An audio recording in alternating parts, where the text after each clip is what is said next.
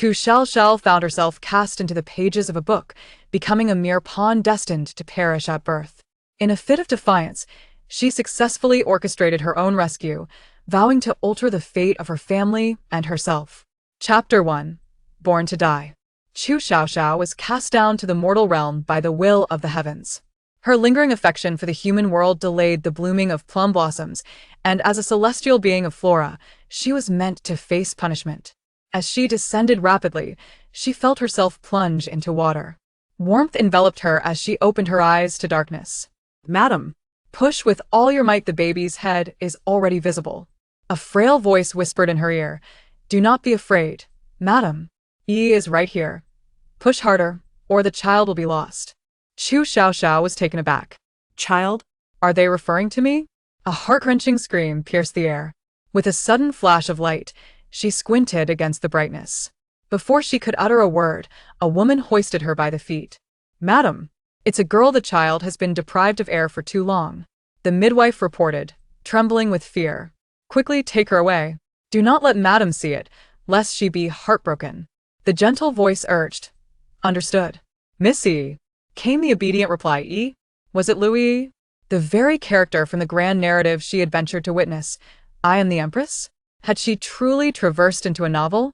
For the sake of reading this tale, she had been punished and cast from the celestial realm, only to arrive as a newborn destined to drown, unworthy of even a name. Such cruelty! The heavens were merciless. What was promised as a descent into the human world had instead led her into a story. Was her misfortune truly so profound? In the narrative, Lu Yi was the cherished light of the national protector, Chu Xiaoxiao, who had once saved his life, leaving an indelible mark on his heart. Yet she departed, and he housed her within his estate, where she remained aloof, embodying the image of purity and fragility, while secretly being the concubine of the Duke of Duan, bearing the daughter, Li Sirui, who was dearly loved by him. The Duke, ambitious for the throne, had attempted to ally with the national protector's family, but to no avail, thus employing Lu Yi to infiltrate and conquer. Today, she arranged for the newborn's demise to strike a blow to the national protector's wife, Yang. Subsequently, the second son was falsely accused of murdering a courtesan and was imprisoned, only to meet a brutal end. The third son perished in a fire at the academy, and the fourth drowned in a lake, leaving Yang grievously ill to the point of death. In her despair, Lu Yi, with her gentle demeanor, stood beside Chu Xiaoxiao, persuading him to submit to the Duke. 3 years later, with the Duke's ambitions fulfilled, he slandered the national protector's estate as traitorous, leading to the execution of over 100 family members, young and old, at the market square, their heads rolling in unison. Chu Xiaoxiao lamented, "Alas, I am the unfortunate soul destined to die by drowning, born only to perish, cursed by fate. No, I cannot succumb to death." She attempted to kick the hand gripping her tiny foot, but her strength was insufficient. Desperately, she cried out in her mind, "Mother, I am not yet dead. Please save me." As the midwife exerted herself to deliver the child, Yang Yurong, exhausted and heartbroken at the thought of her lifeless baby, suddenly stirred at the sound of a soft, plaintive voice. Who is speaking? Who is calling for mother? Struggling to open her eyes, Yang gradually sat up. Had she imagined it? Where did that tender little voice come from? The midwife had already taken Chu Xiaoxiao away, approaching the chamber pot. "Madam, what has happened? You are sitting up," the gentle voice urged, tinged with concern. "You must lie down. You have just given birth. Do not sit up, or you will regret it later." "Mother, please save me. I am about to be thrown into the chamber pot. If you do not rescue me, I shall surely perish. Furong, bring the child to me at once." Furong, startled, dashed out at Yang's command. The midwife, failing to grasp the urgency, let go, and the child plummeted toward the pot. Enraged, Chu Xiaoxiao opened her mouth to curse, but instead, it emerged as a wail of a kitten. "Wah! Wah! Wah!" Furong heard the cries and kicked the midwife to the ground, rescuing the child just inches from the foul liquid. She hurriedly presented the infant to Yang, who stumbled forward. Unbeknownst to them, Lu Yi, lurking behind Yang, darkened her gaze at the fallen midwife, sending a chill down the woman's spine.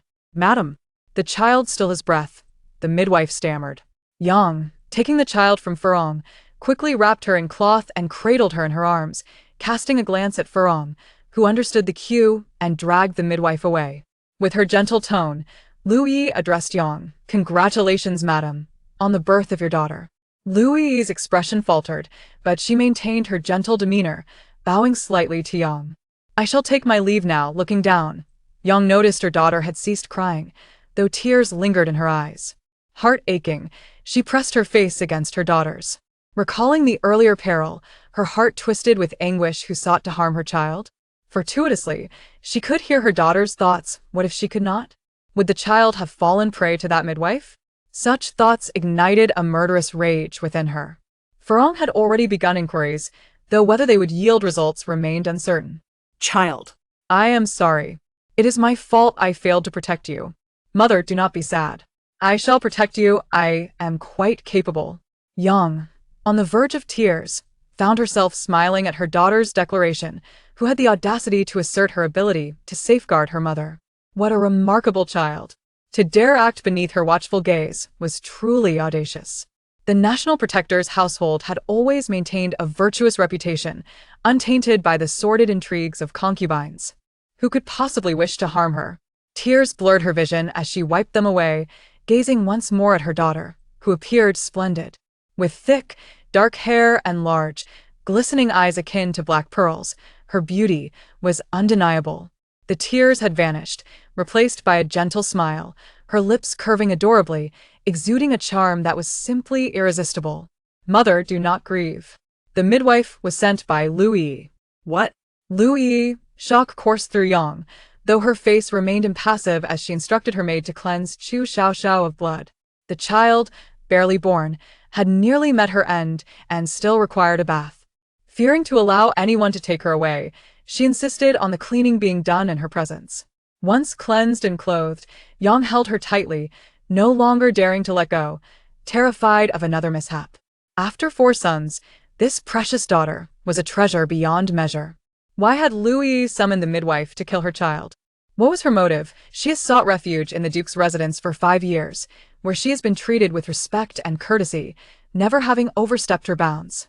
Why, then, has she suddenly become a target, particularly during her time of childbirth? Is it possible that she wishes to bring about her own demise in order to usurp the position of the Duke's wife? Lu Yi has become a cherished presence in the heart of Duke Chu Jinan, a fact well known throughout the household. When she first arrived, she chose to reside in a secluded courtyard to avoid misunderstandings. Living in relative isolation, few in the capital were aware that a Miss Lu dwelled within the Duke's estate. How could such an unassuming individual arrange for a midwife to be in close proximity to her? "Mother, Lu Yi is the concubine of Prince Duan," came an alarming revelation. "What?" Yang's expression turned to one of shock. "The Prince Duan is currently in his fief. How could his concubine be at the Duke's residence?" "The Prince Duan seeks to forge an alliance with the Duke's house to further his ambitions." Yang dismissed everyone around her with a wave, fearful that her expression might betray her inner turmoil. The thoughts of her daughter were too frightening. She was aware of the Prince Duan's intentions. 3 years hence, the Prince Duan will succeed, and the Duke's house will be slandered for collusion with the Northern Kingdom, leading to the decapitation of every member of the family. Yang gasped, the weight of the information overwhelming her. In 3 years, the heads of her family would roll? Did her daughter imply that the Prince Duan would ultimately ascend to power and target the Duke's residence? Why would he do such a thing? How did the current emperor meet his end? Was it the Prince Duan who eliminated him? The Duke's house has always remained neutral, never aligning with factions. Had the Prince Duan sent Lu Yi to infiltrate and manipulate Chu Jinan? Yang shivered at the implications, glancing down at her daughter, who had fallen asleep. Furong entered quietly, whispering, "We could not ascertain the source. The midwife appears to have been summoned by our steward. No need for further investigation. Keep a close watch on Lu Yi. I suspect she orchestrated the midwife's arrival." Furong's eyes widened in understanding. "That makes sense. Miss Lu has been visiting frequently, and I thought she was genuinely concerned for the lady, but it seems she has ulterior motives." Yang nodded slightly. "She has restrained herself for 5 long years without contention." Furong expressed her frustration. "The master is truly foolish to keep such a woman in the household. She has only caused trouble and nearly endangered the young lad's life." "Do not blame him. Lu Yi's presence was inevitable. He could not have avoided it." The Prince Duan had resolved to drag the Duke's house into his schemes. Even if Louis were to be removed, others would surely follow.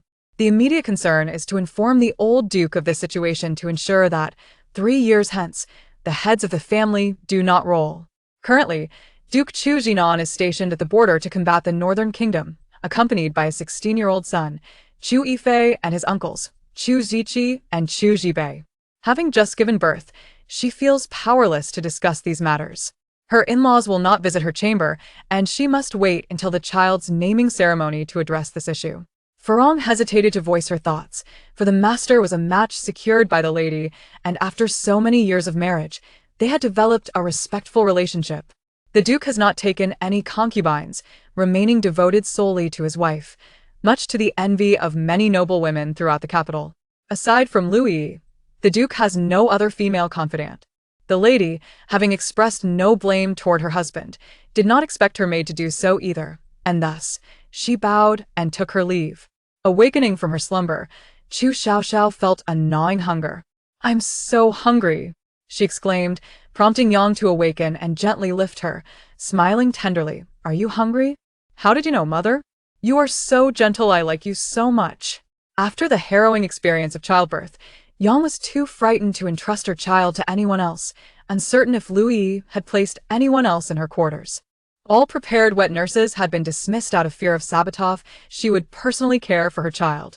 As she nursed her, the warmth and softness of the experience soothed Chu Xiaoxiao, who instinctively suckled eagerly, sweating from the exertion. Once satiated, she let out a delicate burp and gazed around. Lifting her eyes, she beheld a dignified and lovely face, her mouth forming an O of delight. "Mother, you are so beautiful. I was born of you, so I must also grow to be just as lovely." Yang reached out, gently tapping her daughter's rosy little nose. "My sweet treasure will undoubtedly grow into a beautiful young lady." "Mother, I love you. Let's cuddle." Yang lowered her head, playfully touching her nose to Chu Xiaoxiao's, causing the little one to beam with joy, revealing her tiny, pulley gums. "Mother, has my sister been born?" Suddenly, a tall youth burst into the room, exclaiming as he rushed over to take Chu Xiaoxiao from Yang's arms. "Sister, look at me. I am your second brother."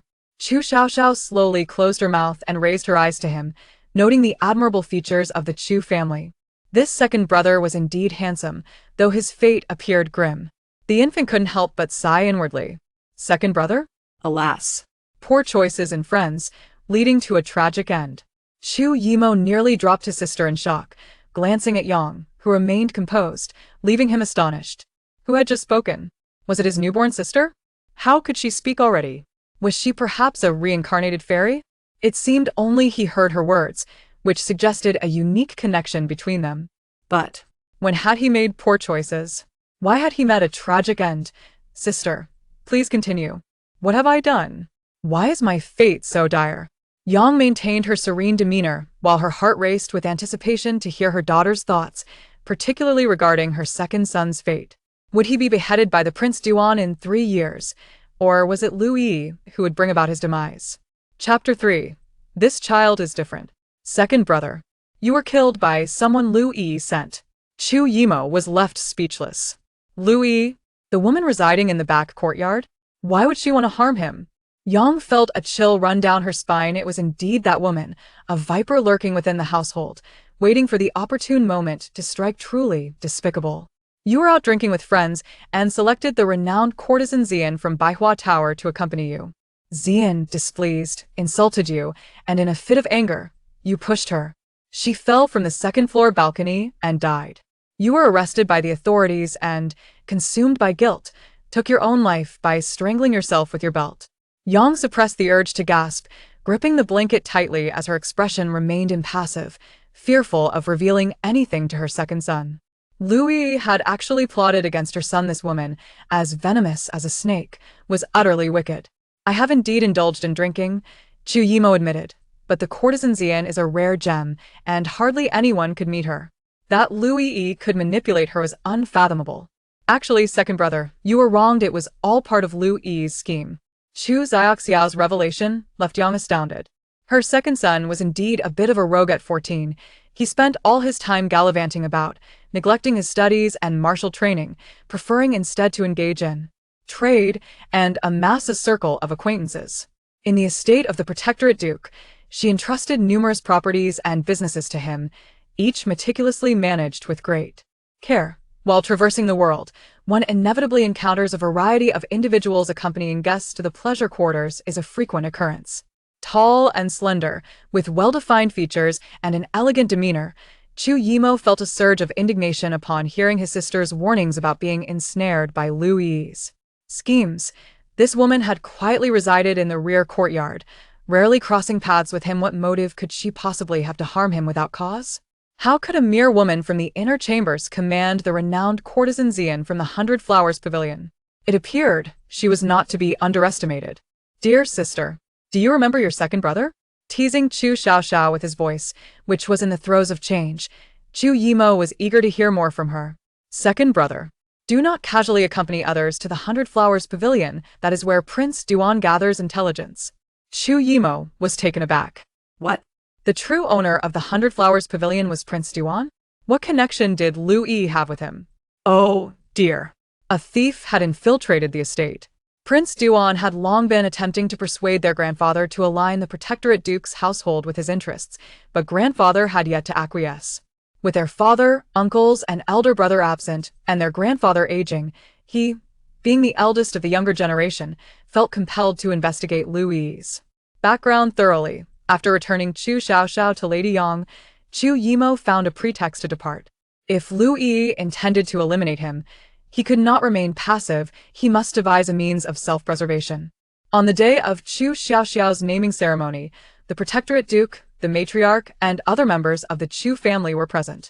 The Protectorate Duke was 63, the matriarch 61, and Chu Jinan, their second son, was 37. Their firstborn was a daughter who had already become a grandmother. Lady Yang, at 32, had given birth to 4 sons since marrying at 16, with the latest arrival being a precious daughter, much to the delight of everyone in the estate.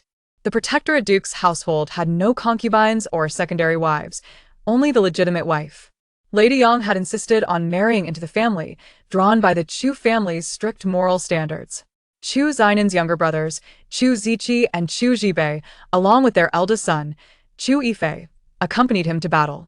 The title of Protectorate Duke was not bestowed lightly. It was earned through the blood and sacrifice of the Chu family. The ancestors of the Chu family had followed the sovereign of the Eastern Shum Kingdom in expanding its territories, earning this noble title, and had been stationed in the northwest ever since. The northern invaders had repeatedly been repulsed by the Chu military.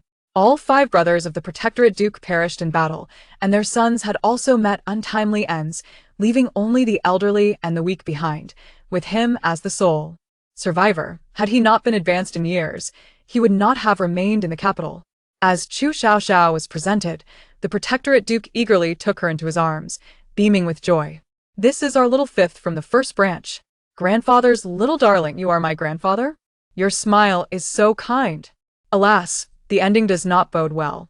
What?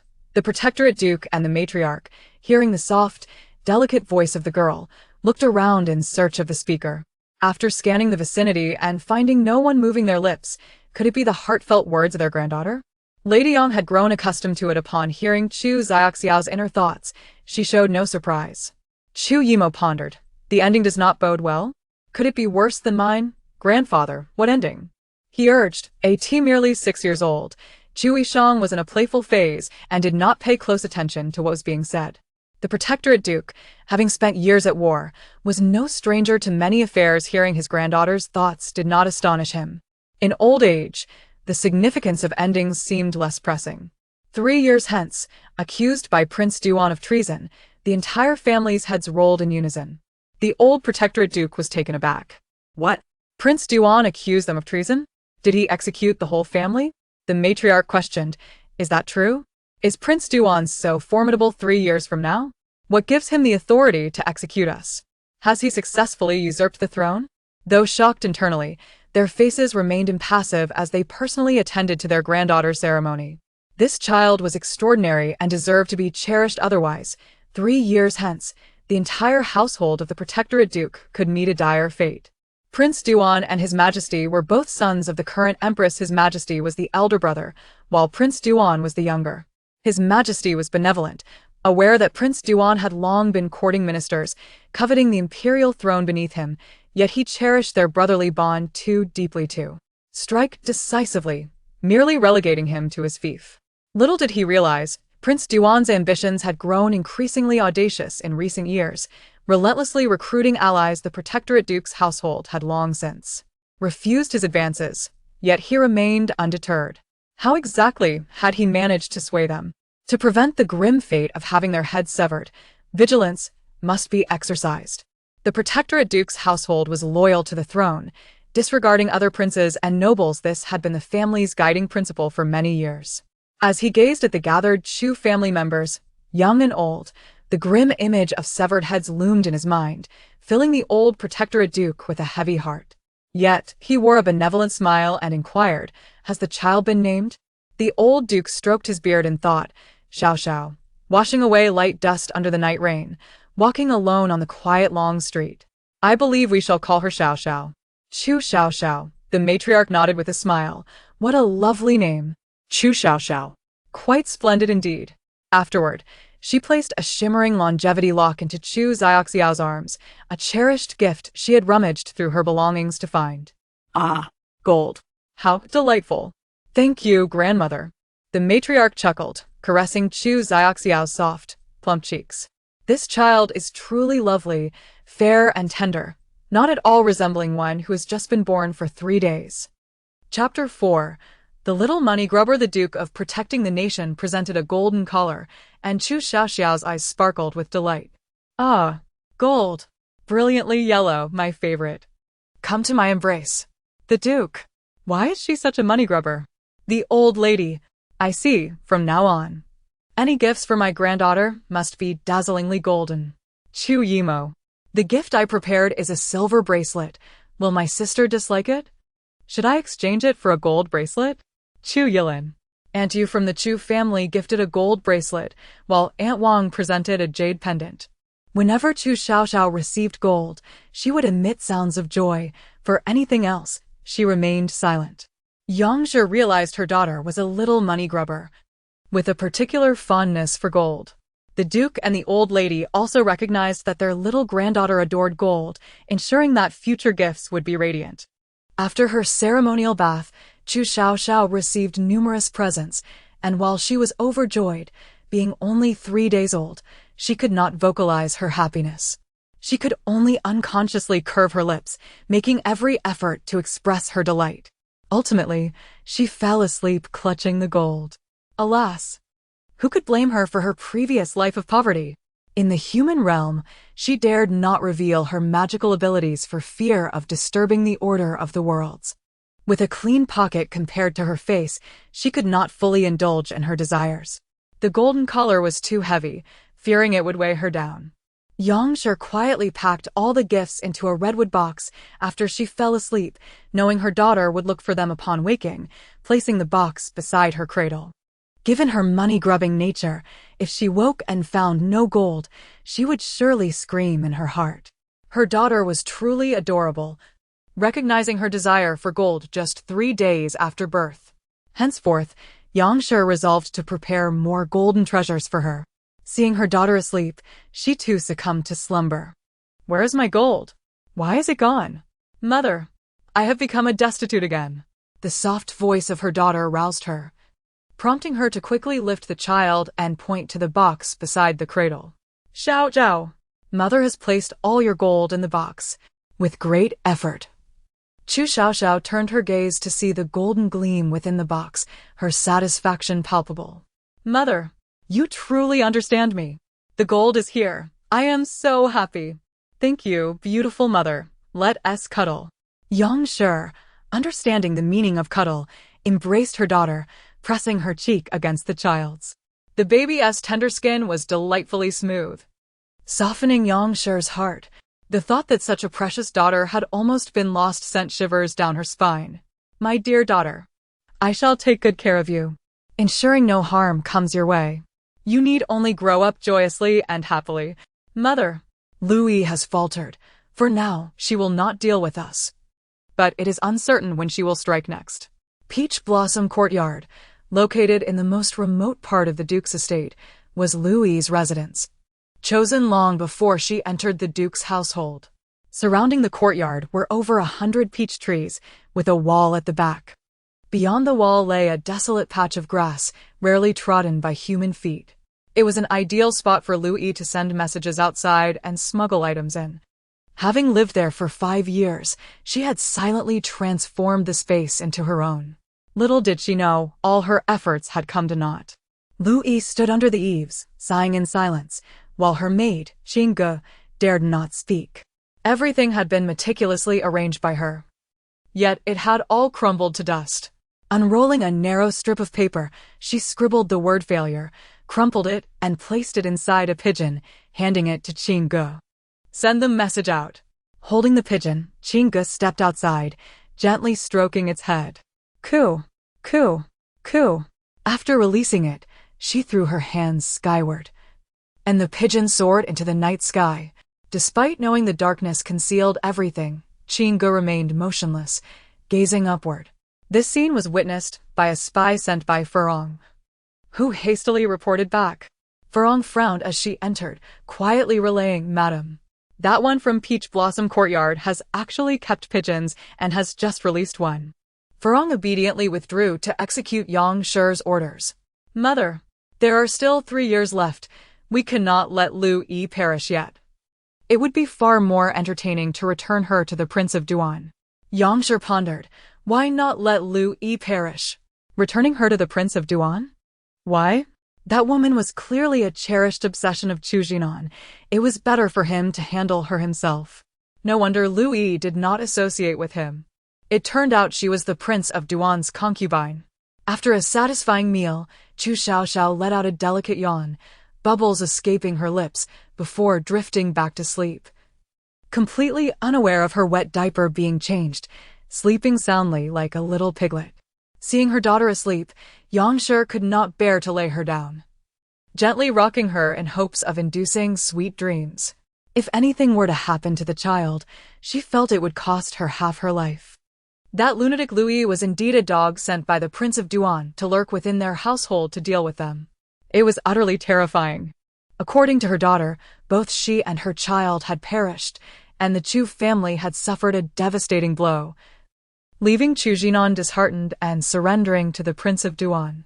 The Duke's household aided him in ascending to the throne, only for him to repay their kindness with cruelty, turning the Chu family into scapegoats, executing all members, young and old, leaving heads rolling.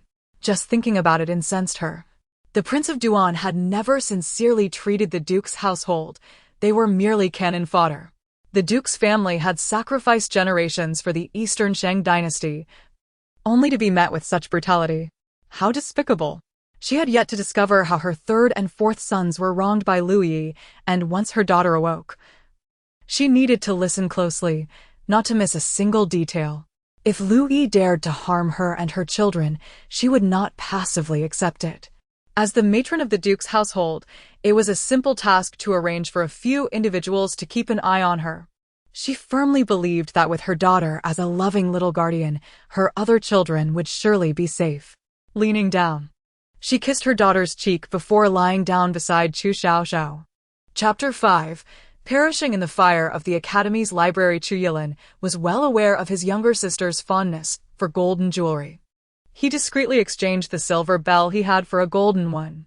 After dinner, feeling a bit shy to go alone, he brought along his brother, Chu Yisheng. Chu Xiaoxiao had just awakened and was cradled in Yang's arms. Chu Yilin strode over, waving the golden bell before her. "Sister, it's your third brother. Here's a gift for your cleansing ceremony. Do you like it?" The golden bell jingled in his grasp, producing a melodious sound. Chu Xiaoxiao looked up and saw a youthful boy with hair as dark as ink, neatly tied at the back, a square face, and skin as smooth and fair as jade. His deep, bright eyes exuded a unique wisdom and composure. Although not tall, he was well-built and appeared quite affluent. His attire was simple yet refined, in soft hues, with flowing lines. His demeanor radiated an innate literary charm, as if one could hear the echoes of scholarly recitations emanating from him. Ah, a golden bell. I adore it. I also cherish such a wonderful third brother, but alas. Woe is me. Such a tragic fate. Yang's hand faltered, her heart racing as she held her breath, afraid to miss her daughter's sentiments. Was the third brother also doomed to a tragic end? How so? Chu Yilin. Is my sister speaking? Her lips are not moving. How is she doing this? Is she secretly speaking in her heart? No, I'm mistaken. My sister said I am to meet a tragic fate. What could possibly be wrong with me? Chu Xiaoxiao also heard it. He looked around, puzzled, trying to locate the source of the voice. On the 8th day of the 12th month, the third brother will perish in the fire of the library. 3 souls will be lost, all of whom are his close friends. Chu Xiaoxiao. This time, he understood clearly. It was indeed his sister speaking, or rather, her thoughts resonating. Wow! How remarkable to hear his sister's innermost words. Chu Yilin. What? Perishing in the library fire on the 8th day of the 12th month? Surely not. The library is a sacred place of the academy, strictly prohibiting any flammable items nearby. It is only open during the day and is locked at night to prevent any mishaps with candles. The library is constructed of wood, and paper is highly combustible. Without a candle, how could it possibly catch fire? Yang suppressed her simmering anger, knowing full well that if anything befell the third brother, it would surely be the doing of Louis. She was a puppet of Prince Duan, and to harm a mere 9-year-old child would be all too easy for her. Louis orchestrated this. Third brother, you will be charred to a crisp, unrecognizable, and utterly tragic. Yang. Louis is nothing short of a demon. Chu Yilin. Charred to a crisp? The imagery flashed in his mind, instantly darkening his heart. His slightly plump face drooped as he dropped the golden bell and turned to flee. Whoa! How terrifying! He could hardly fathom such a ghastly sight. It was too horrifying. How could he, so round and fair, be reduced to nothing more than a charred remnant? Seeing his elder brother run away, Chu Xiaoxiao followed suit. Third brother. Why are you running? Yang. Indeed. Why is the third brother fleeing? What a child! How could he be so startled? He is usually so composed. What has caused this sudden childishness? Chu Yilin. If someone told you that you would be charred to a crisp, let us see how composed you would remain. Lu Yi is utterly inhumane. Why must she plot against him? Not only would she take his life, but also that of his companions? Who are they? He has many good friends. Nearly all his classmates are close to him. Who is so unfortunate as to be burned alongside him? He was the most studious among the 4 brothers, and although he was only 9, he had already passed the preliminary examinations and would sit for the scholar's exam in 3 years. Their grandfather said he was not adept in martial skills. Thus he dedicated himself to literature. His aspiration was to become a literary giant like the esteemed Yu Taisher. Yet, his sister claimed he would meet his end on the 8th day of the 12th month, when the academy would hold a celebration for Laba Kanji, drawing many to the library to read. What if he simply refrained from going? Would that not spare him from such a fate?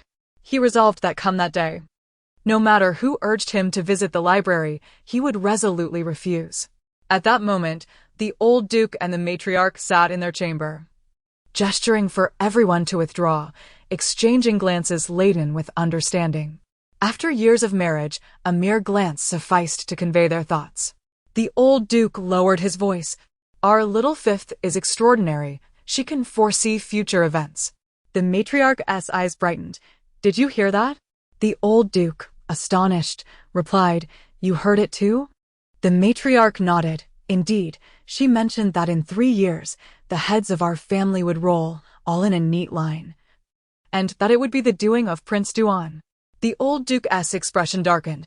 Prince Duan has long sought to win us over, having received no affirmation. He must harbor resentment. It is not beyond the realm of possibility that he would slander us as traitors.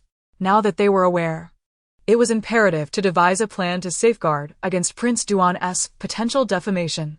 The matriarch, hailing from a martial family, despised underhanded dealings.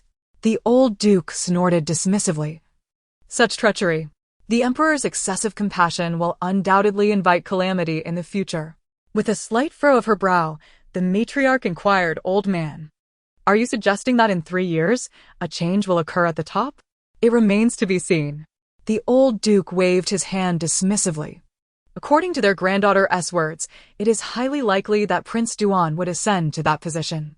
The emperor's failure to eradicate threats in the past, due to his excessive concern for familial ties, is not a matter to be taken lightly. Throughout history, royal families have lacked genuine affection. The late emperor's offspring were few and far between, having only 4 sons. This is not a justification for allowing a tiger to roam free, my dear. We must consider the affairs of the Chu family. Storms are brewing, and our days of tranquility may soon be at an end. To prevent the heads of our family from rolling in unison, I shall ensure that the matriarch manages the household effectively. The eldest daughter-in-law has just given birth, temporarily transferring household duties to the second daughter-in-law. Starting tomorrow, I will frequently visit the eldest daughter-in-law's quarters to listen for any further revelations from our granddaughter. The old duke gave his wife a thumbs up. That is a splendid idea. Xiaoxiao has yet to complete her month of confinement. She cannot be taken out yet. So you should spend more time in the eldest daughter-in-law's room. While the eldest is away, nothing must go amiss in the household. The matriarch's expression darkened. I wonder how the eldest and his family are faring. The Eastern prosperity has been embroiled in conflict with the Northern Kingdom for so many years, with no respite in sight. How long until it all comes to an end? Our eldest son is already on the battlefield, and though he is not yet old, our grandson has already taken his place. As they spoke of these matters, the elderly couple felt a wave of sorrow wash over them. Yet they understood there was little they could do. Chu Yifei, their eldest grandson, had joined the battlefield at 13 and was now 16. Their second grandson, lacking skill in martial matters, was not pressured to fight. The Chu family must retain a male heir to continue the lineage. If he wished to live a life of indulgence, so be it. A martial family cannot perish entirely. Having one wayward son to uphold the family name is better than none. Chapter 6. She administered labor-inducing medicine to her mother. The third child of the main house was quite studious, while the fourth was still too young to discern any potential. And the fifth was a little fairy, destined to save the Chu family. The elderly couple couldn't help but smile as they reminisced about their granddaughter's rosy cheeks, her sparkling eyes, and the excitement she displayed upon receiving gold. The following day, after finishing her breakfast, the old matriarch visited Yang's quarters. Having shared many years as mother-in-law and daughter-in-law, they treated each other with sincerity, creating an atmosphere of closeness and ease. After Chu Xiaoxiao awoke, had her milk, and was cleaned up by her maid, she was promptly taken into the arms of her grandmother. "My dear granddaughter, do you recognize your grandmother?" "Ah, I do. She gifted me a golden longevity lock." The old lady was amused, her face beaming with joy. This child was indeed captivated by riches, remembering only the glimmering treasures. Yang, observing this, held back her laughter as Furong brought her breakfast, serving her diligently. Without concealment, she addressed the old matriarch directly. "Madam, a hole has been made in the wall behind the peach blossom garden, allowing Miss Lu's maid, Qingge, to enter and exit through there." The old lady, intending to tease her granddaughter, instead looked at Yang with concern. Peach blossom garden? The residence of Miss Lu? Why would her maid create a hole in the wall? "Ah, I know. It facilitates her contact with the prince's people, allowing for the transport of individuals and goods." Realizing the implications of this revelation, the old lady felt a chill run down her spine. "Miss Lu is in contact with the prince's people? Eldest daughter-in-law, have you sensed something?" Yang did not hide the truth, lowering her voice as she recounted the actions of Lu Yi during her labor. Upon hearing this, the old lady felt an unsettling dread. "Are we harboring a venomous snake in our midst?" Chu Xiaoxiao, fearing a fall, silently pleaded, "Grandmother, stay calm, do not panic, hold Xiaoxiao tightly, do not let go. Fear not. With Xiaoxiao here, Louis cannot harm us, for Xiaoxiao is formidable." Upon hearing this, the old lady forced herself to regain composure, reminding herself not to let anything happen to her granddaughter. She kissed her grandchild's cheek, her smile now tinged with guilt. "My dear, thankfully, you are blessed with a long life, having narrowly escaped calamity. Had anything happened, my heart would have been shattered." The eldest daughter-in-law had always been composed, managing the Duke's household with precision while guiding the second and third daughters-in-law. Each fulfilled their respective duties. The second handled purchases, the third managed the income from the estates, while the eldest oversaw household matters and social relations. The three daughters-in-law shared a bond akin to that of sisters, never having quarreled, taking pride in the eldest. If anything were to happen to the little granddaughter, the eldest would undoubtedly be heartbroken, and chaos would ensue within the Duke's household. The eldest daughter-in-law was the backbone of the family. Her downfall would weaken the cohesion of the Duke's household, making it susceptible to external threats. In her youth, the old lady had accompanied the late Duke to battle. While she may not have been well-versed in embroidery, she was astute in military strategy. "Grandmother, be wary of Lin Mama. She has been bribed by Louis." Yang's hand paused mid-sip, her expression alarmed. "What? Lin Mama? She is your companion from childhood. How could Louis have ensnared her?" The old lady felt a moment of panic, but masked it with her benevolent smile, continuing the conversation about Lin Mama. "On the day of your labor, Lin Mama insisted I go to the temple outside the city to pray. Had I stayed at home, such an incident would not have occurred." Once mentioned, both women sensed something amiss. "Indeed, why did Lin Mama urge you to leave the estate that day? Was it at Louis's behest?" "Alas, grandmother, Lin Mama deliberately deceived you into leaving the estate." "What?" The old lady was taken aback. Lin Mama had been by her side for years, never once betraying her. How could she turn against her now? Yang continued, "That day, when the old lady intended to go out, Lin Mama came to inform her and even served her breakfast. Despite several refusals, Lin Mama insisted on personally attending to her. Not long after breakfast, you went into labor. I wonder what mischief she orchestrated." Lin Mama administered labor-inducing medicine, hiding it within her long nails. "What?" The old lady gasped. "So, Lin Mama dared to act against the eldest daughter-in-law? It seems she cannot be allowed to remain. Lin Mama is your person. And even if we have evidence against her, she cannot be punished while you are present. Let her be for now. We will deal with her later." Furong, attending to Yang, asked, "Madam, what shall we do about the one in Peach Blossom Garden?" The old lady replied sternly, "Do not alarm the enemy. Your mistress is still in confinement. We shall keep watch and address it after her recovery." Yang glanced at Furong. "Do as the old lady suggests." "Yes." Furong bowed and withdrew. "On the day my mother left, Lin Mama specifically came to report to me and even served me porridge, showing remarkable intimacy." As Yang spoke, the old lady's heart began to piece together the truth. Her granddaughter's intuition had proven correct. Lin Mama indeed harbored ill intentions. Not only that, she also poisoned the ginseng tea you drank, leading to your weakness and prolonged illness in 6 months. Both Yang and the old lady were rendered speechless by the revelation that Lin Mama would not spare even the matriarch. Louis's schemes were intricate, as she stealthily manipulated those around her for her own gain. Louis feigned acquaintance with a renowned physician, bringing them into the estate to cure you, when in reality, it was merely a matter of poisoning and then antidoting.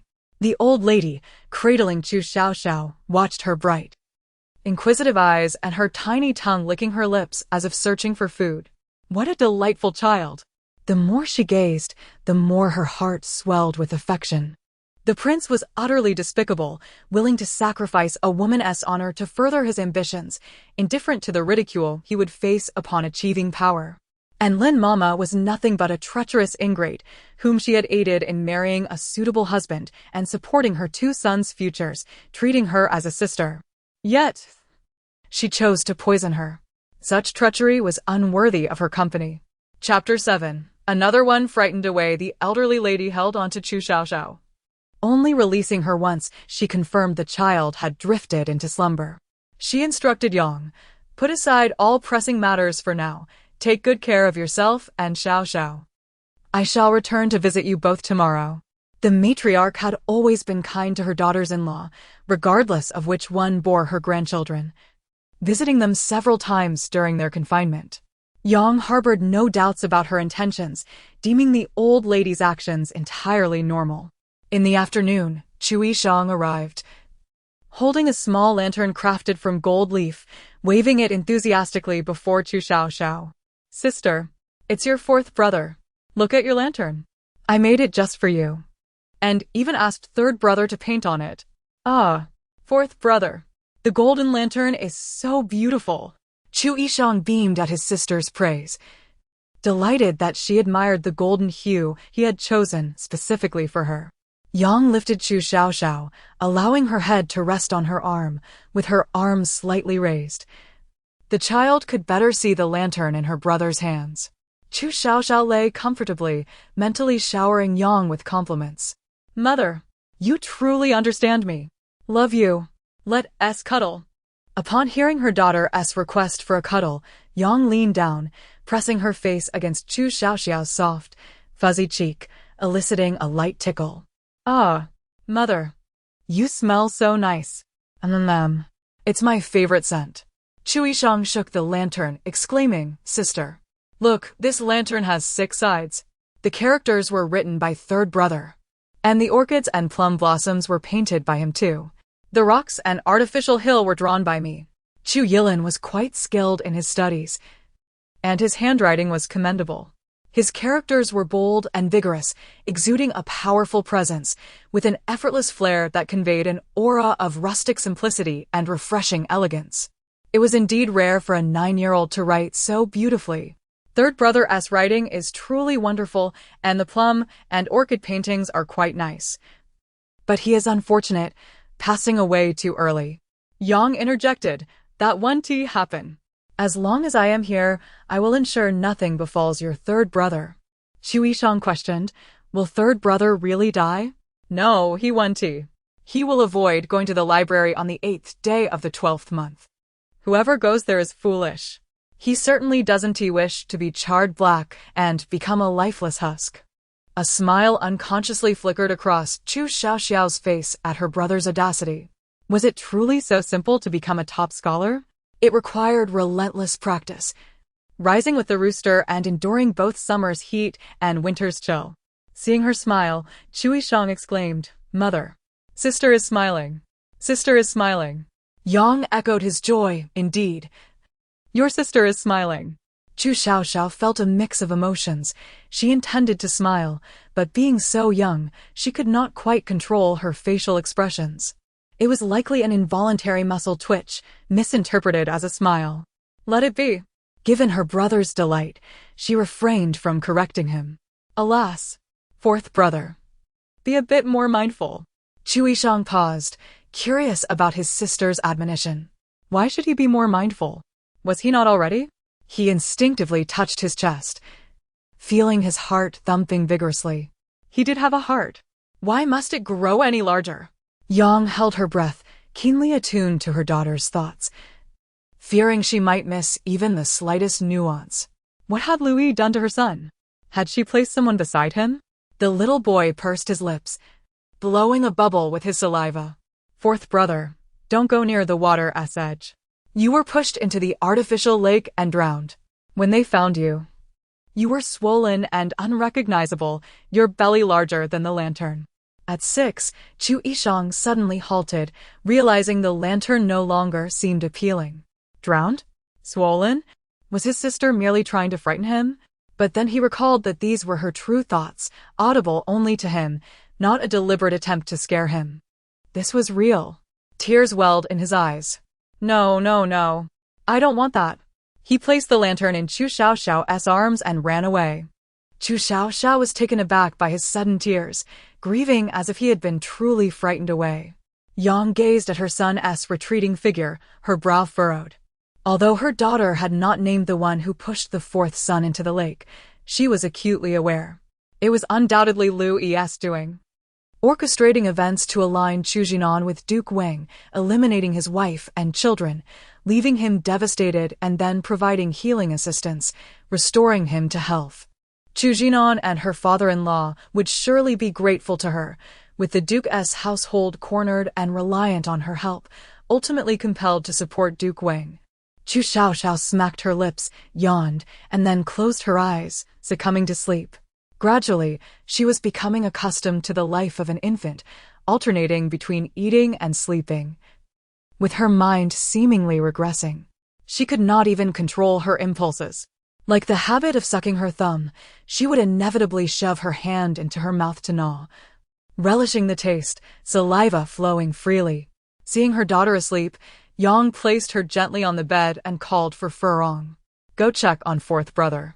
He just left in tears. We mustn't let him play by the water."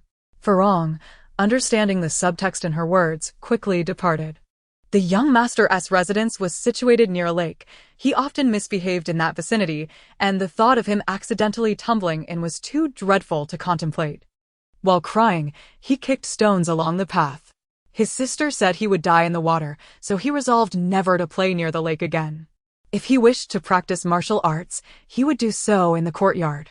After a while, he found his tears pointless. The event had yet to transpire. So why weep? His sister only stated it could happen in the future, not now. If he remained cautious and avoided the lake, who could still throw him in? He shouldn't have let his anxiety compel him to flee in tears. If his sister discovered he could hear her thoughts, what would happen then? He had secretly trained for 3 years, stealthily observing his father and elder brother practicing martial arts. Once he perfected his skills, he intended to astonish everyone, especially his sister, by mastering martial arts to protect her from harm. Chapter 8. Reaping the consequences. The elderly lady conveyed everything that Yang had told her, along with the heartfelt sentiments of Chu Xiaoxiao. The expression on the old duke's face visibly darkened. The woman whom Jinan favored was far from ordinary. Indeed, her malevolence was truly remarkable. The elderly lady was filled with indignation. She had even bribed those around me to poison me. Had it not been for my granddaughter's alertness, I might have remained oblivious until my dying breath. This is the heaven's protection over the Duke of Guo's household. Xiaoxiao must be an extraordinary fairy. The Duke turned to his elderly wife and inquired, "How do you intend to handle Lin Momo?" She was a part of the elderly lady's dowry, having once seduced him in her youth. Though he had never spoken of it, he had sternly warned her. The elderly lady was unaware of this, and Lin Momo had ceased to pursue him thereafter. Instead, she had set her sights on another man, seeking the elderly lady's approval to marry, and had since borne 2 sons. The elder engaged in commerce, while the younger had excelled in the imperial examinations, leading a comfortable life, commanding servants in the household. The elderly lady had always wished to send her back to her family for a comfortable retirement, but she had consistently refused, preferring to remain in the estate to serve. Previously, it had seemed she was filled with gratitude, yet now it appeared otherwise. How could one harbor genuine affection when willing to harm a companion of a lifetime? Do not concern yourself with this matter. Go sleep in the study tonight. I have my own arrangements, the elderly lady stated, to which the Duke raised no objections. After mulling over her thoughts, the elderly lady retired to her sleeping quarters. Upon encountering a maid, she expressed a yearning for Lin Momo. The young maid was envious, feeling that the elderly lady was exceptionally kind to Lin Momo, wanting to visit her room after merely a day apart. Upon entering Lin Momo's chamber, the elderly lady closed the door behind her and surveyed the furnishings: a bed, a desk, a couch, and a cabinet. Neatly folded blankets and pillows adorned the bed, with a pair of shoes tucked beneath it. Having grown up alongside Lin Momo, they were intimately familiar with each other. If there were any hidden poison, where would she conceal it? Sitting at the edge of the bed, the elderly lady reflected on Lin Momo's habits and commenced her search. Originally, she had 4 maidservants as part of her dowry, who had accompanied her to battle in her youth. The other 3 had perished, leaving only Lin Momo, who lacked martial skills, to remain. Every time she went to war, Lin Momo stayed behind to care for the household. Initially, it was believed that the two old friends would coexist harmoniously for life, but in the end, that was not to be. After searching cautiously without success, the elderly lady sat down to contemplate, ultimately discovering a yellow paper packet in a corner mouse hole.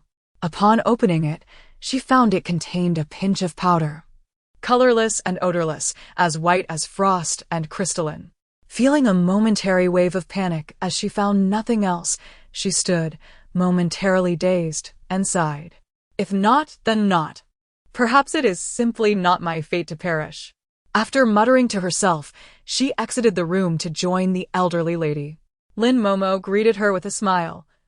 Thanks to you, I am well. That is good, replied the elderly lady. As usual, the two shared a close conversation, predominantly led by Lin Momo, with the elderly lady listening. Occasionally, the elderly lady would interject, and they would share hearty laughter. Why must someone disrupt such beautiful days? The elderly lady gazed at Lin Momo and said, Laugh while you can. Perhaps after today, you may never laugh again. After dinner, Lin Momo continued to accompany the elderly lady for a while, later personally preparing ginseng tea for her. Previously, such tasks were handled by younger maids, but it was unclear when Lin Momo had taken it upon herself. The elderly lady had never paid it much mind, but tonight, Lin Momo's actions seemed increasingly suspicious. Having brought the medicine pouch, why was she so eager to brew the ginseng tea? Could she still be hiding something on her person? Calmly waiting for Lin Momo to bring the tea, the elderly lady refrained from drinking. Hearing the rain begin outside, she instructed Lin Momo, It seems to be raining. Help me bring the orchids in from the courtyard. Lin Momo complied and turned to leave. The elderly lady poured some of the ginseng tea into another cup and added the entire contents of the powder she had discovered. Stirring was unnecessary as the powder dissolved instantly upon contact with water. Lin Momo, initially hesitant to drink, reassured herself that today's tea contained none of the substance, and drank heartily. A cup of tea was not substantial. She finished it in a few gulps, feeling thirsty after a somewhat salty dinner. Seeing Lin Momo drink so eagerly, the elderly lady realized the tea was free of poison and began to sip as well. Concealing her scrutiny, she observed Lin Momo's facial changes carefully. Approximately 15 minutes later, Lin Momo began to sweat profusely, feeling weak and collapsing to the floor. The elderly lady recognized the onset of the poison's effects but feigned ignorance, asking in a panic, What is the matter? Fear not, there is a physician in the house. The elderly lady called for the household doctor to come and examine Lin Momo. Upon arrival, the physician felt puzzled after taking Lin Momo's pulse, declaring that she was not ill but merely weak and susceptible to nourishment. What is the matter? The elderly lady inquired with feigned concern. Lin Momo was fine, simply unable to tolerate excessive nourishment. As long as she avoided overly rich foods, she would be all right. The physician prescribed a herbal remedy, assuring her that a few days of treatment would suffice. Is that so? The elderly lady was skeptical. It seemed this poison could indeed create a fade of weakness. Truly a fine concoction provided by Prince Duan. If all is well, then that is a relief, the elderly lady comforted Lin Momo, assuring her that the physician claimed she was fine and there was no need for concern. Rest in your room for a few days. Do not trouble yourself to serve. Yes, I shall take my leave, Lin Momo replied, being assisted away. According to the elderly lady's temperament in her youth, she would undoubtedly seek to uncover the truth behind this betrayal. However, such inquiries might raise alarms, and it would be wiser to remain discreet. Tomorrow morning, she would visit her granddaughter and discuss this matter with her, eager to hear her insights. She was particularly curious about Lin Momo's motives for betrayal and what advantages Lu Yi had offered her. Chapter 9. No one can escape the web of fate. The poison is exceedingly potent. Should it be consumed entirely, the individual would resemble the current Lin Mama, appearing unscathed yet completely devoid of strength. It does not seem like a grave illness, yet the discomfort renders one incapable of rising. Should she truly become so, the old Marquis would undoubtedly be heartbroken. As husband and wife share the battlefield, their lives hanging by a thread, Their mutual salvation remains an unspoken testament to their significance in each other's hearts. The Prince of Duan has seized hold of his lifeline, compelling him to agree to stand with him. After observing Lin Mama and offering a few words of counsel, the old lady proceeded to Yang's quarters. Chu Xiaoxiao was awake, nursing. The old lady stood by, filled with delight as she watched her granddaughter suckle vigorously, her tiny mouth making delightful sounds as she swallowed. Indeed, Lin Mama's chamber concealed the poison. The old lady glanced apologetically at Yang, exclaiming, "We have been so careless." "Really?" Yang was taken aback. "What sort of poison is it?" The old lady shook her head. "I am unaware. I administered the entire package to Lin Mama, and she has not fared well. The physician stated she is too weak to absorb nourishment. Now her limbs are feeble and her body limp. That is a poison that ensnares one in lingering illness. Grandmother is truly formidable. Lin Mama is doomed." Yang looked down at her soft daughter, smiling. Mother has done well. Evildoers must face retribution. Yet Lin Mama must not perish just yet. The old lady nodded slightly, sitting down at the edge of the bed. Upon seeing Chu Xiaoxiao finish nursing, she gently took her into her arms. Yes, she is not yet at death's door. The resident of Taohua Courtyard must not be disturbed lightly. It is sufficient to have someone keep watch. Since the Prince of Duan has set his sights on the Duke's residence, he will not easily relent. Though her words were directed at Yang, the old lady's gaze lingered on Chu Xiaoxiao's face, curious to see what she might say. Indeed, having removed a Louis, perhaps another Zhang Yi or Wang Yi will be sent in her stead, which would suit her well in the back courtyard. The old lady, Yang, puzzled, found her daughter's words cryptic, failing to comprehend. Lu Yi was indeed the cherished light of Chujinan. She had entered the residence 5 years ago. Yet their relationship was entirely innocent and pure. Chu Xiaoxiao had not anticipated that her heartfelt utterance would spark a flurry of speculation between Yang and the old lady. Regrettably, she was but a child who knew not how to extinguish the fires of her own creation. Having satiated her hunger, she closed her eyes and fell asleep. Half a month passed swiftly, and the Duke's residence remained as tranquil as ever. In Taohua Courtyard, Louis stood beneath the shadowy eaves, gazing up at the sky, her eyes betraying a profound longing. The events surrounding her rescue of Chujinan were orchestrated solely by the Prince of Duan, aimed at winning over the Duke's household. Everything was a fade, only her identity as an orphan was genuine. She was an orphan from the prince's fief, who had sold herself to bury her father. Due to her beauty, she caught the eye of the prince and became a concubine in his household. The Duke had consistently refrained from aligning with the prince. Thus 5 years prior, she had been dispatched to reside within the Duke's estate, waiting for the opportune moment to act and force the Duke into a corner.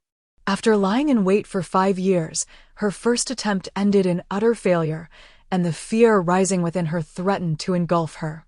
Should the Duke, Chujinan, discover her deeds, he would undoubtedly seek her out. Having failed, she could not escape this place. How long must she wait to see her daughter again? It had been a full 5 years since they last met, and she wondered if the prince's grand schemes would ultimately benefit her daughter. Her daughter was extraordinary, bearing memories of a past life, her soul originating from a millennium hence. When they parted, her daughter was but 6 years old. Now, 5 years later, she had grown into an 11-year-old young lady. In Taohua Courtyard, no other maidservants were present, only she and Qingge. Qingge had been given to her by the prince. Trained in martial arts, she ensured her safety. Upon arriving at the Duke's household, she requested the secluded courtyard for the sake of tranquility, facilitating her plans. Lin Mama's affliction precisely mirrored the characteristics of the poison's effect. Lu Yi stood in silence for a long while, with Qingge accompanying her in the darkness of Taohua Courtyard. The Chu family was not to be trifled with. Despite the meticulousness of their plans, they had been uncovered. Lu Yi felt a surge of frustration. Where had they gone awry? Why had they never succeeded? Did the Chu family possess divine protection? Qingge remained silent, standing quietly beside her. After a prolonged silence, Lu Yi commanded, Have someone keep watch over Chu Jinan's 3 sons. Should the opportunity arise, eliminate them. Lin Mama is of no further use. Take care of her. Yes, I shall arrange it immediately. Qing Ge bowed respectfully before retreating. Lu Yi did not glance at her, continuing to gaze upward into the sky, standing still. Oh no! It seems Lu Yi is plotting against my 3 brothers and intends to eliminate Lin Mama. Chu Xiaoxiao suddenly exclaimed, startling Yang. She mentally cursed Lu Yi's entire lineage. Personnel had already been discreetly arranged around her 3 sons. Any attack against them would not succeed. As for the old lady, her plans would not be so easily realized. Lin Mama may appear to be resting in her own quarters, unmonitored, yet she had long been under secret surveillance. Unaware of these details, Chu Xiaoxiao felt a pang of anxiety, uncertain whether her brothers could evade disaster. She once possessed magical abilities, but alas, they had been stripped away by fate, rendering her incapable of self-defense, let alone protecting her brothers. She pondered which brother Lu Yi would target. Was it the second, the third, or perhaps even the 4th? Her brothers had always treated her with kindness. How could she assist them in avoiding harm? Observing her daughter's small face furrowed in worry, Yang deliberately summoned Furong to inquire. Have the arrangements around the 3 young masters been secured? Madam, rest assured, if Lu Yi's people dare to act, they shall not meet with a favorable outcome. Upon hearing this, Chu Xiaoxiao's previously scrunched features relaxed into a smile. Ah, mother is so clever. You've arranged for people to be by my 3 brothers' sides, so now I can rest easy. Yang inquired further, what about the old lady? Chapter 10. The man who came last night intended to kill you. Upon hearing this, Chu Xiaoxiao's sparkling eyes glimmered with mischief as she grinned, revealing her delicate gums. Ah, mother, you are formidable and majestic, simply splendid. Yang sure, what does splendid even mean? Having eaten her fill and with nothing else to occupy her, Chu Xiaoxiao closed her eyes and fell into a deep slumber. That night, a figure clad in black vaulted into Granny Lin's room, stealthily prying open the door latch with the tip of a knife. He aimed a lethal strike at the mound of blankets on the bed. Hiding in the wardrobe, Granny Lin turned pale with fright, hastily covering her mouth to suppress any sound that might draw the attention of the intruder. Days prior, she had overheard the young maid conversing beneath her eaves, and her instincts warned her of impending doom. One had said, the old lady is ill. There are suspicions of poison. The other had added, if discovered, the culprit will surely meet a gruesome fate. Granny Lin pondered this in terror. The poison in question was indeed her doing, and it would be all too easy for the suspicion to fall upon her. By day, she lay in the bed within her quarters, while at night she concealed herself in the wardrobe, propping up a pillow beneath the covers to simulate the presence of another. The medicinal powder had been delivered by Lu Yi's men. She feared the old lady's scrutiny, but was even more terrified of the silent woman who could strike without warning. No one in the mansion, save for her, knew Lu Yi's true identity. That woman was dispatched by Prince Duan, seeking to ingratiate herself with the Guoguogong mansion. The old duke was notoriously obstinate. In her youth, she had aspired to become his concubine, but her advances had been met with rejection and disdain. Lu Yi had approached her, offering her 2 sons numerous advantages, promising that with her assistance, her eldest would become a merchant of the empire, and her second would secure a position in the court. In such a scenario, she would no longer be a mere servant of the Guoguogong mansion, but instead, a legitimate matriarch of the nobility. Such temptation was enough to sway anyone. Following Lu Yi's instructions, she had administered a labor-inducing potion to Yang Shi and facilitated the old lady's departure from the estate. Alas, the daughter of the first wife had survived the ordeal, while the poison intended for the old lady had been discovered. Fearing exposure, Lu Yi would undoubtedly send someone to silence her. Granny Lin had no choice but to tread cautiously. She had no desire to meet her end now that her life had finally begun to improve. You fell ill in my household, therefore it is my duty to ensure your recovery. Rest well, I will send a young maid to attend to you. The old lady had always treated her kindly, never suspecting her intentions. Even if she did harbor doubts, she would never resort to murder. The figure in black must surely have been sent by Louis. Hearing commotion outside, the assassin leaped from the window, fearing discovery. Yet before he could touch the ground, a dagger pierced his chest, silencing him swiftly and without a sound. The guards of the Guogong mansion, all retired soldiers, executed their lethal tasks with the ease of slaughtering a chicken, as per the old duke's orders, a swift death devoid of commotion. Terrified, Granny Lin remained hidden within the wardrobe, too frightened to emerge lest the black-clad figure return. When dawn broke, she cautiously crawled out, only to be confronted by the precise incision marks on the blanket, leaving her trembling in fear. The old lady entered, observing her crumpled form on the floor without uttering a word. She closed the door and sat at the edge of the bed, watching her intently from above. They remained in silence for what felt like an eternity, until the old lady finally spoke. "The man in black from last night is dead."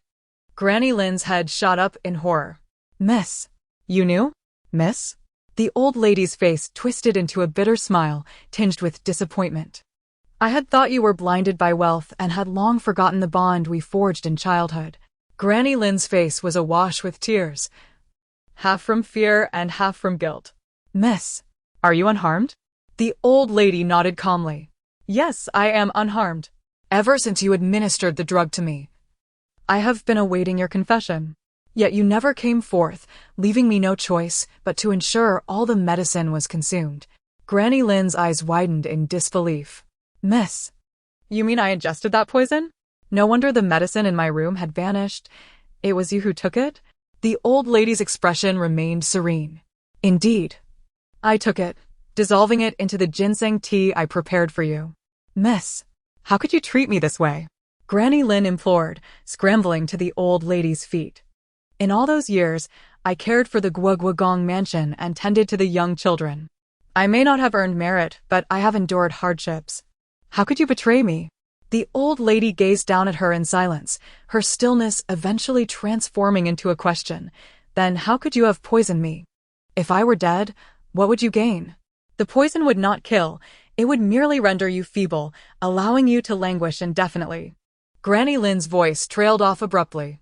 Having consumed the drug herself, what symptoms remained to be discussed? The old lady looked upon her with pity. "You have become a discarded pawn. The man who came last night was sent to kill you. You may return home today. From now on, your fate matters not to me. Our friendship ends here. Do not blame my heartlessness. The moment you turned against the eldest daughter-in-law, our bond was severed." Granny Lin was aghast. The old lady's insight was piercing. Had she truly discovered her role in administering the labor-inducing potion to Yang Shi? "You may strike at me, and I could endure, but to harm my children, I cannot abide. They are my bottom line." The old lady stood, stepping around the crumpled figure of Granny Lin. "I shall not question your motives. You need not utter a word. Just consider yourself aged and in need of care at home. But I wish to say..." Granny Lin realized this was their final encounter, and certain words must be spoken, words she had long kept bottled up. "Speak then." The old lady turned her back to Granny Lin. "Express any grievances. I am listening. We grew up together. You should know my temperament. I do not favor the men of today. My heart belongs to the old duke. I long to be his concubine, a promise made to me by your mother on her deathbed." The old lady slowly turned to face her. "Then why did you not speak of this back then?" Granny Lin fell silent, unable to articulate her fears of hurting the Mrs. feelings. "Had you spoken, I would have supported you," the old lady insisted. "I asked him. He refused." Granny Lin, disregarding her shame, recounted the events of the past. "You inquired of him? How was I unaware?" The old lady was taken aback. Granny Lin felt as if struck by lightning. "He never mentioned it to you?" The old lady shook her head. "No. Do you suspect I obstructed your path? Is that why you sought to kill me?" Granny Lin's heart raced. Indeed, that was her suspicion. Had she erred? The miss was entirely unaware of her past entanglements with the old duke. What purpose did her confession serve now? Would her pride allow her to retain her dignity? Had it not been for her own buried resentment, she would never have poisoned the miss.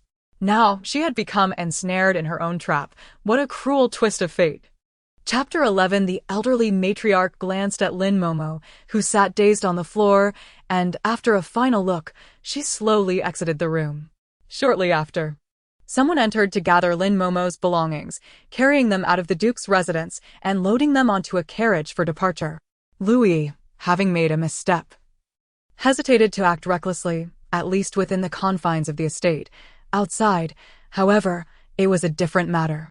3 days later, Chu Yimo was drawn to the Baiwa Tower by Chu Xiaoxiao and several other friends.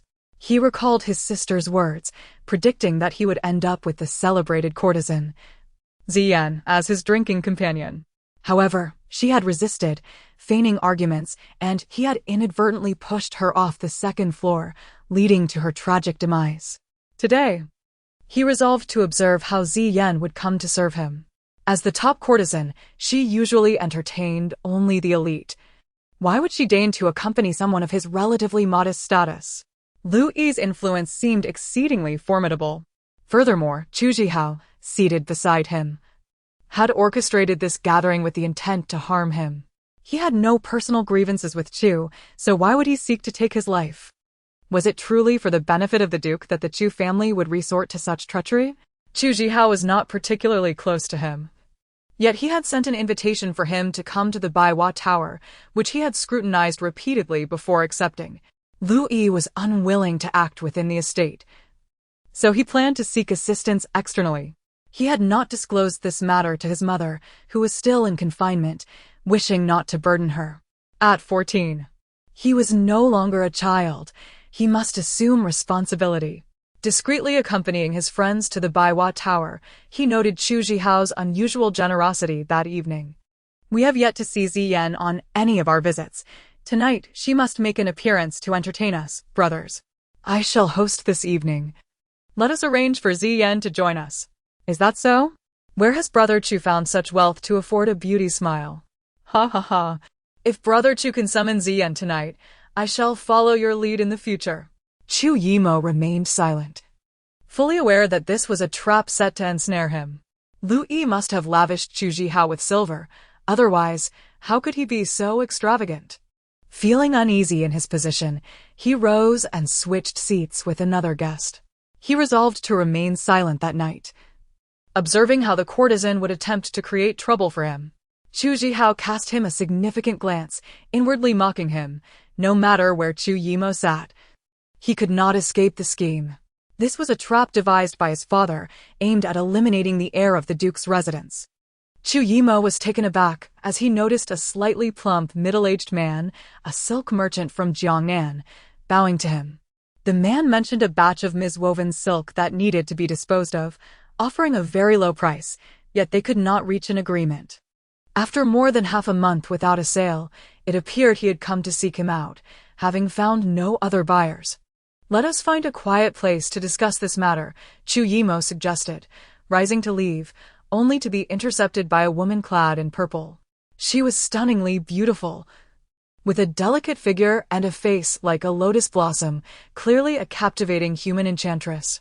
Young master, why do you wish to leave after winning a chance with Ziyan? Do you think so little of her? How can I, the esteemed courtesan of Baiwa Tower, be so easily dismissed? Chu Yimo, finding her reasoning lacking, prepared to leave, but reconsidered. It was unnecessary to engage in anger. He politely addressed the other gentlemen, brothers. I have a matter to attend to and must step outside. I shall cover the costs for Ziyan tonight. Who among you wishes to partake? I, and I, they exclaimed in unison. Thank you, Chu Yimo replied, turning to depart.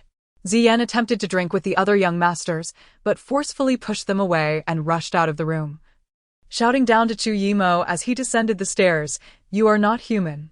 I will haunt you as a ghost." With a loud thud, her head struck the ground, and blood flowed freely. Chu Yimo was stunned. Had she truly been so foolish? He had already left.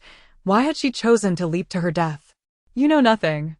The prince has decreed my demise tonight. Who would dare allow me to see the dawn? She lamented. Chu Yimo stood frozen, witnessing a living person perish before his eyes. his legs weakening in fear. The merchant nearby was equally shocked. How could a courtesan from Baiwa Tower treat life so lightly? Was it a game to her? Chu Xiaoxiao upstairs was equally bewildered. Ziyan had barely uttered a few words before her fatal leap. Wasn't it said she would struggle with Chu Yimo before jumping? What purpose did this serve? She had not even touched a hair on Chu Yimo's head. He stood below, unharmed. The Madam of Baiwa Tower was furious with Ziyan's recklessness.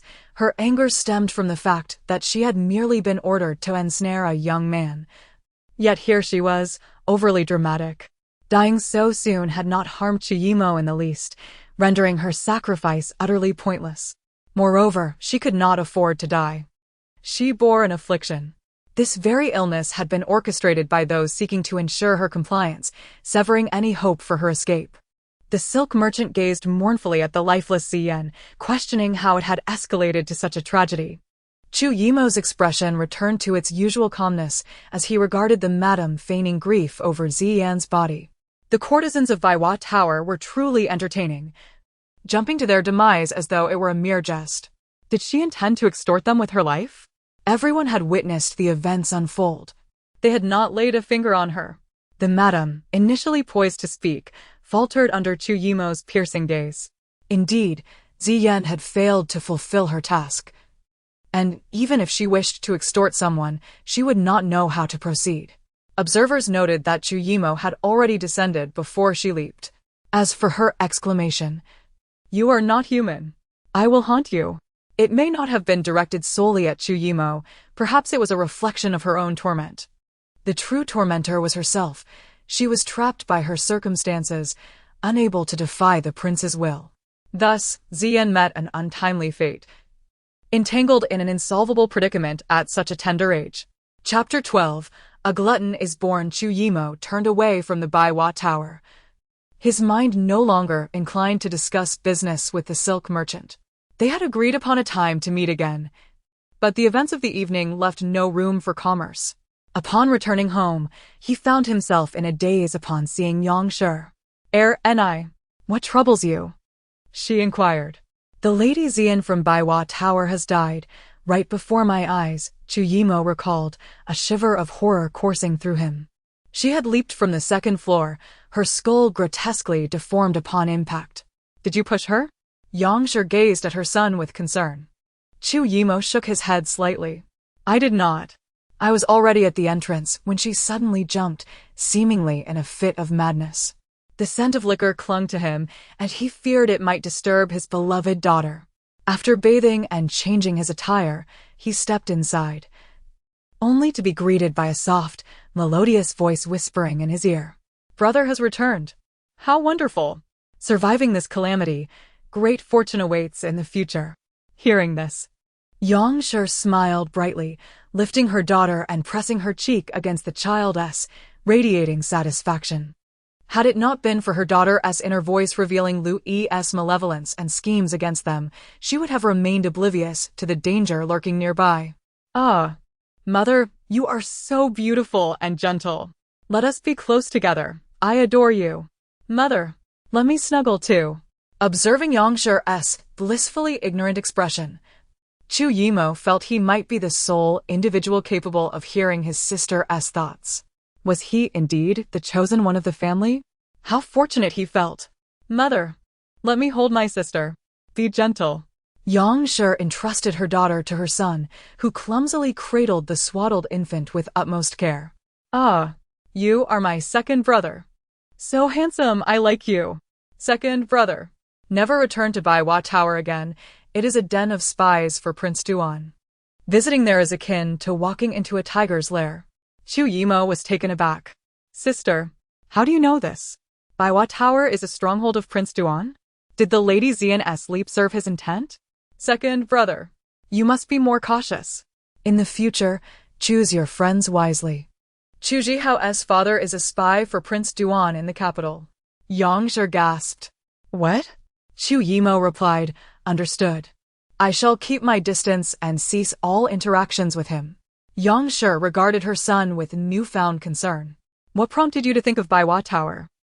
He looked down at his sister, her little eyes twinkling with curiosity, and found her utterly adorable, gently tapping her tiny nose with his finger. Yang Shi, witnessing this, felt a wave of contentment wash over her. It is best you avoid such places. They are unsuitable for business dealings. Indeed, I shall heed my mother's counsel. Before long, Chu Yilin and Chu Xiaoxiao arrived, and the family gathered around the table for a lively meal.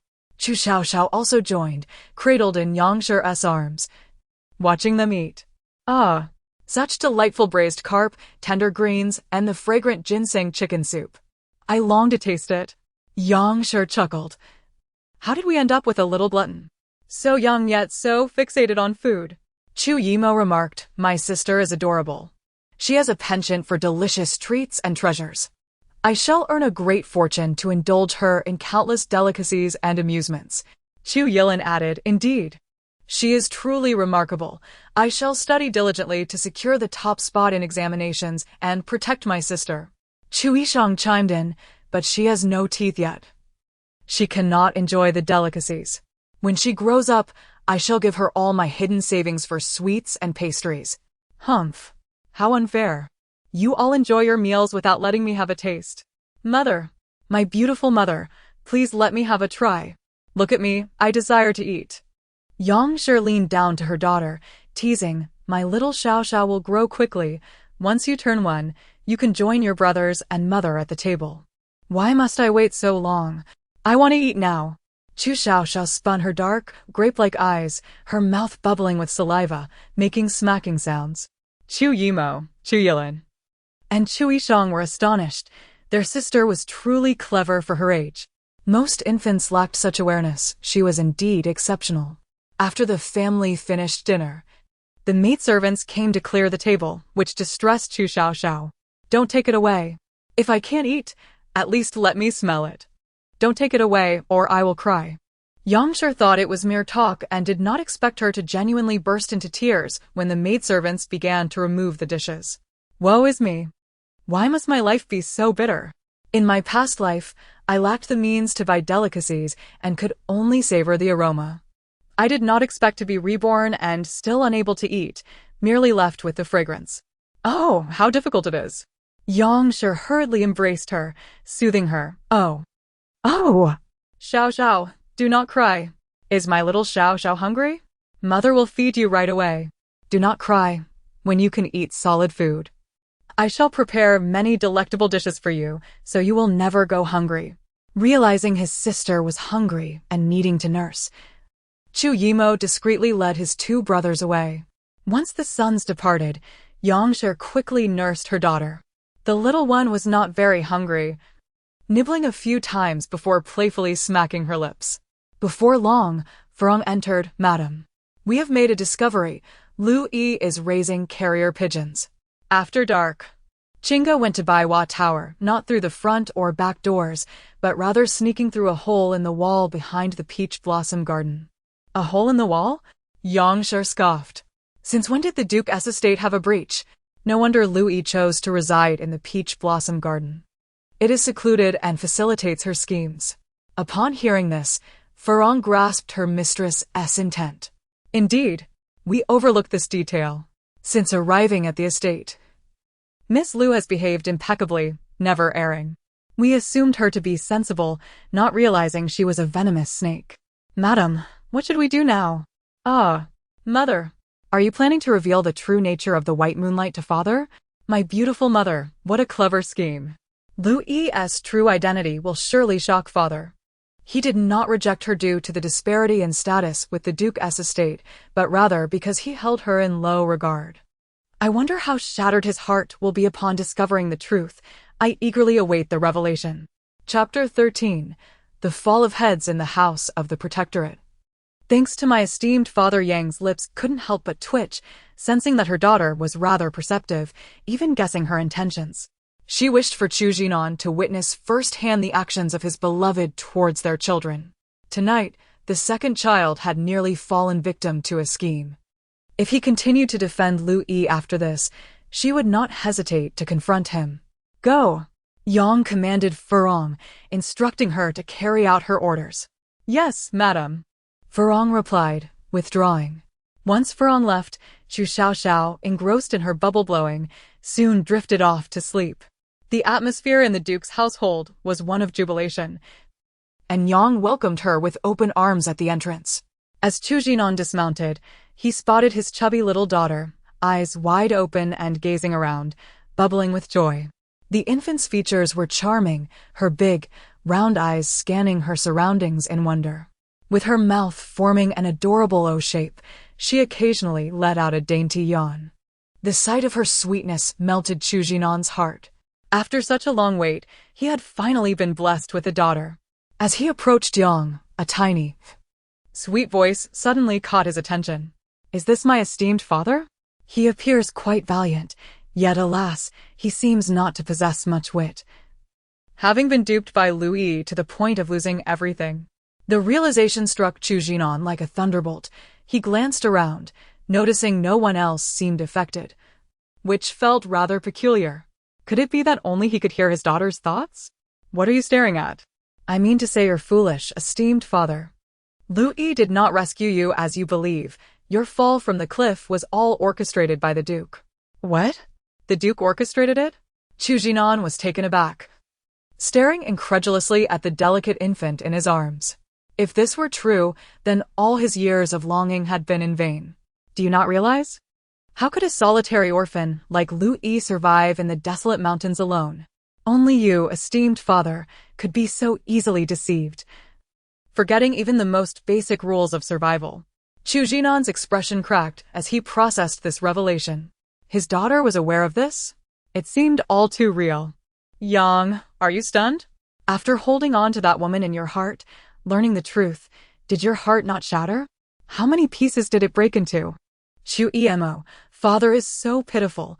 The weak woman he imagined was merely a facade, hiding a cruel side he never discovered. Chu Lin, so father was deceived. How foolish he was. Could a gentle and fragile woman truly dwell in such an uninhabited mountain? Esteemed father, you are indeed naive, blinded by your own misconceptions. Chu Jinan held his daughter tightly, staring blankly at the infant, memories of Lu Yi saving him flooding his mind. That place was indeed in the mountains, miles away from any sign of life, with only Lu Yi present.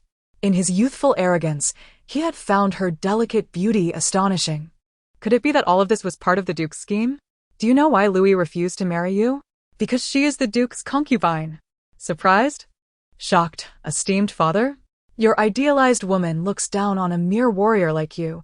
She prefers the handsome, wealthy Duke. Yang, my daughter is truly mischievous. Does she fear it will infuriate her father? Chu Emo, sister, you speak boldly. I admire your courage. Chu Lin, sister, what is a white moonlight? Following Chu Jinan, Chu Yifei overheard Chu Xiaoxiao's thoughts, her eyes widening in astonishment. Father has a white moonlight? Is it the Lu Yi living in the manor? How explosive! She actually saved father's life? Or was it all part of the Duke's design? Using a life debt to coerce the Duke's household into allegiance? How shameless the Duke is! Esteemed father, you are unaware, aren't you? The Duke arranged for her to stay in that dilapidated cabin for over 10 days to acclimate to the mountain life, ensuring you would not suspect anything. Alone there, without kin or support, Lu Yi waited by the riverbank for you every day, anticipating your fall. The moment you tumbled down, she would use a bamboo pole to fish you out, dragging you to the shore. Upon waking, seeing her delicate and pitiful appearance, your heart must have softened, right? That was a plan the Duke had meticulously crafted. Chu Jinan, how do you know all this? Did you see it happen? Child, how did you come by this knowledge? Can you tell your father? Chu Jinan, no wonder I could not find her all these years. She must have been in the Duke's territory. Yang, I am aware. It was all to eliminate the entire Duke's family. Chu Emo, we cannot allow the heads of the family to roll. That would be too terrifying. Chu Lin, decapitation must be painful. I would never allow it.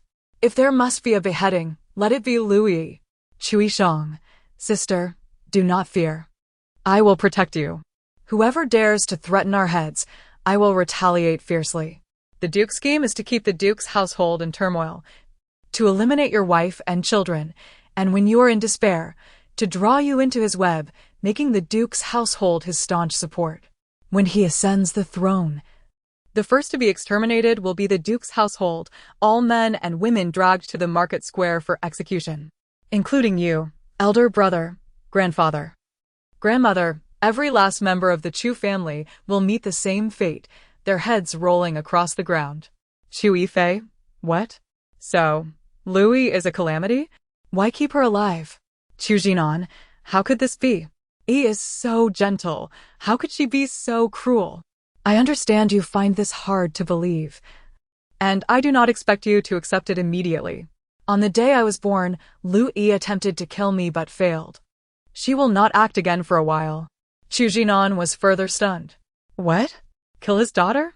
Choose to act while his wife was giving birth? No wonder he felt uneasy over a month ago. Indeed, something had happened at home. Fortunately, by divine grace, his wife and daughter were safe. Otherwise, he would have been utterly despondent. Chapter 14. Caught in adultery after years of relentless struggle, he aspired only to provide a stable life for his wife and children. If they were no longer in his life, what meaning would his sacrifices hold? The arrangement by the Duke was indeed masterful.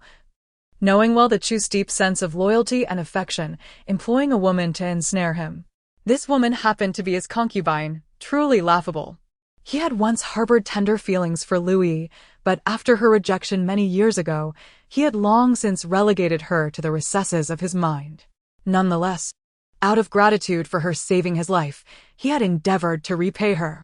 If this debt of gratitude was merely the Duke's scheme, then he would not be shackled by such sentiments. With affairs in the northern lands concluded, he would remain in the capital, safeguarding his family and ensuring he would not fall victim to anyone's machinations. Yang's keen perception noted the stiffness in Chu Jinan's expression.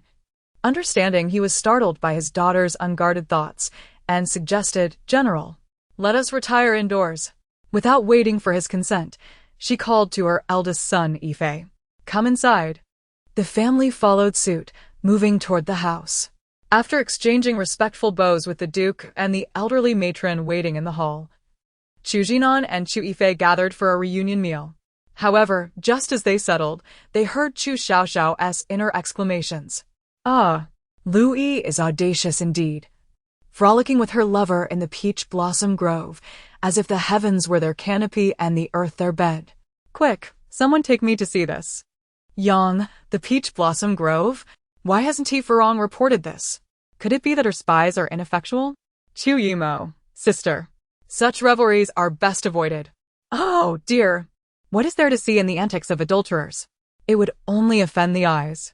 Chu Yilin, still a child, was oblivious to the implications of her words and even less aware of the euphemisms employed. Glancing at his parents, who bore no signs of surprise, he felt compelled to keep his questions to himself. His sister's thoughts were his secret. To inquire would risk her silence in the future.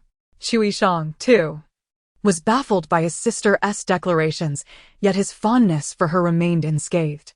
She once warned him that he would be drowned in the lake, prompting him to abandon his training near the water. Chu Jinan found himself disoriented by his daughter's revelations, feeling the pristine image of Lu Yi shatter before him. Was she not the Duke's concubine? How could she engage in such indiscretions within his own residence? Who was this man she dallied with? Did the Duke have knowledge of this? The presence of numerous women in the household often led to complications, and he was grateful that his quarters were devoid of other concubines, sparing him the worry of infidelity. Yet the peach blossom grove was vast. Where could Lu Yi and her lover be? Perhaps he should send someone to investigate. In the next moment, he heard his daughter's thoughts again. Ah, Lu Yi is so cautious. If it weren't for me, no one would find her. She is in the western part of the grove. It is quite secluded, rarely visited. Even her maid is unaware. Yang, the western part of the grove? I have never ventured there. Chu Jinan. So that is where she is, indeed. It is remote. Throughout the year, aside from the gardener, no one treads there. They have chosen their hiding place well. Chu Yimo, I am familiar. I have been there. It is desolate, filled with peach trees, not a soul in sight. Why? Because there are too many peach trees, and spirits dare not approach. Chu Yilin and Chu Xiaoxiao had yet to explore the western part of the grove. In fact, they had never played in the peach blossom garden. Louis had resided in the Duke's manor for 5 years, and when she arrived, Chu Yilin was but 4 years old, while Chu Xiaoxiao was merely an infant. The garden was inhabited, and it was unlikely anyone would take the children there to play, fearing they might inadvertently disturb a noble guest. They were aware of the garden's existence, where a Miss Lu resided. Ha ha ha. If dear father were to encounter the lover, he would certainly be distraught. That man is his deputy, Wang Dajiang. He is also a man of the Duke and was Louis's childhood sweetheart. Ha ha ha. I can only imagine the extent of dear father's psychological trauma at this moment. Chu Jinan, Wang Dajiang? He is a man of the Duke? And Louis's childhood friend? So, the deputy he trusts most has been double-crossing him? He is the one who has brought dishonor to the Duke? What a man. I can only wonder how profound the Duke's psychological turmoil would be if he were to learn of this. It would undoubtedly surpass my own. Ha ha ha. The Duke is indeed more formidable than I. While Chu Jinan inwardly reveled in laughter, his exterior remained impassive, a result of years of cultivating stoicism that rendered his emotions inscrutable. Chu Yifei, Deputy Wang? Uncle Wang? He is entangled with Louis? I refuse to believe it. Yang, I must catch them in the act. Once I have evidence, let us see how Chu Jinan will protect that woman. Tonight presents the perfect opportunity to rid ourselves of this venomous serpent. We cannot afford to miss it. Chu Yimo, Louis is quite the manipulator. Rejecting my father while seducing his deputy. Who would have thought that this seemingly delicate woman is adept at ensnaring men? No wonder she opened the Baiwa Tower. It seems this is her true talent. The Duke truly knows how to utilize people. I am impressed. Louis, in a tearful tone, I am not. I did not. You are mistaken. Chu Yilin and Chu Xiaoxiao, still young at 9 and 6 years old respectively, struggled to comprehend their sister's thoughts. The 9-year-old understood a little, while the 6-year-old grasped nothing and simply clung to his sister, insisting on being held. Mother, sister, hold me. Yang glanced at Chu Jinan and, in a bid to distract her youngest, said, Yishang, go sleep with Furong Jia. I will take your sister for a walk. Chu Yifei, mother, I will accompany you. Chu Yimo, mother, I will go with you as well. Chu Yilin, mother, Yang called out to him, you go to sleep with Yishang. Your elder brothers will keep me company.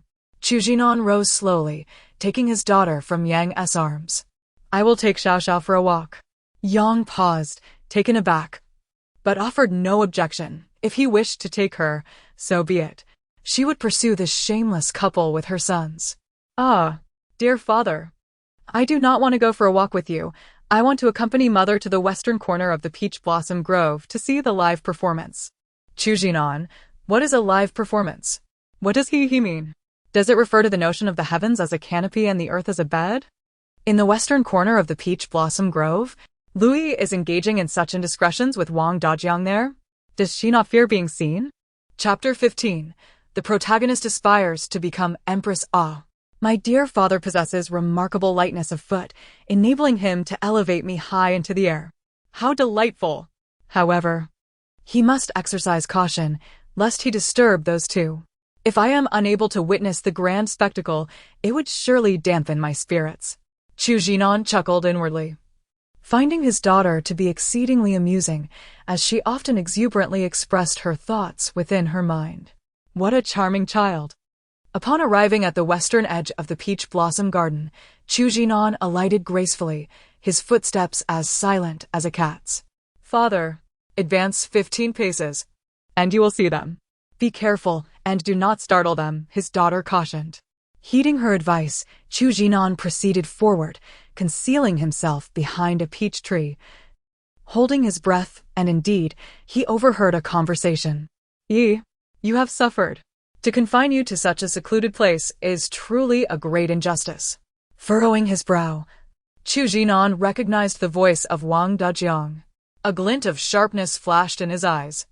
How deeply scheming the Prince of Yuan was to place someone so close to him. With allies both in the military and at home, he was determined to compel the Chu family onto his ship. Lu Yi's delicate voice drifted through the gaps in the peach tree. Brother Jiang, a little hardship is nothing. The main concern is that our daughter remains by the prince's side. You must gain Chu Jinan's trust. That will facilitate our endeavors. The prince said that as long as we can bring the Duke of Gua into our fold, half of our grand undertaking will be secured. Last time, when Yang gave birth, I intended to bribe the midwife to eliminate her daughter, but that plan failed. The prince advised me to refrain from rash actions, to bide my time and wait for the right opportunity. Chu Jinan, how dare they plot against his sweet, innocent daughter? Lu Yi, you have gone too far. I regard and respect you, yet you seek to bring ruin upon my family. Very well then. Humph. That detestable woman nearly had me drowned in a chamber pot by hiring a midwife. Hidden in the shadows, Chu Jinan's expression darkened, unable to believe that this seemingly meek and fragile woman before him could harbor such cruelty. Taking advantage of his wife's weakness during childbirth to scheme against his child was unconscionable. Should her plan succeed, his wife would undoubtedly be engulfed in despair, and her life would be extinguished. At that juncture, he might be persuaded to follow the Prince of Yuan, and once the prince ascended the throne, his family would face dire consequences, their heads rolling and blood flowing freely. The thought was profoundly unjust. The ability to hear his daughter's thoughts must be a divine blessing, sent to save the Chu family. With this in mind, he embraced his daughter tightly, fearful of any misstep that might lead to calamity. Wang Dajiang's voice rang clear. Chu Jinan is exceedingly obstinate, just like the Duke of Gua, impervious to both persuasion and intimidation.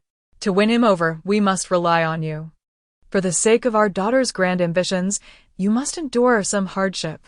He has 4 children. Any of them would serve our purpose. Lu Yi sighed. I have tried. Ziyuan of Baiwafeng has perished, yet I could not ensnare Chu Yimo. Recently, everything has been going awry, and I feel quite troubled. Brother Jiang, you must comfort me today. Wang Dajiang chuckled lewdly. I shall certainly oblige. Then came a cacophony of sounds unsuitable for youthful ears, loud and raucous. Chu Jinan, this shameless couple has truly been exposed by my daughter. The heavens serve as their roof, the earth is their bed, indulging in their tryst in the wild. My daughter's grand ambitions? Oh! So the protagonist is not the offspring of the Prince of Yuan, but rather Wang Dajiang's? No wonder the prince met his demise merely 2 or 3 years after ascending the throne. Chu Jinan, the Prince of Yuan passed away after just 2 or 3 years. To whom did the throne pass? Why is this not documented? Could it be that this is a hidden tyrant? Is my arrival the catalyst for this? Chu Jinan, my daughter, my dear child. What are you saying? What tyrant? Is he formidable? Fear not, I shall drive him away for you. If I am unable to, you have 4 brothers to assist you. Lu Yi, I understand. My daughter is exceptionally intelligent. Since she first spoke, she has known the sort of person she wishes to become. She aspires to be the sole empress of Dongxing, and I am confident she will achieve it. Chu Jinan, what? An empress of Dongxing? The daughter of the Prince of Yuan? No.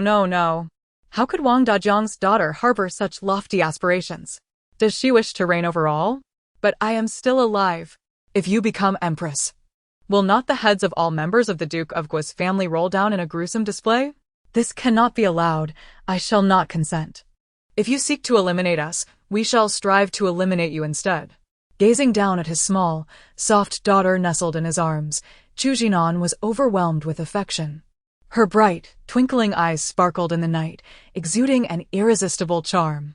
Truly, she is the daughter of Chu Jinan, brimming with potential. That so-called protagonist wishes to ascend to the position of empress?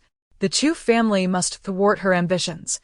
Wen Dajiang is audacious to dream of placing his daughter upon the throne. And what of him? To become a retired emperor? To ensure that the heads of the Duke of Gua's family do not roll in unison, he must do everything in his power to prevent that protagonist from rising to power. Wang Dajiang, yes, my daughter is the soul of a millennium.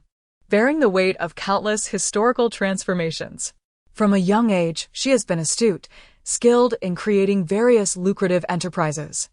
More than half of the Prince of Yuan's wealth is derived from her inventions. Such an individual is destined to lead a nation toward prosperity and become a legendary empress. Chu Xiaoxiao comprehended. Wang Dajiang's daughter, like his own, was extraordinary. No wonder he dared to covet a position within the palace. His daughter had already matured, while his own was still an infant, nearly falling victim to their schemes. Should their plot succeed, not only would the Duke of Guo's family be lost, but Dongzheng would also change hands. The soul from a millennium hence must possess extensive knowledge. It is only natural for her to harbor ambition. Yet, they have underestimated the Duke of Guo's household. His daughter is no ordinary child. With the ability to foresee the future, she will undoubtedly surpass Wang Dajiang's daughter. If Chu Xiaoxiao knew her father's thoughts, she would surely commend his discernment. She is the fairy who commands all flora and fauna, while the protagonist is merely a mortal. Hardly worth consideration. It serves her right. As for becoming a mere garment for Wang Dajiang's daughter, one can only wonder how he would react upon learning the truth. Would he be so enraged as to spit blood? What if the time-traveling girl is inconsequential? With my Xiaobao present, no one shall deceive my dear father and 4 brothers. Should they dare to harm us, I will vanquish her. I will vanquish her. Chapter 16. A calculated scheme. The tender heart of my daughter, though often pouting in anger, still resonates with an adorable, cherubic tone. Observing her furrowed little brow, tightly clenched fists raised beside her head, and her restless legs kicking in frustration, it is impossible not to be charmed.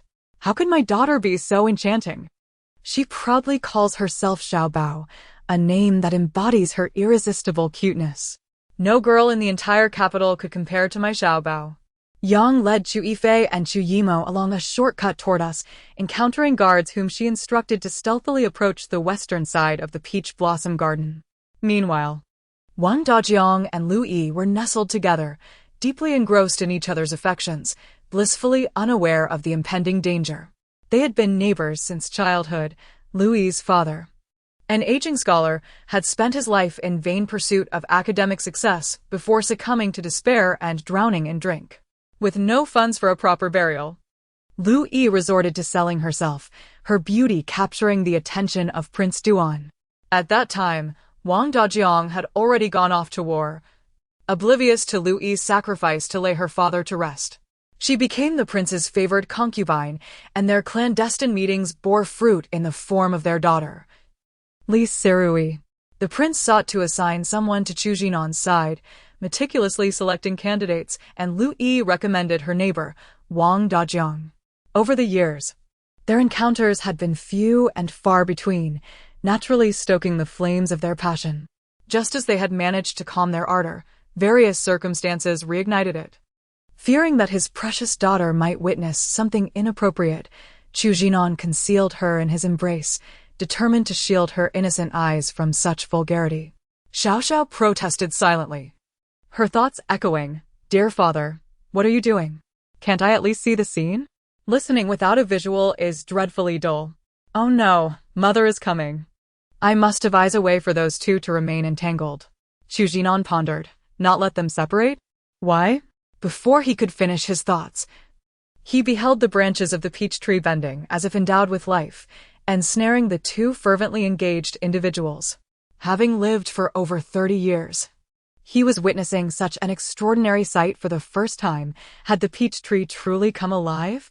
Its branches transformed into vines, binding the couple below, who were oblivious. Still fervently communicating, Yang burst onto the scene with her entourage, her eyes widening in astonishment at the sight of the entangled pair, seemingly lost in their own world. Well, this is certainly a spectacle. Xiaobao, reveal my face. I wish to see. Chu Xiaoxiao shook his head resolutely, internally affirming no. Lu Yi and Wang Dajiang remained blissfully unaware of the approaching figures, engrossed in their moment.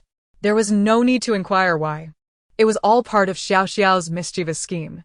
Lu Yi, how audacious of you to entertain a man in my household.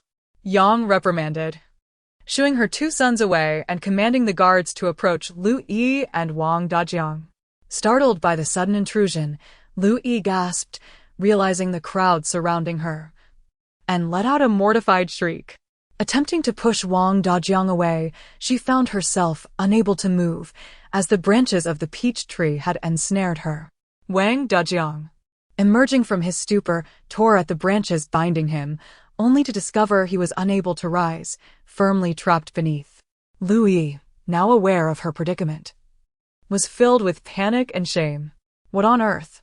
Is this a nightmare? I have heard of such things before, but never experienced it myself. Once, I witnessed the prince dealing harshly with a concubine, and now I fear for my own life. If word of today's events were to spread, her fate would mirror that of the unfortunate concubine. No, she could not perish. Her daughter was destined for greatness. What would become of her child if she were gone? Madam, please summon the physician at once. I shall be eternally grateful. Today, you have saved me, and I promise to repay your kindness. Mother, please don't listen to her. Have them thrown out. Or call for her maid, Chinga. Chu Jinan emerged from the shadows, cradling his daughter, a mere month old. Her neck too fragile to be held upright, resting comfortably against his arm. You're holding me in such a way that I can see nothing but the sky. Dear father, dare you let me lie on your arm? If you do, I shall consider you a real man. Chu Jinan, I dare not. I am not a man, is that satisfactory? Yang Xiaoxiao, you are but a month old. You should not be intrigued by such scandalous events. The physician? You are unworthy of him. With an impassive expression, Chu Jinan observed the two entangled figures. Lu Yi, you are quite the actress. Proud and aloof, seemingly pure. Yet beneath it all, a wanton woman.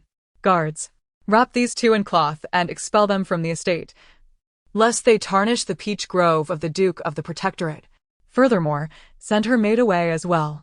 No, General Chu, please. I beseech you to call for the physician. I promise to behave in the future. Lu Yi pleaded, concocting a tale on the spot, claiming that Wang Dajiang was her husband, and her infertility had driven her to seek refuge in the Duke's household. Upon learning of my presence here, he was unable to resist visiting me. For the sake of our long-lost reunion, I implore you to show mercy. Yang, I have seen shamelessness, but never such audacity. What was a clandestine meeting with a man has transformed in her words into a tale of tragic love. Chu Jinan had not anticipated Lu Yi's remarkable ability to deceive. Did she truly think him a fool? Had it not been for his daughter's thoughts, he might have been swayed by her performance.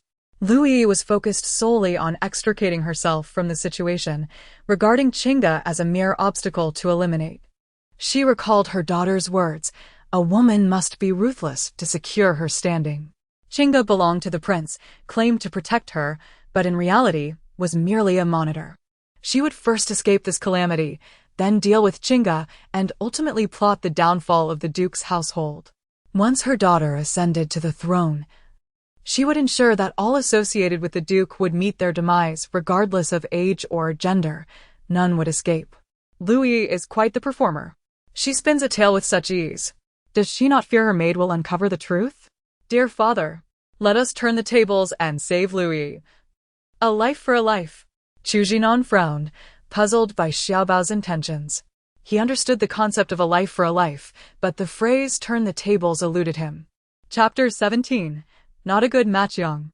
Does my daughter mean to rescue Chinga first, bring her over, and then ascertain the whereabouts of the hidden eyes of Prince Duan in the capital? Lu Yi, it is acceptable to save you and your man.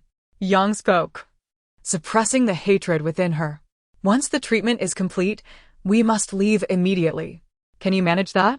Yes. As long as we separate, we can leave at once. Lu Yi declared, and Wang Dajiang echoed her sentiment. Yes, let us depart immediately. Good. Yang gestured for the guards to summon the physician. Mother, you truly understand me. Lu Yi cannot die yet, and her identity must remain concealed. She must live to infuriate Prince Duan. Chu Jinan, my daughter is clever. Just like me. If Prince Duan were to learn of Lu Yi's affair with Wang Dajiang, he would indeed be furious, a fitting retribution for his dealings with me. Wang Dajiang glanced at Yang and Chu Jinan, who had their backs turned, rose smoothly, retrieved a garment from the side, covered himself and Lu Yi's vulnerable areas, and hurriedly fled. Why rush so? I saved your lives, and you can't even express a simple thank you. How rude. The performance had concluded, and she was fatigued. She closed her eyes to sleep. In a daze, she heard her adoptive father instructing the guards, keep a close watch on that maid named Jingo. She must not perish. Chu Xiaoxiao slept, a bubble of mucus forming under her nose, expanding and contracting with her breaths, a comical sight. Realizing how he had neglected Yang over the years, Chu Jinan was at a loss for what to do next, holding his daughter tightly. The thought that Lu Yi had deceived him for so many years was terrifying. Yet his wife remained steadfast, managing the vast Duke of Guo's estate diligently, and had borne him 4 sons and a cherished daughter. He vowed that from now on, aside from his wife, no other woman would approach him. After a moment, Yang reached out to take her daughter to the cradle, but unexpectedly, Chu Jinan encircled her waist. Yang lost her balance and fell into his lap. My lady, I shall never look at another woman again. Forgive me for my neglect over these years. But you should not treat me with such indifference and coldness. The one you cherish does not even regard you. She is merely a concubine of Prince Duan, Wang Dajiang's childhood friend. What is she to you? Realizing he had been foolishly deceived for so many years, Chu Jinan paused, gazing at his daughter. She is not my concern. I kept her in our household out of gratitude for saving my life long ago. Now that her true nature is revealed, she is no longer connected to the Chu family. Really? Yang Yulong asked, half in disbelief. Chu Jinan raised his hand in oath. Truly, I speak no falsehood. Yang stood and took their daughter from Chu Jinan's arms, placing her in the cradle. Remember my words today. Indeed. Chu Jinan patted Yang's back, saying, Romer, I shall never fail you in this lifetime. Yang Lirong's heart fluttered. She leaned against Chu Jinan, gazing at their slumbering daughter. A smile of happiness blossoming on her face. I believe my husband will keep his word. The couple exchanged glances, profound affection evident. Chu Jinan, overcome with emotion, lifted his wife and carried her towards the bed. Days later, a matchmaker came to propose a union for Chu Yifei, suggesting the daughter of the valiant general, Su Qingwei. The old duke and matriarch were highly pleased, and Yang felt content as well. It was said that the general's daughter was well-educated and capable of managing affairs, though it remained uncertain whether she was a suitable match for their eldest son. When the matchmaker arrived, Chu Xiaoxiao was asleep, and by the time she awoke, the matchmaker had already departed. As the family gathered for dinner that evening, Chu Jinan held his daughter in one arm while using chopsticks with the other. Now that he had a daughter, he felt complete. As long as there were no pressing matters, he relished holding the child, claiming it was to spare Yang from fatigue. Yang did not contest his hold. He had carried the elder sons less, so it was fine for him to hold their daughter more. Fair. The matchmaker visited today, intending to arrange a marriage with the valiant general's daughter, Su Qingwei. What do you think of that? After dinner, taking advantage of the fact that their son had not yet left, Yang posed the question. Chu Yifei's face flushed. How could his mother ask him such a question in front of his younger siblings? Chu Jinan, observing his eldest son's awkward demeanor, felt displeased. Your mother is asking you a question. Why are you embarrassed? A man from a martial family should marry early and have children, lest the lineage falters. Our family can only marry, we cannot take concubines. Marrying sooner allows for the growth of the family. If you like her, say so. If not, voice your dislike. Ultimately, you must find someone to your liking. Chu Xiaoxiao, feeling bored, was staring at the candle flame when she suddenly heard her mother questioning her elder brother. She quickly reviewed the situation in her mind. Su Qingwei is indeed a well-bred young lady, a suitable match for my brother, yet not a good match at heart. Chu Jinan had initially intended to scold Chu Yifei, but swallowed his words upon hearing his daughter's thoughts. Not a good match? Why? Yang. Xiaoxiao. Please elaborate. Why is she not a good match? Chu Xiaoxiao. Is she a match? Not a good match? Sister. What do you mean? My head is spinning. I don't understand. Chu Yimo. Sister. Who is my brother's true match? Do you know? Chu Yilin and Chu Yishang. Uninterested in such matters, paid no mind to the discussions, focusing instead on their father and watching the cherubic little girl resting in his arms. Gazing down at his daughter, who was playing with bubbles, Chu Jinan was eager to hear her thoughts. After a moment of silence, he casually remarked to Yang, "Our Chu family men should marry only one woman in their lifetime. It is best to find a suitable match for our son." Yang, equally curious about their daughter's thoughts, subtly enticed her, "Yes. As parents, we always hope for our children's marriages to go smoothly. Otherwise, it can be quite distressing." Chu Xiaoxiao yawned, squinting at her father's chin. Lying in his arms, her view was limited to his slightly bearded chin. "Su Qingwei married my brother. But when the Duke of Guo faced calamity, she divorced him a month in advance, even abandoning her own son." What? Chu Jinan's expression darkened. From his daughter's words, he gleaned significant insights. Chapter 18. To marry is to marry Su Qing, and how could a woman from the inner chambers possess the gift of foresight? If she were not truly prophetic, how could she have anticipated the separation from the eldest son of the family, even forsaking her own child? This was evidently a deliberate act to ensure the extinction of the Chu lineage. If she was aware that the Duke of the National Protectorate would soon face calamity, why did she not forewarn them? Did she simply stand by and watch her husband and son meet their fate? What Chu Jinan could conceive, so too did the Yang family ponder. A month in advance, she severed ties? To abandon her own son? Such a woman must possess a heart of stone to reach such depths. Even a tiger does not consume its cubs. If she could forsake her own child, she certainly was unworthy to be a member of the Chu family. Chu Yifei, however, concluded that he would not have such a woman. One who could cast aside her own offspring surely held no genuine affection for him. When seeking a wife, one must consider virtue. Not every woman is fit to enter his home. Thus, he resolved that no matter how admirable Su Qingwei might be, he would not take her as his bride. Chu Yimo mused, a preemptive divorce? Was that an indication of their impending misfortune? Hence, she fled? Although Su Qingwei left much to be desired, she had a half-sister named Su Qingran, a year her junior, who was devoted to her elder brother. Chu Jinan, perplexed, inquired about this devotion. What did it entail? Daughter, do enlighten us instead of leaving us in suspense. This is quite vexing for your father. Yang's expression shifted. A concubine? Her status was indeed lesser, seemingly unworthy of her son. The principal wife of the Duke of the National Protectorate ought not to be a mere concubine. Yet if the daughter were to approve, what seemed impossible could indeed become feasible. The character of the wife is paramount. The distinction between legitimate and illegitimate is trivial. If necessary, they could elevate the concubine to the status of a legitimate daughter. As long as the courageous general's household sought to align with the Duke of the National Protectorate, they would have to acquiesce to the demands proposed. Chu Yimo remarked tentatively, "Mother, I recall that the Su family has another concubine named Su Qingran, who is quite lovely." Chu Xiaoxiao was overjoyed, immediately waving her small fists in excitement. "Ah, second brother understands me. Indeed, if elder brother is to marry, it must be Su Qingran, for only she is worthy of him." Chu Yifei's mind was in turmoil. Su Qingran? Why could he not recall such a person? Who was she? Just as Chu Yimo was about to speak, he was silenced by a raised hand from Chu Yifei. His inquiry was directed at his sister, not his younger brother. Ah, how could elder brother forget the little girl he rescued outside the South City Gate when he was 9? That girl is Su Qingran.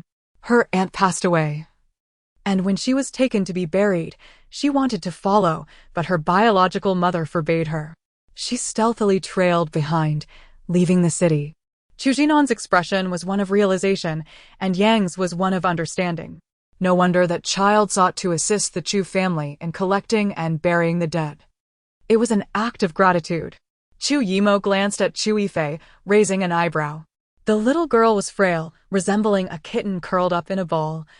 covered in snow. He felt a surge of compassion and brought her into the carriage. He had no sister and longed for one, but alas, his mother bore only brothers. The little girl remained silent, gazing at him shyly while wiping her tear-streaked face. He offered her pastries and brushed the snow from her clothing, inquiring gently, "Little sister, what is your name? Where do you live? Where are your parents? Why are you out here alone?" The girl remained reticent, accepting the pastry and eating it slowly. Once finished, he worried she might choke and poured her a cup of warm tea. She gratefully took the cup, sipping it carefully. Eventually, she shook her head and lowered it, curling up in the corner of the carriage. Seeing her reluctance to speak, Chu Yifei did not press further, allowing her to be. As the carriage approached the Duke of the National Protectorate's residence, the girl had yet to utter a word. Upon stopping, she exited, bowed to him, then bowed again to the Duke's residence before turning to leave. Glancing back at him, her eyes glistened with tears, and trembling hands accepted the silver he offered. She bowed once more and departed. To this day, he remained oblivious to the identity of that little girl, yet his sister knew, which was nothing short of miraculous. No wonder she secretly assisted after the Duke of the National Protectorate encountered calamity. Perhaps she felt indebted for the 10 taels of silver he had given. Yet, why did she choose to die at his grave? Did she harbor feelings for him? If she were indeed that little girl, he would not oppose the idea of marriage. Su Qing endured a miserable existence at the Su residence, never daring to assert herself, even hiding her superior beauty compared to Su Qingwei, and relying on medication to conceal her complexion, which had become riddled with blemishes. Chu Yifei was taken aback. How could this be? The silent little girl he once knew lived such a hard life? Yang mused inwardly, lamenting that a concubine from a prestigious family held little standing. If the legitimate mother was kind, one might fare better, but if she were malicious, life would be fraught with suffering. The wife of the valiant general, whom she had encountered a few times, was astute and shrewd, skilled in reading facial expressions, adept at navigating social intricacies. She was a remarkable physician, her maternal grandfather having been a disgraced imperial doctor who left behind a wealth of medical texts for her. Chu Jinan pondered. A disgraced imperial doctor? Could it be Zhang Xingwang, the one renowned for his expertise in trauma and orthopedics? Chapter 19. The death she prepared for you since the beginning of his recollection. There has been only one disgraced imperial physician with no others to compare. Speaking of this physician, it is quite a misfortune, for during that time, several concubines in the palace were embroiled in fierce rivalry. The late emperor had only 4 sons, with the current emperor being crowned as the crown prince from birth, personally tutored by the late emperor. The Duke of Duan was born of the Empress Dowager, sharing the same mother as the crown prince. Prince Fu was the son of concubine Lu, who suffered a fall from a horse at the age of 5, injuring his leg. Physician Zhang Xingwang was summoned to treat him and stated that even if Prince Fu's leg healed, he would always walk with a limp. Concubine Lu, displeased with his words, sought a pretext to break Zhang's leg in a fit of rage. Subsequently, she went to the late emperor to plead her case, and the late emperor, swayed by her one-sided account, sentenced Zhang to exile for 3,000 miles, never to be employed again. At that time, he was still young and had only heard of the matter. He did not follow up on the outcome of the case. By chance, he learned that Zhang's descendants resided in the General Wei Wu's mansion, which was quite astonishing.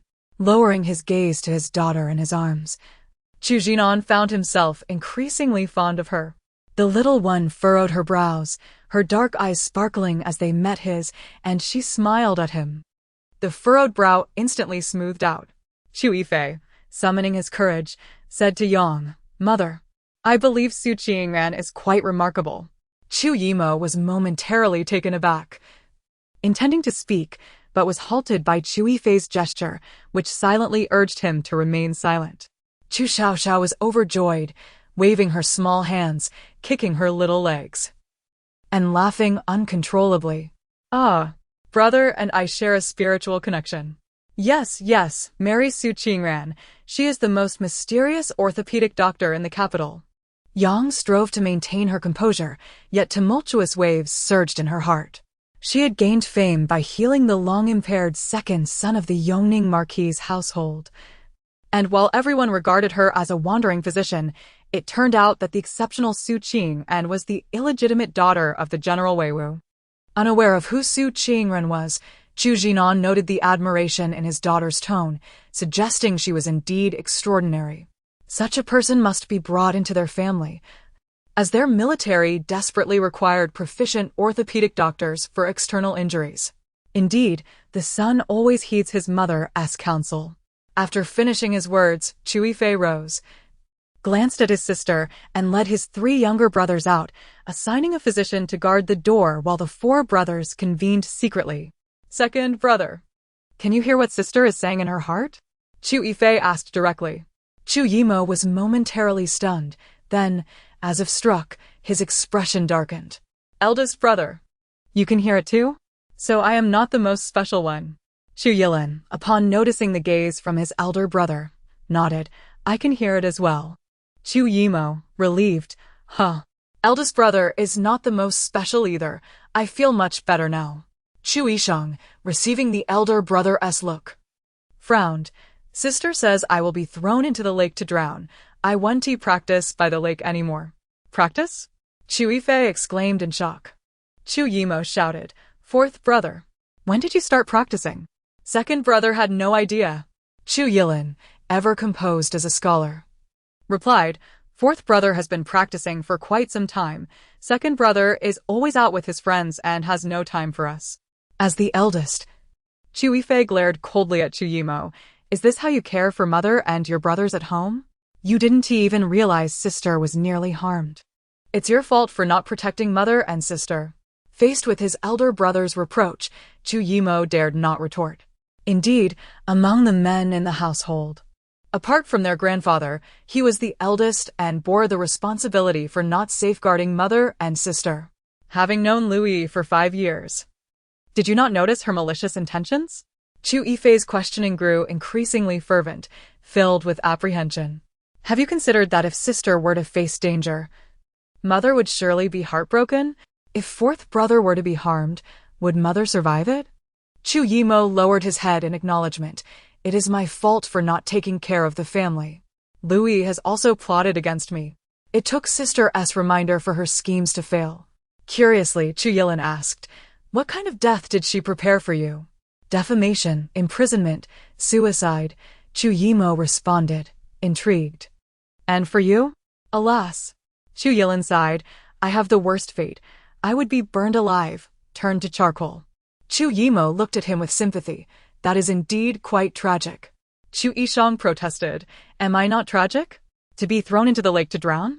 The gazes of Chu Yimo and Chu Yilin fell upon him, and though they said nothing, their eyes brimmed with sympathy.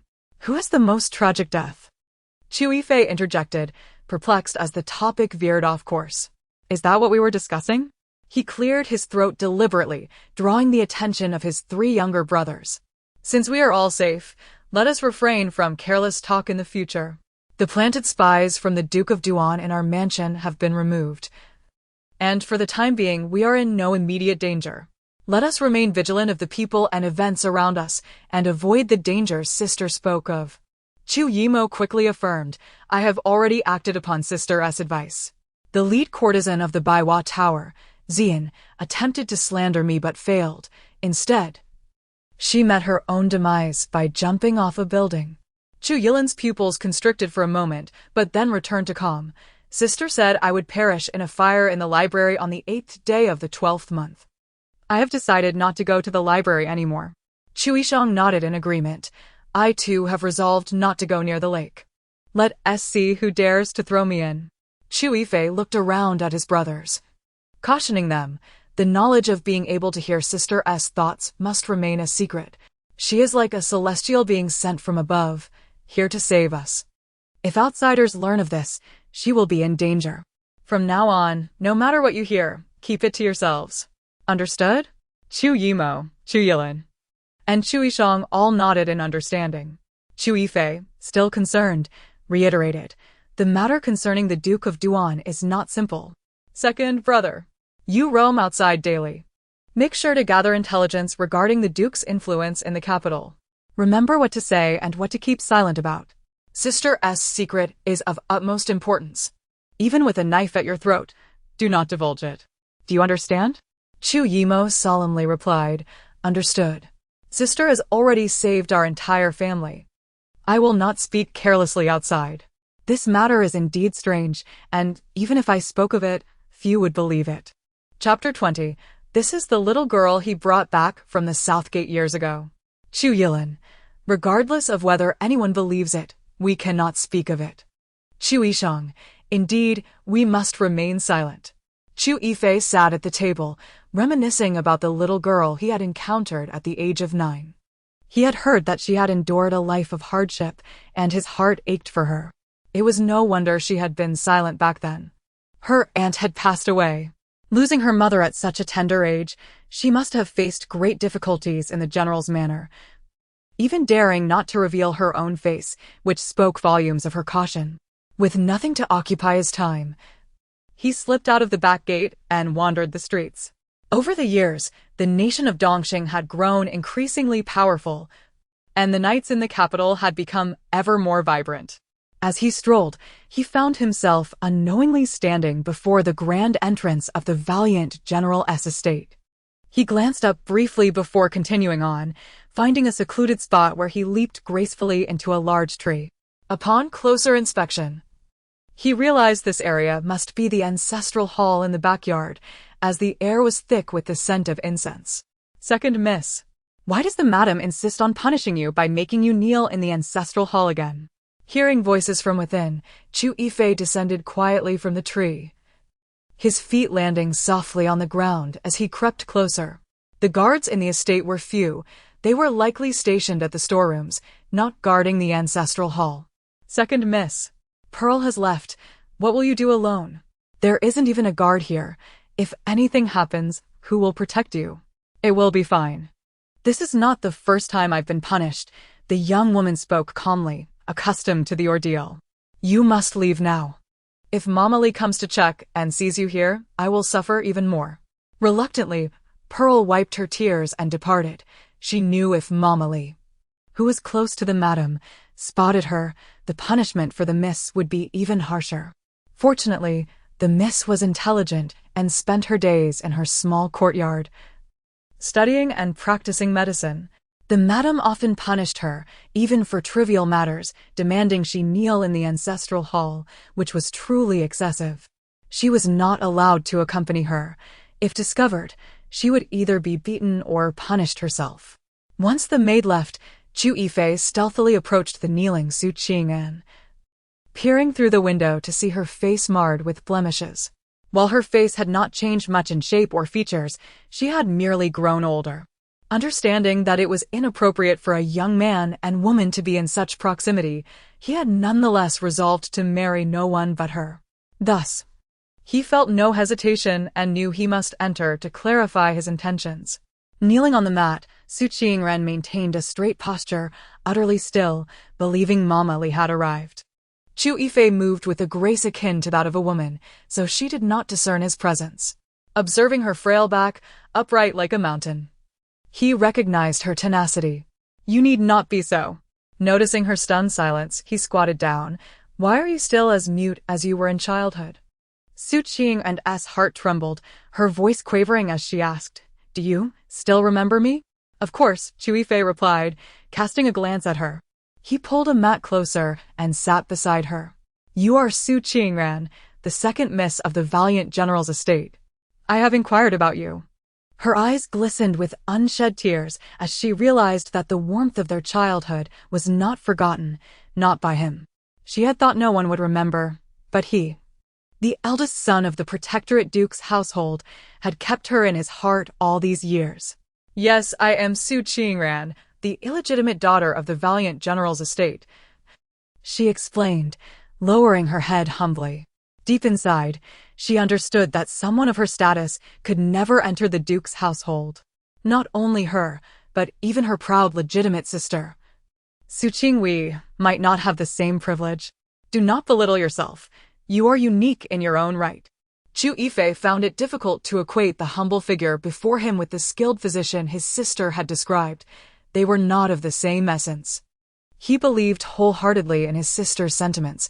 If she said Su Qing and was exceptional, then she undoubtedly was.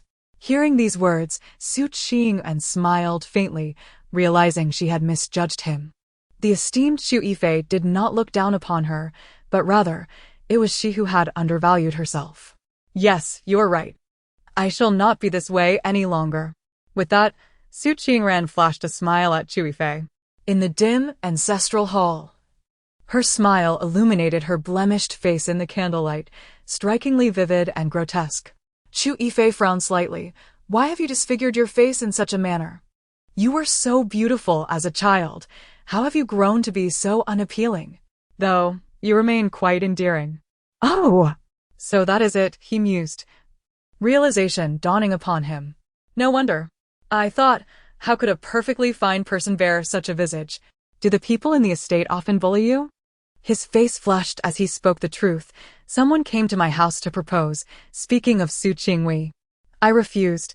If I were to marry, it would be you. My parents consented, and out of curiosity, I wished to see what you, the silent girl of my youth, had become, so I came to find you. Do not take offense at my frankness. I am merely a straightforward person, saying what I feel. I was concerned about where to find you. And then I stumbled upon you kneeling here. Why are you being punished in the ancestral hall? Su Qingren nodded. It is a minor issue. In fact, I should thank the madam.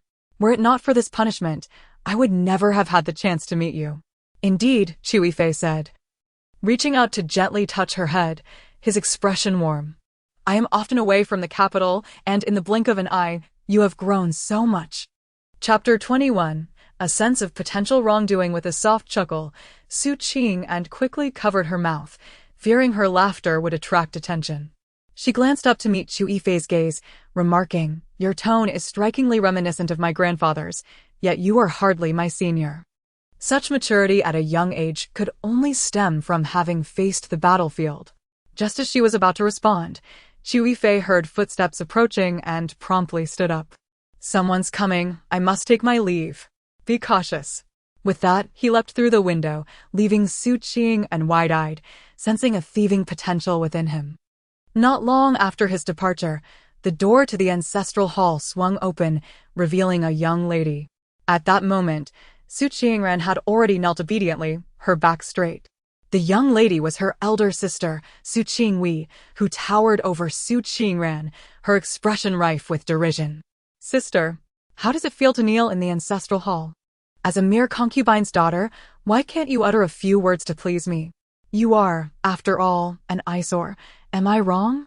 To outsiders, Su Qingwei presented herself with grace and beauty, a fitting candidate for the role of the family matriarch. Yet, before Su Qingran, her selfish and cruel nature surfaced. Chu Yifei had not truly departed. He concealed himself in a corner behind the ancestral hall, peering through the window at the newcomers. Elder sister? Is this Su Qingwei? The heartless woman my sister spoke of, who neglects even her own children. Indeed, her countenance bore a sharp and acerbic demeanor, a stark contrast to that of the young lady who possessed medical skills, rendering her appearance less significant. How absurd! Su Qingwei laughed heartily, pointing at Su Qingran's blemished face. With looks like yours, who would ever take notice? Perhaps only the servants at the door. Su Qingran, uninterested in her elder sister's mockery, maintained her upright posture. Su Qingwei had always relished leveraging her status to belittle others and had long been domineering within the household. Su Qingran chose silence, preferring not to provoke her into a fit of rage. Out of words, are we? Su Qingran. My mother elevates you to the status of the second young lady of the general's residence, but without her favor, you are merely the offspring of a lowly concubine. I, however, will forever remain the esteemed daughter of the general's household, destined to marry into a noble family and become the matriarch. Su Qingran offered a faint smile. Congratulations, elder sister.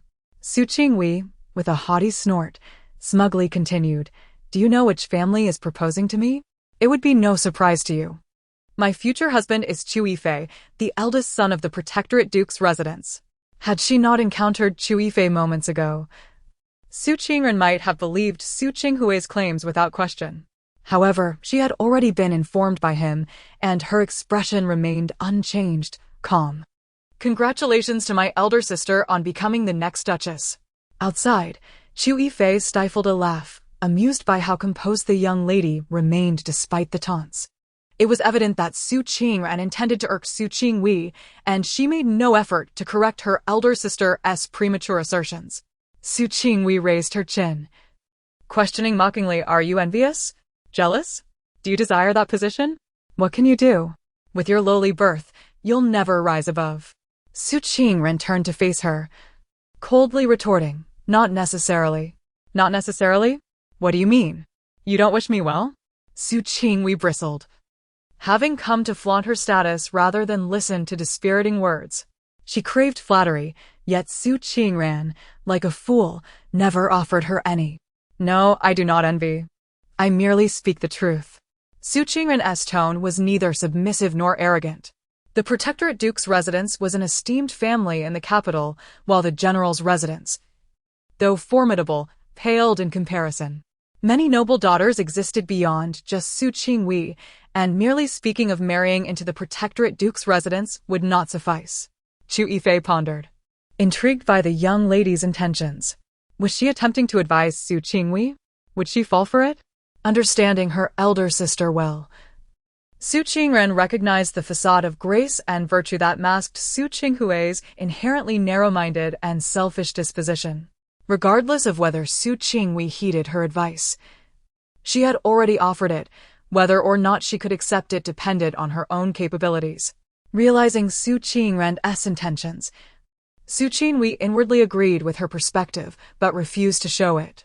With a dismissive snort, she turned to leave. This half-sister was an eyesore. Yet, she had been subtly reminded of something important. She would let her go this time. Su Qingren's biological mother was the one hidden in their father's heart. Even though her mother held the title of the legitimate wife, she paled in comparison to Su Qinghui. Her mother regretted having treated that concubine so harshly that it led to her demise. Should her mother no longer be present, perhaps their father would seek a divorce. If that occurred, Su Qingren's prospects for marriage would be severely hindered. Her mother had pleaded and used both persuasion and coercion to dissuade their father from such thoughts. If she were to marry into a prestigious family, it was also to support her mother and urge their father to return home. When that time came, Su Qingren would be hastily dismissed. Given her father's long-standing indifference towards her, it was evident that she held little significance in his heart. Once Su Qinghui departed, Chu Yifei climbed through the window, startling Su Qingren, who blushed furiously. Why are you still here?" Chu Yifei resumed his seat on the cushion, observing the young lady. "Why did you offer Su Qinghui advice? To entangle me further?" Su Qingren lowered her head, confessing, "I hoped she would act rashly and tarnish her reputation." "Do you find me frightening?" "Not at all." Chu Yifei shook his head, gently ruffling her hair. "I understand your circumstances. A union between the Protectorate Duke's residence and the general's household, if the bride were a neglected concubine's daughter, would not arouse suspicion. However, if it were a legitimate daughter, it would certainly cause discomfort." Realization struck Chu Yifei as he understood the implications of her words. The Protectorate Duke's residence defended the northwest, while the general's household protected the southwest. Although his military might fell short of half that of the Protectorate Duke's residence, a union between the two would effectively bind the western and southwestern frontiers. If the emperor were to learn of this, he would undoubtedly disapprove. The young lady had truly matured, contemplating much and seizing this opportunity to vent her frustrations. How clever of her. Su Qingren gazed intently at Chu Yifei. "You truly do not blame me?" Chapter 22. The heroine's devotee. My mother and father were once betrothed, but due to unforeseen circumstances affecting my maternal family, their engagement was rendered void. My father, determined to be reunited with my mother, orchestrated her abduction during her exile, and thus they found their way back to each other. I suddenly found myself admiring General Su for his audacity. To abduct his fiancée East while on the road to exile was a perilous gamble, fraught with the threat of execution should he be discovered. My grandmother pressured my father into marrying a lady of the house, leaving him no choice but to comply. Eventually, he seized an opportunity to bring my mother back to the household, where she became a concubine. The lady of the house, consumed with jealousy over my mother's favored status, forced her to serve during a time of illness despite her pregnancy. This led to a grievous outcome, claiming both her life and that of the unborn child. Thus, my mother was cruelly worn down by the very people meant to care for her, and I was left terrified, convinced that the general's residence was a place that devoured souls. As I recounted this tale, tears unknowingly cascaded down Su Qingran's cheeks. Despite her weeping, her expression remained remarkably serene, a testament to the profound hardships she had endured to cultivate such tranquility. I offered her a handkerchief from my pocket, signaling her to dry her tears. It is all in the past. Do not dwell in sorrow. The lady of the house had retained me as bait to ensnare my father. Yet her calculations were flawed. My father's heart belonged solely to my mother, and I held little significance in his eyes. She recognized this truth as well. Once my elder sister's marriage was settled, my misfortunes would commence. Could you do me a favor? What favor? I inquired. Please inform Lin Hong, the son of Lin Geng, the reader at the Hanlin Academy, about my sister's proposed engagement. Why? What is Lin Hong's significance? Chu Yifei was utterly intrigued, sensing that this little girl was orchestrating a grand scheme, with him unwittingly cast as a pawn. Lin Hong was my sister's admirer, a scholar who had passed the preliminary examination, and if he were to succeed in the imperial examination, he could secure an official position. Su Qingran succinctly explained, lamenting that he had yet to achieve success, leading my sister to lose interest in him. Recently, he had attempted to see her multiple times, but to no avail. If he were to learn of her change of heart, provoked by some whispered words, he would undoubtedly confront her. Chu Yifei. So the young lady has already mapped out a plan for Su Qingwei? Suddenly, someone approached. Chu Yifei rose and moved to the window, declaring, I must take my leave now. Please take care of yourself. I assure you I will fulfill this task. Su Qingran nodded slightly, watching as Chu Yifei deftly climbed out of the window. After a few moments, Mama Li, serving the lady, pushed open the door to the ancestral hall and found Su Qing and diligently kneeling, her countenance markedly improved. Su Qingran was taken aback, turning to glance at Mama Li, then painfully rising to limp toward the door. The following morning, he visited his mother's courtyard to pay his respects and see his sister. Chu Xiaoxiao had already awakened, being playfully entertained by Chu Jinan, who found joy in amusing his daughter. Yang Shi was busy with other matters, and after exchanging greetings, Chu Yifei casually remarked, Mother, I have heard that Su Qingwei, the legitimate daughter of the general's residence, is already in love with Lin Hong, the son of Lin Geng, the reader at the Hanlin Academy. Chu Jinan, who had been playing with his daughter, paused and looked up at his eldest son, asking, Is the source of this information reliable? Lin Hong? Why does that name sound so familiar? The thought echoed in Chu Xiaoxiao's mind, prompting the entire Chu family to perk up and listen intently, while Yang Shi halted her activities, holding her breath in anticipation of every word. Sister, do share. Why does it resonate with you? As Chu Yimo, Chu Yilin, and Chu Yishang entered, they dared not greet their parents, as Chu Jinan's sharp gaze bore down upon them. They remained motionless. Ah, I remember now, Lin Hong is affiliated with the Duke of Guo's executioner, and he is the heroine's devoted admirer, the kind that kneels in adoration. Chu Jinan frowned. A dog is a dog, but does he really have to lick? How revolting it must be to have one's tongue extended in such a manner. The Chu family, is that all? Could you not divulge a bit more? It stirs discomfort within us. Lin Hong may not excel academically, yet he is adept at ingratiating himself, well-versed in the affairs of the court. Su Qingwei left the Duke of Guo's residence with the intention of marrying him, but the heroine disapproved, resulting in Lin Hong becoming her concubine. Chu Yifei. This heroine is rather domineering, dictating the terms of marriage and childbirth? A concubine? Abandoning her husband and children to become someone's consort? Chu Yimo, the son of Lin Geng, the reader at the Hanlin Academy? I will remember that name. Chu Yilin and Chu Yishang silently performed their respects to Yang Shi and Chu Jinan, seated quietly while absorbing their sister's thoughts.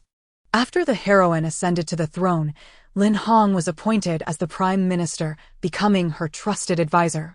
Chu Jinan, the heroine became an empress? Lin Hong ascended to the position of prime minister? How could such a thing be allowed to spiral out of control? Then let us eliminate the heroine. Suppress Lin Hong and see how he ascends to such heights. Chu Yifei and Chu Yimo exchanged glances, each understanding the unspoken thoughts in the other's eyes. Su Qingwei had distanced herself from the Duke of Guo's residence, revealing her motives centered around Lin Hong. Yang Shi inhaled deeply, casting a loving glance at her daughter, who was joyfully splashing about and blowing bubbles. After the family enjoyed breakfast, Yang Shi took Chu Xiaoxiao to visit the old duke and matriarch, feeling it necessary to discuss this matter with them. Chu Jinan and Chu Yifei headed to the military camp on the outskirts of the capital, while Chu Yimo went to the marketplace to carry out the tasks assigned by his elder brother. Chu Yimo attended the academy for his studies, while Chu Yishang practiced martial arts at home. He was not inclined toward academia. The old duke had always stated to make use of one's talents, regardless of the field, as long as there was interest. Chapter 23. Uncle's hemorrhoids. As soon as Chu Xiaoxiao arrived, she was embraced by her grandmother. My dear Xiaoxiao, you've grown so much. Come here, let grandma hold you. Chu Xiaoxiao raised her little hands as if to leap into her grandmother's arms, her eyes crescent-shaped with delight, revealing her tender gums, making her all the more endearing. Ah, grandma, Xiao loves you. Let us hug. The old lady was puzzled by the term hug, and Yang did not dare to explain it to her. The old duke gazed affectionately at his lively granddaughter, a warm smile gracing his face. Mother, the legitimate daughter of the renowned general's household has been entangled with Lin Hong, the son of the Hanlin Academy's reader, which is not a suitable match for us. The old duke remained silent, his gaze fixed upon Chu Xiaoxiao, captivated by her spirited presence. At just over a month old, her dark, glistening eyes were full of life. Truly a precious child. He already had a granddaughter from the second branch, yet none could compare to Xiaoxiao's charm. Yang hesitantly spoke. Eldest brother has his eyes set on the illegitimate daughter Su Qing and from the general's household. The old lady, taken aback, lifted her head in surprise. Fair fancies that illegitimate daughter? Grandmother, Su Qing and has a fondness for elder brother. When the Duke of Guo was executed, she aided in collecting and burying his remains. She was forced into a marriage with a wealthy merchant as a concubine, unwillingly consumed poison at elder brother's grave, a tragic fate indeed. The old lady was taken aback. Such a turn of events? She is a child of deep loyalty and sentiment. The old duke playfully teased Chu Xiaoxiao, casually remarking to Yang, since it is Fei's wish, let us acquiesce. Yang furrowed her brows. I fear we may need to wait. The old lady pondered deeply before finally nodding in agreement. Then we shall wait. In a martial family, discussions were always straightforward and unembellished. Just as she finished speaking, the wives of the second and third branches, Yu and Wang, arrived to pay their respects to the old duke and the old lady. Yu managed the household's purchases, while Wang oversaw the estate and shops. After greeting the old duke, the old lady, and Yang, they took their seats. Yang noticed Yu's pallor and casually inquired, Sister-in-law, are you feeling unwell? You look quite pale. Achoo! Chu Xiaoxiao sneezed, causing her to forget the words she was about to say. The old lady responded, what is it? Don't falter now. My dear Xiaoxiao, do tell. What troubles your second uncle? The old duke's expression darkened. If that unfilial son dares to defy our family precepts and cavorts with women outside, I will break his legs. Yang discreetly glanced at Yu, anxious to know why her second uncle had not shared a bed with you. Why did you stop? Why the sneeze at such a crucial moment? Second uncle has hemorrhoids and has been bleeding constantly. He fears that second aunt will be frightened, so he simply avoids her. The old lady was taken aback. Hemorrhoids? When did the second one's condition flare up? This is troublesome indeed. That ailment appears quite alarming. No wonder he wishes to live apart from his wife. The old duke mused. It is indeed hemorrhoids. He has inherited that from his grandfather. And it will undoubtedly continue to bleed. Yang questioned, is second uncle ill? But how should I gently inform my sister-in-law? Wang looked worriedly at you. Sister-in-law, your complexion is truly concerning. I wanted to ask earlier. You touched her face and forced a smile, shaking her head. I'm fine, elder sister-in-law and third sister-in-law. You need not worry. The old lady handed Chu Xiaoxiao to the eagerly waiting old duke, who had long wished to hold her but had refrained from doing so. She had matters to discuss with you, and with him present, it was inconvenient, so she chose to send him away with the child. Xiaoxiao, grandfather will take you for a stroll in the garden to admire the orchids. Once they left, only the old lady and her 3 daughters-in-law remained, having dismissed the maids and attendants. Sister-in-law, are you perhaps feeling wronged? Speak freely before me, and I shall advocate for you. Upon hearing this, Yu's tears began to fall uncontrollably. She was the legitimate daughter of a minister, raised in luxury, and after marrying into the Duke of Guo's household, she bore a son and a daughter. Her daughter, who was 14, was of the same age as Chu Yimo and was currently being courted. Her son, 11, studied alongside Chu Yilin at the academy, having passed the childhood examination and eagerly awaiting the scholar's exam in 3 years. Everyone envied her fortunate fate of marrying into such a prominent family, with a husband who was not only a renowned general, but also a man of integrity, devoid of any concubines. Initially, she believed her life would be idyllic, with a kind mother-in-law and harmonious sister-in-laws. Although the eldest sister-in-law was nominally in charge, she delegated authority to Yu and Wang, allowing them to bond like sisters. She felt fortunate for such a life. However, her 2 attempts to approach her husband had been met with rejection, leaving her at a loss for what to do. Each night, she tossed and turned, unable to sleep, poring over her troubles in solitude, unsure of whom to confide in. Today, when her mother-in-law inquired, she could no longer suppress her feelings. Disregarding her embarrassment and revealing her innermost thoughts, she believed her sister-in-laws would not mock her. They had always shared a close bond, and they would surely empathize with her plight of feeling rejected by her husband. Yang took a handkerchief to wipe Yu's tears. Sister-in-law, please do not be so distressed. I believe second uncle has his reasons for his actions. Have you inquired about why he prefers to sleep in the study rather than with you? Is he unwell? You gasped, what? Ill? Upon reflection, it does seem so. He often appears unwell, preferring to stand rather than sit. Could it be an ailment in a sensitive area? The old lady gently patted Yu's hand and sighed. Your second brother has a hidden ailment, which I have refrained from mentioning to you. A hidden ailment? Yu turned pale, fear gripping her. So he truly is ill? Wang sought to comfort you. Sister-in-law, second brother is a general, a man of his word. Our family has always upheld strict codes. He would never act recklessly. If he were not unwell, he would certainly not leave you alone in an empty room. Yang added her reassurance. Men also have their pride. Even between spouses, some matters are difficult to articulate. Chapter 24. The herb for hemorrhoids in the grass indeed. The elder's words ring true. The second son suffers from hemorrhoids, which occasionally flare up. The matriarch is filled with concern, for such an affliction, located in such a sensitive area, can lead to bleeding. She had refrained from mentioning it, but after hearing about his condition from you, it is highly likely that he is indeed unwell. Yang felt a sense of relief.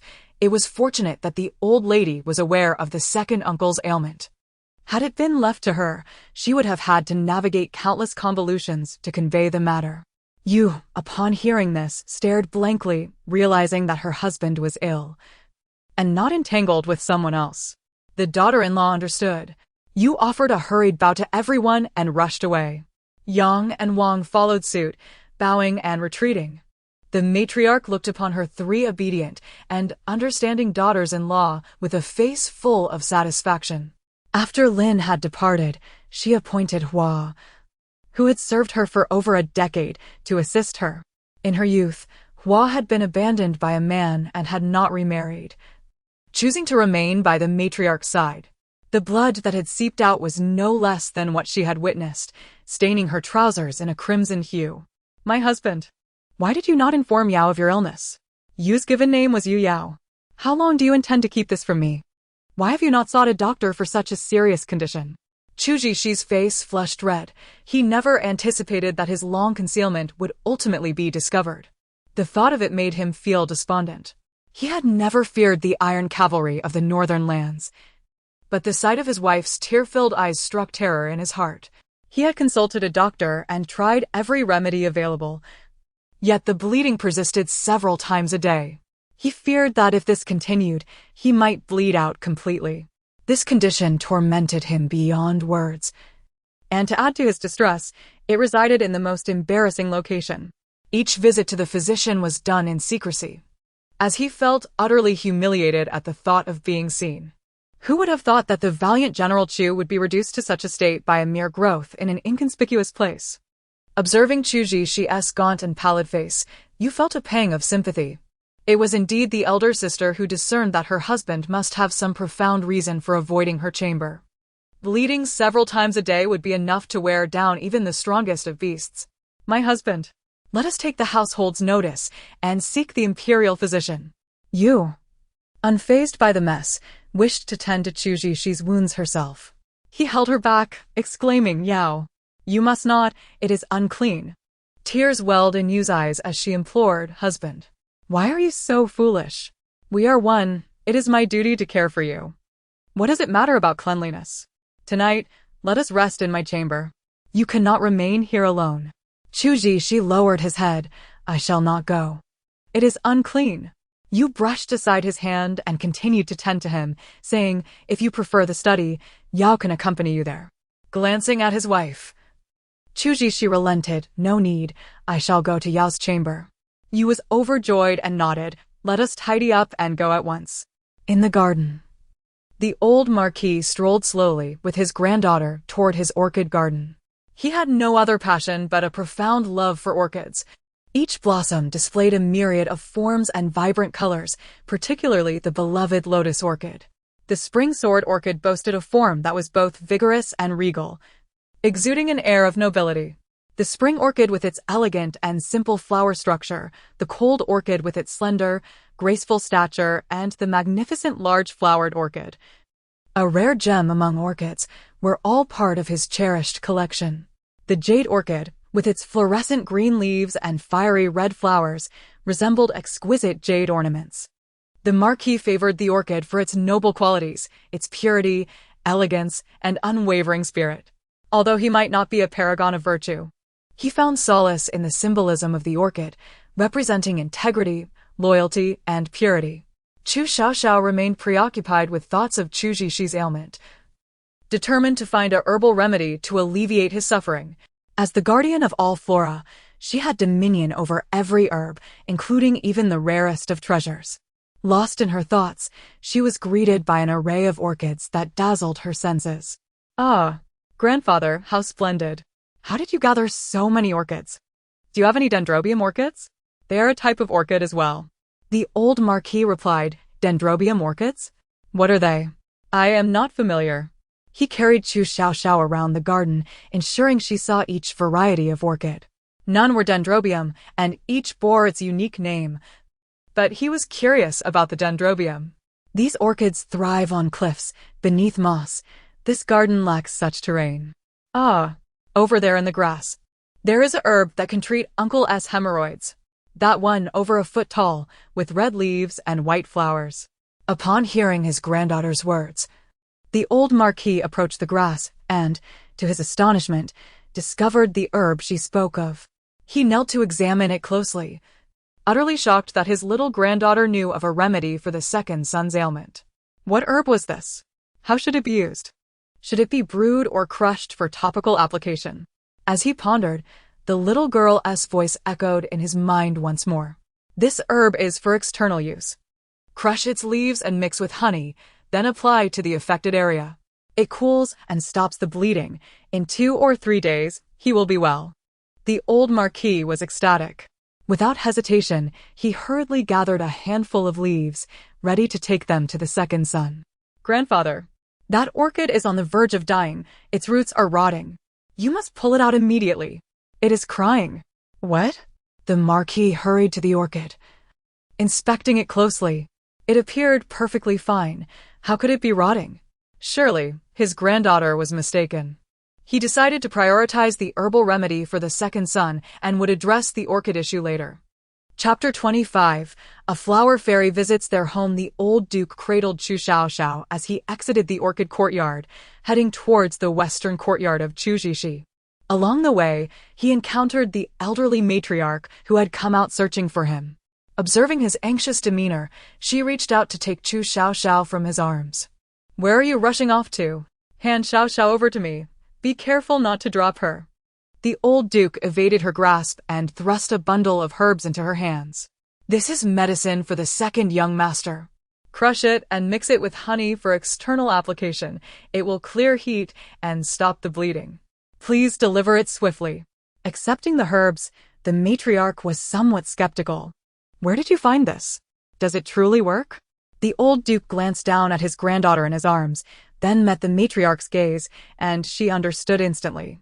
If it was indeed his granddaughter who found it, then it must surely be effective. With a joyful heart, she departed, determined to express her gratitude to the little fairy who was a divine blessing for their family. Upon reaching the second young master's courtyard, she handed the herbs to Yusher and offered a few words of caution before leaving. The newborn had not only saved her son's life, but had also averted numerous risks.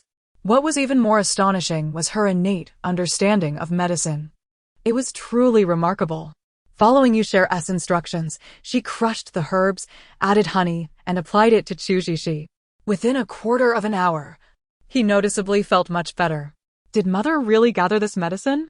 Since when did she acquire such knowledge? Ah, dear child, you are overthinking it. This medicine was not gathered by your mother, it was given by our precious Xiaoxiao. Yusher, unable to comprehend the situation, could only speak sweetly.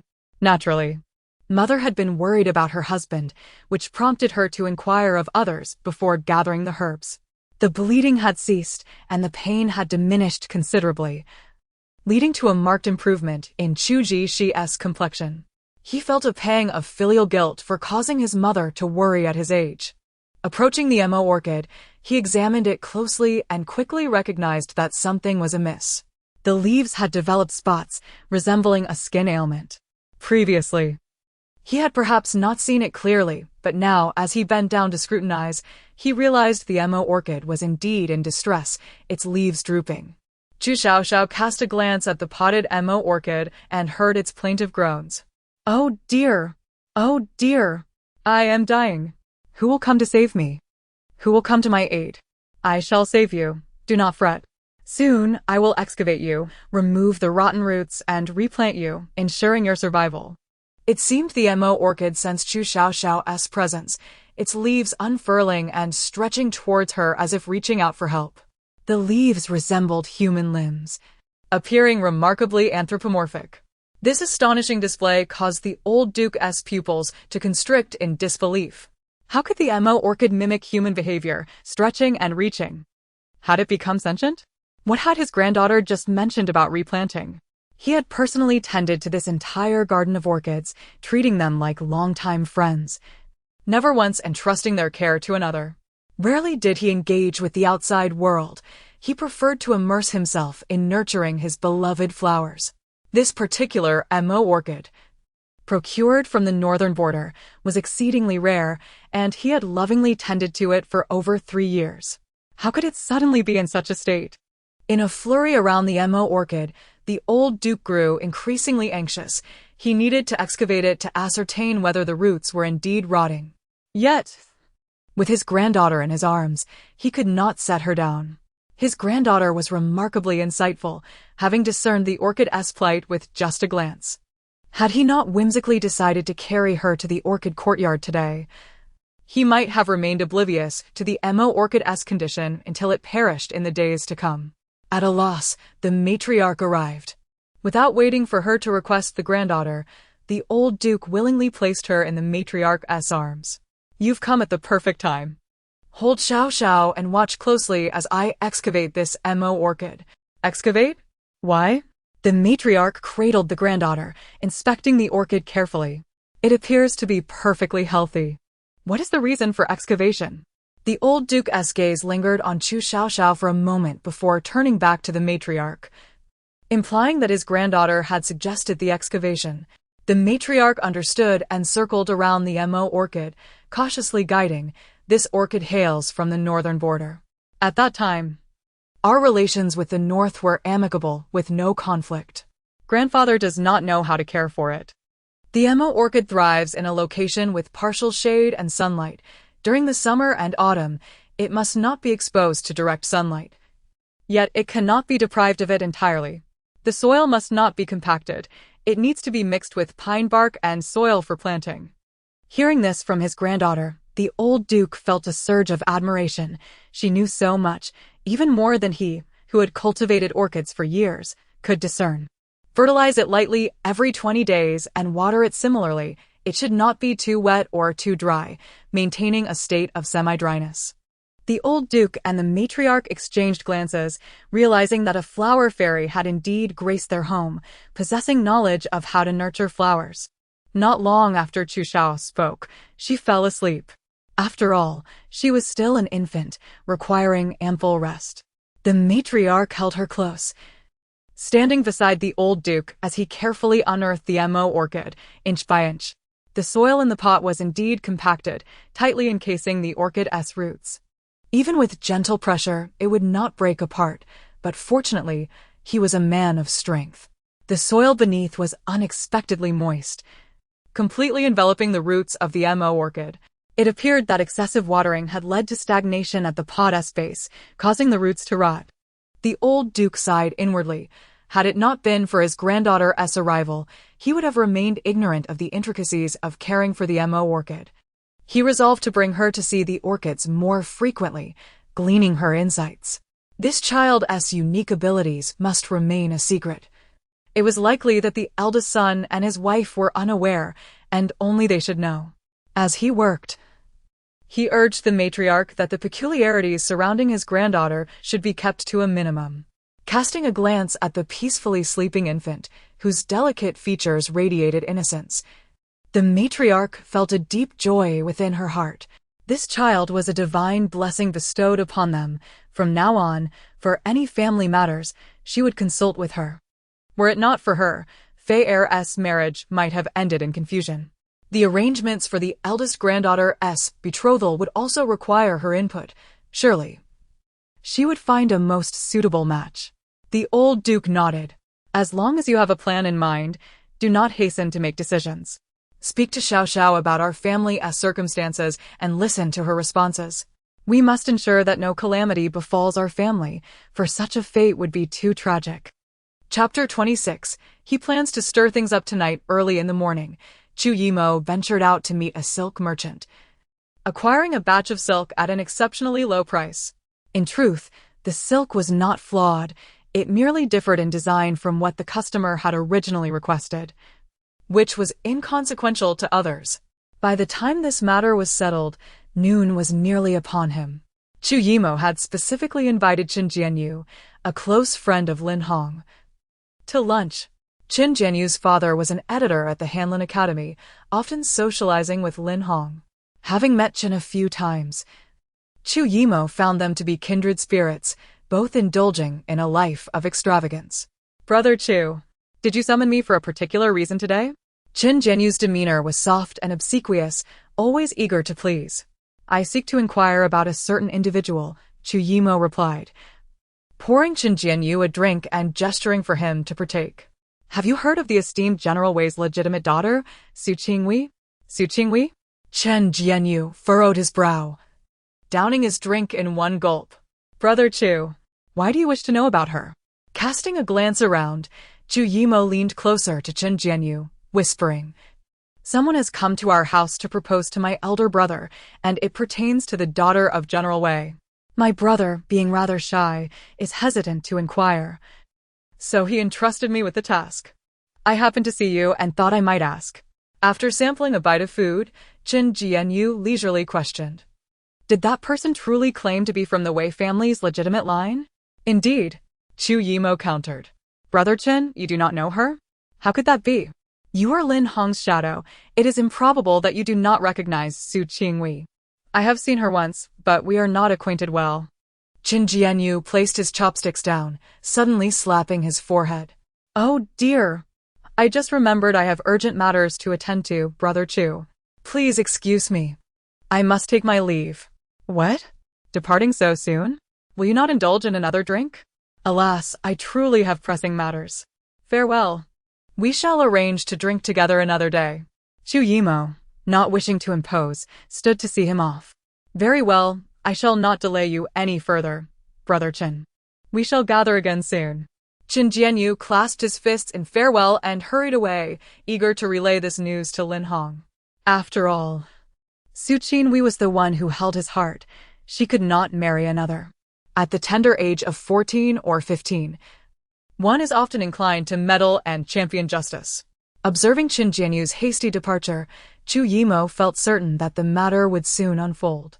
"You performed admirably." Chu Yifei commended Chu Yimo, advising him, "In the future, should you have any matters, consult your elder brother, so we may resolve them together." Chu Yimo nodded slightly. "Understood." The brothers then proceeded to visit their sister, Chu Xiaoxiao. She had just awakened and finished her milk, while Furong cradled her, gently patting her back. "Furongji, allow me to hold my sister," Chu Yimo exclaimed. "Ah, second brother. You have done something commendable," Yongshi observed, her expression unreadable as she pondered what good deed her second son had accomplished. Chu Yifei teased his sister, equally curious about what else his younger brother had managed aside from the task he had assigned. Chu Xiaoxiao let out a satisfied burp, her little mouth moving in delight. Surprised by Chu Yimo's presence, Yongshi suddenly felt that having such a wayward son was not entirely disadvantageous. Witnessing his capabilities, he had swiftly leaked the news of Su Qinghui's impending proposal to their family. Lin Hong would undoubtedly not let this opportunity slip by. As the Su family held a higher status than the Lin family, a daughter of the Su family marrying into the Lin family would be considered a step down, while entering the Duke of Guo's residence would be an elevation. If any unfavorable rumors were to circulate about Su Qingwei and Lin Hong, her chances of marrying into their family would vanish. Yet, the eldest son harbored affections for the Su family's illegitimate daughter. The Duke of Guo could not afford to reject the Su family too harshly. He could only delay, awaiting an opportunity to propose to Su Qing, and once the legitimate daughter faced misfortune.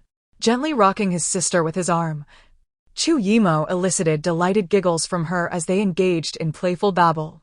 Lin Hong, having sent word early to meet Su Qingwei, received no response, his heart seething with resentment, feeling that their once solemn vows had turned into a farce. In pursuit of marrying into the Duke of Guo's household, she refused to even meet him. "This cannot stand. I must devise a way to see her," he resolved. It would be best to escalate the situation, forcing Su Qingwei to abandon any aspirations of marrying upward. Unfortunately, the walls of the Wei family estate were too high for him to scale. He lacked the skills of a thief, yet yearned to seize what was not his. As night descended, Lin Hong paced around the Wei estate, failing to find a low wall to climb. There was a dog hole, but it was far too small for his tall frame to squeeze through. Alas, Lin Hong truly is of no use. He cannot even manage to enter the Wei estate to seek out Su Qingwei. How pitiful! Having dined at Yongshi's, Chu Yifei, having secured his turn to hold his sister, pondered over Lin Hong's predicament. Who will assist me in aiding him? He plans to stir things up tonight. Chu Yifei, stir things up? I must see for myself. I hope it does not involve that young lady. Yongshi. Chu Yimo, I too am curious to witness what Lin Hong intends to do. Mother, I shall take my sister to play in my courtyard for a while. No sooner had Chu Yifei spoken than Chu Xiaoxiao clapped her hands in excitement. Yes, yes. Brother, let us hurry. If we delay, Lin Hong may escape. If he does not stir things up, we shall miss out on the fun. Yang Shi. Such young children, always seeking amusement. Fearful that his elder brother might not include him, Chu Yimo closely followed, hoping to allay Yang Shi's suspicions. I will assist brother in taking care of our sister. Chu Yilin and Chu Yishang said nothing, joining in the endeavor. If their sister wished to seek amusement, they would too. Yang Shi cast a glance at the four children, admonishing them, take good care of your sister. Yes, they chorused in unison. Furong, somewhat anxious, remarked, Madam, can the eldest son truly look after the young lady? Should I send someone to follow? Yang Shi waved her hand dismissively. No need, let them go. How could a few children, eager to leave the estate, be expected to stay obediently in the courtyard? Through her eldest son's actions tonight, Yang Shi discerned a curious matter. It seemed he could hear their daughter's innermost thoughts. Had it not been so, how could he so readily wish to take her to play in his courtyard? When she found the time, she would inquire further. It appeared she was not the sole one capable of hearing their daughter's silent musings. Her eldest son shared this gift. Unaware of Yang Shi's contemplations, Furong reported a piece of news when she noticed the room was devoid of people. Madam, Louis has killed Qingge. Our people arrived too late to save her. Yang Shi waved her hand again. It matters not. Qingge was affiliated with Prince Duan. It is only natural that Louis silences her to prevent any leakage regarding her affair with Wang Dajiang. Chapter 27. Let us hasten, lest we miss the splendid spectacle. Madame Yang furrowed her brow in contemplation, deciding to send someone to discreetly observe Lu Yi and ascertain whom she associates with in the capital. As for Wang Dajiang, it was best left unperturbed, for there were already trusted men of the Lord keeping watch. Furong nodded and descended to carry out her task. Alone in the room, Madame Yang felt the emptiness left by her absent children. Were it not for her status, she would have been inclined to see what Lin Hong was scheming this evening. Regrettably, her daughters maintained their decorum, fully embodying the demeanor of refined young ladies. Chu Jinan was singular. Their pretentiousness was their affair, but she preferred to be more pragmatic, having secured a worthy husband through a little cunning. Of course, her status as the legitimate daughter of the Duke of Rongwa matched well with Chu Jinan, thus not degrading him. Had there been a significant disparity in their backgrounds, she would have refrained from taking such risks. Her past decisions had proven wise.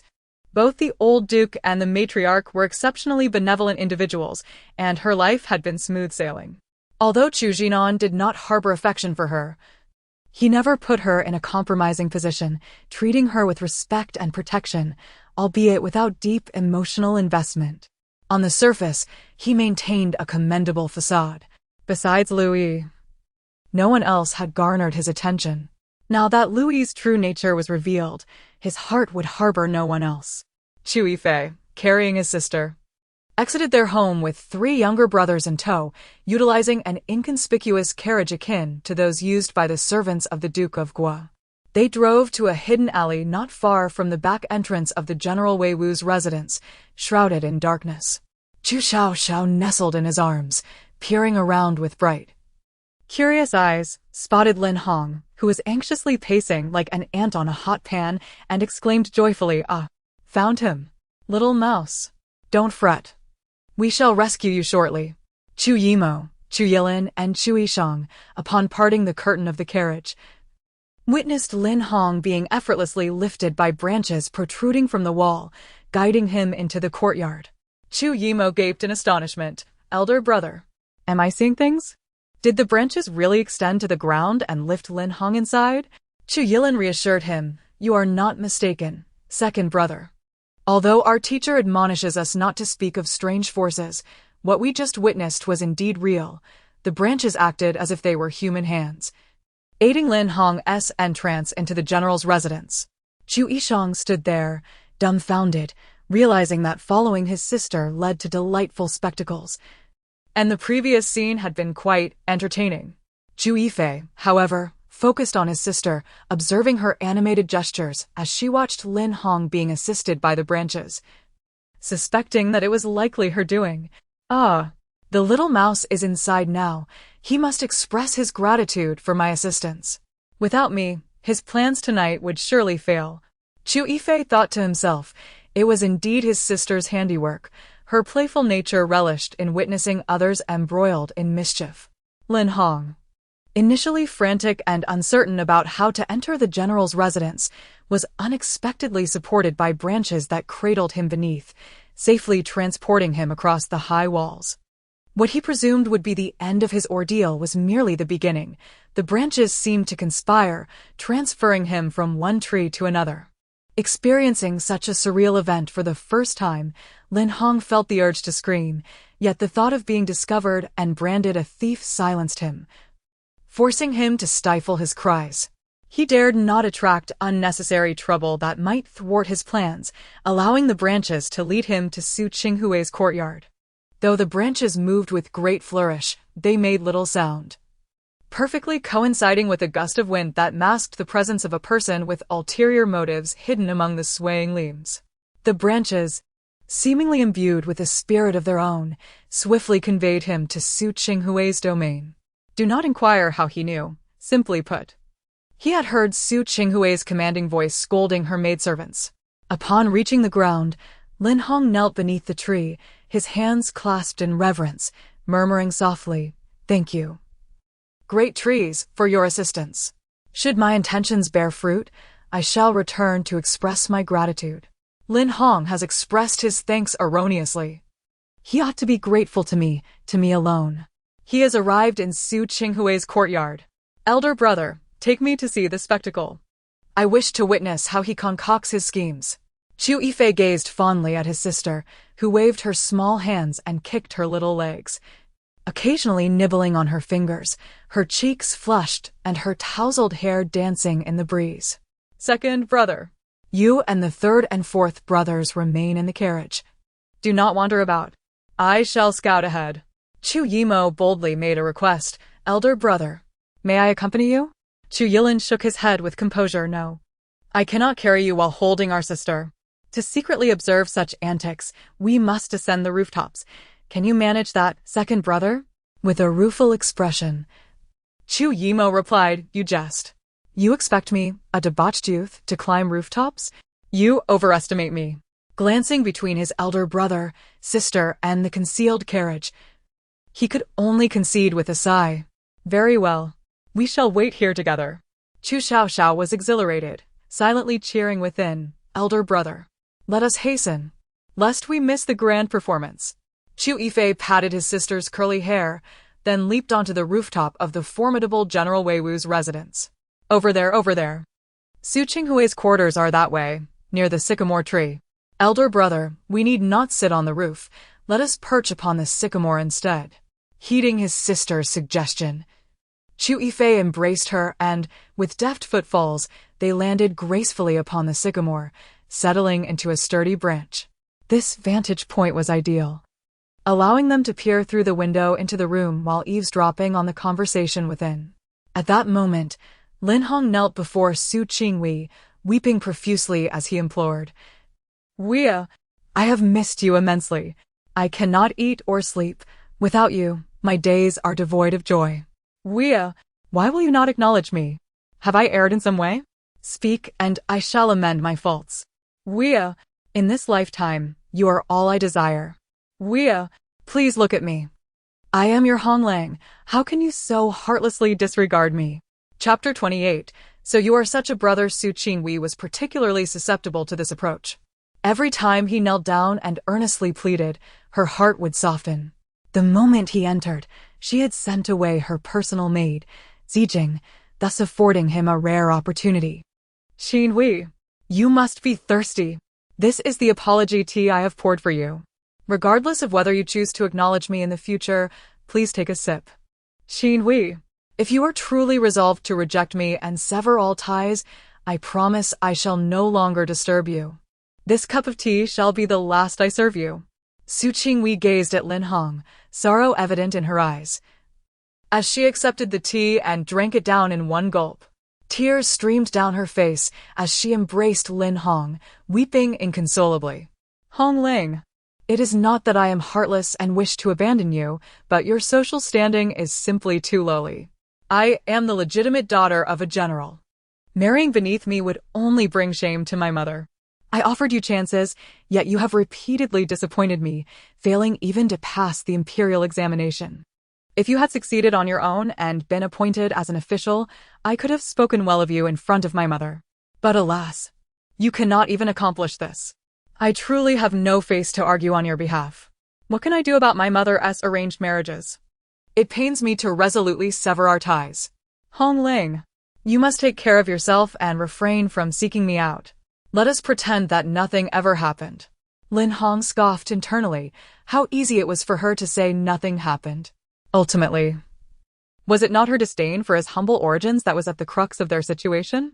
Had anything truly occurred, would she still utter such words? He could not leave now. The effects of the drug had yet to take hold, and departing would only serve to benefit another.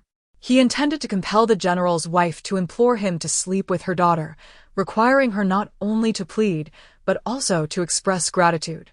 Xin Wei, I remember all your kindness. I truly do. Please do not cry. Do not cry. I will strive to improve myself. I promise. Witnessing the seemingly ill-fated couple, Chu Xiaoxiao could not help but comment. Chu Yifei, is he truly so oblivious? He has married a woman who harbors feelings for another man as his legitimate wife? Lin Hong held Su Qingwei closely, showering her with kisses, stirring her passion until, succumbing to the effects of the drug, they found themselves entangled in bed. Chu Yifei attempted to shield his sister's eyes, only to be thwarted by Chu Xiaoxiao's small hand. What are you covering? I'm too young to see so far. From the sounds, it seems they are engaged in something. Reluctantly lowering his hand, Chu Yifei realized that his sister appeared to comprehend far more than he. It made sense. After all, she was no ordinary girl but a celestial being, able to command trees to extend their branches and usher Lin Hong into Su Qingwei's chamber.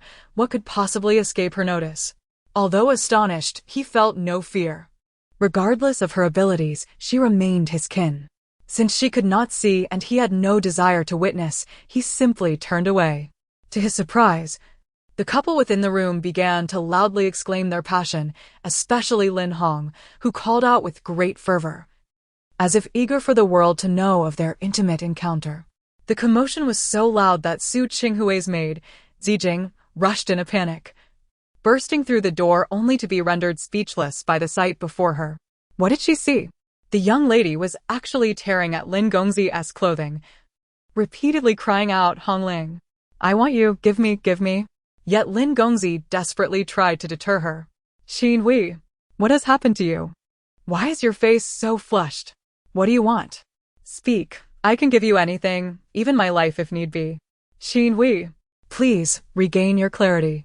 At that moment, Su Qingwei had completely lost her sanity, incessantly shouting, I am hot, I am so hot, I want you. Hong Ling, I want you, I feel unwell. Give yourself to me. Zijing was at a loss. This was far too grave a matter for her to handle alone, and she had to report to the madam. As she turned to flee, Lin Hong ceased his words, casting a sinister glance at her retreating figure. Go report quickly. Soon, I shall have the Duchess imploring me to sleep with Su Qingwei. There will be no opportunity for refusal. You look down on me? Arrange a marriage for your daughter? Humph. Chu Yifei feared that his little sister might be implicated. I wonder where Su Qing'an resides. If I knew, I would certainly go to see her and casually inform her of the events transpiring in the general's estate tonight. Ah, my sister lives in the most secluded western corner, right beside the servants' quarters. Over there, near the loquat tree. Chu Yifei stood up and headed westward, declaring, I will take a look. She is not favored, so she must not be residing in a fine dwelling. The more dilapidated, the easier it is to find her. Feigning a search, he proceeded to the area with the loquat tree. Brother is so clever. He found it so quickly. My sister's courtyard is the smallest, right beneath the loquat tree. Gently landing, Chu Yifei paused in the courtyard beneath the loquat tree. Upon hearing the commotion, Su Qingren opened the door, nearly screaming in fright. A hand clamped over her mouth as Chu Yifei whispered in her ear, "Do not shout. It is me. Su Qingwei has been ensnared by Lin Hong's scheme. The estate will be in chaos tonight. Secure your door and do not come out." Su Qingren nodded, her wide eyes darting to Chu Xiaoxiao, raising her hand to point at her. Chu Yifei released his grip on the girl's mouth and explained, "This is my sister, Xiaoxiao. I brought her to witness the spectacle." "Brother, speak less, as watching the commotion is paramount. My sister is clever. She will be fine." Upon reflection, Chu Yifei agreed. The girl had lived in the estate for several years without incident. She could handle anything that arose. "I shall take my leave. Ensure your door is locked and rest well, pretending you are unaware of your elder sister's affairs. She is destined to be with Lin Hong. Any aspirations to marry another are futile. You have succeeded." Su Qingren gazed intently at Chu Yifei, asserting, "No, it is we who have succeeded." "Ah.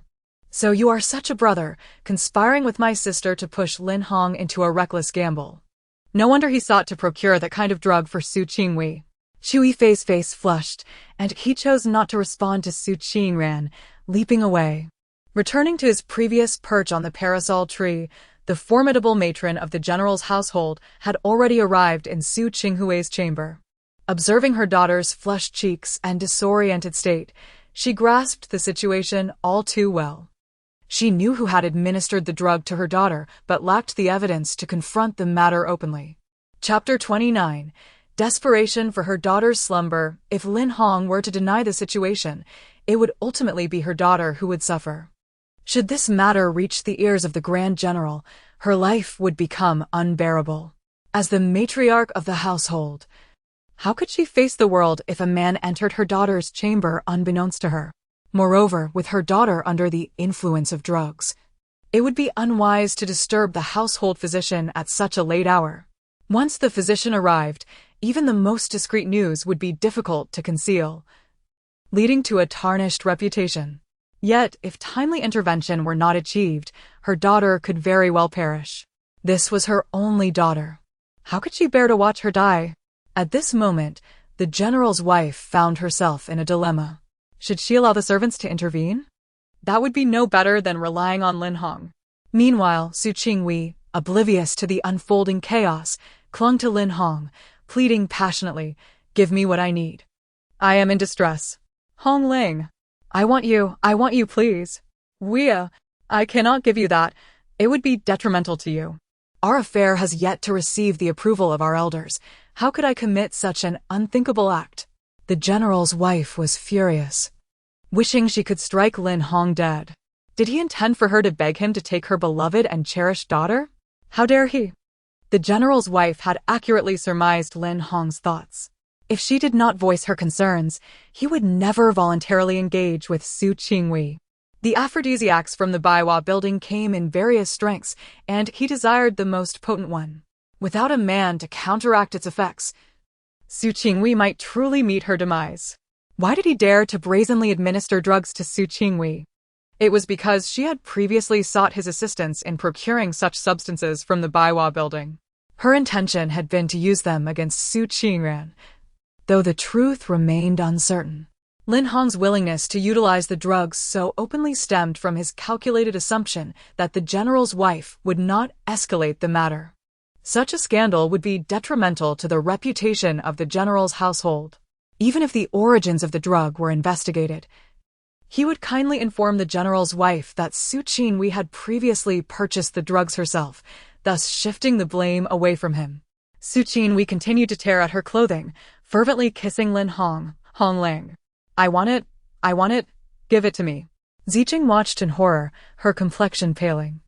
Hadn't the young mistress stated that the drugs were meant for the second young mistress? Why was she using them herself? The general's wife was aware of Su Qinghui's acquisition of the dubious drugs from Baiwa building. Her daughter had excitedly shared this information with her before. She would not allow this. The general's wife commanded the maid and Zijing to withdraw, then turned to Lin Hong with a menacing gaze.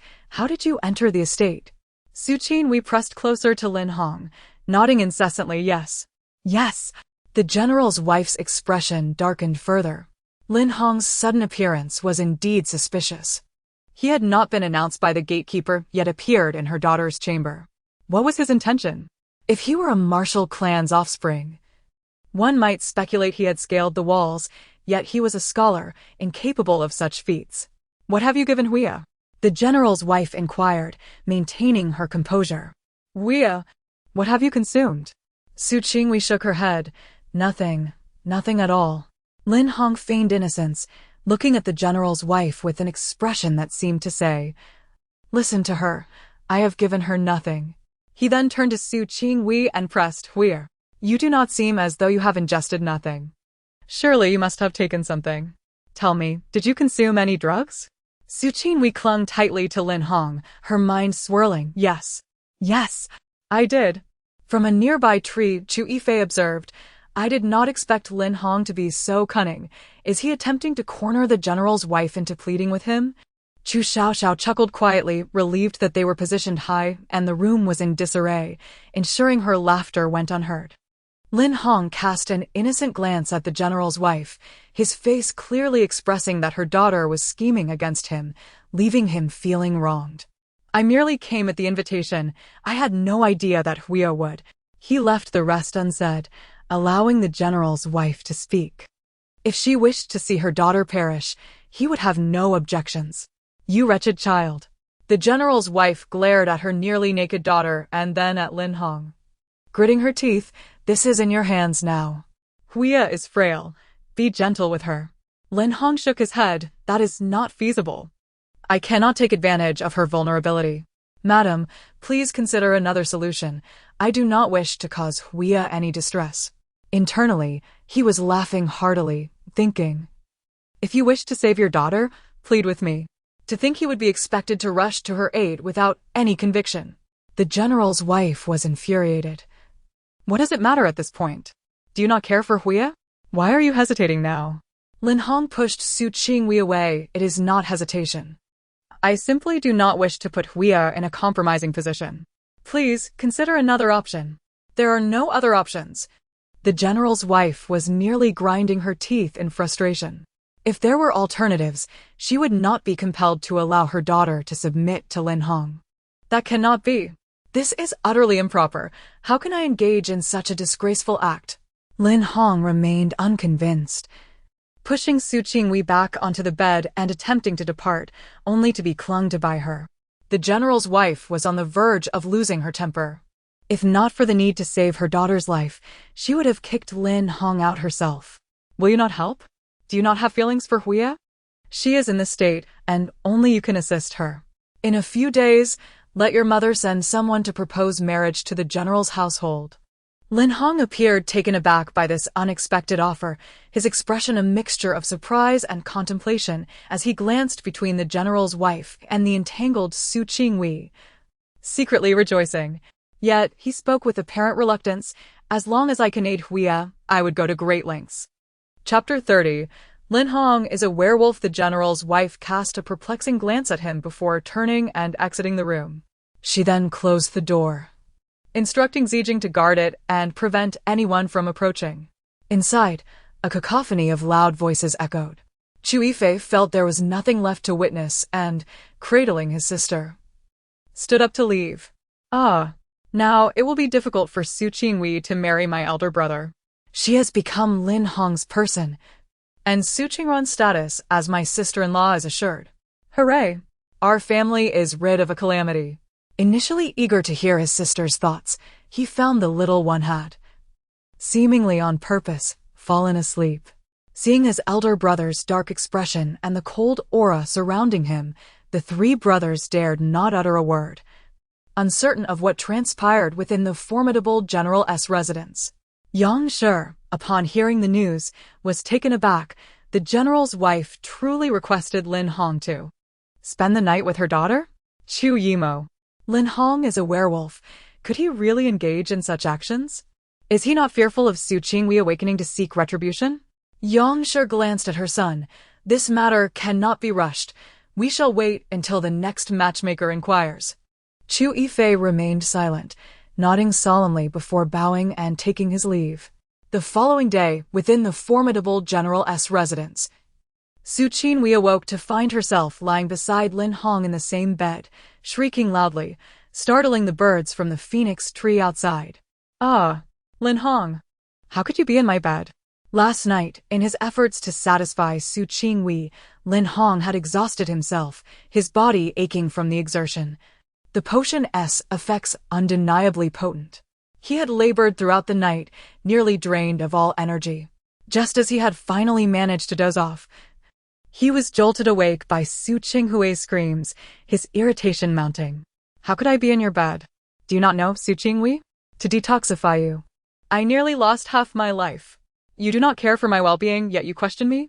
What, do you plan to use me and then discard me? Detoxify? Detoxify what?" Su Qingwei, her mind clouded, was bewildered by the events.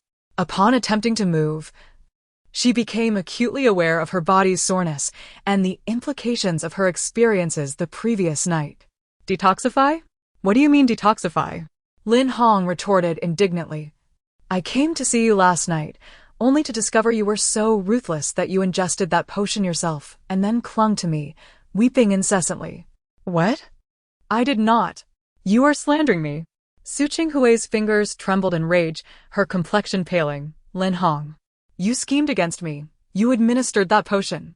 Lin Hong thought to himself, "What if I did? Do you have any evidence?" He replied coldly, "Are you implying that I ventured to your home to drug you? Do I have multiple heads to dare such folly? If you do not believe me, check for the potion you purchased. The truth will be revealed." With doubt lingering, Su Qingwei dismounted the bed and unsteadily approached her vanity, pulling open the drawer only to find the potion missing. "My potion! Where is my potion?" she exclaimed in shock. "What do you mean, where is it? Did you not consume it all?" Lin Hong countered, "If you do not believe me, ask your maid, Zijing." Last night, he had already won over Zijing's heart and, incidentally, had also shared her bed. If she were to conceive a child, he would immediately elevate her to the status of concubine. Such measures were necessary to handle the aftermath of Su Qinghui's awakening. Fortunately, Zijing had informed him that Su Qingwei had long desired to experience the effects of that potion, prompting him to concoct a tale with Zijing's assistance. Su Qingwei summoned Zijing, pointing at the vanity drawer. "Where's the potion I placed in there?" "Miss, how could you be so forgetful? Did you not use the potion yourself? Last night you expressed a desire to experience its effects." Suddenly taken aback, Su Qingwei found herself speechless. Indeed, she had said such things the previous night. Yet, she had merely spoken in jest, never intending to act upon it. "Did you take it upon yourself to administer the potion to me?" "Miss, you cannot wrongfully accuse your servant." Zijing fell to her knees, weeping dramatically, a tactic taught by Lin Hong. With the union between Miss Su and Lin Hong already a foregone conclusion, Zijing, a mere maid, perceived that becoming a concubine was the best fate she could hope for. To ensure her future status, she fully cooperated with Lin Hong. "You had previously expressed a desire to taste that potion. I had merely been restraining you. Last night, you mentioned the long, lonely night and asked me to let you experience the potion, and I could not refuse. After Lin Hong arrived, I stepped out and neglected to inform you regarding the potion. Unbeknownst to him, he used that very cup to serve you water, which you subsequently drank. The lady came to check and could not resolve the matter, so she allowed Lin Hong to detoxify you. Is that truly the case?" "Of course not." Su Qinghui's potion had been taken by Lin Hong, tucked away in his pouch. "What?" Su Qingwei felt as though struck by lightning, collapsing onto a stool before burying her face in the vanity, weeping bitterly. Lin Hong's expression darkened.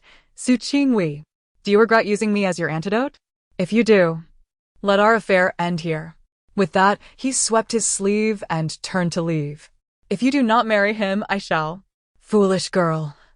So easily deceived by mere words. With such behavior, how do you dare aspire to enter a noble household? Zijing, confident in her reliance on Lin Hong, looked down upon Su Qingwei in disdain. Su Qingwei, acutely aware of her current predicament, ceased her tears and turned to Lin Hong. "Hong, I did not mean it that way. I am just afraid. Why am I so foolish? I have harmed myself. At the doorway, the general's wife happened to overhear this declaration. Initially suspecting Lin Hong of drugging her daughter, she was astonished to discover it was indeed her daughter's own doing, her face darkening in dismay. However, recognizing her as her own flesh and blood, she sighed in resignation. With matters having unfolded thus, what could she possibly do? If her husband learned of their daughter's scandalous behavior, he would likely despise her even more. Having indulged in her only daughter, she had ultimately spoiled her. Chapter 31. The Empress Dowager's Envoy. Are you foolish? I believe it is I who am the fool, Lin Hong declared, seizing the initiative with a tone that grew resolute. You clearly intend to scheme against me, and here I am, foolishly rushing to provide you with the antidote.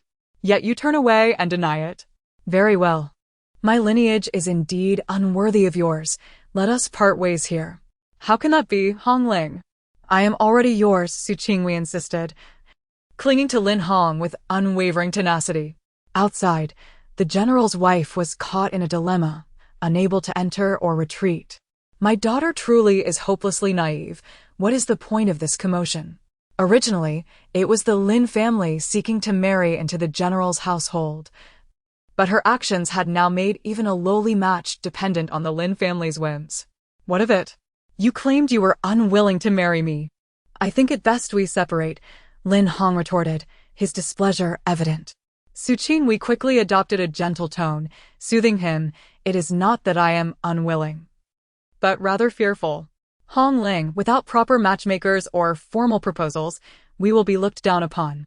The general's wife nodded approvingly. Good child. Then Huya shall wait. Your affections for each other are evident.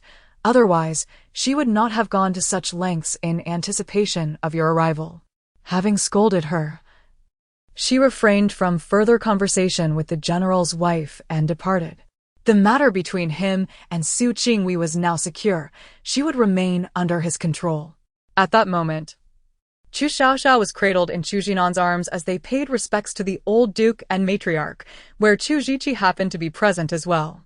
Upon seeing her granddaughter, the matriarch reached out to embrace the little one, playfully engaging her. However, Chu Xiaoxiao's gaze was repeatedly darting towards Chu Ziqi. Ah? Has my second uncle's ailment healed? Is he able to sit up now? Has he reconciled with my second aunt? Chu Ziqi. Who is speaking? That cherubic voice belongs to my mother's little niece? How does she know I have hemorrhoids? Casting a glance at his concerned little niece, the matriarch feigned casualness and queried Chu Ziqi's second son.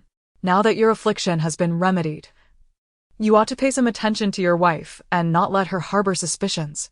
Chu Ziqi's countenance turned crimson with shame. Yes, son understands. Oh dear. This is dire news. My second uncle has a life-saving benefactor, and her daughter has come to the door, already at the entrance. The old duke and matriarch exchanged glances, their hearts racing with apprehension. Chu Ziqi. A life-saving benefactor? That was many years ago. What could her daughter want? How does my little niece know of this? Chu Jinan's brow furrowed slightly. The woman who once shielded his younger brother from danger had a daughter, calculating the years. She must now be 18. Hadn't they sent money to their family? Why would she come seeking them? Ah, this person comes as an envoy from the Empress Dowager, tasked with captivating my second uncle, eliminating my second aunt, and becoming my second uncle's next wife. The old duke's eyes widened in disbelief. What? Is the Empress Dowager truly so malicious? Is she sending someone to disrupt his household? Does she resent him for not aligning with Prince Duan? The matriarch's expression darkened. Regardless of who sends her, she must be dealt with. What of the Empress Dowager? She is far removed in the palace. Manipulating this woman is not an easy feat. Chu Ziqi, unaware of the transformation in the expressions of the old duke, matriarch, and older brother, felt even more unsettled upon hearing his niece's thoughts. His own expression darker than theirs. Matriarch. There is someone outside claiming to be the life-saving benefactor of the second master, the daughter of Du Duong, named Du Junjun, seeking an audience. Chu Ziqi sprang to his feet. What? Du Duang's daughter? Why has she come to see me? His little niece possessed an uncanny ability to predict. He eyed the matriarch holding the baby, who was preoccupied with sucking her fingers, incredulous at the coincidence. Indeed, someone had come knocking, the daughter of his life-saving benefactor. His little niece was remarkable. Just moments ago, his parents and older brother had collectively changed their expressions. Had they also heard that sweet, innocent voice? The old duke and matriarch exchanged a knowing look, and the matriarch commanded, "Bring her in." Chu Xiaoxiao was momentarily flummoxed. "No, mother. That matter was settled long ago. We provided sufficient funds. Du Diwang's wife and her children could live comfortably without doing anything. Why would she seek us out?" Chu Jinan rose and patted his brother's shoulder. "What is the hurry? Let us remain calm. She has come, so we must hear her out." The matriarch glanced at her eldest son before turning her attention back to her second son. "Your brother is correct, regardless of how things were in the past. She has come to our door, and we cannot refuse to meet her." Chu Xiaoxiao lay in the matriarch's arms, ravenously gnawing on her fingers, drool cascading from the corners of her mouth. "We cannot turn her away. She will cause a scene. She comes with a purpose and will not leave easily." The old duke remarked, "Listen. My second son has grown so old, yet he is less perceptive than my Xiaoxiao. We have just bid farewell to Louis, who had been lurking for 5 years, and now we have another visitor in Du Junjun. If she can be easily dismissed, she would not have come to our door." "Chu Xiaoxiao, is this truly a well-prepared visit? What does the Empress Dowager intend?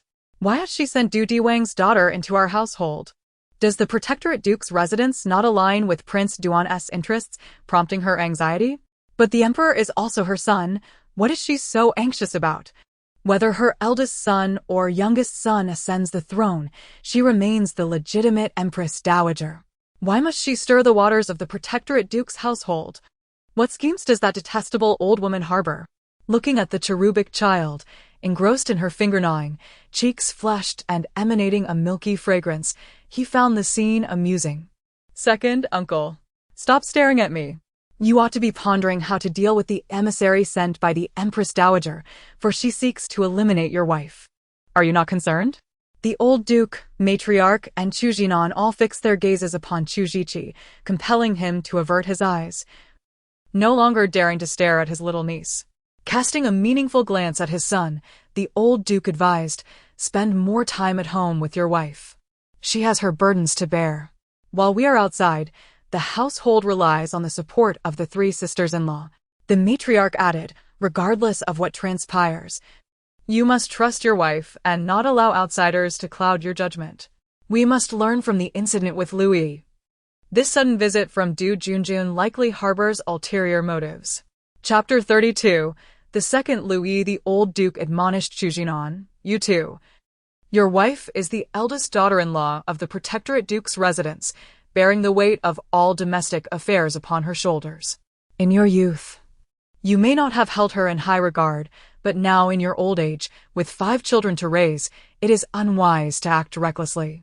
She has given birth to a delicate and gentle daughter and has exposed the hidden dangers lurking within our household, thus averting numerous calamities.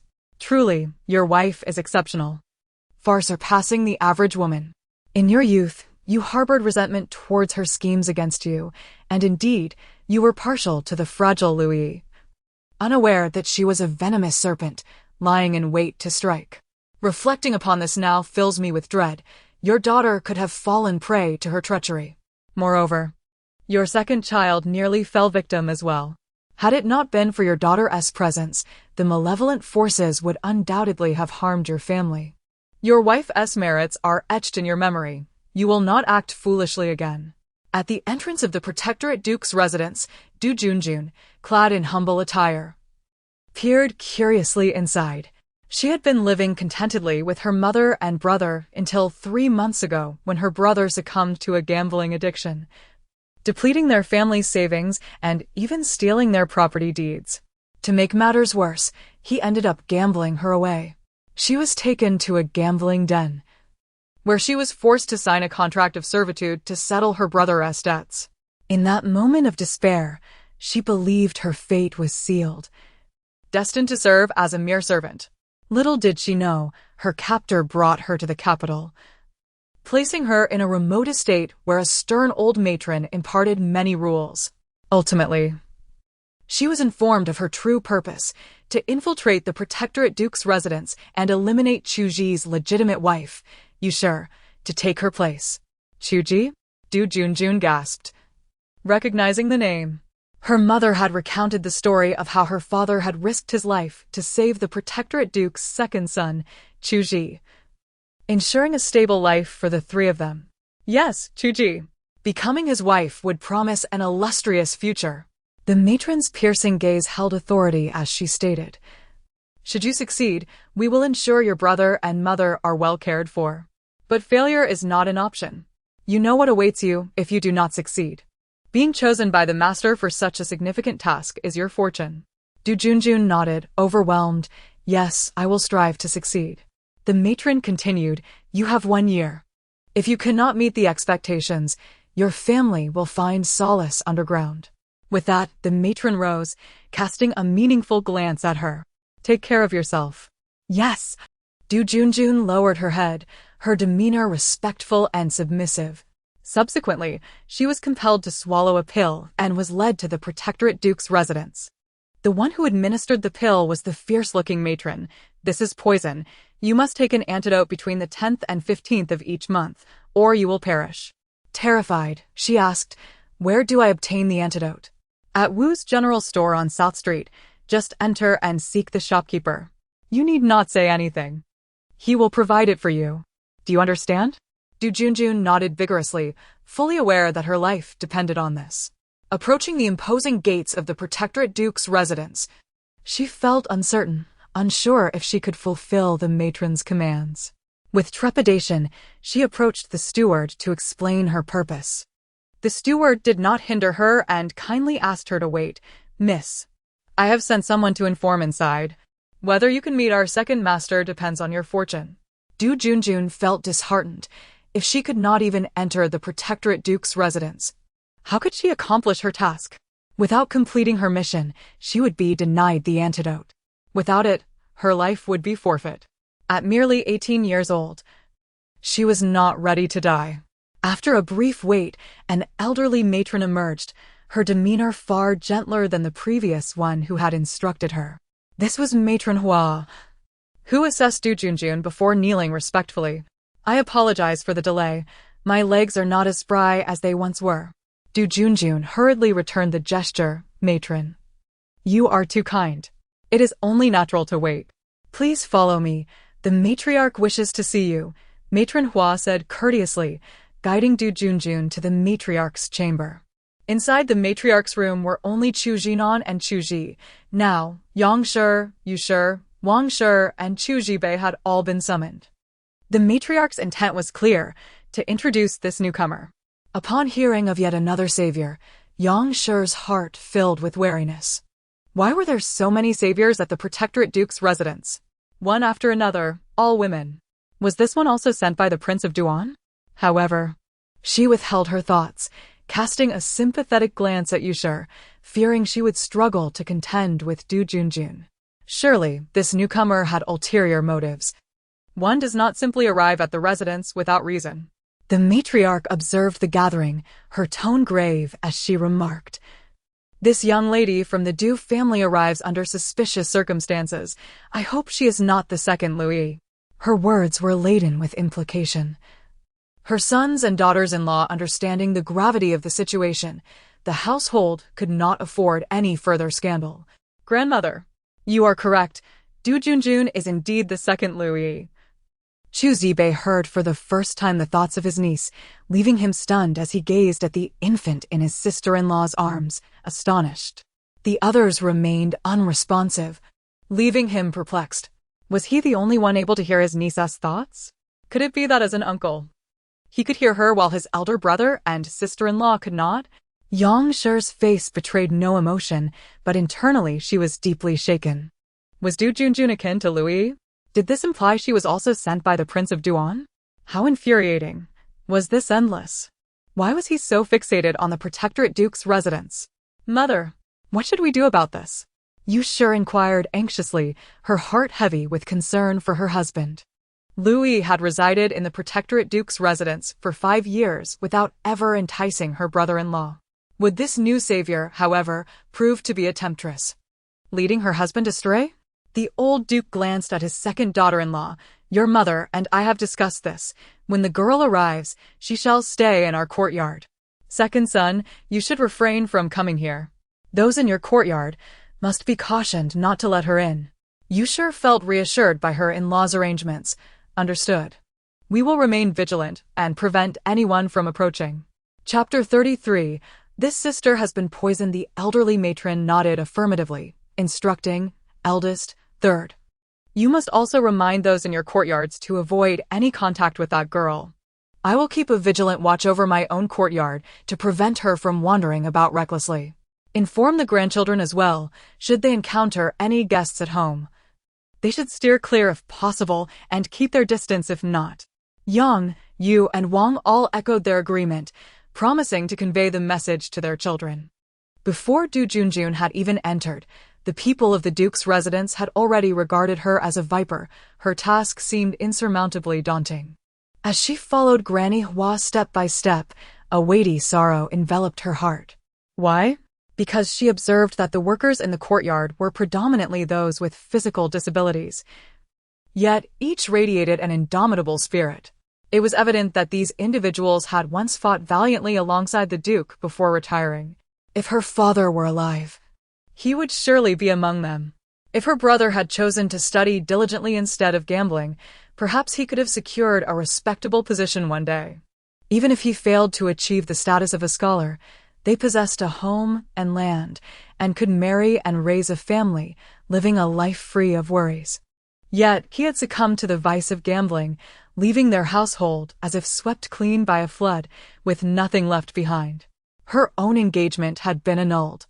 Upon learning of her brother's gambling addiction, her fiancé's family had promptly cast her aside. Initially, she was betrothed at 16 and expected to marry at 17. But her mother insisted on delaying the marriage for another year, resulting in lingering resentment. Her mother refused to break off the engagement, pleading desperately with the fiancé's family. Yet the matriarch of that family declared, "Your family's fortunes have been squandered by your worthless son. My son cannot marry your daughter. With such a brother-in-law, who knows how she might burden us in the future? Fortunately, you prevented the marriage last year, for which I must thank you. We shall forego the betrothal gifts as a settlement for your debts.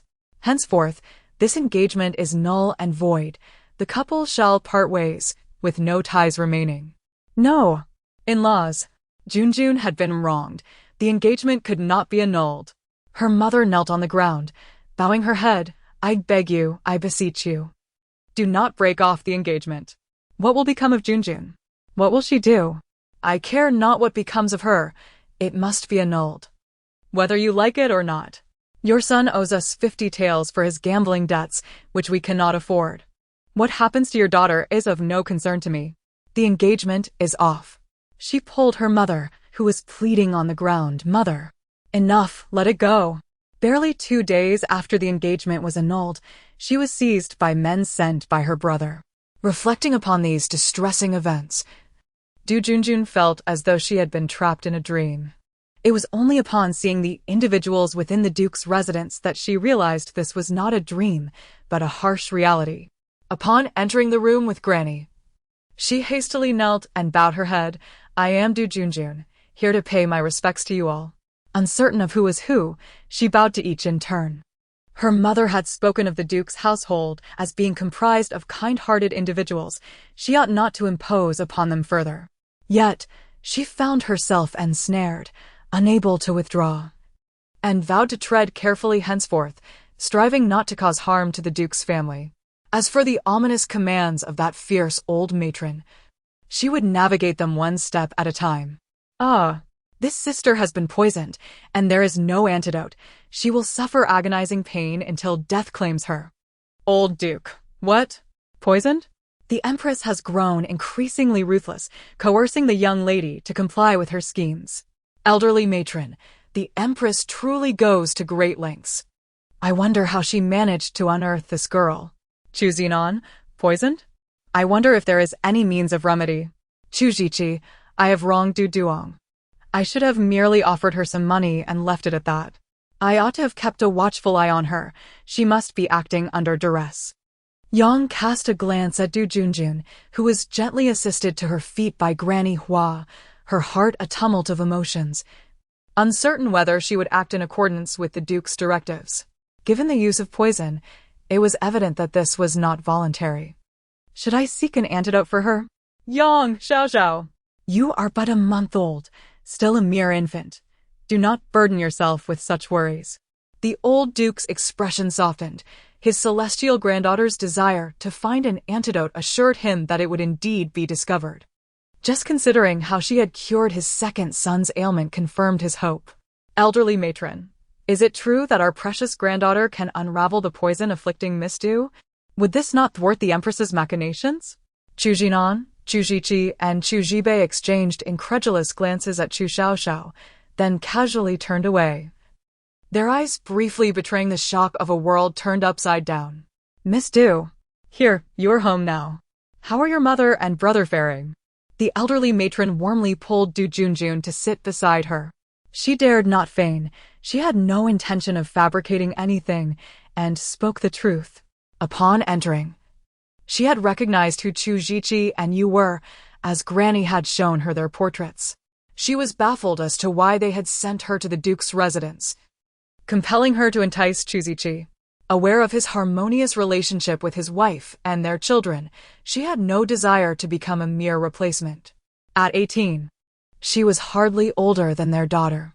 Since arriving in the capital, her not-so-clever mind had meticulously replayed the calamity that had befallen her family. Her brother's gambling addiction was no trivial matter. It seemed someone had meticulously investigated Chu Ziqi's past, discovering he had a savior, and thus conspired to force the three of them into a corner. How could she possibly turn against him? There was no rush. She had a year to devise a solution. The elderly matron's expression shifted. What? Your brother and mother have been sold? To where? I do not know. Du Junjun shook her head, letting out a sigh. In truth, I was sold as well. The ones who bought me were from the capital. I told them I knew people in the Duke's residence. They were frightened and dared not use me, so they released me and allowed me to seek refuge here. The old Duke scrutinized Du Junjun for a moment, sensing her innocence and the absence of any ulterior motives in her gaze. She either concealed her true nature exceptionally well or was genuinely devoid of guile. Yang, Yu, and Wang observed closely, sensing that this Miss Du bore a striking resemblance to the delicate and harmless Louis. Whether she was truly ruthless remained uncertain. Given the stakes, it was improbable that she had merely come to the Duke's residence seeking kinship. Chu Jinan gently took his daughter from Yang's arms, fearing she might resist. With a charming smile, he said, Madam, you must be weary. Please take a moment to rest. Allow me to hold Xiaoxiao for a while.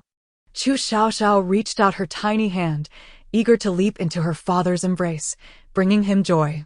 Xiaoxiao, do you miss your father? I miss you too. It has been far too long since I held my dear Xiaoxiao. Come, let me hold you. Chapter 34. She has arrived. She has arrived. How frightening in the hands of Chu Jinan. The doll, round and plump, was swathed in a pink dress. Its large, curious eyes turned this way and that, while its rosy little mouth parted slightly, as if exploring the world with a tender voice. The doll waved its tiny hands incessantly, its adorable demeanor eliciting joy and an irresistible urge to pinch its cherubic cheeks. Du Junjun stared for a long moment, pondering that if she were to marry this year, perhaps she might bear such a delightful child the following year. Alas, fate had other plans, and all her dreams dissipated like mist. With a silent sigh, she lowered her gaze. In her childhood, her father had held her as well, but tragically, he had not lived to see her grow. Noticing her pallid complexion, the elderly matron understood her feelings and gently took her hand, offering a reassuring pat. Dear child, you need not worry. Stay here in the Anqi Hall. We shall send someone to attend to your brother and mother. Rest assured. As long as you remain here in my Anqi Hall, We will find a way to bring your brother and mother to safety. Upon hearing this, Du Junjun grasped the matron's intent, and she knelt, bowing her head in gratitude. Thank you for your kindness, esteemed matron. I shall remain obediently here in Anshi Hall. The matron's intention was clear. Keeping her within Anshi Hall was both a means of protection for her and for Chu Xiaoxiao. She also reassured the matron that as long as her mother and brother were unharmed, she would not heed the harsh words of that fierce old maid. Death was inconsequential to her. Very well. The matron extended her hand to help Du Junjun rise, still warm and affectionate. There are fewer girls than boys in our household. If you do not mind, I shall consider you as my granddaughter. I dare not presume, but I only seek a place of peace. Du Junjun expressed her gratitude. Her words carried an underlying meaning that the Chu family could surely comprehend. Her presence here was not by choice, but rather a necessity. The matron smiled and reassured her. Fear not. Staying in Anshi Hall will indeed be safe. You have traveled far. First, rest with Grandma Hua, and later you shall join me for dinner. Yes. Du Junjun rose, bowing respectfully to everyone before retreating and departing. Once she left, the matron surveyed her sons and daughters-in-law. Did you glean anything from her? Her sons and daughters-in-law collectively shook their heads, indicating they had not discerned anything. The old duke paused, observing, she appears to have a clear gaze. Not one prone to scheming. Chu Xiaoxiao, amusing himself with his daughter, casually remarked, time reveals a person's heart. The matron scanned the remaining guests and, seeing no one spoke, she tacitly accepted Chu Xiaoxiao's words. Suddenly, the giggling Chu Xiaoxiao ceased her laughter, panic rising within her heart. Ah, the old witch is coming, how terrifying. The old duke, feeling distressed, hurriedly took his granddaughter from his son's arms. He had long desired to hold her but had hesitated to ask. Seeing her restless, he seized the opportunity. Big brother, you frightened Xiaoxiao. Chu Xiaoxiao replied, Did I? Father, you are lacking in decorum. The matron mused to herself, wondering who this old witch could be that had so frightened her granddaughter. Yang's expression was also grim. Her daughter had never been so afraid since her birth. Who could have instilled such terror in her? The old duke cradled Chu Xiaoxiao, soothing her in his embrace, fearing she might be traumatized. Chu Jinan, Chu Ziqi, and Chu Zibei were all curious about who had arrived, to be referred to as the old witch. Finally, a commotion was heard outside, and the eyes of the Chu family turned in unison toward the entrance. Ah, she has arrived, how frightening. It was Chu Jinan's elder sister, Chu Jilian, who was likely unwelcomed by Chu Xiaoxiao, for she did not hear the child's thoughts. Upon entering, seeing her family's gazes upon her, a sense of foreboding settled in her heart, uncertain if her visit would be successful. The eldest daughter was the head of the Onping Marquette. Her son had been granted the title of heir, and she had married well, giving birth to a grandson. Everyone said she was a fortunate woman, bringing prosperity to her husband and children. Since marrying into the Marquette, her life had been smooth, devoid of obstacles, and she had enjoyed a comfortable existence. Yet, the standing of the Onping Marquette paled in comparison to the Duke of the Protectorate, and shortly after her marriage, she bore a legitimate son, to the delight of her mother-in-law. After all, being siblings, there was no reason for rivalry, and everyone was eager to smooth over any differences. The Chu family collectively pondered. Is she here to seek a pardon? That would not do. The old duke's brow furrowed, capable of crushing a fly. The pardon was the last resort of the Duke of the Protectorate, to be deployed only in dire circumstances. Father, mother, elder brother, second brother, third brother, elder sister-in-law, second sister-in-law, third sister-in-law. Chu Jilian called out to the gathered family before kneeling before the matron, performing a formal bow. Mother, I implore you to save the Liu family's offspring. The Onping Marquis bore the surname Liu, as the Marquis was Chu Jilian's husband, Liu Jingxi. Upon seeing her daughter kneeling, the matron felt a surge of anger, though she masked it, calmly inquiring, Jilian, whom do you wish me to save? The old duke's eyes mirrored his ire. He understood her elaborate bow was indeed aimed at the family's pardon. Grandmother. She seeks the pardon to save Lu Qingyuan, the legitimate son of the second branch of the Lu family. He accidentally killed the nephew of the empress while drinking, and the empress seeks to punish him. Chu Jinan was taken aback. The empress? Why does it always involve her? Is she truly willing to sacrifice a nephew to scheme against the Duke of the Protectorate? Yang remarked, our elder sister-in-law's grand gesture surely indicates her intention to secure the pardon. Yu and Wang exchanged glances, unsure of how to respond. Sensing the elder sister-in-law's visit carried substantial ulterior motives, Chu Jilian cried, Mother.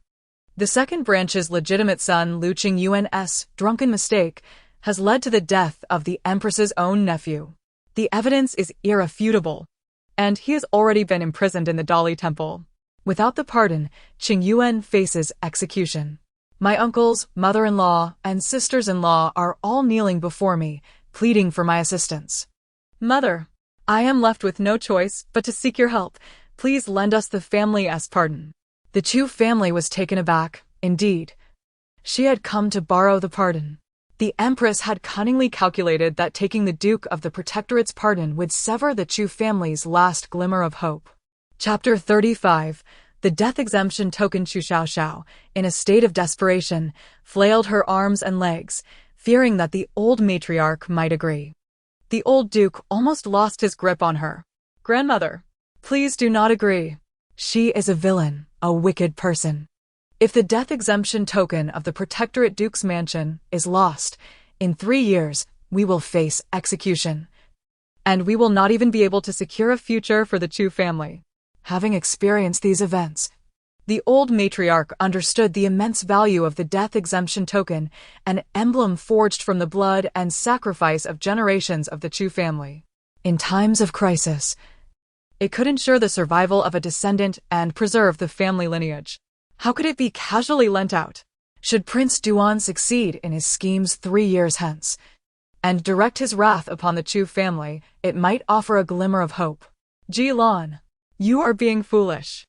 The old matriarch's countenance darkened as she slammed her palm onto the table, causing the teacups to jump.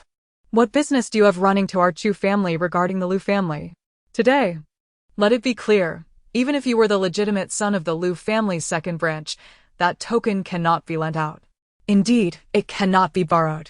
If the death exemption token is taken and something were to happen to the Protectorate Duke's mansion and your grandfather were to kneel, beseeching her to take away the newborn grandson of my second uncle to leave a drop of blood for the Chu family, she would not only refuse, but would also cruelly fling that child to the ground, killing him outright.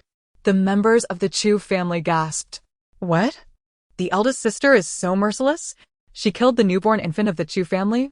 The true thoughts of Chu Xiaoxiao could only be perceived by those bound by blood.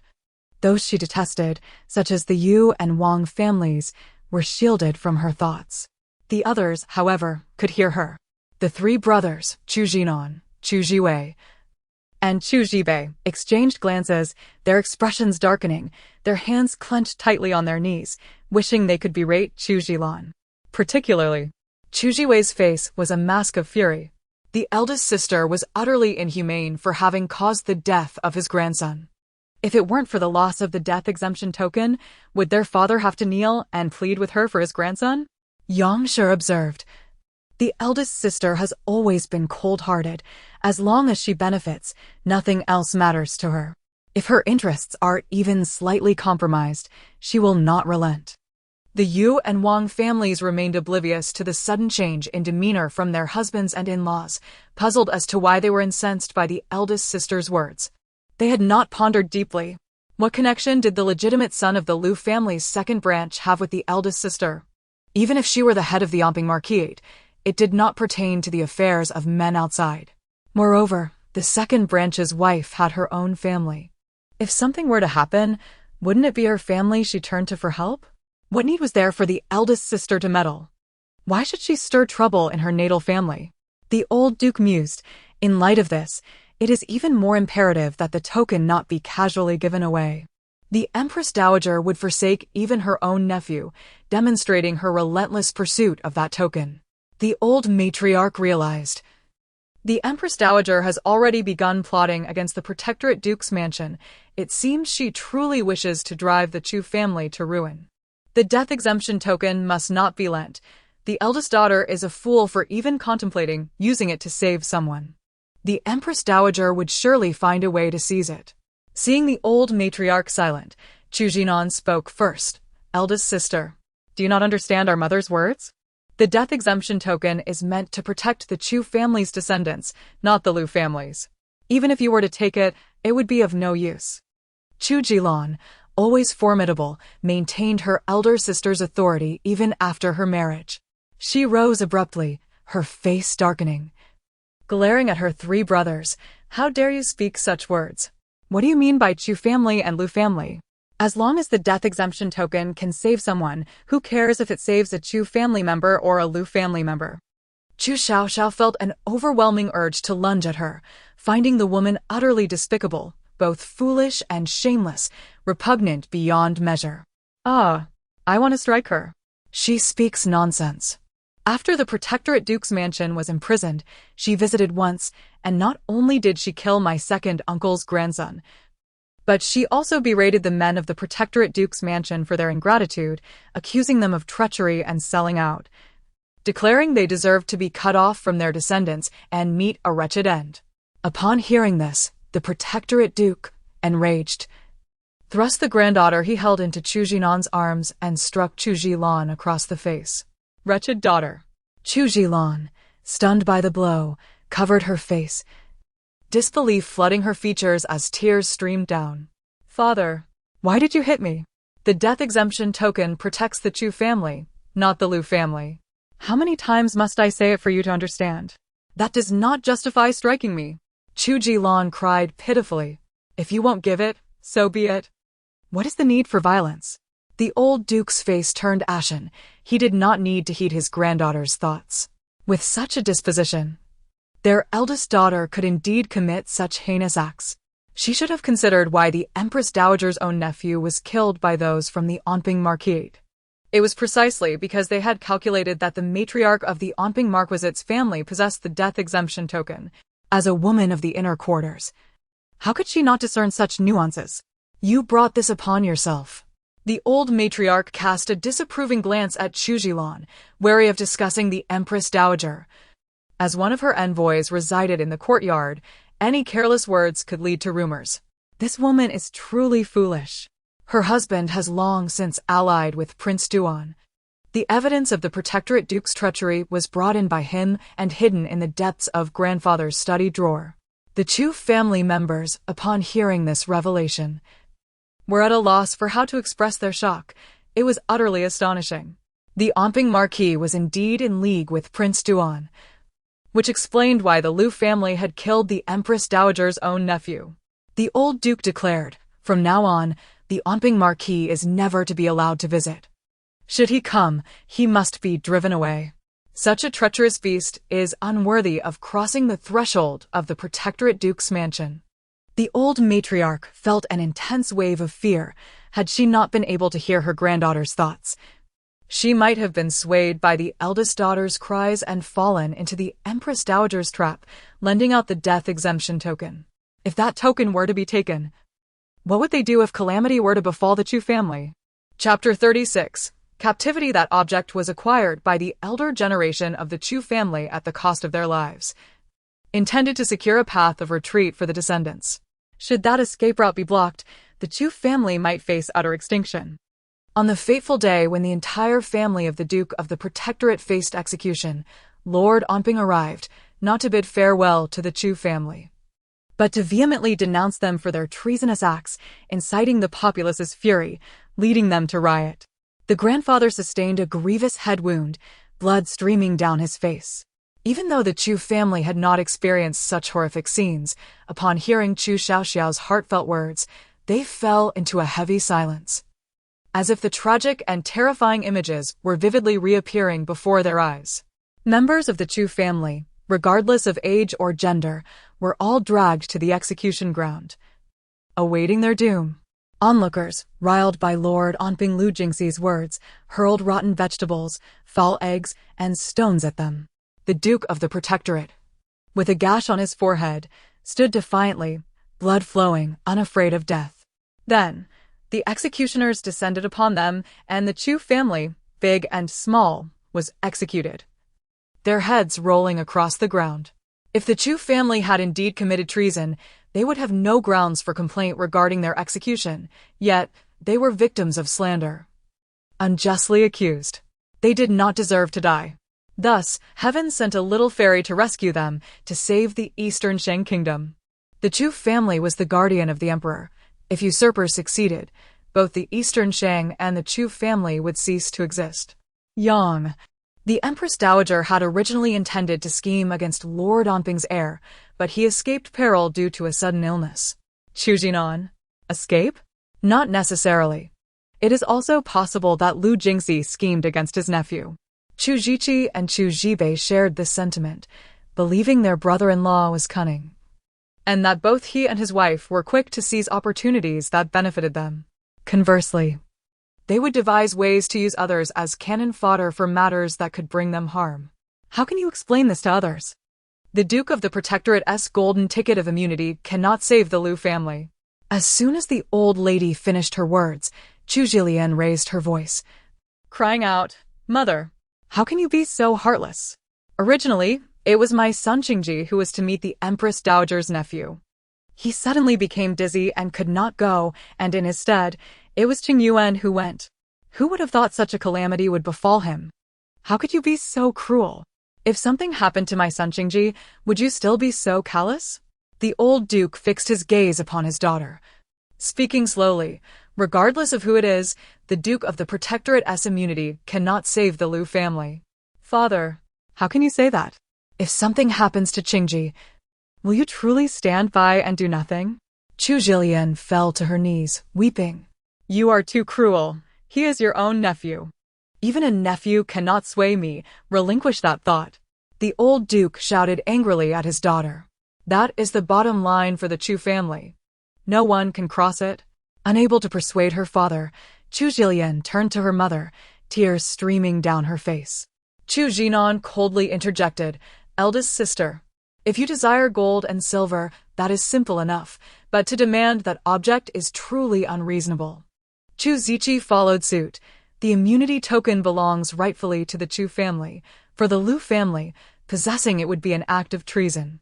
Faced with the inquiries of her 3 younger brothers, Chu Jilian was infuriated. In this household, her parents had always heeded her words. She had been confident that she could obtain the immunity token, which was why she had agreed to the requests of her second brother and his wife, as well as her mother-in-law. Unexpectedly, her parents turned against her, refusing to give her the item.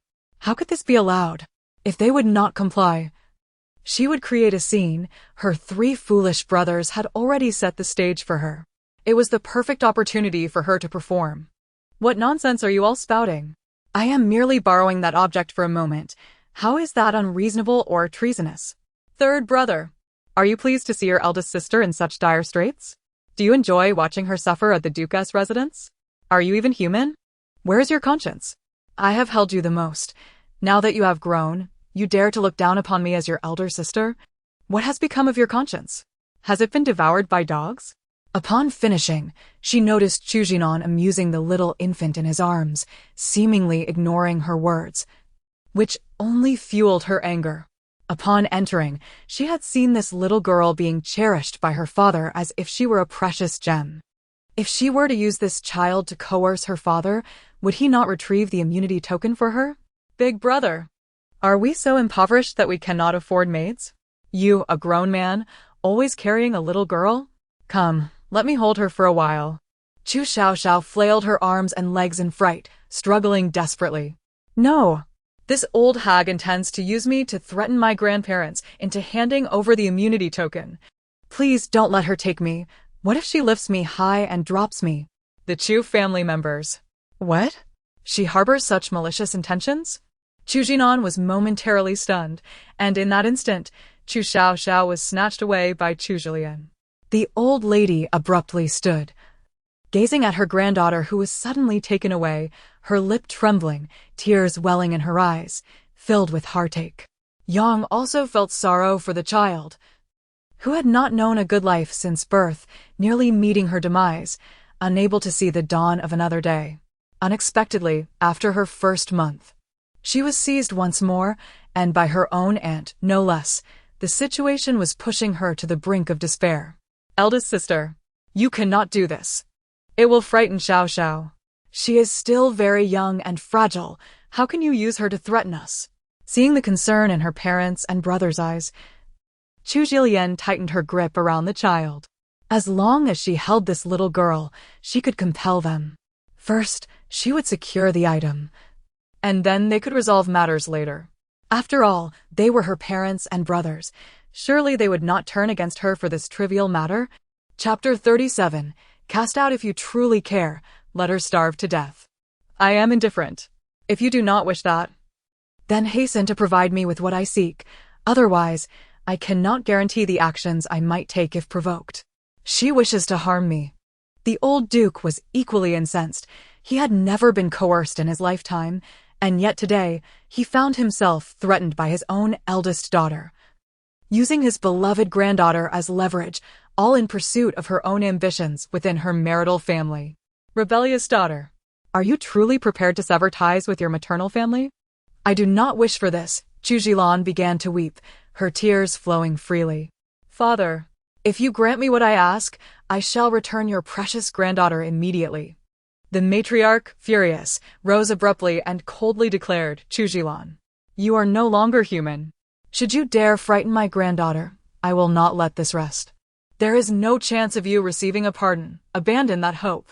Chu Xiaoxiao, Chu Jiwei, and Chu Jibei exchanged a glance, their expressions calm yet resolute, before turning their attention to the old duke and matriarch. In that silent exchange, a decision was reached. Chu Xiaoxiao's madness towards her family was evident. Such a daughter was better off without. With the Omping Marquisate having aligned with Prince Duan, they now stood opposed to the protecting duke's estate. Eldest sister, do not harm my little Xiaoxiao. Is it not merely a pardon you seek? I shall retrieve it for you. Chu Xiaoxiao, the current protecting duke, knew well where the item lay. As he acquiesced and rose to fetch it, Chu Xiaoxiao sighed in relief. Suddenly, Chu Jiwei sprang forth, snatching Chu Xiaoxiao from her arms and handing the child to Yang. Chu Jibei swiftly kicked her down. Noticing his daughter's pale face, tears streaming from her eyes, and her hair standing on end in fright, he felt a pang of sympathy and gently comforted her. Do not fear, Xiaoxiao, do not fear. Your mother is here.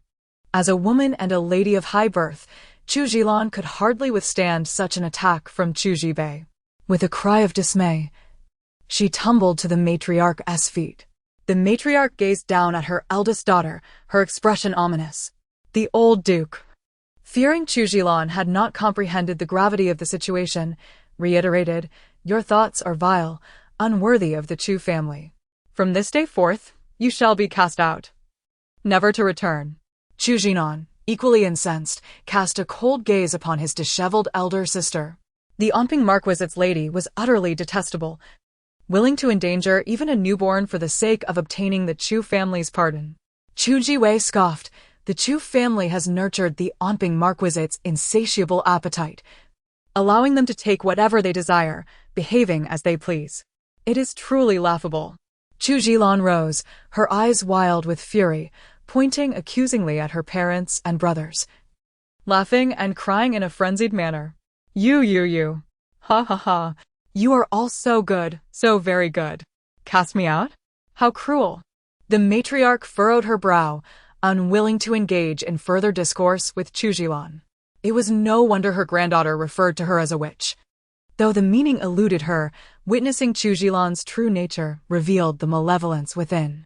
She had never realized her eldest daughter harbored such a vicious side, always feigning obedience before her. In the past, whenever she had asked for something, it was always granted. Her third son was correct. They had indulged her whims. Lu Jingxi understood that Chu Xiaoxiao had always received what she desired in the Chu family, leading her to conspire with the Empress Dowager for the pardon. Is it our hearts that are cruel, or yours? Chu Jinan radiated an unusual menace, an aura born from the depths of a blood-soaked battlefield, a presence few could withstand. He fixed his gaze on Chu Jilan, vociferously questioning, "My daughter is but a month old, small and fragile. Are you truly willing to let her starve for the sake of the Lu family's second branch?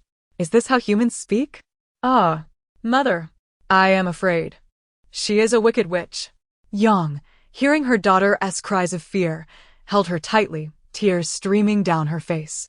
Chu Jilan, as the elder sister, could not voice her anger openly, for her in-laws were present. Yu and Wang approached, standing beside Yang, their eyes fixed on Chu Jilan, wary of her possible insanity and potential threat to the child. They had previously underestimated her, presuming that no matter how heartless she might be, she would refrain from crossing a line. They were mistaken. Her madness had escalated dangerously. Recalling her words sent chills down their spines. To be so cruel to a mere month-old infant was indeed shocking. Chu Jilan, stubborn as a dead duck, retorted, "What of it? If you refuse to give me what I want, what am I to do? Must I not utter harsh words and adopt a fierce demeanor to intimidate you? Am I wrong?" The matriarch sneered in response, "No, you're not wrong. How could the Onping Marquis ever be in the wrong? The fault lies with our protecting Duke's estate. Begone. From this day forward, the Onping Marquis shall have no further dealings with us." Chu Jilan, publicly reprimanded by the matriarch, felt a surge of defiance. "No, I will not leave." The old Duke glanced at her, his voice commanding, "Bring the Onping Marquisite's lady out of the protecting Duke's estate. She is never to enter again." At a signal from Granny Hua, 3 burly matrons entered, each exuding strength. They seized Chu Jilan from the floor and, without hesitation, dragged her outside. Chu Jilan resisted, crying out as if slaughtered. Initially, it was merely a cry of despair, but upon witnessing the old Duke and matriarch's indifference, truly facing expulsion, her anger ignited. She unleashed a torrent of vitriol. "What is so great about the protecting Duke's estate? If you refuse me entry, then so be it. I shall see how long you can revel in your riches and arrogance. One day, if you fall, do not come begging to the Onping Marquis. To renounce being a Chu family daughter means just that. I shall see what fate befalls the Chu family. When your fortunes run dry, and you face ruin, exile, or execution, none shall escape." Chapter 38. What kind of conclusion shall befall us? Were these words spoken by outsiders, the old Duke and the matriarch would remain unfazed. However, when uttered by their cherished eldest daughter, their hearts were heavy with sorrow. The matriarch, her eyes reddened with unshed tears, sighed deeply and remained silent. Today's uproar would undoubtedly reach the ears of the Empress Dowager, creating a rift between the Duke's household and the imperial court. This was inevitable. The Empress Dowager had long harbored intentions to scheme against the Chu family, and they could not remain passive. They were bound to retaliate, if only to leave a semblance of support for future generations. Observing her frightened granddaughter, now rendered lifeless and nestled in Young's embrace, the matriarch felt a profound ache in her heart.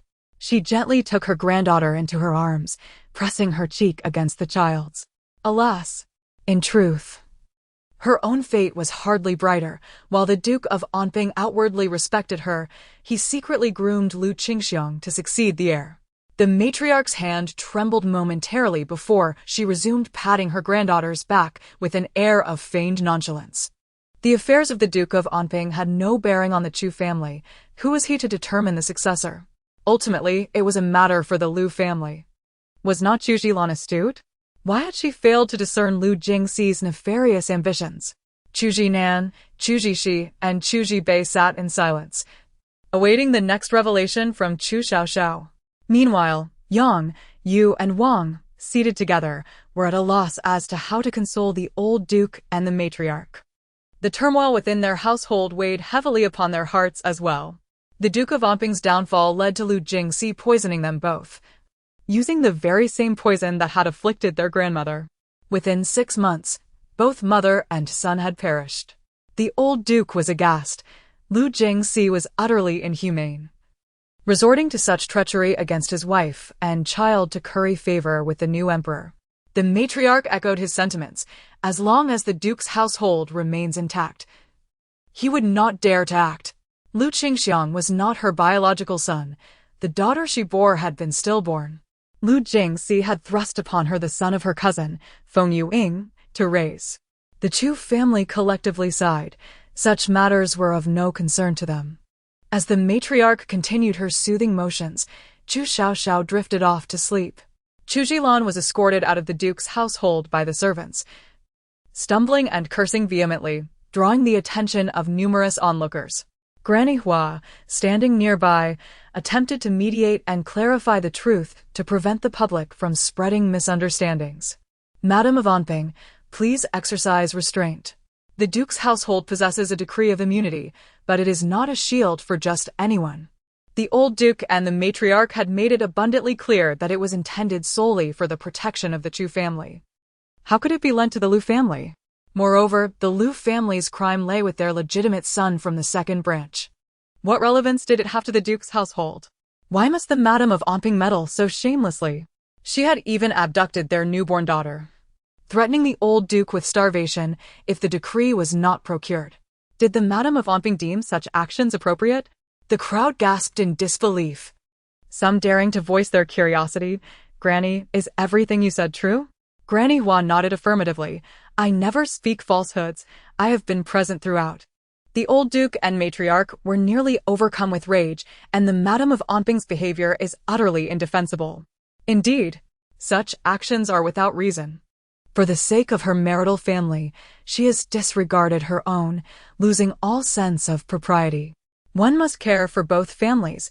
A virtuous daughter should support both equally. Granny, is she not the eldest lady of the duke's household? Why then does she now refer to herself as the Madam of Anping? At this moment, Chu Jilan had lost her will to continue the ruckus, ignoring Granny Hua's words as she hurried into the carriage, eager to depart. The events of the day were simply too humiliating.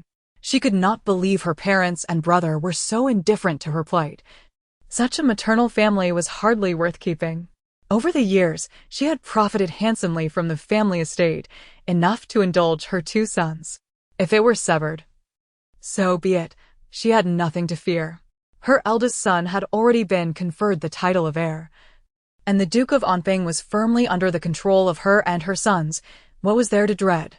Whether the decree of immunity was secured or not, could they truly consume her? Aware of her own culpability, she dared not linger any longer, quickly arguing with Granny Hua to have the coachman drive away expeditiously. Upon returning to the Duke of Anping's residence, she had just finished her grooming when Lu Jingxi arrived. Madam, have you obtained the decree of immunity? Chu Jilan hesitated momentarily before shaking her head. No, my parents refused to grant it. Lu Jingxi's expression darkened. Refuse? After making such a grand scheme, if the Empress Dowager's plans fail, how can the Duke of Anping's household expect to enjoy peace? Chu Jilan shook her head again. I fear it is not possible. Lu Jingxi's face grew cold. Why not? Without that decree, what shall become of Qing Yuan? As his aunt, do you intend to stand idly by while he meets his demise? What can I do? Chu Jilan's countenance also soured. For this matter, my parents have disowned me as their daughter. What did you say? Lu Jingxi thought she misheard, repeating the question. What did you just say? The Duke's household disowns you? What did you say in their presence? Chu Jilan, unable to conceal the truth, recounted her actions that had become public knowledge, knowing it would soon spread like wildfire. Once Lu Jingxi had heard everything, she felt an overwhelming urge to strike Chu Jilan. In the household, her domineering behavior had gone unchecked, but how could she cause such a ruckus before the matriarch? Quickly, let us return together. We shall kneel before the Duke's household and plead. The old Duke and matriarch will surely acquiesce. It was he who had suggested the scheme to the Empress Dowager regarding the decree of immunity, having sacrificed a nephew from her maternal family. How could he face her if the plot were to fail? Chapter 39. The Empress Dowager is furious the deceased was none other than the Empress Dowager's nephew. Born of her noble lineage, The imperial pardon could not be extracted, nor could the support of the Duke of protecting the nation be severed. Even if they wished to scheme against the Chu family in the future, it would be futile. They possessed the imperial pardon. Even death could not erase their lineage, as it would leave behind a male heir to continue their legacy. I shall not go. If anyone must, it should be you. Chu Jilan, proud and haughty, refused to engage in such a humiliating affair. She had already voiced her disdain within the manor. How could she face the Chu family again? Lu Jingxi's eyes seethed with anger, wishing she could swallow Chu Jilan whole. Fool. You've ruined a perfectly good situation. Had it not been for her foolishness, she would never have been married into the family. The Onping Marquisate held weak foundations, forcing Lu Jingxi to marry upwards. Otherwise, they could not uphold their status. Neither he nor his father possessed great talent. They required a capable in-law for support. Unexpectedly, the Empress Dowager approached him, promising numerous benefits if he could procure the imperial pardon from the Duke of protecting the nation, and she would find a way to elevate the title of Onping Marquis. Ascending to a marquis meant being on par with the Duke of protecting the nation, a prospect he deeply yearned for. He agreed to the Empress Dowager's request, diligently cooperating, only to find himself in a predicament. How would he explain his failures to her? Once Chu Jilan departed, the old duke convened with his 3 sons and their wives. This matter was far from simple. They needed to act quickly to announce that the Duke of protecting the nation had severed ties with the Onping Marquisate, and that the marquis wife had been expelled from the Chu family, her name struck from the family tree. It was imperative to spread this news throughout the capital before nightfall. Indeed, Lu Jingxi is shrewd enough to sacrifice a Lu family descendant to harm others, even at the cost of a nephew of the Empress Dowager, they mused. Their aim was to force the Chu family to surrender the imperial pardon. Should the Lu family fail to obtain it, the Empress Dowager would not let them off lightly. Chu Jinan, Chu Jixi, and Chu Jibei exchanged glances, deeply admiring the old matriarch's insight. Mother is right. We must take the initiative. Rather than allow Lu Jingxi to feign concern and engage in repulsive tactics to extort us, I will arrange for someone to spread the word immediately. We cannot afford to give the Lu family an opportunity to pressure us, declared Chu Jixi, rising to leave. Chu Jibei promptly followed suit, saying, I shall head to the west of the city to gather support. Chu Jinan cradled his daughter in his arms, wrong heir. You are more adept at spreading rumors than I am. Off you go. I will stay home with Xiaoxiao. Yusher followed Yang Shi, saying, elder sister-in-law. I shall go as well. And I. Wang Shi chimed in, trailing closely behind. As the 3 sisters-in-law departed, the old duke and the matriarch sat despondently in their chairs. Even the Empress Dowager had heard about it, furious enough to shatter 3 jade scepters. Cursed Onping Marquis. I have sacrificed my own nephew, and yet he has accomplished nothing. How infuriating. No one dared to approach the Empress Dowager in her wrath. The palace maids, matrons, and eunuchs held their breaths, bowing their heads in silence. Meanwhile, Chu Xiaoxiao of the Duke of protecting the nation chuckled awake, glancing at her adoptive father's face, and rubbed her eyes with her small clenched fist. Ah! The Empress Dowager is furious, having failed to acquire the imperial pardon and losing a nephew in the process. Chu Jinan lightly tapped his daughter's tiny nose, pretending he had not heard. Not going. I'm hungry, hungry, hungry. The matriarch lifted her granddaughter from the old duke's embrace. Go to the orchid courtyard by yourself. Do not take the child there. I shall bring her to find the eldest daughter-in-law. Did you not hear the child say she is hungry? Chu Jinan reached out to the matriarch, mother. Please give me Xiaoxiao. I will take her to find wrong heir. Very well. The matriarch conceded, handing over the child with a reminder, hurry and take her. She must be hungry. Ah, grandmother truly understands me. I am indeed hungry. Tomorrow, Lu Jingxi will come to our doorstep. Kneeling and pressuring the Duke of protecting the nation to hand over the imperial pardon. How shall I inform grandfather and grandmother to avoid being deceived? The old Duke responded with a sigh. I understand. No need to elaborate. The matriarch interjected, grandmother's little fairy, I am aware as well. If he comes, so be it. We are not afraid. Mama. Xiaoxiao is hungry, hungry, hungry. Hearing her daughter's thoughts, Yangsher quickly set down her account books and came out to cradle her, feeding her. Initially, Yangsher had thought that once she loosened her clothing, Chu Jinan would instinctively move away. To her surprise, he sat down, intrigued as he watched her nurse their daughter.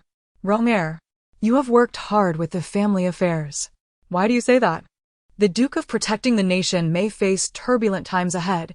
With the imperial pardon on the Empress Dowager's mind, the Chu family is likely to encounter endless troubles. The Empress Dowager and Prince Duan are both fools, having unwittingly crafted a wedding garment for the protagonist, remarked Chu Jinan. The protagonist? Yangshe recalled that was Lu Yi's daughter with Wang Dejiang, rumored to be a soul reincarnated from thousands of years in the future, possessing great wisdom and ambition to become an empress. Chu Jinan also understood, his brow furrowing in deep thought. The Chu family being targeted was no trivial matter. I will counsel my younger brothers and sons, and you must also monitor the women in our household. When they go out or entertain guests, they must act with utmost discretion. Yangshe nodded, understood. I will speak to them. Preparing for a rainy day, my adoptive father is somewhat astute, Chu Jinan mused. Why adoptive father? Could it not be noble father? If your father lacked astuteness, how could he lead troops into battle? Yangshe chuckled, though the man's heart must have felt a mix of emotions being slighted by his daughter. After years of her disdain, it was time for him to experience that feeling. Unfortunately, he could not hear her thoughts. But it mattered not. As long as she could hear them, it was enough. The next day, at the Onping Marquette, Lu Jingxi patiently awaited Chu Jilan, intent on forcing her to kneel before the Duke of Protecting the Nation's gate.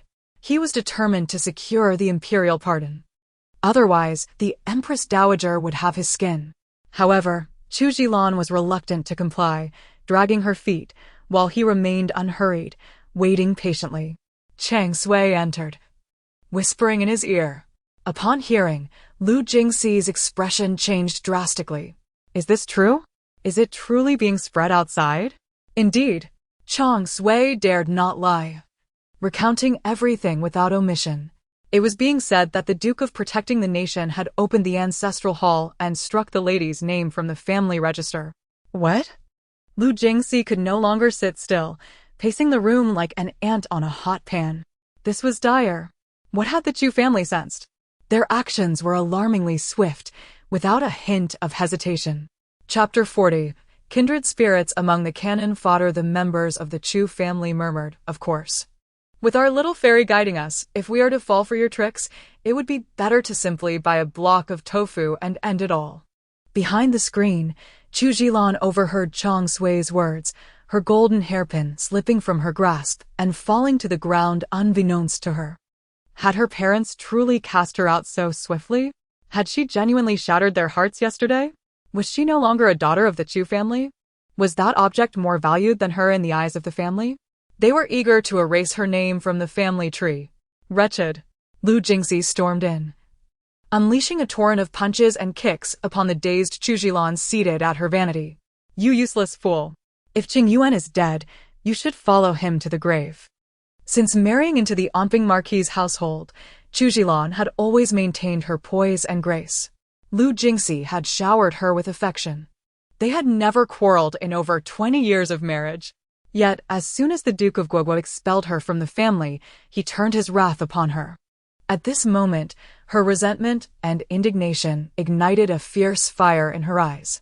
Her tightly clenched fists trembled, as if struggling to contain a storm about to erupt. Why? The fury within Chu Jilan surged as she grappled with Lu Jingxi. Qing Yuan's death is his own misfortune. What does it have to do with me, the aunt? Did I send him to fight and kill? The Chu family's immunity token is not granted to me. What can I do?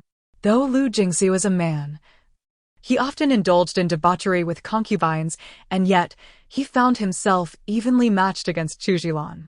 He glared fiercely at her before leaving. This woman had outlived her usefulness. It was time to send her and her child on their way. He had thought his plans were foolproof, only to have her ruin them. Meanwhile, Chu Xiaoxiao learned of the situation. Don't ask how she knew. She had her own means. Any matter she wished to uncover, whether a wildflower by the roadside or a tree planted in the courtyard, would reveal its secrets to her. Ah, the old witch is doomed. The poisoning begins tonight.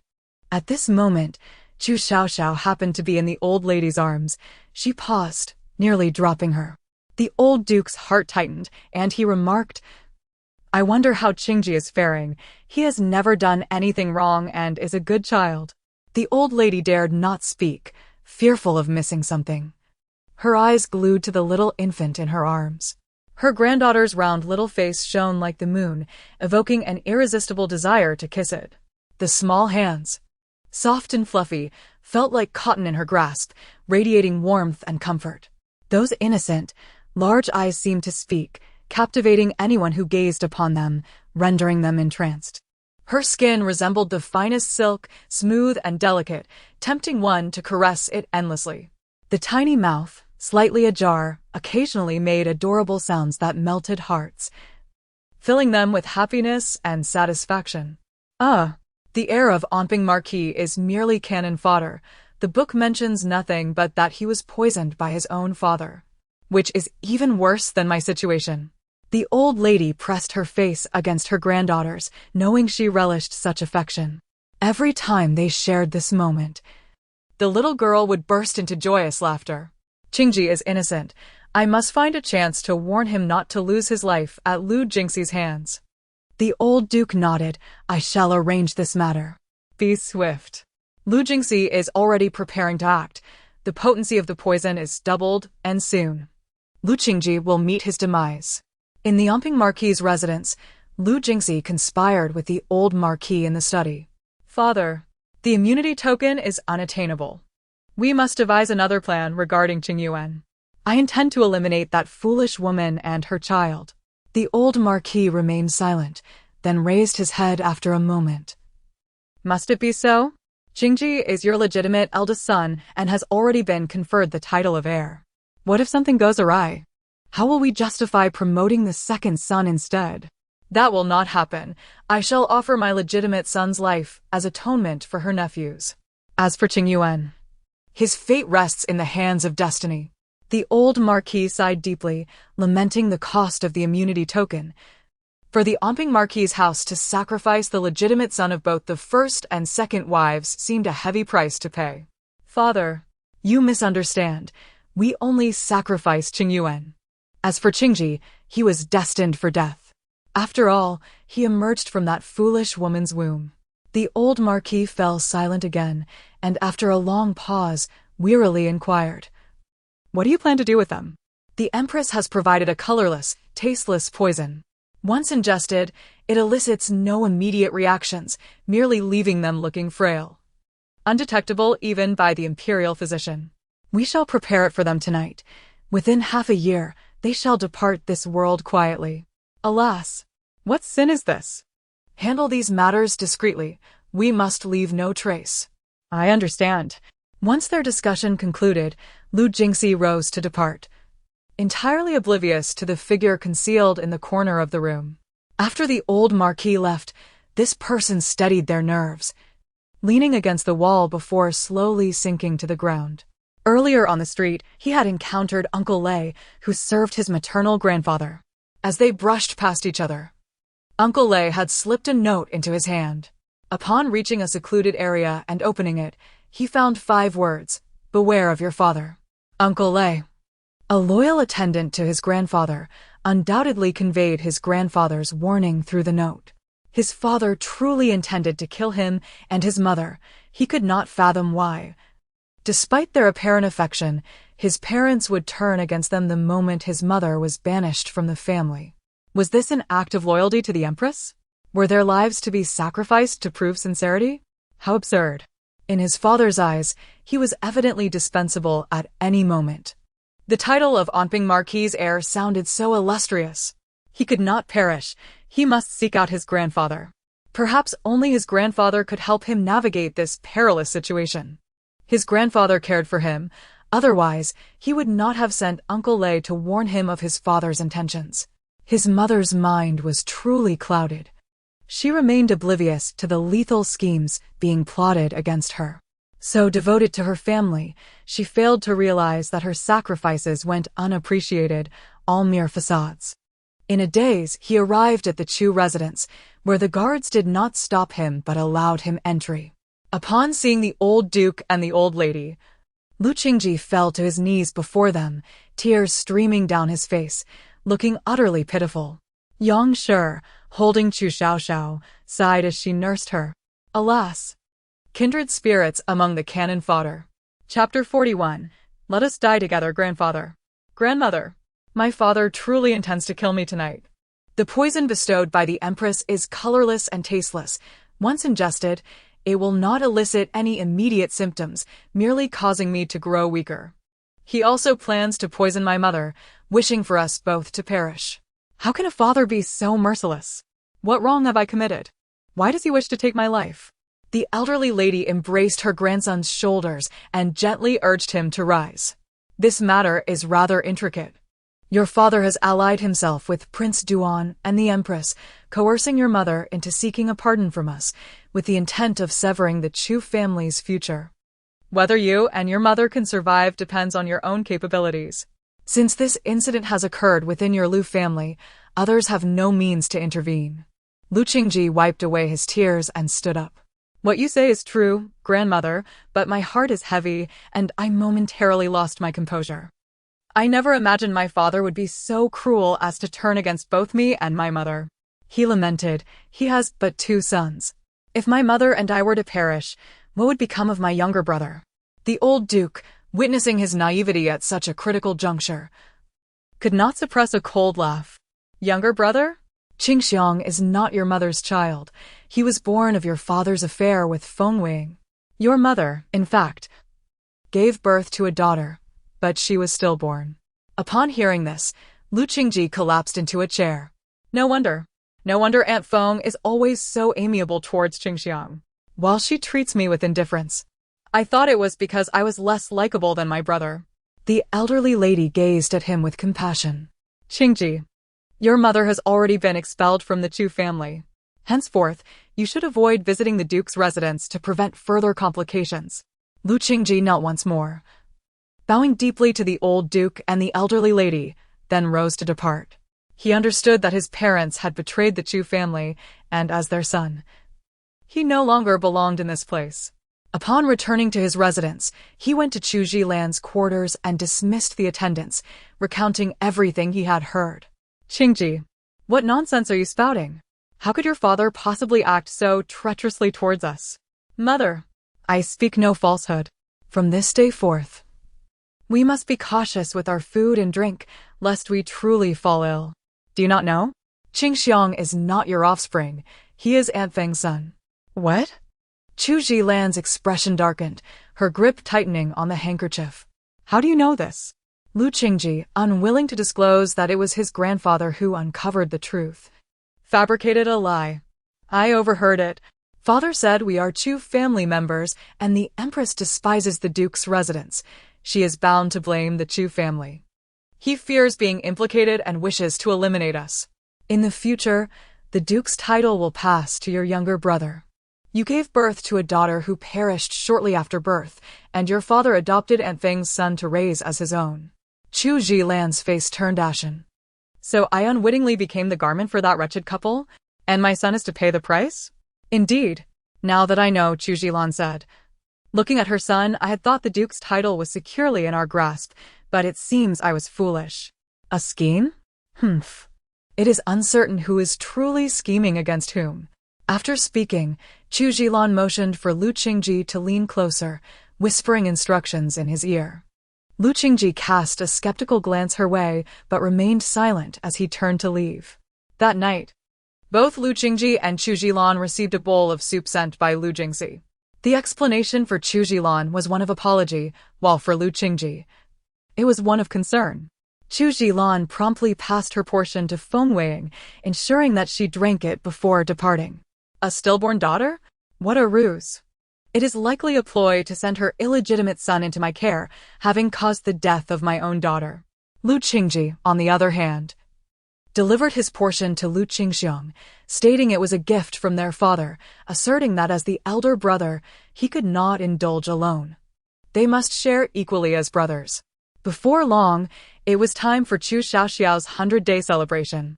The elderly lady decided to take her to the temple to fulfill a vow. On the day of her birth, she had been deceived by Nurse Lin into making a promise at the temple, pledging to return after the first 100 days of the eldest son's child. One cannot go back on a promise made before the bodhisattva. So the elderly lady took Yang Shi and Chu Xiaoxiao to the carriage and set off beyond the city. News of the duke's residence had begun to spread, revealing that both the legitimate and illegitimate sons of Duke Onping had fallen ill, with even the Duchess and Feng Wang suffering as well. He could not confront the empress directly and was left to seek out physicians. Lu Jingxi found himself at a loss, as he understood that this situation was untenable. No one knew better than he how obstinate the Chu family was. They were staunch royalists. Regardless of who occupied the throne, the Chu family would pledge their loyalty to them, disregarding all others. To persuade the Chu family was as futile as seeking an antidote from Prince Duan. If Chu Jilan were still part of the Chu family, perhaps there might be a glimmer of hope. However, since she had been cast out, how could he exert any pressure on them? The current emperor had rightfully ascended to the throne. Prince Duan's ambitions to usurp power would not come easily.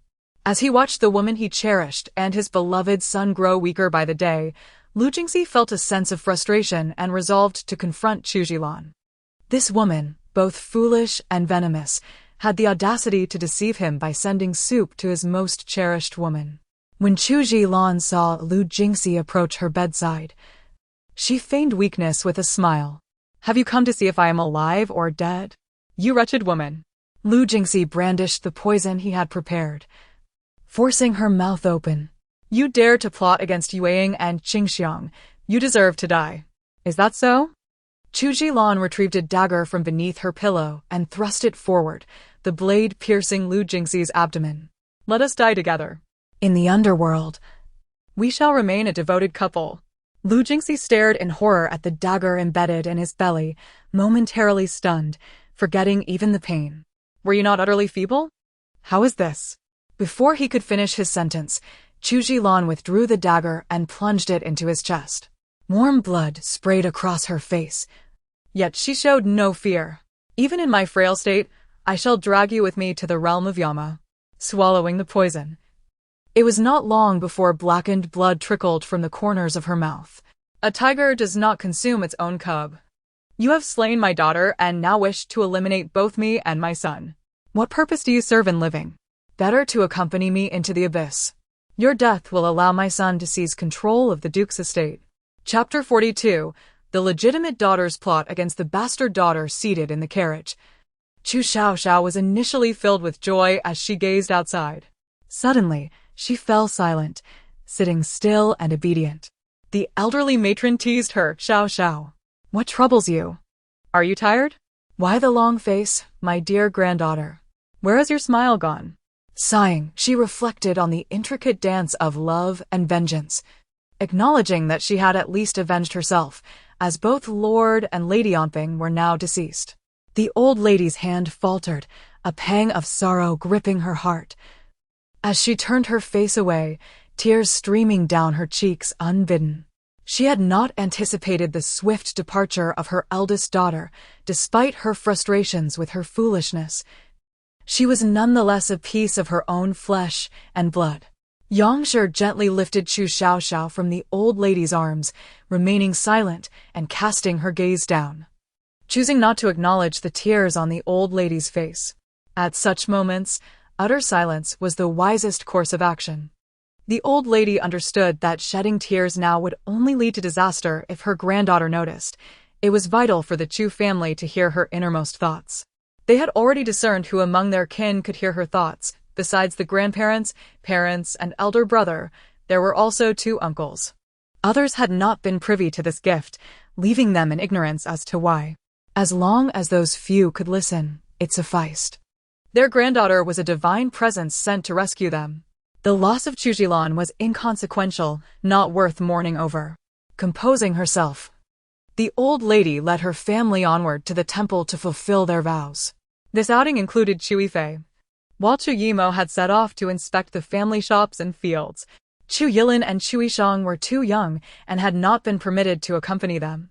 Concerned for the safety of his grandmother and mother, Chu Yifei had taken it upon himself to act as their guardian. Upon learning of his aunt's passing, he paused momentarily. In his recollections, she had always treated him kindly. They had arrived at Baiyan Temple, located 20 li outside the city, a bustling sanctuary with a steady stream of devout patrons. After a brief nap in the carriage, Chu Xiaoxiao was lifted out by her brother, Chu Yifei.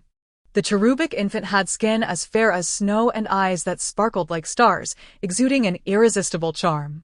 Her tiny fists were often clenched, occasionally reaching to tug at her own little ears. When hunger struck, she would rub her mouth with her small hands or furrow her brow, her expressions utterly endearing. Her legs were robust, kicking energetically. Fearing that their grandmother and mother would struggle to carry their sister down the mountain, Chu Yifei took the initiative to hold her close.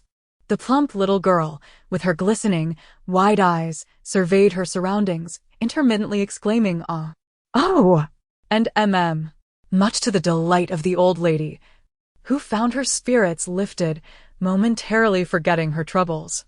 "Xiao, my dear granddaughter, are you feeling cooped up at home? Isn't it fun outside?" Yes. It's delightful. And there's even more fun to come. The daughters of the illustrious General Weiwu, Su Qingwei and Su Qingran, are here. Chu Yifei was taken aback. Is that true?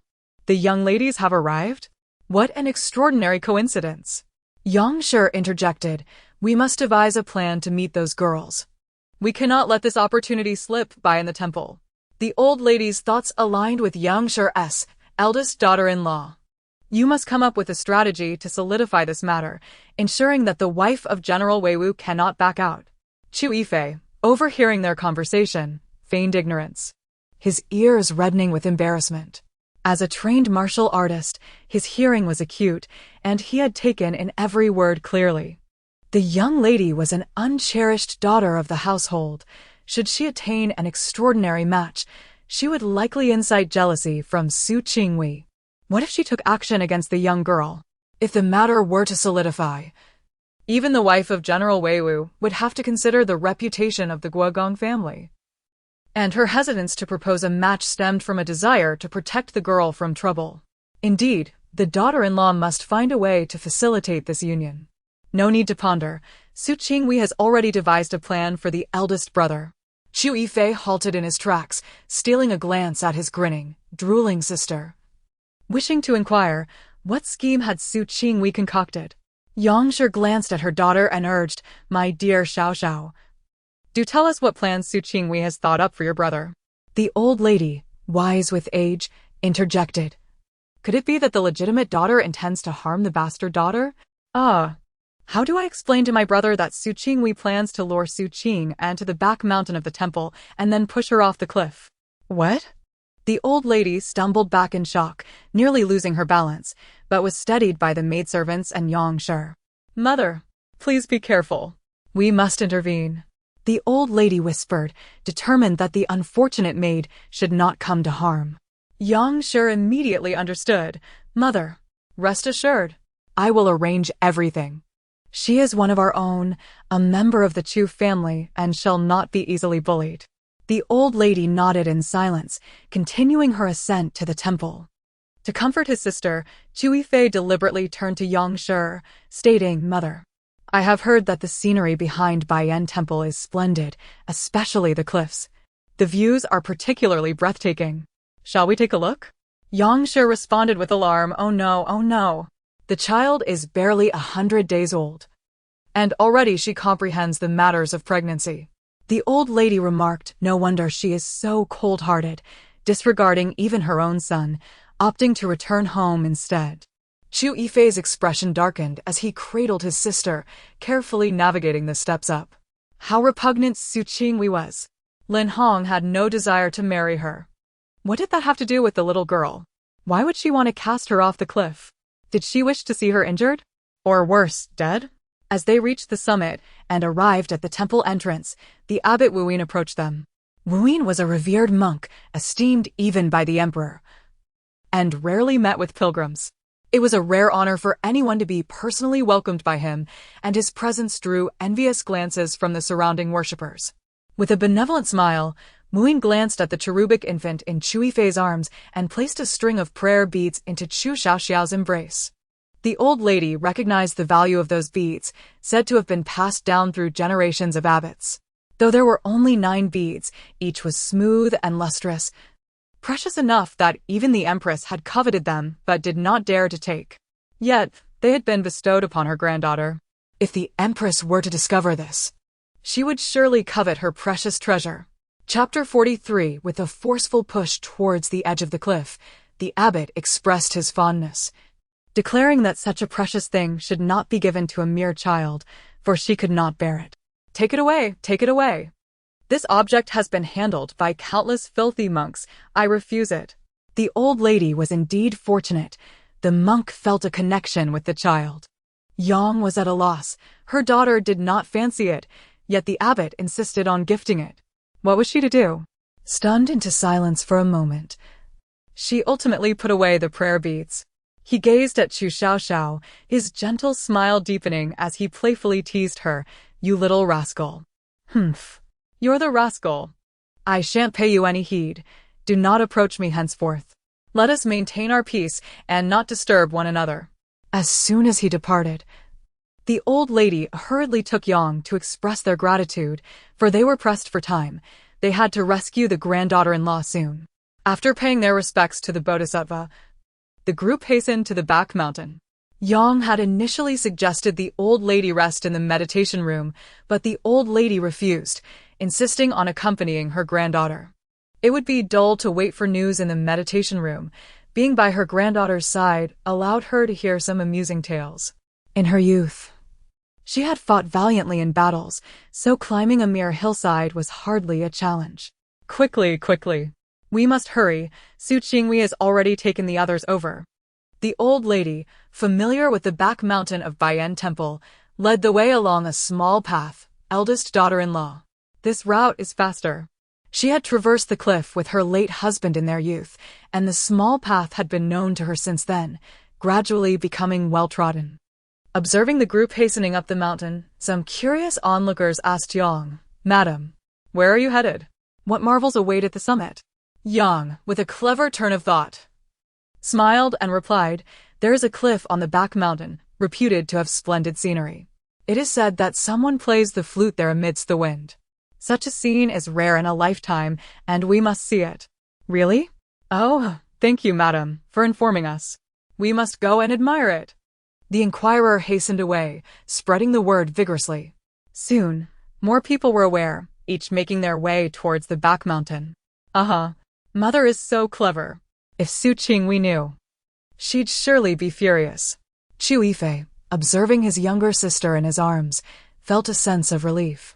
Whether Su Qingwei would be angry or not was of little consequence. He was more concerned for the safety of the young girl. The old lady and Yang ascended the path, arriving just in time to see 2 women walking towards the cliff. The others following behind noticed them, assuming these women were the ones meant to play the flute in the wind, and they all quieted their steps, careful not to disturb them. They worried that if the young girl, shy by nature, became aware of an audience, she might hesitate to play, rendering their efforts in vain. In a bid not to startle the 2 women, they each chose the best hiding spots. The old lady and Yang, observing the others' discretion, also sought refuge behind a tree. Yifei, hand your sister over to your mother. As a young man, it is inappropriate for you to crowd with us women. Find another place. Yang's words held meaning, and Chu Yifei understood, handing Chu Xiaoxiao to their mother. He then sought a discreet spot not far from the cliff, ensuring he could swiftly leap to save the young girl should she fall. Unbeknownst to Su Qingwei, her whereabouts had been revealed. She was singularly focused on deceiving Su Qing and into coming here to enjoy the scenery.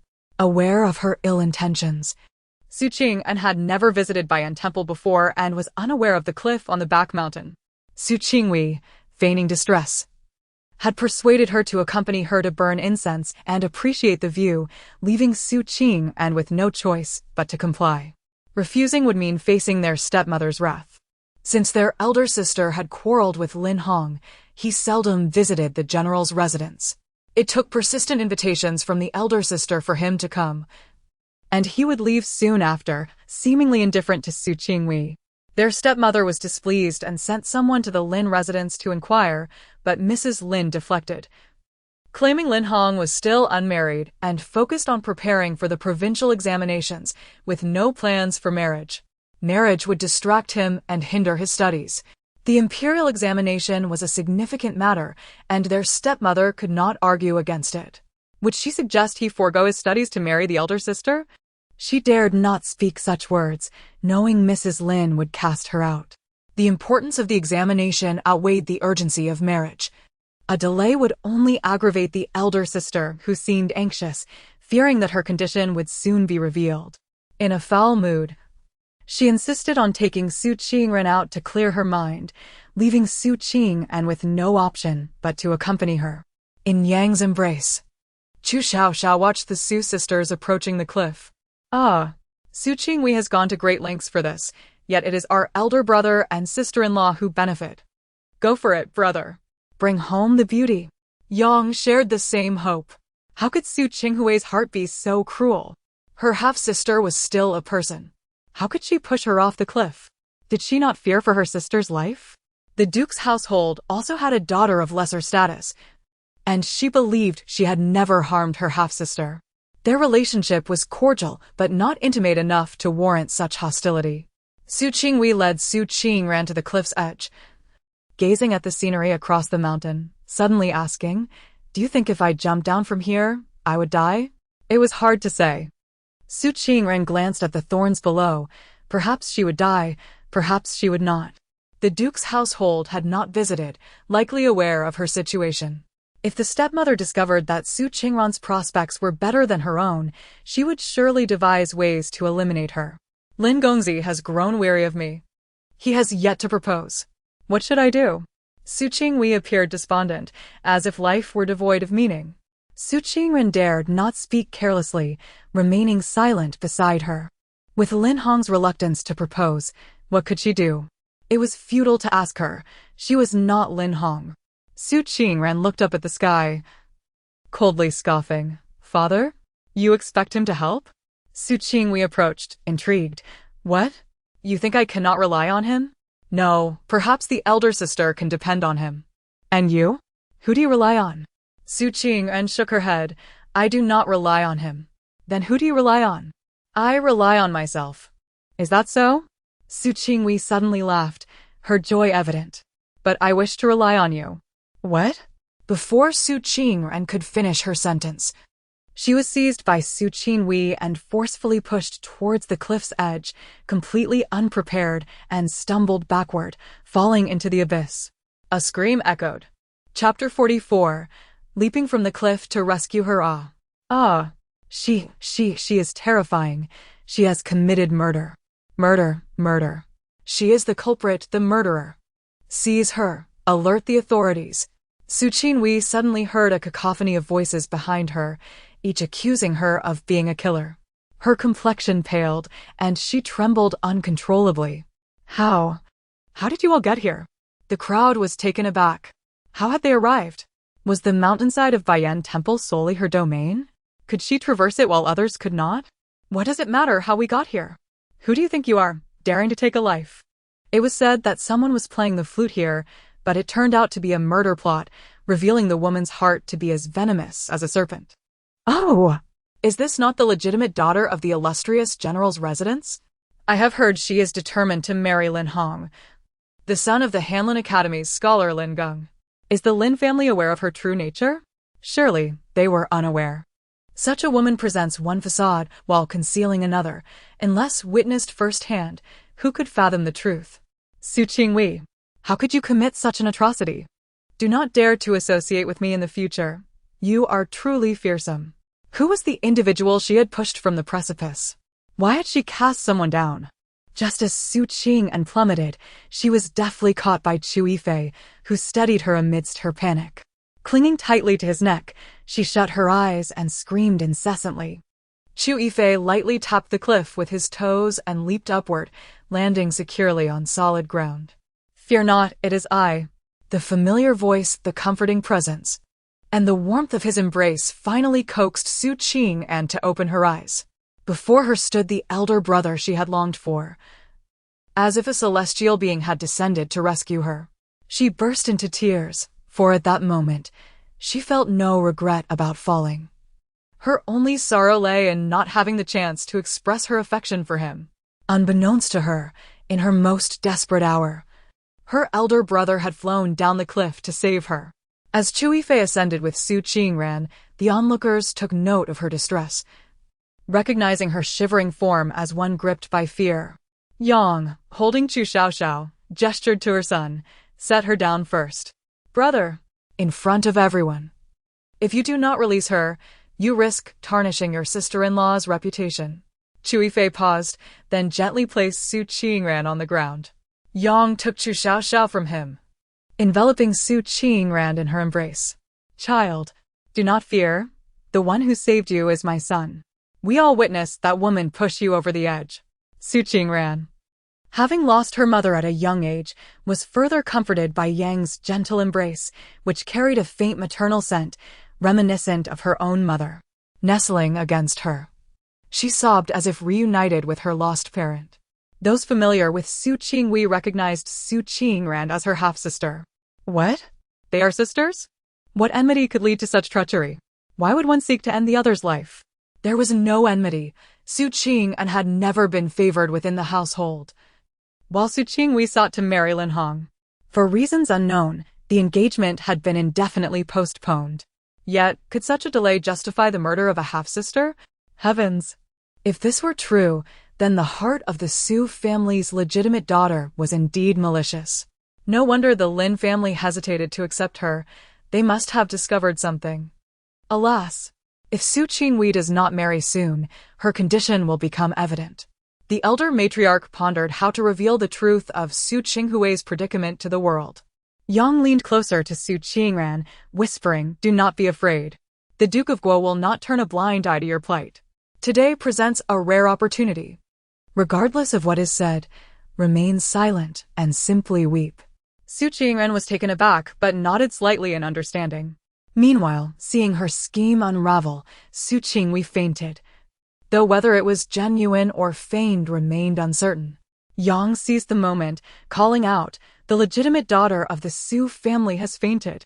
Is there a doctor present? Quick! Someone attend to her." In her desire for discretion, Su Qingwei had come to the mountainside without a maid, leaving her servant behind at the temple while she secretly accompanied her half-sister.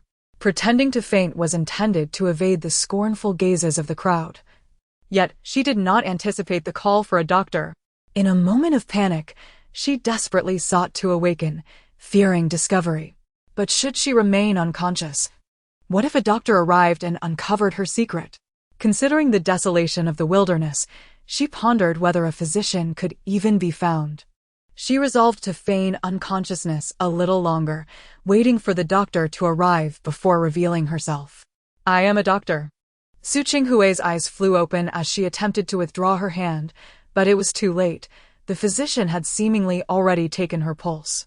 "Congratulations, Miss Su. You are over a month pregnant, which explains your fainting spell." A collective gasp echoed through the crowd as they stared in shock at Su Qingwei, momentarily rendered speechless. "Are you certain you know how to take a pulse?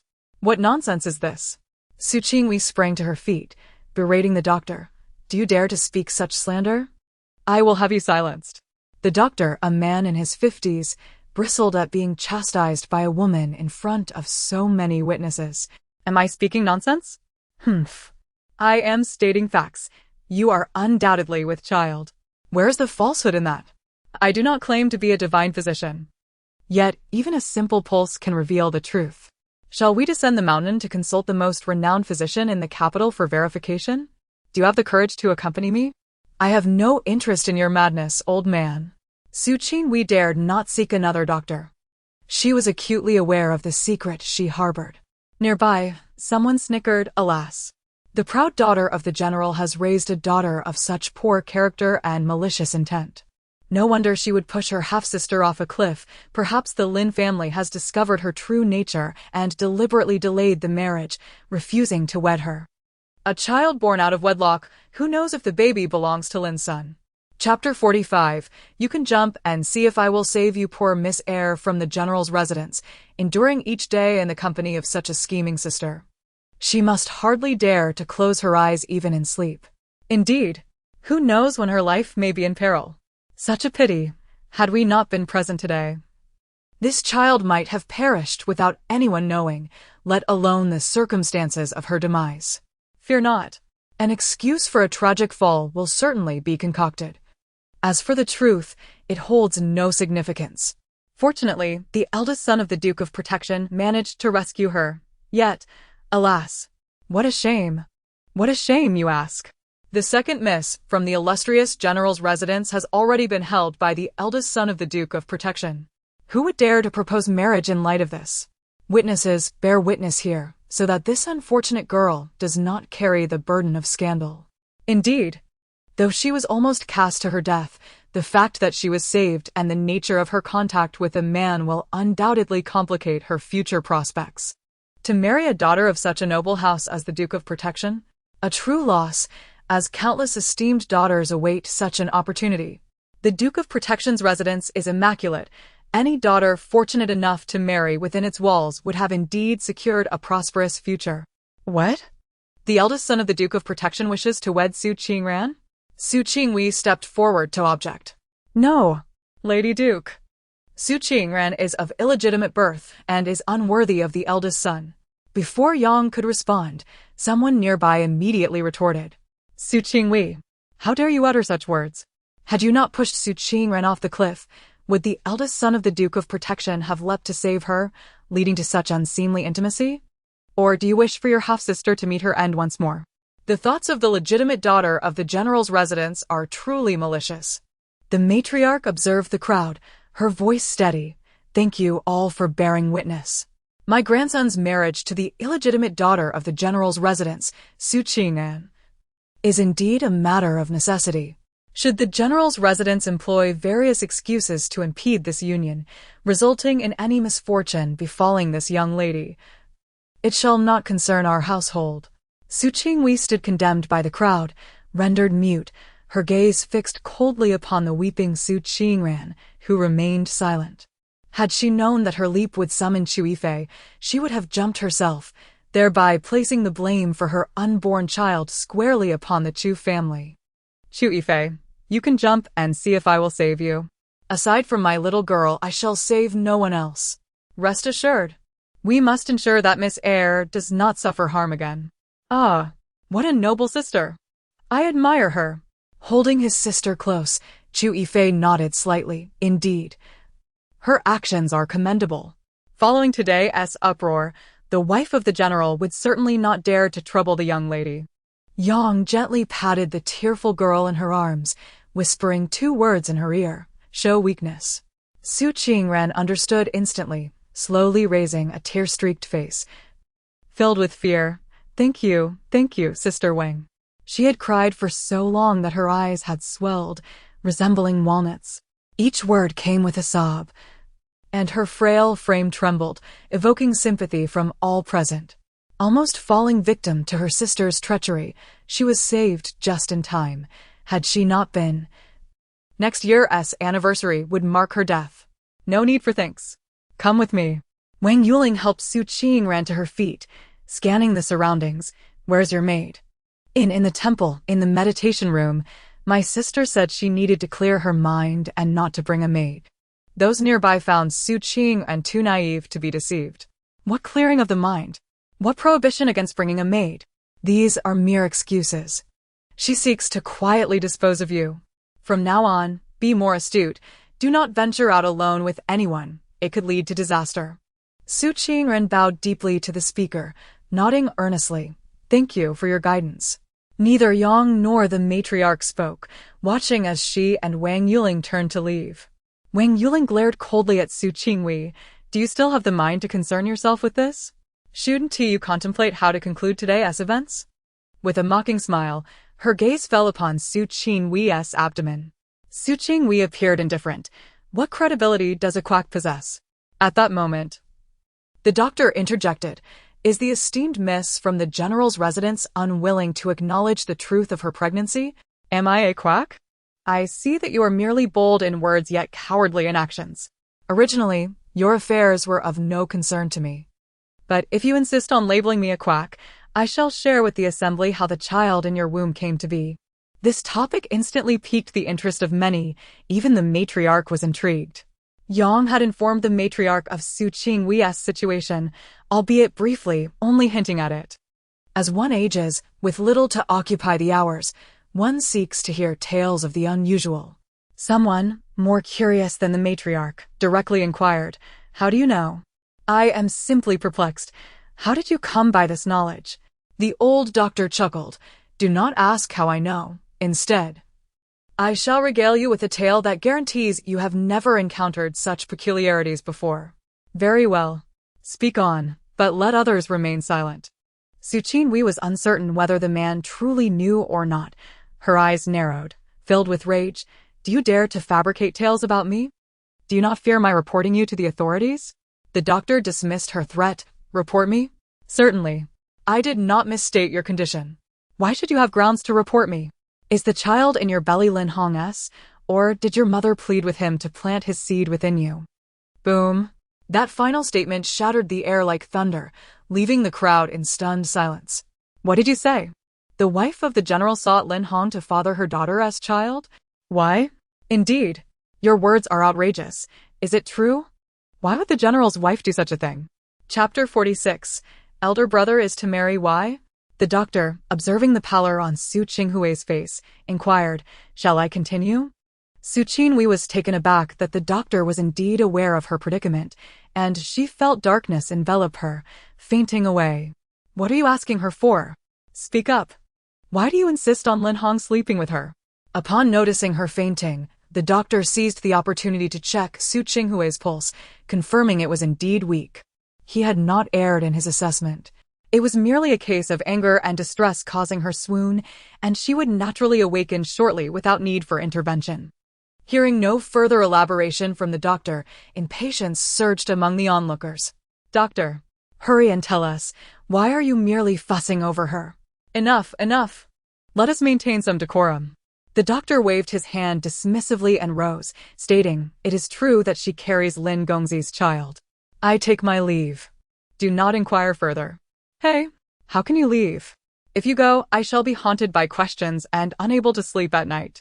One exclaimed, "You are truly incorrigible." Indeed, speaking only half the truth is enough to drive one to despair. Well, at least this trip to Bayan Temple has yielded some results. While I did not witness Ling Feng playing the flute, I did see the esteemed general's daughter in a frenzy, committing murder. Yes, not a wasted journey. When Yuling departed with Su Qingran, who, being kind-hearted, informed Su Qinghui's maid of her whereabouts, urging her to seek her out promptly.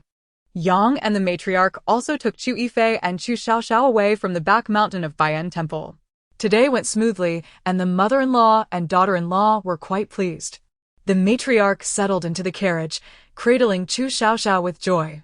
"My precious granddaughter, soon you shall have a sister-in-law. Who would have thought your elder brother's destiny would unfold on your 100th day?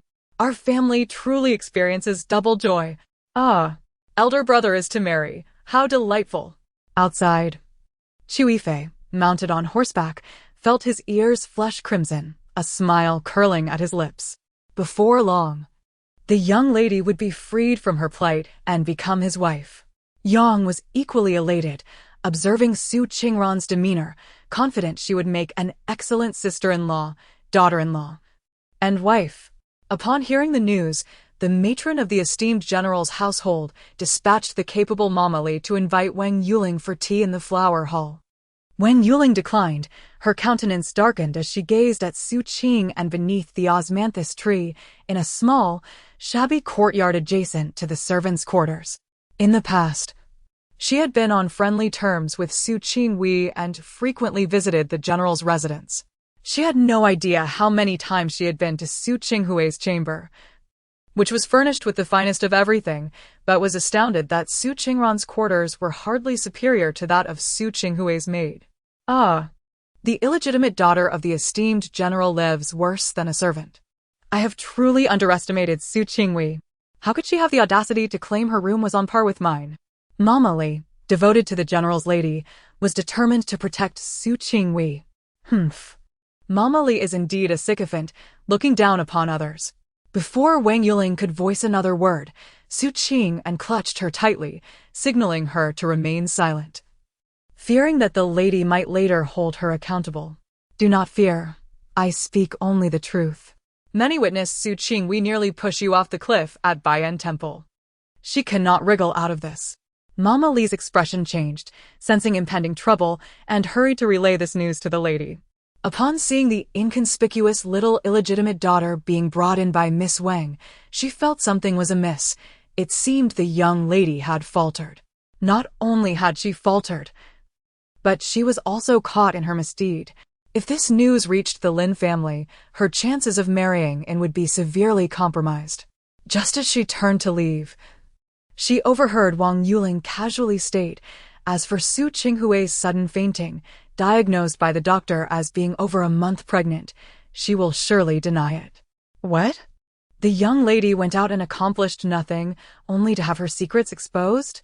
The general's lady was alarmed, tightly gripping her handkerchief, which was punctured by her long nails. Is it true? What of that little wretched girl? Is she dead or maimed? How could we be so careless? The second young lady is well, not dead nor harmed. Merely frightened and rather listless, Mama Li reported cautiously. Why? The general's lady demanded angrily. Mama Li quickly knelt. Miss Wang said our eldest young lady fainted, and during her examination, it was discovered she is with child. Is what you say true? The general's lady could no longer remain seated, anxiously pacing the hall, repeating, how could this happen? Why did it come to this? In one brief outing, how did she reveal everything? Mama Li dared not speak. Yet she held a deep disdain for Su Qinghui. That girl was nothing more than a spoiled, selfish lunatic. It was unheard of for a young lady to take an interest in the sordid affairs of the brothel. If she was intrigued, so be it. She even went so far as to purchase illicit substances. Now she wished to personally sample their effects. What a mess this had become. One misstep could lead to dire consequences. After a moment of frantic worry, the general's lady calmed herself, realizing that it was likely her daughter's aspirations of marrying into the Lin family had been dashed. There was no need for him to take the initiative. If her daughter were to successfully secure a husband, the Su family would at least have a future. Chapter 47. Someone wants to drown him in the lake. Madame Li was perplexed by the intentions of the lady, who appeared unperturbed, while she quietly pondered her errands. As a mere servant, she had to follow orders. No matter the turmoil within the general's household, it was the lady who made the decisions. Upon returning home, Su Qinghui collapsed into the general's wife's embrace, weeping bitterly. She was acutely aware that the events of the day would make her prospects of marrying Lin Hong utterly impossible. Mother, what shall I do now? Will Hong Lang forsake me? Although the general's wife was frustrated by her daughter's ineffectiveness, she couldn't help but feel compassion and refrained from harsh rebukes, offering a piece of advice instead. For the time being, consider marrying into our family. If you shamelessly enter the Lin residence, your life may not be as pleasant. However, if you marry into our household, the son born to you will carry the Su surname. My dear, given today's events, your chances of marrying Lin Hong as a legitimate wife are completely extinguished. Do you wish to be a concubine? The general's wife, her head throbbing, earnestly advised, the Lin family has already diminished your standing by repeatedly delaying the marriage proposal. As the legitimate daughter of the general, you can't even secure the position of a principal wife. How will you face others? If you marry into our family, no one will dare underestimate you. After weeping for a while, Su Qinghui came to a realization. The Lin family showed no interest in proposing, and Lin Hong was deliberately avoiding her under the pretext of examinations, clearly indicating that she held no significance in his eyes. Mother, I shall inquire of Lin Hong one last time. Should he truly lack feelings for me, I will sever all ties, even discarding the child within me. The general's wife nodded slightly and ordered someone to inform Lin Hong. The incident at Baiyan Temple had already spread like wildfire, tarnishing Su Qinghui's reputation. Lady Lin looked down upon her and urged Lin Hong to steer clear of this viperous woman. Lin Hong did not come to see Su Qinghui. Instead, he sent her a letter, implying that she could enter the Lin household if she brought a dowry and moved to his villa. Entering the Lin family was out of the question. She could only be an external concubine, and that was only due to her pregnancy. Otherwise, she wouldn't even qualify for that. In a fit of rage, Su Qinghui tore the letter to shreds, scattering its remnants across the floor, and, without hesitation, consumed a medicinal potion to induce miscarriage. Chu Jinan cradled his little daughter while dining with Yang Shi, who was recounting the events of the day at Baiyan Temple. Observing the delectable dishes on the table, oil-braised chicken, steamed pork, 4 happiness meatballs, and sweet sour cabbage, Chu Xiaoxiao could not help but drool. Ah, it smells divine. Let me have a taste. Please. Mother, my beautiful and gracious mother, have pity on your precious daughter. You mustn't eat all by yourself. Yang Shi glanced at her daughter, whose small hands and feet were flailing in desperation, unable to resist her pitiful gaze. She promptly instructed Furong to take her outside. As Furong entered to carry the young lady away, she was met with a gentle smack from the tiny hand. Though it wasn't particularly hard, the message was clear. No, don't take me away, Sister Furong.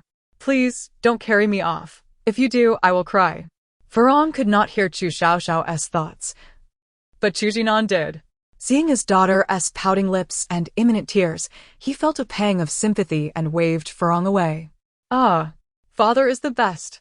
Let me taste the 4 happiness meatballs and oil-braised chicken. If I can't have meat, just a taste of the sauce will suffice. Chu Jinan, seizing the moment while Yang Shi was distracted, dipped his chopsticks into the sauce of the 4 happiness meatballs and was about to feed it to Chu Xiaoxiao. However, Yang Shi looked up in shock and quickly intervened. Husband, what are you doing? Xiaoxiao is barely 100 days old and hasn't even reached half a year. She cannot eat solid food. Chu Xiaoxiao had already opened her mouth, ready to receive the morsel, but alas, her father, reprimanded by her mother, withdrew the chopsticks. The droplet of sauce quivered precariously before falling onto her garment. Furious, Chu Xiaoxiao burst into tears, wailing, "Mother is mean. The sauce is gone. It fell on my clothes instead of my mouth. My clothes consumed it. Xiaoxiao, it's not that your mother won't let you eat. She fears that the oil and salt will upset your delicate stomach." Chu Jinan, inexperienced in child-rearing, found wisdom in his wife's words. The child was indeed too young, and her stomach was fragile. Consuming broth could lead to discomfort. Seeing his daughter cry tears like pearls, he felt an overwhelming sense of compassion and joined in the comforting. Xiaoxiao, when you are old enough to eat solid food, I promise to take you to the finest restaurant in the capital for a feast. Don't cry. My sweet Xiaoxiao, be good. How pitiful. Previously, when I visited the mortal realm, my hands were cleaner than my face, and I longed for food I couldn't have. Now that I finally arrived in the mortal realm, I can only smell the delicious dishes and cannot taste them. How tragic! It's a plight beyond compare. Yang Shi couldn't help but laugh at her daughter's exaggerated lamentation over the absence of a single drop of broth. Chu Xiaoxiao was indeed amusing. Hearing Yang Shi's laughter, Chu Xiaoxiao ceased her crying, feeling that her mother was no longer endearing at that moment. While others cried, she laughed. Humph. I won't cry. I'll play with bubbles. Ah? Su Qinghui has terminated her pregnancy, and Lin Hong will not marry her, leaving her to be an external concubine. Chu Jinan. Sukin's life is doomed. He has fathered a foolish daughter, unlike him, who is bright and charming. Yang Shi. Such a venomous woman. Her reputation utterly ruined, the Lin family would certainly not accept her. Ah. Su Qinghui's fate mirrors what is depicted in books, and even my arrival cannot alter it. Alas. This evening, fourth brother shall encounter misfortune. Someone intends to throw him into the lake to drown. What? Chu Jinan and Yang Shi exchanged worried glances, their expressions darkening. Could it be that Louis was still unrelenting? Even after leaving, she sought to harm their son? Chu Jinan, feigning casualness before Chu Xiaoxiao, mentioned. Fourth brother has been engrossed in martial training lately. I wonder how proficient he has become. Fourth brother is indeed training well, but no matter how skilled he is, he cannot match those sent to capture him. Lord Duan has enlisted the assistance of 4 skilled fighters through Louis, 2 to apprehend fourth brother and 2 for her. Fourth brother lacks the ability to protect himself. One could only hope he would be safe that night. Capturing her was inconsequential. She had her means of self-protection. In the past, she was confined to the manor. Now, she could extend her influence across the entire capital. Upon hearing this, Chu Jinan quickly rose, seeking an excuse to leave. He must arrange for someone to safeguard fourth brother. He could not allow that vile Lu Yi to capture him. And why was Lord Duan so intent on clashing with the Chu family? Was it not enough that the empress had already dispatched a woman? Did they think him a soft target? Chapter 48. The work is done. Time to return home. He has his people. Does that mean he is without allies? Should they dare to come, they will surely pay with their lives. As Chu Jinan departed, Yang Shi took it upon herself to nurse Chu Xiaoxiao. The little one cried for quite some time but eventually fell asleep while feeding. In the stillness of the night, the Duke's residence was indeed besieged by intruders, 4 masked figures clad in black. Chu Jinan, stationed outside Chu Yishang's courtyard, was taken aback upon spotting 2 of the black-clad figures sneaking in. Weren't there supposed to be 4? Where were the other 2? Could it be that the little girl had misinterpreted her vision? It was not beyond possibility. Children often lack a concept of numbers. The intruders seemed well acquainted with the layout of the Duke's residence, swiftly making their way to the room where Chu Yishang resided. However, he was not in his bed. Following Chu Jinan's orders, he had been sent to the adjacent room of a servant.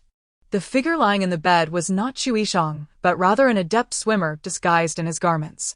Unbeknownst to the black-clad figures, they entered the room, seized the bed occupant, and leaped through the window, casting him into the lake.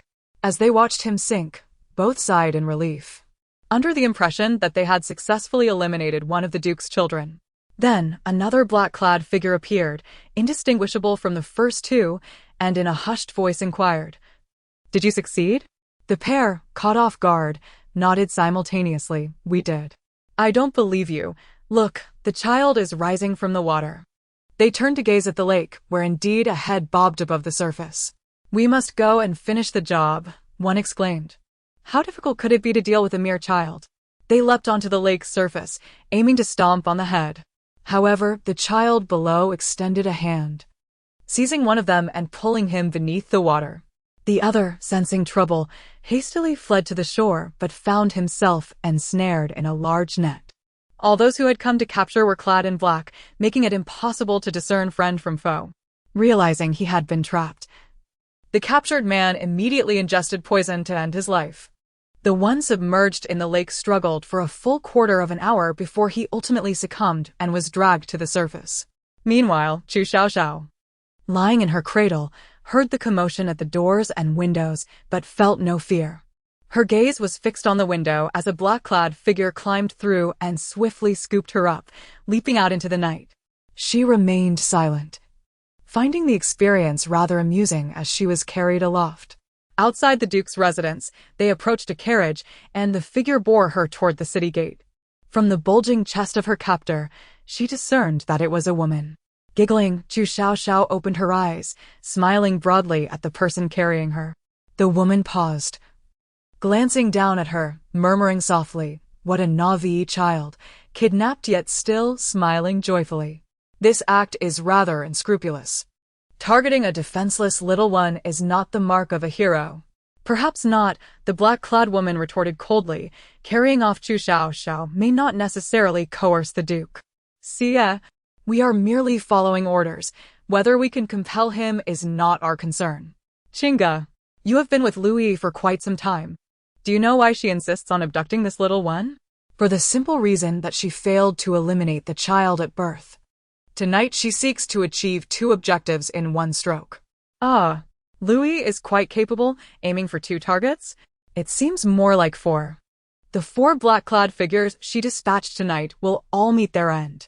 At that moment, a branch silently extended from the roadside, resembling a colossal hand. And with a resounding crack, it struck Chinga.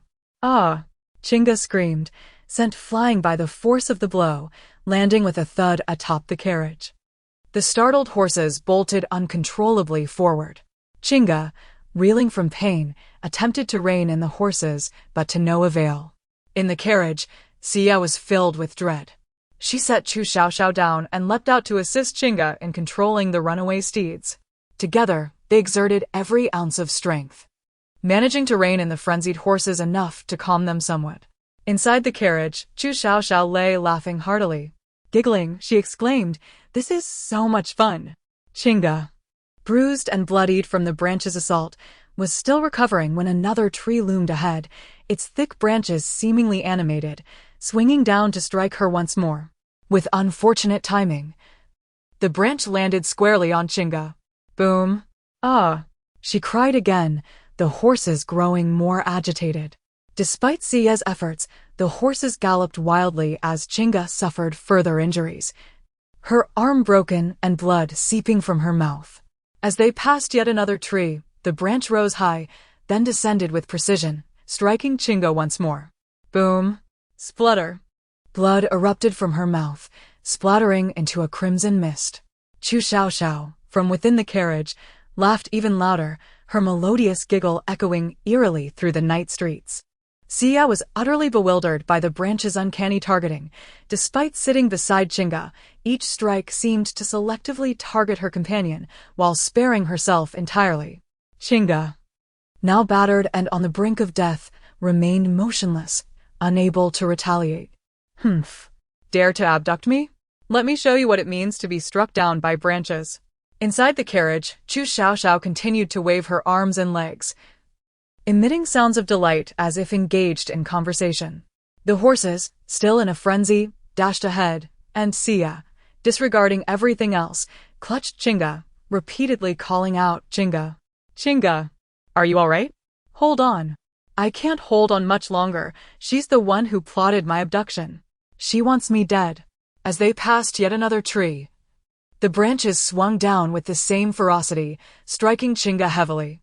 This time, the impact sent her tumbling off the carriage, prompting Xia to leap after her. The runaway horses did not wait, taking Chu Xiaoxiao away with them.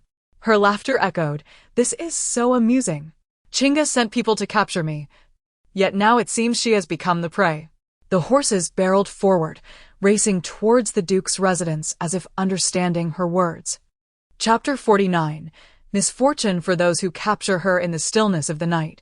On an empty, desolate road, a horse-drawn carriage sped forward, driven by no one.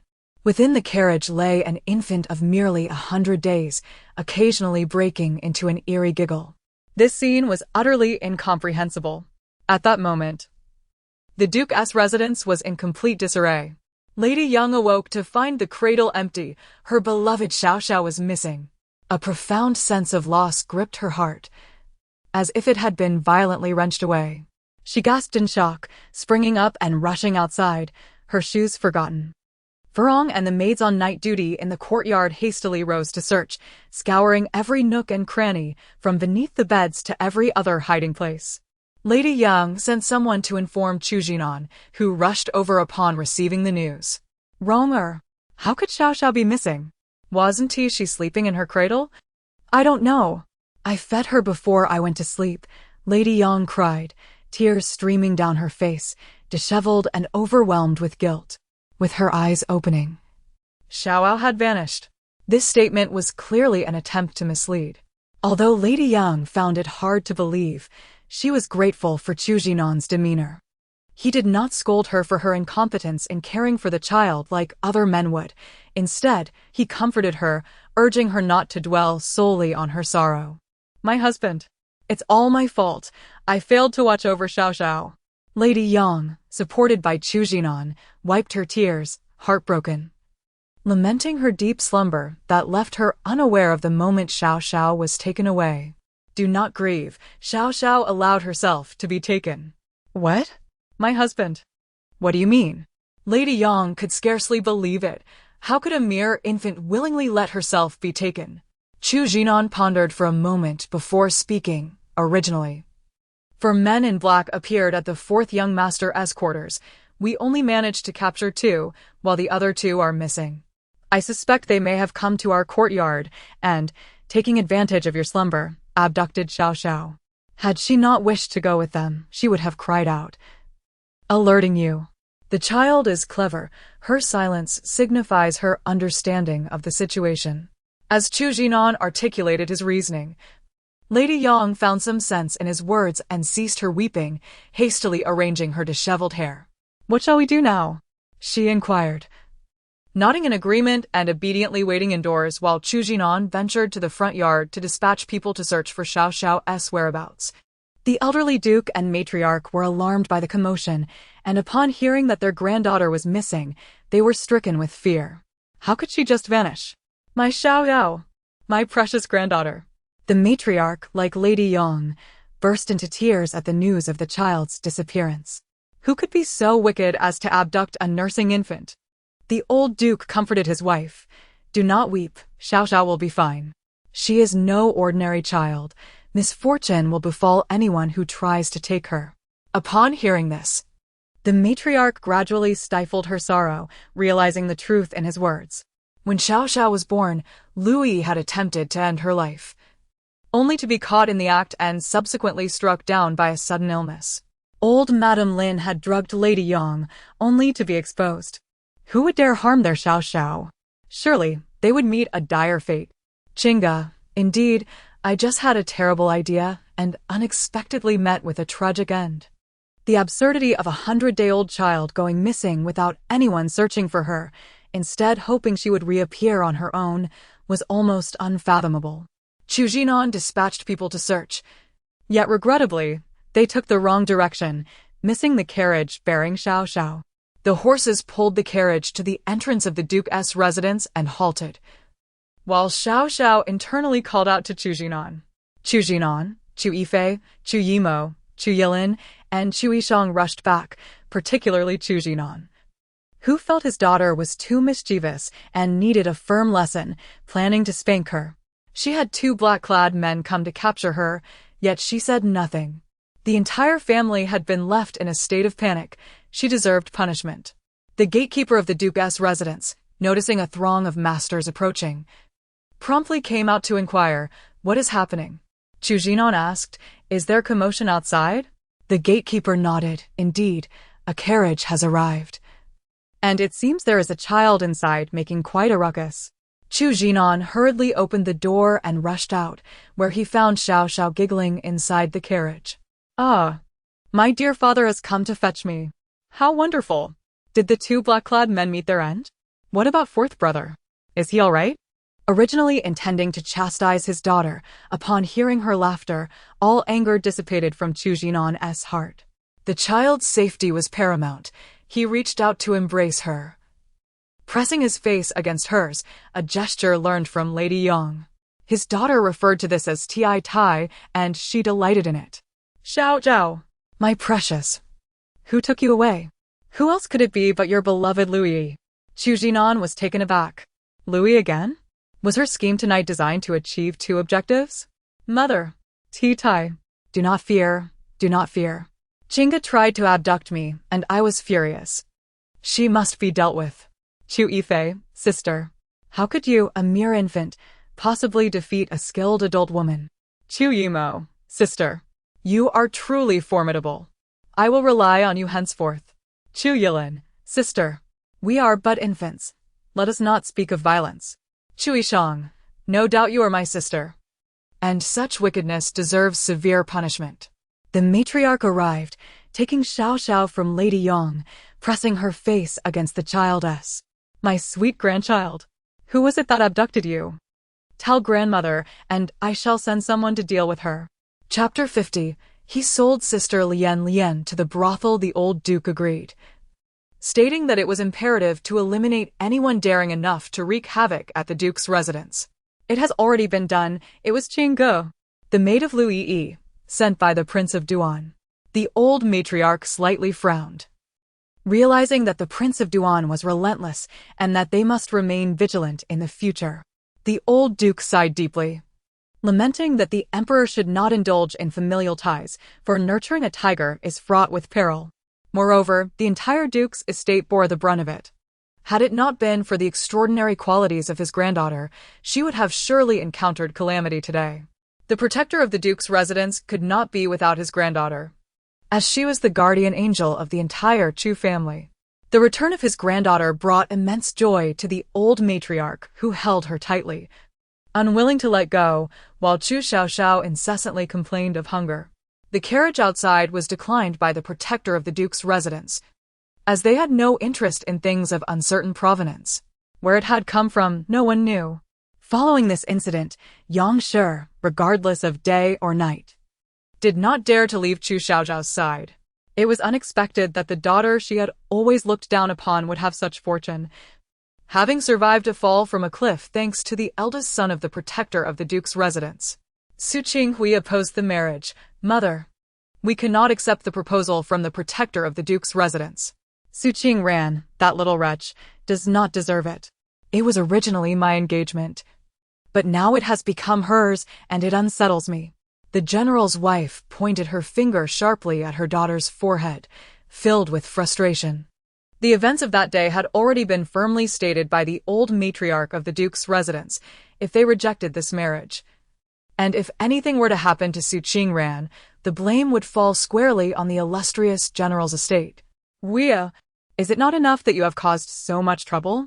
If Su Qingran's marriage encounters any complications, who will dare associate with our family henceforth? Your father is indifferent to our plight. We must devise our own solutions.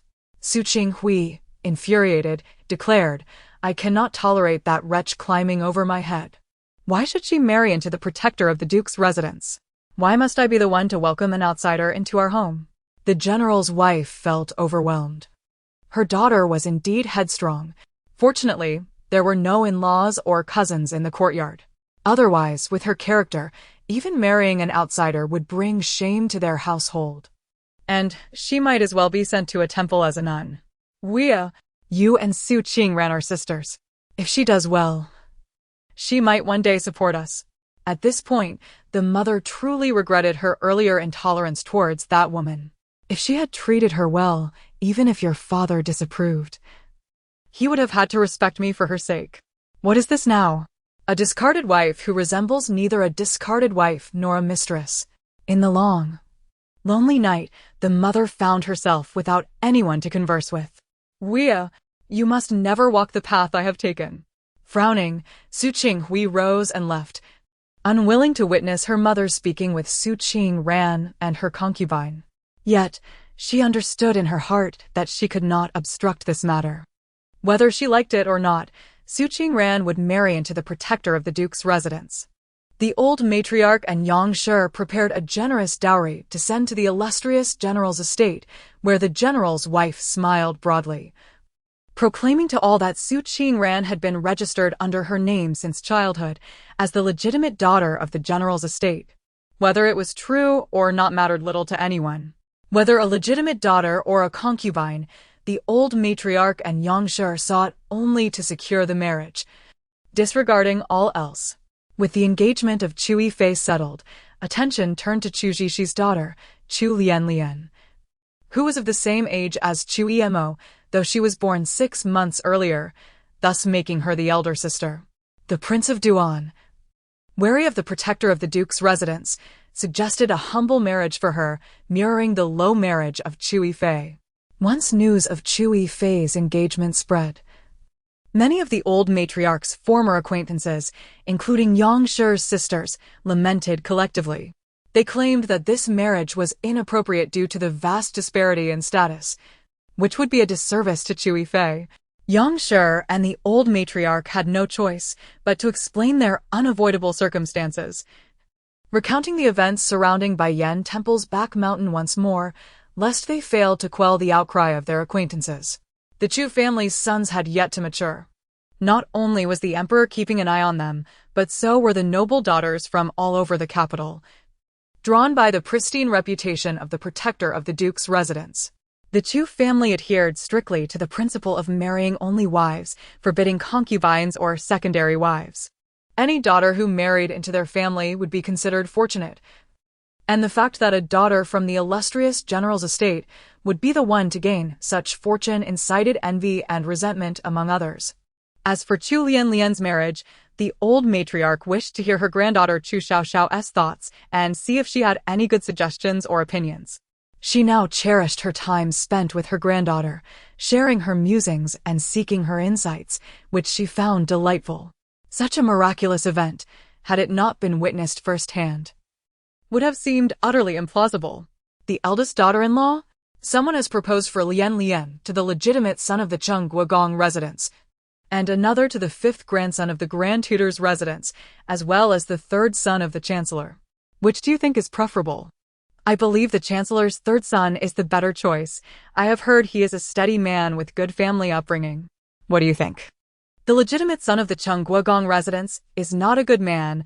A minor concubine in his household is already pregnant, and he is hastily marrying to cover up the disgrace. The old matriarch frowned, realizing the situation. No wonder the Chung Guogong residents had been the most persistent in their pursuits, having visited 3 times already. The matchmaker's praises for her granddaughter flowed like honey. Yang Shi added, if that is the case, then it truly cannot be accepted. To have a son before marriage is against propriety. The fifth grandson of the Grand Tutor is a decent person, though not very bright, and he is also known to have a short life. What? Then this one cannot be married either. To marry a man of short life would mean inviting the specter of widowhood. The old matriarch grimaced, dismissing that option. Yang Shi concurred, believing that marrying a man of short life would bring misfortune to their eldest niece. Humph. The Chancellor's third son is a villain. When the protector of the Duke's residence falls, he sold Sister Lian to a brothel. The old matriarch's brow furrowed, her eyes flashing with indignation. How could the Chancellor's third son be so inhumane as to sell his own legitimate wife to a brothel? It was appalling to even conceive of such a thing. Yang Shi was equally astonished, feeling a profound sorrow. Though an external daughter might avoid execution, her life would hardly be better than that. Chapter 51. Treating a hand as a chicken leg. The depths of that person's malice are evident when one can sell their own wife to a brothel. Alas! Sister Lian has her own destined partner. Old lady. Oh! She has a destined partner? Who is it? Xiao. Quickly tell grandmother. Mrs. Yang, it's better to have a destined partner than to engage in a fateful bond, lest she endure such terrifying experiences that could ruin a woman's life. Noticing that her granddaughter had not continued, the old lady began to guide the conversation with Mrs. Yang. She felt that Lian was still young and could remain at her maternal home for a couple more years, enjoying a comfortable life before facing the harsher realities of her in-laws. Mrs. Yang understood the old lady's intentions and continued, yes, Lian is only 14. She will turn 15 after the new year. Waiting for 2 years is certainly feasible. Ah, grandmother and I share a silent understanding. Sister Lian's destined partner has yet to arrive. He is a scholar from afar, named Lu Qingsu, who has come to take the imperial examination. The old lady was overjoyed that her granddaughter had divulged the name. She must pay close attention to Lu Qingsu, the scholar from another province. How did they meet? How could a learned man wish to rescue a woman from a brothel? It seemed that Chu Xiaoxiao understood their thoughts and, with a glimmer of saliva at the corner of her mouth, began to enlighten them in her heart. On the 15th of August next year, Lu Qingsu arrived in the capital, but his funds were stolen, and he was cast out by the innkeeper. Just then, Sister Lian saw him. With a kind heart, she gave him 10 taels of silver, alleviating his immediate plight. Old lady. And then? Don't stop. Hurry and tell grandmother what happened next. Mrs. Yang, too, was anxious. If it weren't for the fear of disturbing her daughter, she would have asked herself. Later, Lu Qingsu passed the imperial examination and was appointed to the Hanlin Academy. Sister Lian, sold to the brothel, jumped from a building and broke her leg. The brothel deemed her unlucky and sold her at a reduced price. Upon hearing this, the old lady's heart twisted in pain. Her granddaughter had lived such a miserable life. With the Duke of the Guardian's estate gone, it was a fate worse than death for her. Mrs. Yang's hands trembled slightly. Although she knew her past self had perished, she still mourned for Lian's misfortune. Lu Qingsu, a man of sentiment and righteousness, must be brought to the Duke of the Guardian's estate. Next Mid-Autumn Festival, he would arrive in the capital. She made a mental note of it. The son of the Prime Minister, whom she had initially favored, turned out to be a vile character. No matter how noble his lineage, it was of no consequence. Mrs. Yang, Lian is indeed fortunate. Although she has endured hardships, she is alive. Compared to the Chu family members who faced execution, her situation is far better. The two women exchanged glances, both displaying joy in their eyes. As long as they followed Xiaoxiao's sentiments, the Duke of the Guardian's estate would surely not suffer from a calamity that claimed lives indiscriminately. The children of the household would not be subjected to torment, each one escaping untimely death. Aside from the one they had cast out, the rest must remain safe and sound. The funeral for the Earl of Onping was quite grand, as it was rare for a couple to pass away on the same day.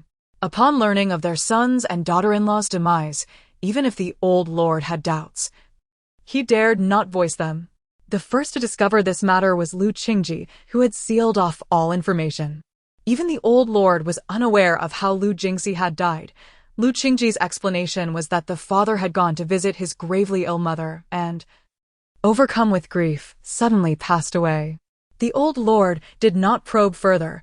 Many truths cannot withstand scrutiny, especially with two others in the household barely clinging to life.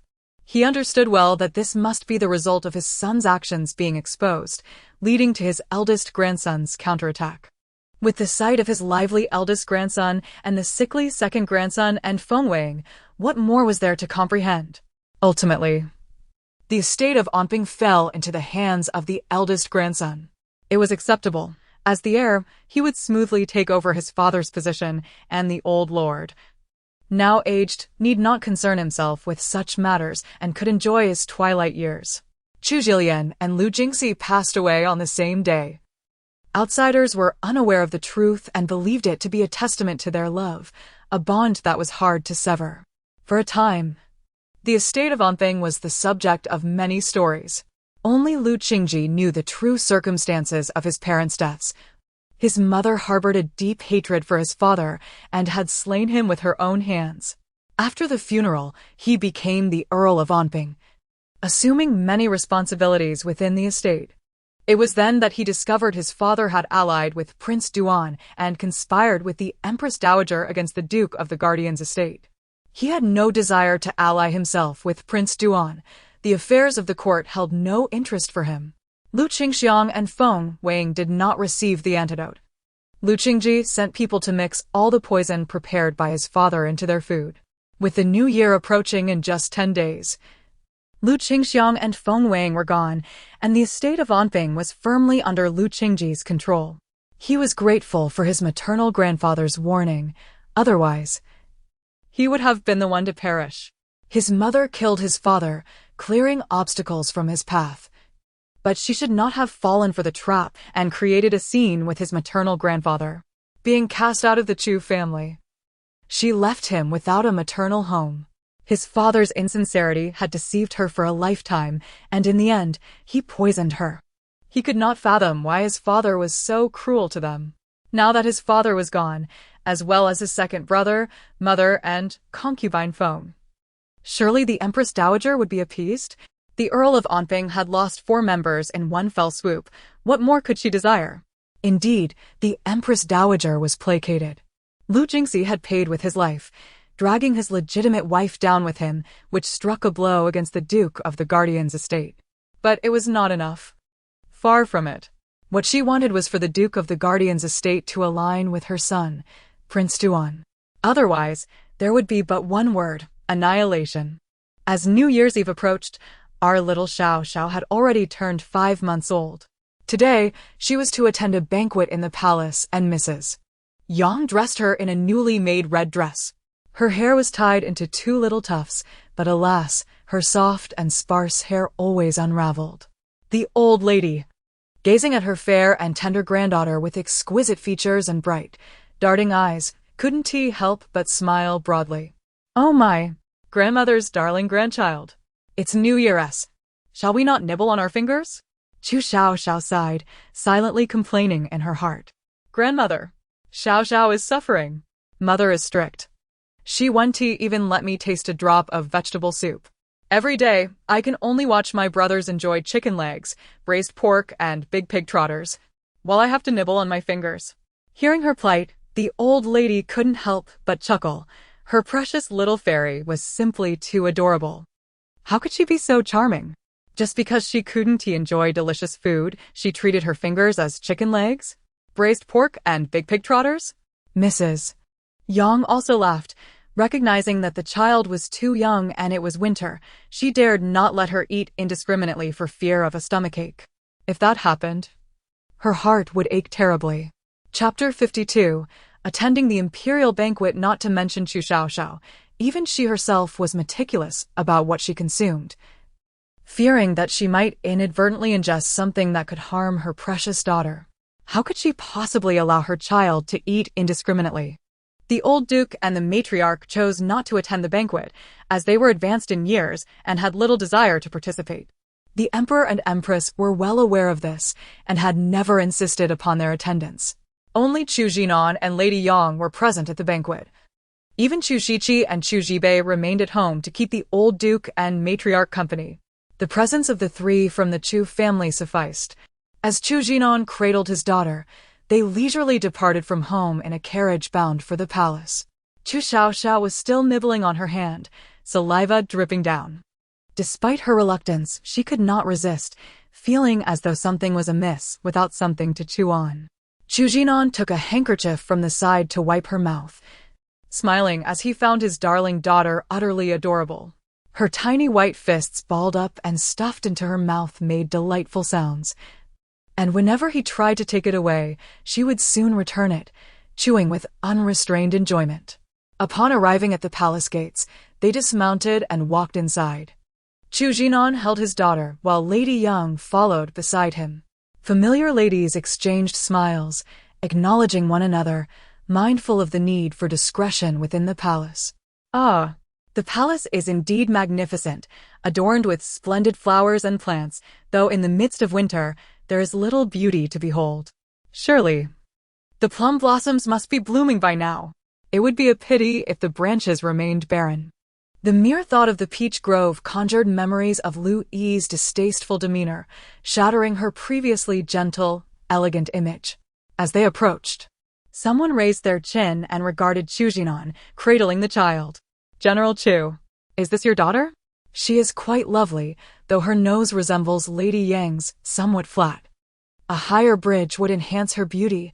"Elder sister, do you not think it excessive to comment on a 5-month-old infant's appearance? Who do you think you are? Have we offended you in some way?" Lady Yang could not help but laugh. Her daughter's bold remarks were simply too amusing.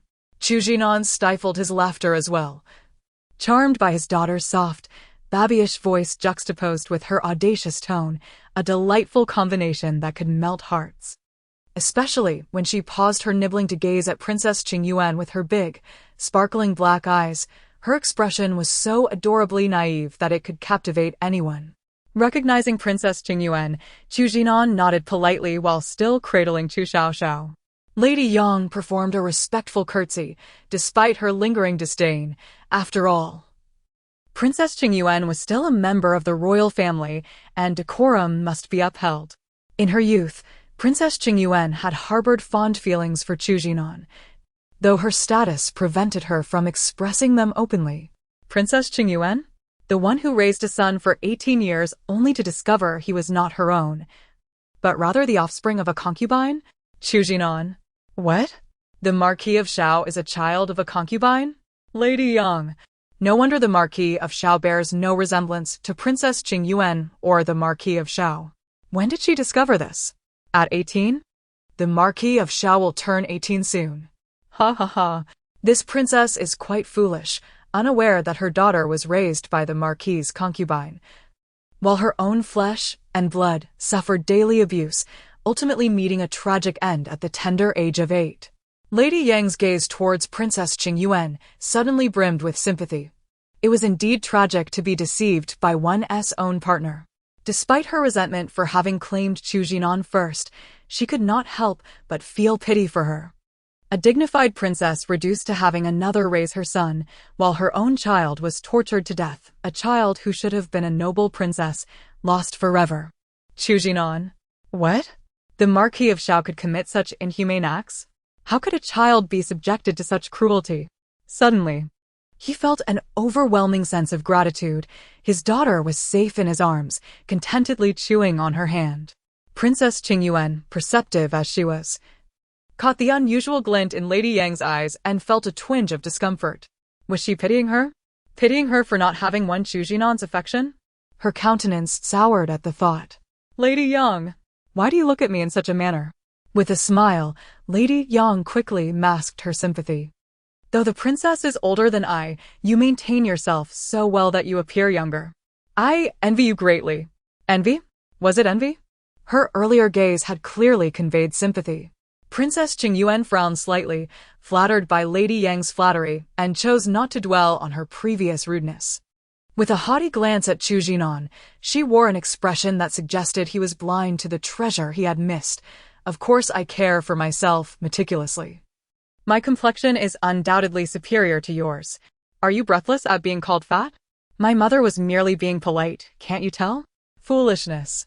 No wonder you spent 18 years raising another son. Chu Jinan.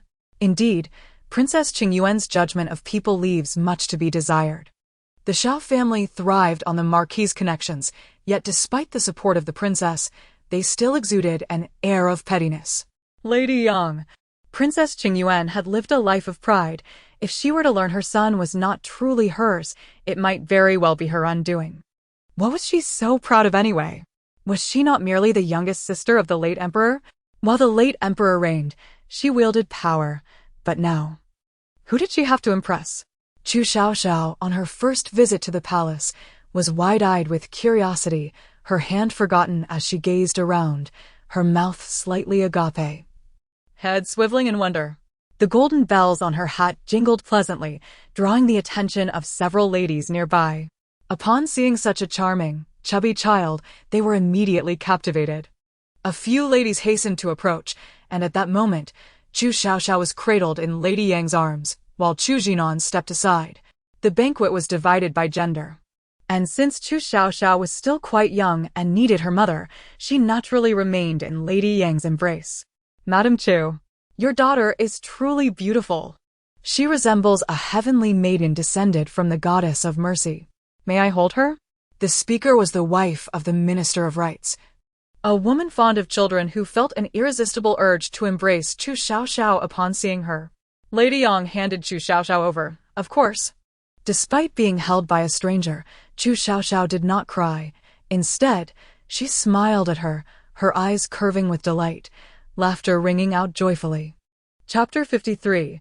The Emperor is truly a fool. The Minister of Rights' wife was filled with delight. Oh dear. This little one is completely unafraid of strangers, giggling away.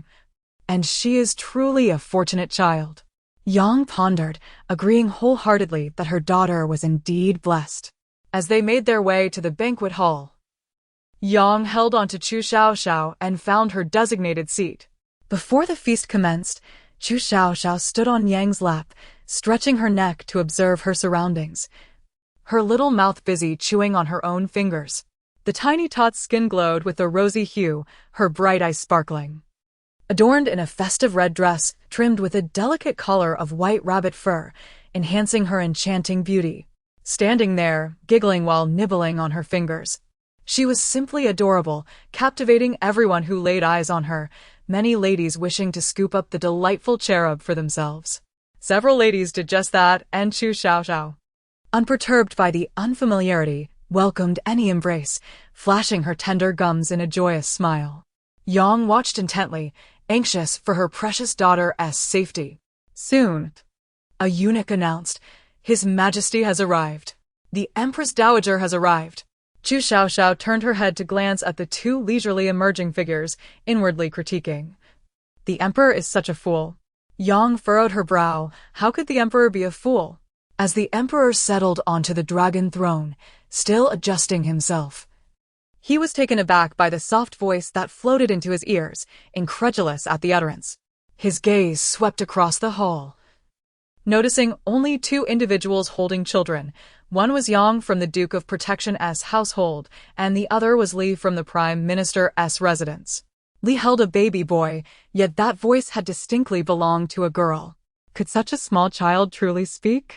Had he inadvertently heard the infant's thoughts? Fool? What could that possibly mean? Was he being called foolish? Where had he gone wrong? Seated among the male guests, Chu Xiaoxiao also caught wind of his daughter's thoughts. Feeling a sense of pride, even the Emperor could be berated by his little treasure. Fool? It seemed quite fitting. If the Duke of End could usurp the throne, then the Emperor truly would be a fool. Alas, he is not the Empress Dowager's biological son. What? The Emperor instinctively glanced at the oblivious Empress Dowager beside him, then discreetly strained to listen. Even the crowd's fervent cheers of "Long live the Emperor" felt distracting. He yearned to eavesdrop on the baby's thoughts. The Empress is so pure and virtuous. She loves the Emperor dearly, but alas. The Emperor. Alas? What was the lament? Speak quickly. Yang. Xiaoxiao. We mustn't speak too freely of the Emperor's affairs. It could lead to our demise. Realizing the child was expressing her thoughts, Yang considered that the Emperor might not hear them anyway. What harm could it do? Chu Xiaoxiao. The Emperor is not the Empress Dowager's biological child? Surely that cannot be. Such rumors have never circulated in the palace. If he is not her son, then whose is he? Reflecting on the past, it seemed plausible. When the Empress Dowager married the late Emperor, she bore the current Emperor, who was said to have been taken away immediately by the late Emperor upon birth. The Emperor grew up beside him, while the Duke of End was born the following year and received no attention from the late Emperor, being solely raised by the Empress Dowager. There were two sons in the palace, one raised by the father and the other by the mother.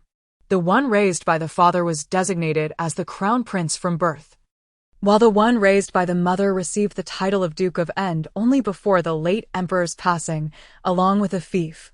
Chu Xiaoxiao, initially lost in her own thoughts, was interrupted by the sound of courtiers bowing in respect. Once they rose, she turned to gaze upon the Emperor and the Empress Dowager on the high platform. Alas! The Empress has been suppressed by the Empress Dowager and relegated to the cold palace. The Empress Dowager's actions are deliberate. She refused the Duke of End's proposal for the Empress and ultimately allowed her to marry the Emperor. The Empress Dowager harbors resentment and has cunningly oppressed the Empress. The Emperor nodded slightly, aware of this matter. Indeed, his Empress had turned down his brother's proposal to marry him. The Empress had once been a renowned talent in the capital.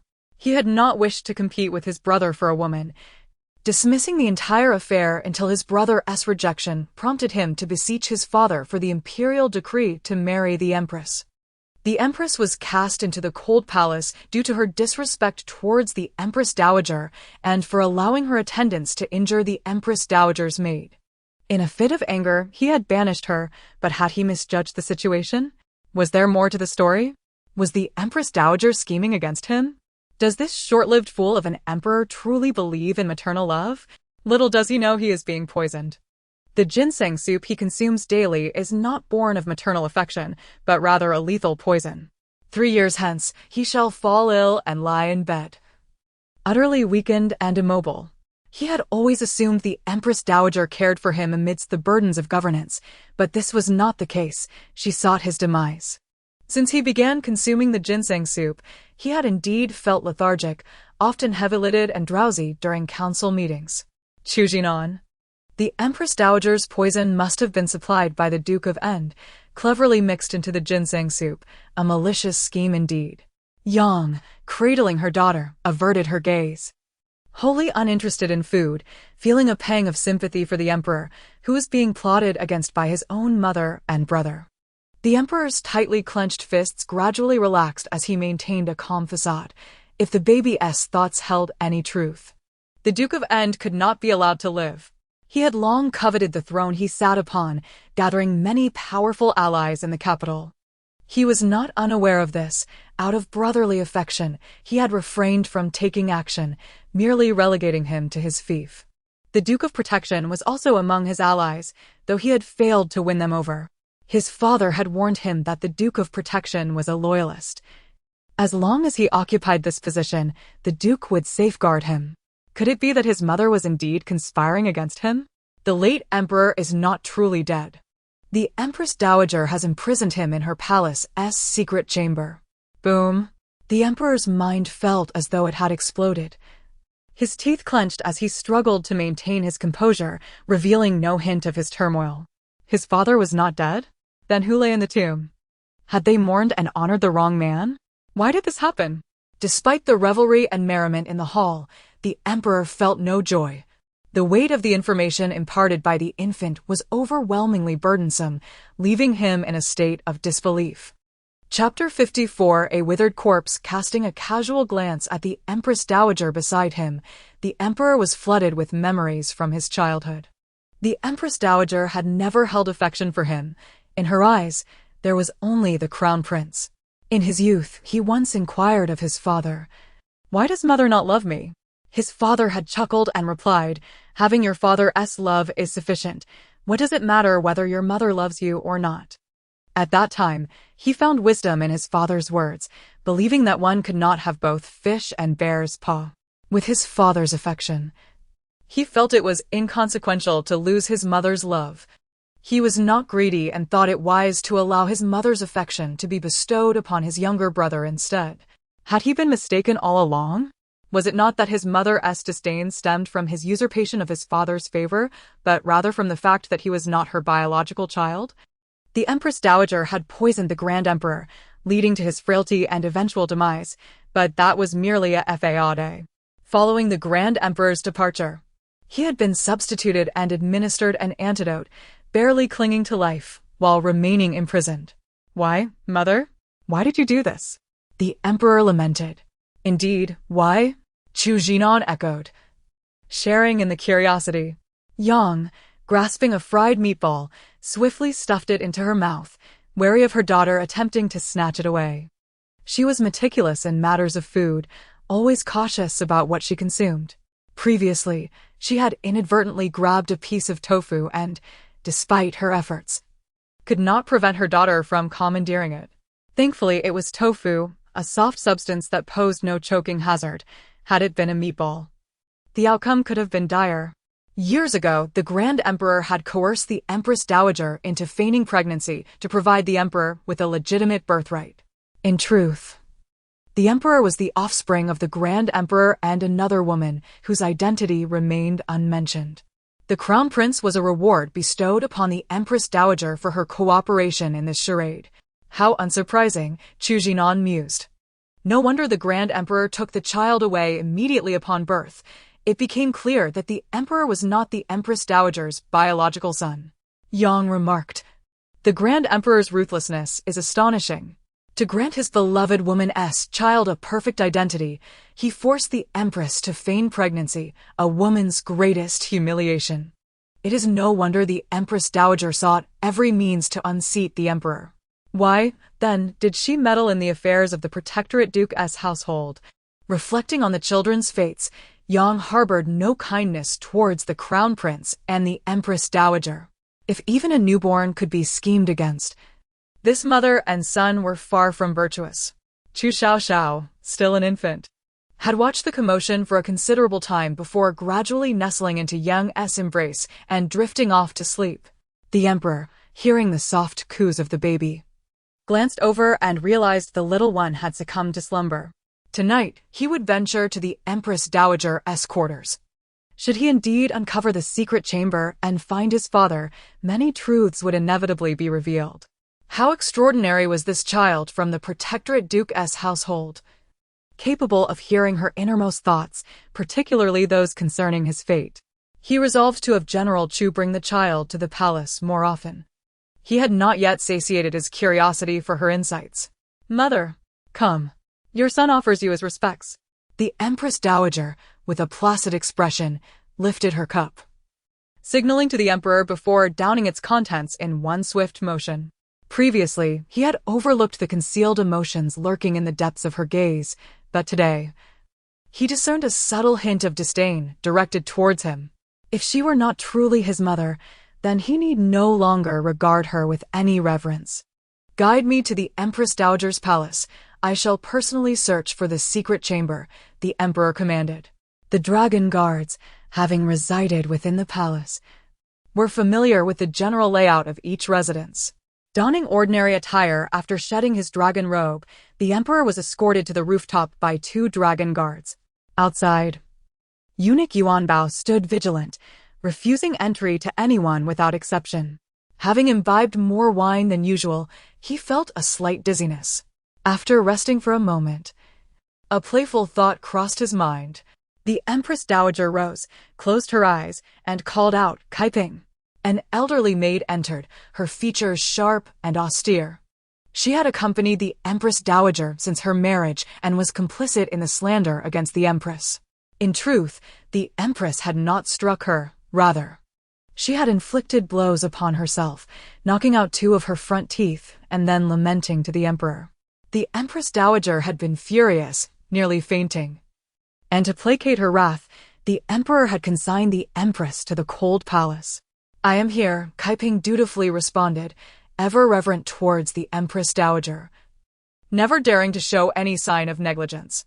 "Today is New Year's Eve. I must pay my respects to him. It has been several days since I last visited. I must ensure he is well." "Yes," Kaiping affirmed, assisting the Empress Dowager as they navigated the familiar path to the small Buddhist hall. Pressing on the protruding toe of the statue, the lotus platform parted, revealing a staircase. Below lay a secret chamber, dimly illuminated. The Emperor, hidden atop the roof, was struck with astonishment. The claims of the little one from the Protectorate Duke's residence were indeed accurate. The Empress Dowager's palace concealed a secret chamber. Had it not been suggested to him, he would never have imagined that beneath the Buddha's feet in the Empress Dowager's hall lay such a hidden space. The Empress Dowager and the maid descended the stairs and approached a bed in the corner of the secret chamber, where a gaunt figure lay curled up. His eye sockets were deep-set, his gaze lifeless and devoid of spirit, his body reduced to mere bones. Were it not for the feeble rise and fall of his chest, one might easily mistake him for a corpse rather than a living being. "Your Majesty, I have come to see you," the Empress Dowager cooed, approaching the figure with a smile, as if she were a youthful maiden of 18. "Your Majesty, today is New Year's Eve. Every year at this time, we must reunite as husband and wife. Tonight shall be no different. You cannot succumb to misfortune and depart this world. I still hope for many more years with you by my side." The figure on the bed seemed unresponsive, merely closing his eyes slowly, unable to fully shut them, remaining half open. "Do you not wish to see me? Alas, you cannot even close your eyes." "Your Majesty." "No, you should now be addressed as the Grand Emperor. Is it truly so difficult to reveal to me the identity of the wretch who bore that illegitimate child? What purpose does it serve to place her son upon the throne? Retaining the position is what truly signifies capability. As long as I draw a breath, he shall not find joy. My Hu-er is the legitimate heir. He, Li Qianzhong, is but a bastard." The crown prince was named Li Qianhu, while Li Qianzhong was the emperor's given name. Chapter 55. Your mother is no ordinary woman. The Empress Dowager spoke gently to the person before her.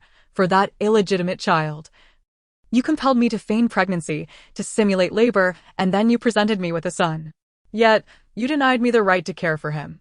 The moment he was born, you whisked him away. How fearful you must be of my influence over him.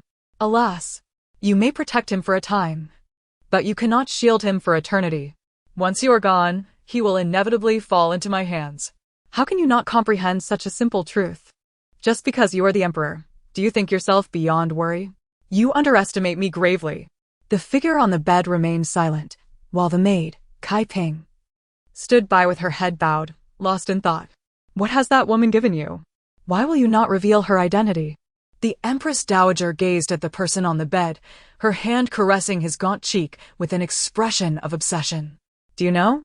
The first time I laid eyes on you, at the age of 15, I fell in love instantly, yet you have always treated me with indifference.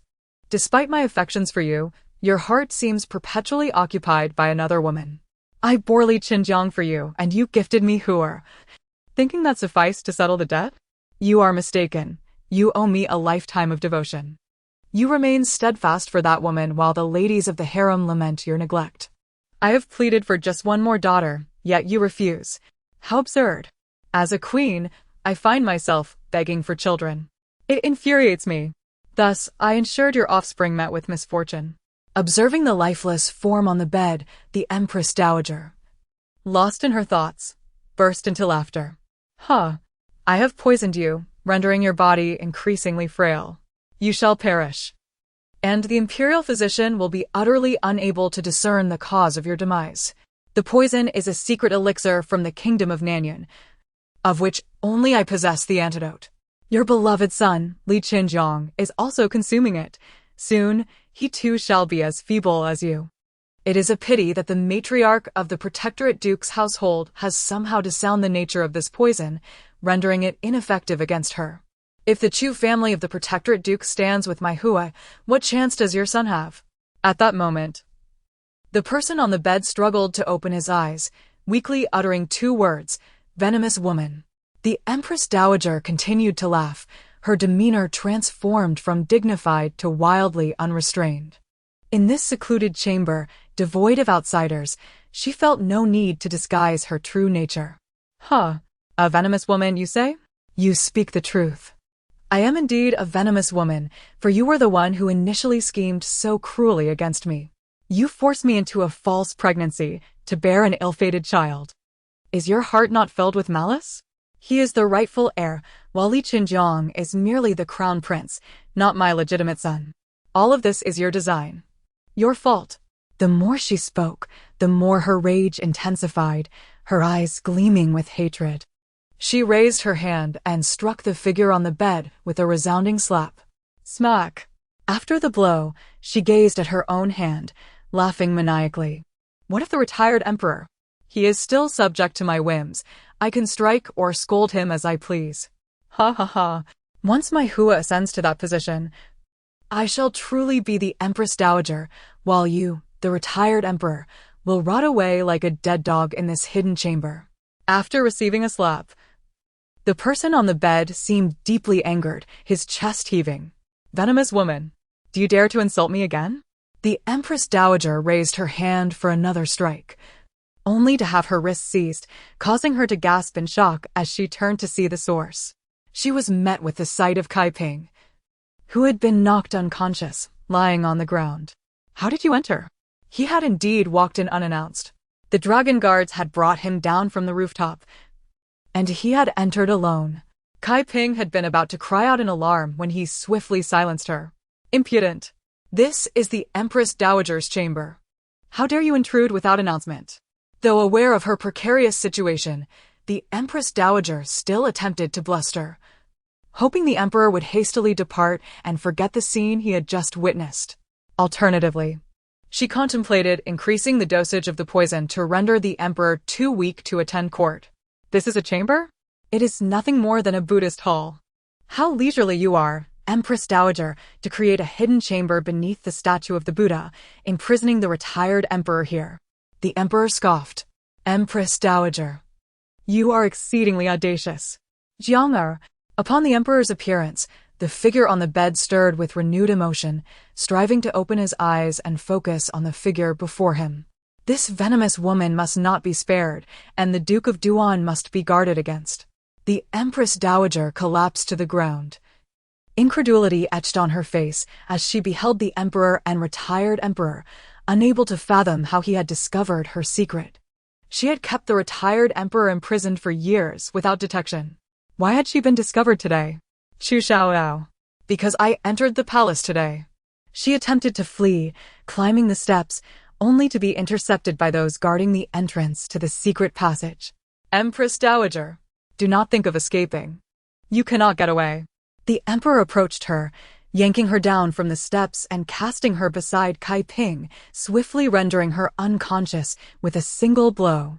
He then moved to the bedside, gazing sorrowfully at the frail figure before him. The retired emperor, looking at the son he had raised and taught, weakly confided, "Your mother is no ordinary woman. She must be a fairy from the plum groves. The year we met was amidst the plum blossoms on the outskirts of the capital, and thereafter she would come at night and vanish by dawn, soon after giving birth to you. Your father desired to take her as a concubine, yet she resisted fiercely, never revealing her origins or abode. Out of curiosity, I followed her, and she concealed herself in the very grove where we first met. When she gave birth to you, she exerted every ounce of her strength, and then she disappeared, never to return. Jiang'er, your birth mother is shrouded in mystery. Your father has never dared to speak of her, fearing your reputation might suffer. The venomous woman has harmed me, poisoned me, and brought me here to torment me. The Duke of Duan and your other brothers are not your true siblings. Do not hesitate to take action against them. Your father's greatest error was failing to reveal the truth to you. I now share it with you, so do not panic." The emperor interjected. "Father, do you know what you are saying? What have you done? Why have you placed this green hat upon yourself?" After finishing his words, the retired emperor could no longer muster the strength to continue, sinking into unconsciousness within the emperor's embrace, gradually succumbing. The emperor, who had been raised alongside his father and shared a deep bond with him, felt an overwhelming sorrow as he witnessed his father's fading life. This year had been perilous and thrilling. His father had returned from the dead, only to slip away once more. Yet, this matter could not be publicly addressed. A strategy must be devised to navigate through it. Chapter 56. The culprit behind the decline of the Rome State Duke's manor. The emperor cradled the lifeless body of the Grand Empress Dowager, adorning it with the ceremonial robes for burial. Accompanied by the dragon guards, he proceeded to the imperial mausoleum, placing the remains into an empty coffin, devoid of any other corpses. Subsequently, everything within the Empress Dowager's palace was removed and replaced. Even the maid, Granny Kaiping, was administered a sedative, leaving her incapacitated alongside the Empress Dowager. Having concluded these grim tasks, the emperor withdrew to the cold palace, now wholly convinced of the sentiments expressed by the young child of the guardian Duke's manor. It was evident that he was not the biological offspring of the Empress Dowager. Indeed, she had plotted against him. Thus, his empress must be innocent, having selflessly shielded him from harm. By the time midnight approached, the emperor stealthily entered the cold palace, taking a seat before the empress's bed, startling her to the brink of a scream. "Ruer, do not shout. It is I," he reassured her. "Your Majesty." Empress Du Yuru hastily donned her garments and lit a candle, perplexed by his unexpected visit at such an hour. "What has transpired?" Noticing the emperor's pallid complexion, she remained silent, her heart already aware that something grave had occurred. Otherwise, how could the emperor, who had always been obsequious before the Empress Dowager in hopes of receiving a modicum of affection, now appear as if transformed? "She is not my biological mother. She has poisoned me." "What?" The empress gasped, her face draining of color. "But is there evidence?" The empress fell silent. She had long discerned the Empress Dowager's duplicity. It was precisely because she recognized this that the Dowager could not tolerate her, resorting to Granny Kaiping's cruel tactics to confine her to the cold palace. Just when she was at a loss for how to extricate herself from this predicament, the entire situation had undergone a seismic shift. Who had advised the emperor? In the palace, Chu Xiaoxiao remained indifferent to the affairs of the court. Whether the emperor lived or died was of no concern to her. She was merely a child, engrossed in her own pleasures. As long as the female protagonist was eliminated, preventing her from becoming empress, the guardian duke's manor would surely face no repercussions. Early in the morning, Yang Shi dressed Chu Xiaoxiao in a bright orange new outfit and, unable to style her soft hair into little buns, adorned her with a hat instead. Chu Jinan and Yang Shi shared a carriage, accompanied by Chu Yisheng. Meanwhile, Chu Yifei, Chu Yimo, and Chu Yilin rode together in another carriage. The distance between the Rong State Duke's manor and the Guardian Duke's manor was not far, arriving in about half an hour. Yang Shi, being the legitimate daughter of the Duke, was the offspring of the former Duke, and her brother, Yang Heng, currently held the title. Upon reaching her maternal grandfather's residence, Chu Xiaoxiao gazed up at the lofty plaque, inadvertently exclaiming, "Though the Rong State Duke's manor is grand, it has ultimately fallen." "What? Fallen?" Chu Jinan queried in disbelief. "Has my father-in-law's family also suffered a downfall? Were they not thriving?" Yang Shi, alarmed, longed to inquire how the Rong State Duke's manor had met its demise. The meaning was clear: do not panic, everything would be managed.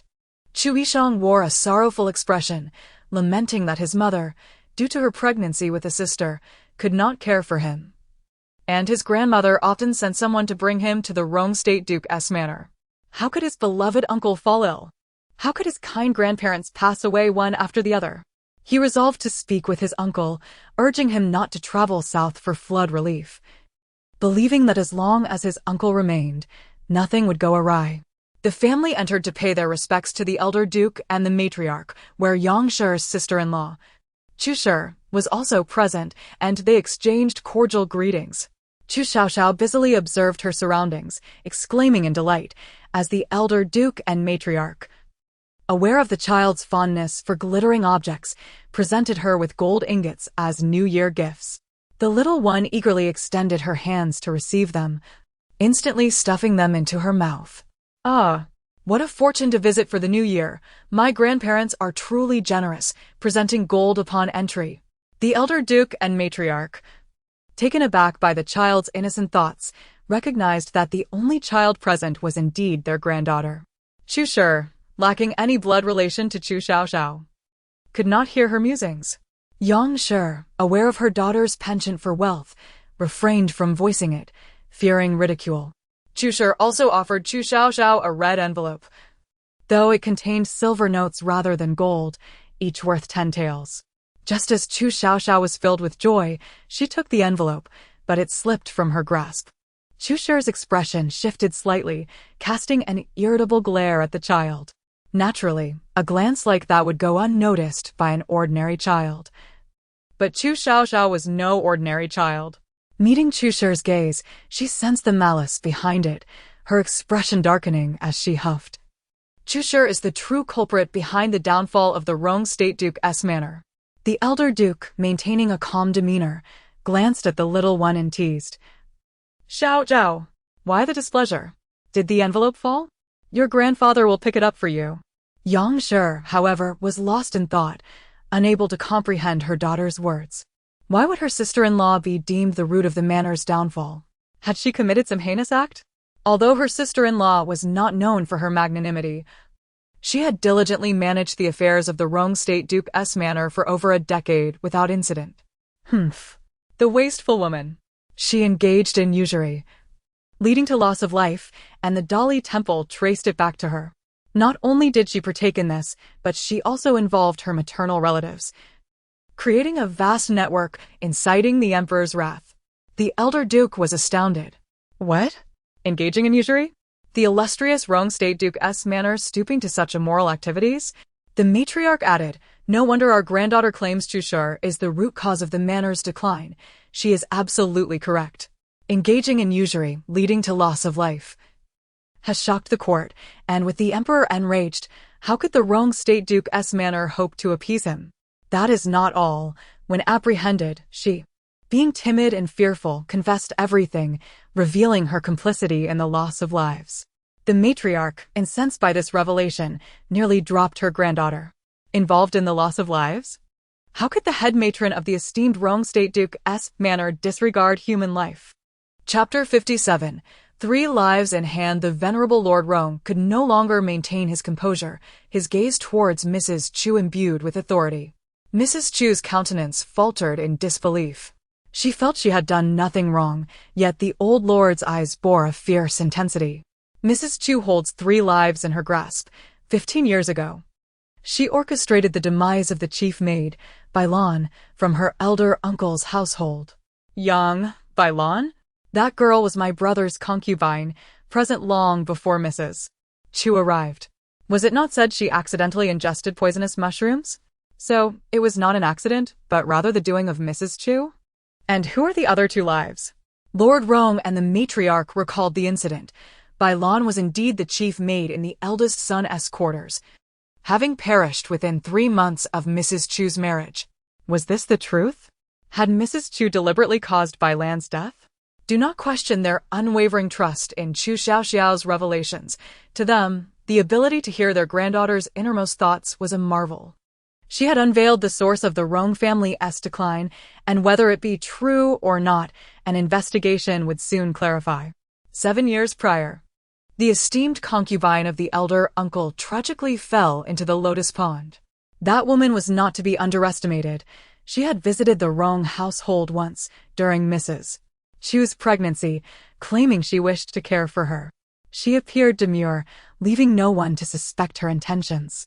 Under the veil of moonlight, she donned Mrs. Chu's garments, impersonating her to seduce the elder brother. By a stroke of misfortune, he, inebriated, mistook her for Mrs. Chu, and they engaged in intimate relations.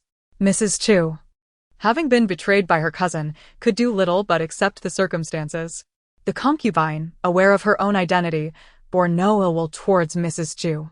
Why then did Mrs. Chu seek her demise? Lord Rong furrowed his brow, contemplating the question. Why indeed?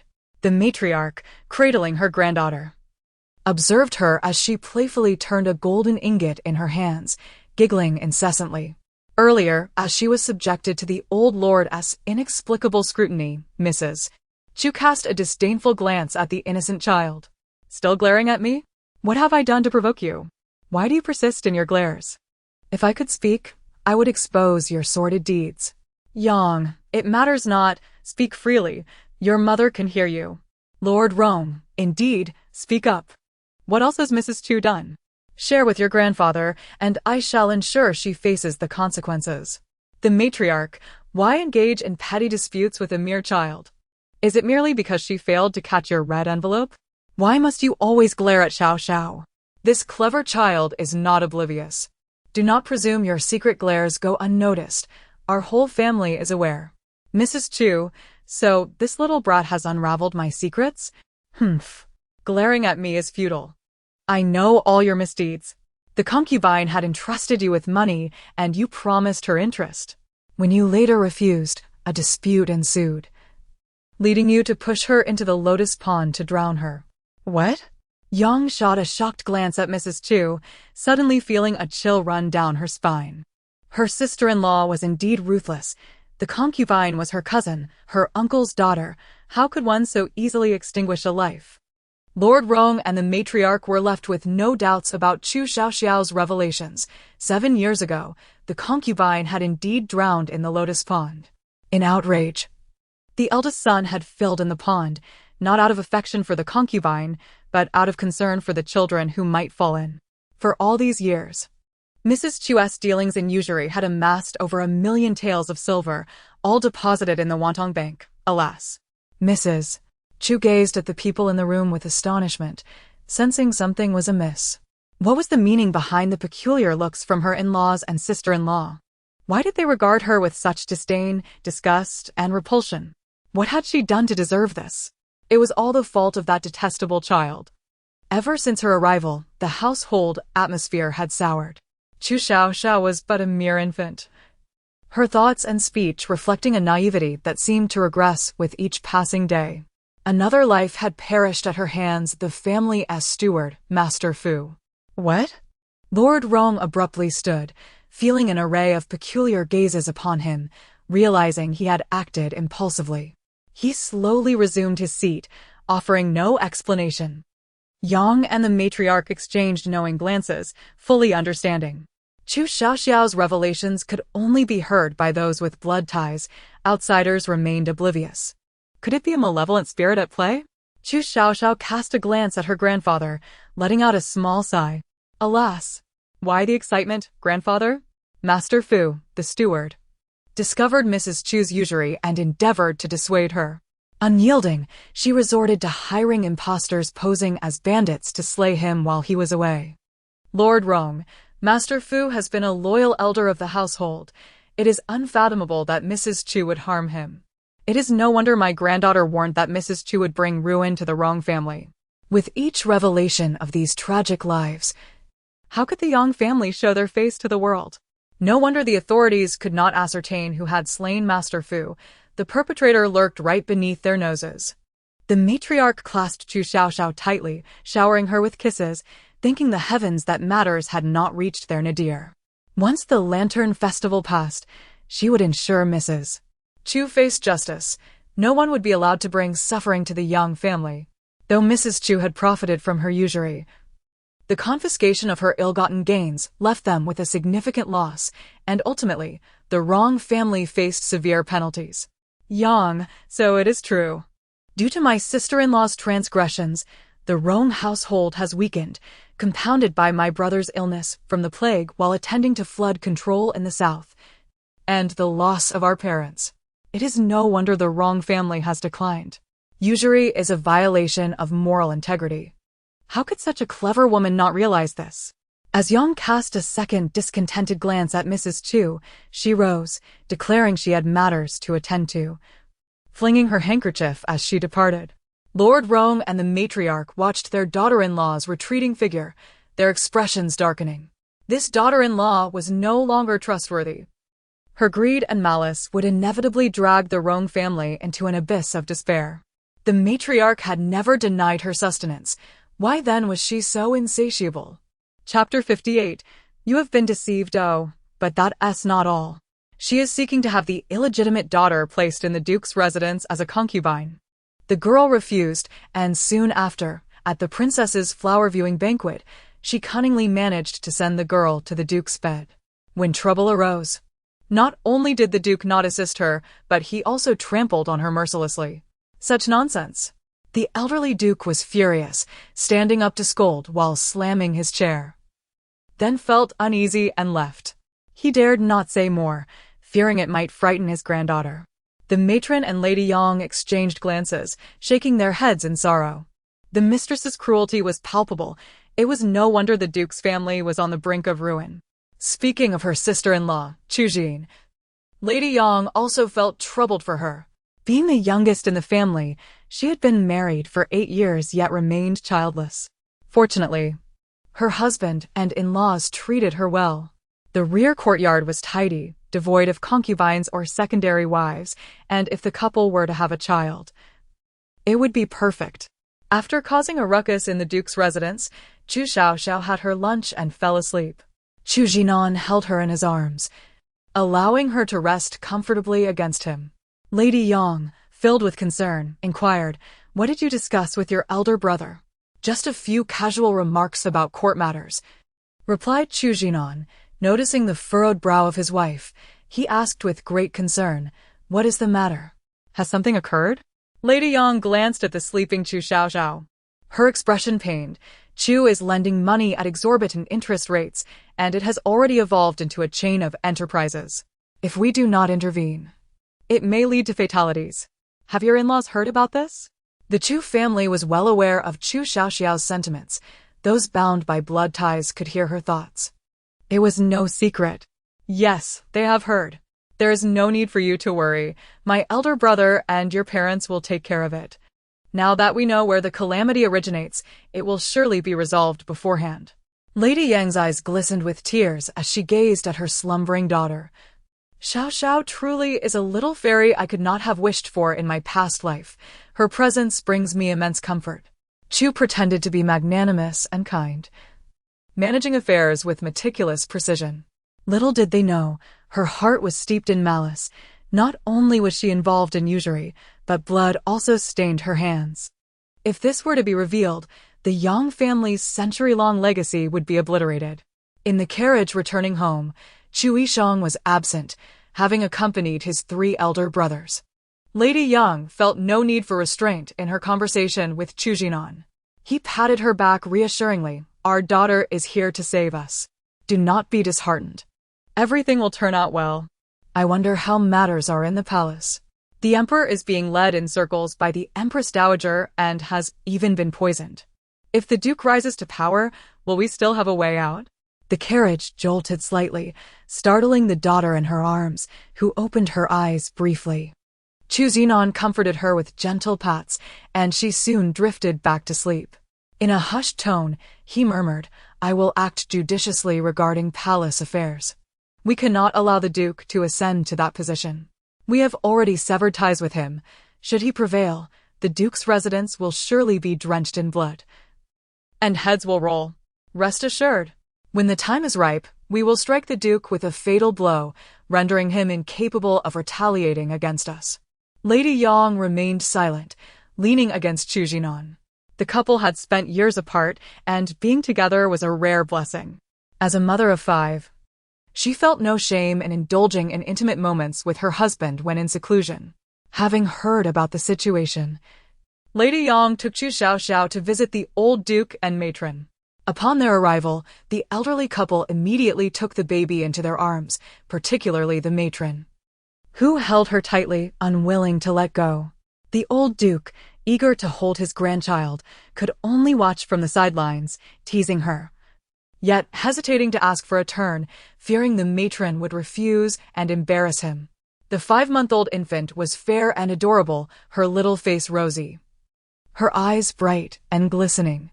Her laughter was soft and sweet, and her gaze pure and innocent. Seeing Chu Xiaoxiao, she showed no signs of shyness, pulling her hand out of her mouth to greet her with a coo, as if offering a salutation. Captivated by her lively charm, Chu Xiaoxiao's face displayed deep envy. She had been married for 8 years, yearning for a child, which was her greatest sorrow. Despite numerous remedies and consultations with doctors, she remained unable to conceive. Fortunately, her in-laws and younger siblings had never made her feel inadequate. At most, they would offer her some silver or goods when necessary. Material possessions held little weight in her heart. She had once considered suggesting her husband take a concubine, yet he adamantly refused, leading to prolonged quarrels. He even kicked away the maid sent to his bed, and the more he resisted, the more sorrowful she became. Her parents-in-law and husband treated her with such kindness, yet she was unable to bear children and could not provide a son or daughter for her husband. "My sister-in-law, Xiaoxiao, is truly well taken care of." Chu Xiaoxiao looked at her niece with envy, sighing inwardly, wondering when she might have a child of her own. Lady Yang, aware of her sister-in-law's heartache, grasped her hand, offering comfort. "Do not rush. You two will have your own in due time." Chu Xiaoxiao, sincerely focused on her fingers, paid no attention to anyone. The matron looked down at her, both amused and exasperated, pulling her hand away to redirect her focus. The matron's words were laden with meaning. She wished to hear her granddaughter's thoughts, uncertain if her youngest daughter would ever conceive. She firmly believed that if her granddaughter were to see a daughter, she would surely convey something profound in her heart. Chu Xiaoxiao released her hand, looked at Chu Xiaoxiao, and cooed again, catching her attention, then uttered a soft "oh." "Alas, little aunt, could you perhaps exercise a bit of wisdom?" Chu Xiaoxiao, though she did not witness her niece's speech, distinctly heard her voice, her eyes widening in disbelief. Yet, seeing her mother and sister-in-law remain unfazed, she felt that perhaps this voice was something only she could perceive. But why did she lack wisdom? What nonsense was her niece uttering? Aside from being childless, everything else in her life was splendid. Her husband was devoted, her in-laws cherished her, and she was treated with respect by her siblings-in-law. Her 8 years of marriage had been peaceful and prosperous. Why would her niece suggest she lacked wisdom? If the child were an adult, she would have questioned her thoroughly. The matron, cradling her granddaughter, gently guided Xiaoxiao. "Your little aunt has yet to bear children. Why not share some of your good fortune with her? Perhaps she might give you a cousin someday." "She cannot bear children." Boom. Chu Xiaoxiao's mind felt as though it had exploded. She stared incredulously at the adorable, snow-white infant, who was contentedly sucking her fingers, tears brimming in her eyes. Why? Why was she incapable of bearing children? Was her fate eternally entwined with childlessness? How pitiable! You have been deceived. Chapter 59. A woman with him will never bear children, the elderly lady pondered. Deceived? Why? Yang's mind abruptly raced to an unsettling realization. The behavior of her sister-in-laws and husband regarding her inability to conceive was peculiarly abnormal. Such irregularities often concealed deeper truths. Her sister-in-law was married to the eldest son of the illustrious Zhang family, a rank lower than that of the first-class Duke of the State, indicating a marriage beneath her status. Yet, after 8 barren years, the Zhang family displayed not the slightest hint of discontent. Nor did they entertain the thought of taking a concubine for Zhang Chuanrong. What did this signify? It suggested the Zhang family harbored guilt, unwilling to unveil the man's inadequacy. If one woman fails to conceive, it may be attributed to her shortcomings, yet if numerous women share this plight, it reflects upon the man's impotence. Zhang Chuanrong's refusal to take a concubine or elevate a concubine to a favored position only underscored this troubling reality. Zhang Chuanrong is afflicted with infertility. No woman will bear his children, Yang thought, as if struck by a bolt of lightning, leaving her dizzy and nearly slipping from her seat, gripping the armrest for support. Infertility? The man had been married for 8 years and had developed such a peculiar affliction? Yang understood now. It was no wonder the Zhang family refrained from introducing women to their household. They feared exposure. They had previously masqueraded their reasons under the guise of emulating the dignified households. The elderly lady's expression darkened. Initially, her youngest daughter had been enamored with Zhang Chuanrong, who had seemed perfect, as if crafted to match her daughter's desires. Whatever her daughter cherished, he reciprocated. Even in preferences for food, flowers, and companions, he mirrored her. Every individual possesses strengths and flaws. If one appears flawless, it is either divine or ghostly. Now, it became clear why Zhang Chuanrong appeared without faults. His shortcomings were so profound that he concealed them skillfully. She had once attempted to dissuade her daughter, but her resolve had been firm. Your sister-in-law is quite naive. Zhang Chuanrong discovered his condition at the tender age of 15. 15? Such an early revelation? This indicated the Zhang family had deliberately orchestrated a marriage under false pretenses. Chu Xiaoxiao felt overwhelmed, concealing her distress to spare her mother and sister-in-law. The insight into her niece's thoughts struck her as preposterous. The elderly lady was on the verge of fury, yet she found herself at a loss for words. Yang, noticing her sister-in-law's pallor, inquired with concern, Sister, how fare you in the Zhang household? Chu Xiaoxiao nodded slightly, fairly well. The elderly lady turned to her daughter. Have you not considered adopting a child from the Yang family since you are without offspring? Chu Xiaoxiao replied with a bitter smile, I once suggested it. But my in-laws opposed, advising us to wait. Of course, they opposed. Your dowry has yet to be fully compensated. They will not allow you to bear children. Once you have a child, you would be less inclined to part with your dowry to benefit the Zhang family, opting instead to reserve your wealth for your child. Chu Xiaoxiao's complexion turned ashen, her lips quivering. Was it true? Were her in-laws withholding the option of adoption merely to siphon off her dowry? The household was dominated by her mother-in-law, and due to her inability to conceive, she felt compelled to comply with whatever was decreed. The dowry had dwindled to almost nothing. She had never contemplated this before, but her niece's insights resonated with unsettling clarity. The elderly lady glared at her daughter. Why do your in-laws hesitate? Without heirs. Have they not considered finding a concubine for your husband? Chu Xiaoxiao, feeling aggrieved, responded, I proposed it, but he disagreed, insisting on emulating our family's tradition of marrying only one wife. Nonsense. Did your father-in-law not take a concubine 2 months ago? The elderly lady was infuriated, her voice rising. Tell me, how much of your dowry remains? Has it all been consumed by the Zhang family? When the dowry was mentioned, Chu Xiaoxiao fell silent, her head bowed and her eyes glistening with unshed tears. There remains. What remains? Grandmother, please do not ask. My dowry now consists of merely 2 shops, a farm, 500 taels in silver notes, and a few insignificant trinkets. Yang was taken aback. What? After a lavish dowry of 166 carts, the Zhang family has devoured it all within 8 years? Chu Xiaoxiao reflected silently, astonished by her niece's discernment regarding her financial situation. If Zhang Chuanrong had indeed deceived her, he would not escape her wrath. 8 years had been lost. A woman cannot afford to squander such time. Married at 16, she was now 24. Taking a deep breath, she quietly stated, "There are 2 shops, a farm, 500 taels in silver, and some inexpensive trinkets left." Foolish child. The elderly lord, upon learning that his daughter's dowry had been sacrificed for the Zhang family, raised his voice in disbelief, only to realize the elderly lady was cradling her granddaughter. Seeing the little one blissfully occupied with her fingers, he sighed in relief. "Ina, a woman's dowry is her lifeblood. How could you be so reckless as to part with it to please the Zhang family? Did you expect their gratitude?" The elderly lord regarded his daughter as foolish, acknowledging his granddaughter's astute observation. Yang was at a loss for words. Her sister-in-law's predicament was delicate, leaving her unsure of how to intervene.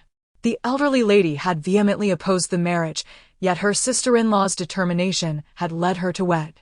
Though they appeared to coexist peacefully, the reality was likely different. It was probable that her sister-in-law had effectively purchased her way into the situation. To be deceived into marriage by a man who could not father children while sacrificing her dowry, how would she navigate her future? Chu Xiaoxiao recognized her errors, but remained silent, tears welling in her eyes. "You had no choice, did you? Your inability to conceive and Zhang Chuanrong's excessive attentiveness rendered you a pawn in this game." Chu Xiaoxiao lifted her gaze to her niece, who sat on the elderly lady's lap, oblivious to the gravity of the situation, and was astonished that she knew so much about the Zhang family's affairs. Across from her, Chu Xiaoxiao raised her eyes and met Chu Xiaoxiao's gaze, smiling as she extended her hands, still sticky from sucking her fingers. "Ah, oh, ah, ah." Chu Xiaoxiao watched, feeling a sense of inadequacy, as if the little one were chastising her for being so naive and snared by a man. Yang, concerned for the elderly lady's well-being, attempted to take Chu Xiaoxiao, but the child resisted, evading her grasp. The elderly lord effortlessly scooped her up, while the elderly lady remained preoccupied with Chu Xiaoxiao's plight, not noticing the exchange. Chapter 60. Not only calculating her dowry, but also her life. Chu Xiaoxiao continued to call out to Chu Xiaoxiao, as if eager to engage in conversation. "You are such a fool." The elderly matriarch observed her daughter with a mix of disappointment and frustration. After all these years, could she not perceive the malicious intent of the Zhang family? They were clearly intent on devouring her dowry. What does this constitute as malicious? There are far more nefarious schemes at play. The matriarch pressed, "What is it, my dear? Speak quickly. What further schemes does the Zhang family have?" The old duke remarked, "The Zhang family has gone too far. If it comes to that, we must consider having our daughter separate from him." Yang was equally intrigued. The shamelessness of the Zhang family in seizing their daughter-in-law's dowry was already appalling. Could they possibly engage in even more disgraceful acts? I recall reading that the Zhang family, in an attempt to control the younger sister-in-law, would drug her on the night of the 10th day, allowing Zhang Chuanrong's own brother to climb into her bed and impregnate her. Yang was rendered speechless. Indeed, there exists no limit to disgrace, only deeper depths of it. Chu Xiaoxiao felt a chill envelop her, trembling as she questioned, "Why? Why would the Zhang family resort to such actions? Allowing my brother-in-law into my bed? If this were to become public, how could I ever face anyone again?" No wonder her brother-in-law had been appearing before her with increasing frequency, his gaze laden with an unsettling aggression that made her uncomfortable. The once innocent boy who used to pester her for this, and that had now matured into a 19-year-old soon-to-be-wed. Were her in-laws plotting against her before his bride arrived? This was too demeaning. She would not accept it. The matriarch clenched her hands tightly, overwhelmed by profound humiliation. How dare the Zhang family scheme against her daughter? Did they truly regard the Chu family of the Duke as mere decorations? "Ina, you must not always bow your head in submission. Infertility is not solely your fault. Zhang Chuanrong should also see a physician." In the past, Chu Xiaoxiao would have vehemently resisted such suggestions, believing her inability to bear children was a personal matter unrelated to Zhang Chuanrong. She feared her family would look down upon him, However, it now seemed she had been mistaken. Perhaps the Zhang family never regarded her as a legitimate daughter-in-law and did not expect them to lead a harmonious life together. He will not consent to this. He would rather die than see a doctor. Even if a common physician recognizes his condition, he would not believe them unless we invite an imperial physician. An imperial physician? The old duke considered this. It was not an impossible idea. In a few days, he would arrange for an imperial physician to visit. Chu Jin forced a bitter smile. I once advised him to see a doctor, but he flatly refused, and my in-laws blamed me for meddling. Wouldn't he that expose the truth? Lord Zhang and Lady Zhang would certainly not allow their son's condition to be revealed, as they have other schemes in mind. What other schemes? The matriarch inquired. Holding Chu Xiaoxiao close, the old duke squinted, his eyes glinting with a hint of ruthlessness. What else were the Zhang family plotting besides the dowry? Yang, feeling incensed, added, It may be that the problem lies not with them, but with you. Your attitude is paramount, as it is Lord Zhang who is to share a life with you. Let me do this. One day I will discreetly bring an imperial physician to examine both of you. The matriarch immediately approved. That is an excellent idea. Ina, listen to your sister-in-law. Infertility may not be solely your issue. Perhaps it is Zhang Chuanrong's predicament. Ah, grandmother is astute. She speaks the truth. The Zhang family is cunning. Should the younger sister-in-law give birth, she would leave behind a child. Zhang Chuanrong could then marry another noblewoman and acquire yet another dowry. What? The old duke and matriarch nearly leapt to berate the Zhang family for their audacity, as they were using Lord Zhang's condition to deceive the bride's dowry. Had he uncovered the true essence of rising through the ranks while losing a wife? Chu Jin's face paled further. The Zhang family was not only scheming against her dowry, but also her very life. This was terrifying. She needed to devise a plan to expose their vile intentions. The old duke quietly cautioned his daughter, fearful that she might lose her composure and reveal her hand, alerting the Zhang family. Father, I understand. In the presence of her parents, Chu Jin spoke casually, but in the Zhang household, she adhered to the rules, fearing a misstep due to her inability to bear children, which left her feeling vulnerable. Sister, do not be overly compliant in the Zhang household. Once you show weakness, they will surely take advantage of you. Yang never pretended or deceived in front of her in-laws. She spoke plainly and honestly. The Chu family was unlike others. They were united and supportive, never plotting against one another. Her dowry, along with that of the Yu and Wang families, was under her control. Her in-laws had never demanded a single coin from them. They were free to decide how to spend it, whether on their husbands or children, as they saw fit. The Zhang family's scheme was exceedingly cunning. She must find a way to break free from this predicament, or she would end up with nothing. Indeed, in the end, even the younger sister-in-law's life could be lost to the Zhang family. Zhang Chuanrong crafted an image of being devoted to his deceased wife, only to ensnare the legitimate daughter of the Minister of Justice. She too was ensnared, giving him a daughter before perishing. He then married another, yet the schemes continued. Having heard this, Chu Jin trembled slightly. So, Zhang Chuanrong was exploiting her infertility to tightly grasp the fates of these women? If he grew weary, would he not allow them to bear children, leading to their demise? Sister-in-law, bring the imperial physician on the 10th day. I must ensure he examines him thoroughly. Very well. Then the 10th it shall be. I shall go to the palace and invite physician Wang to visit your residence. Yang, concerned that Chu Jin might not know physician Wang, added, he specializes in examining the consorts in the palace. He is quite adept in matters of fertility. Thank you, sister-in-law. Chu Jin rose to bow in gratitude. Sister-in-law. Chu Jin felt a wave of emotion and tears welled in her eyes. The old duke interjected curiously, Ina. If Zhang Chuanrong is found to be at fault, what will you do? Chu Jin seated herself, her expression cold as ice. I will seek a divorce and demand the return of my entire dowry from the Zhang family. The matriarch nodded in agreement. Divorce is acceptable. The entire city must be made aware of the Zhang family's disgraceful conduct. If Zhang Chuanrong is truly infertile, They have deceived you into marriage. Yang gazed at Chu Xian with sympathy, sister. No matter what decision you make, your family will stand by you. Chu Xian nodded. Thank you, sister-in-law. I understand. Sister-in-law, be wary of Feng Mama. She has already been bribed by Lady Zhang. Additionally, be cautious of your brother-in-law, Zhang Chuanqiu.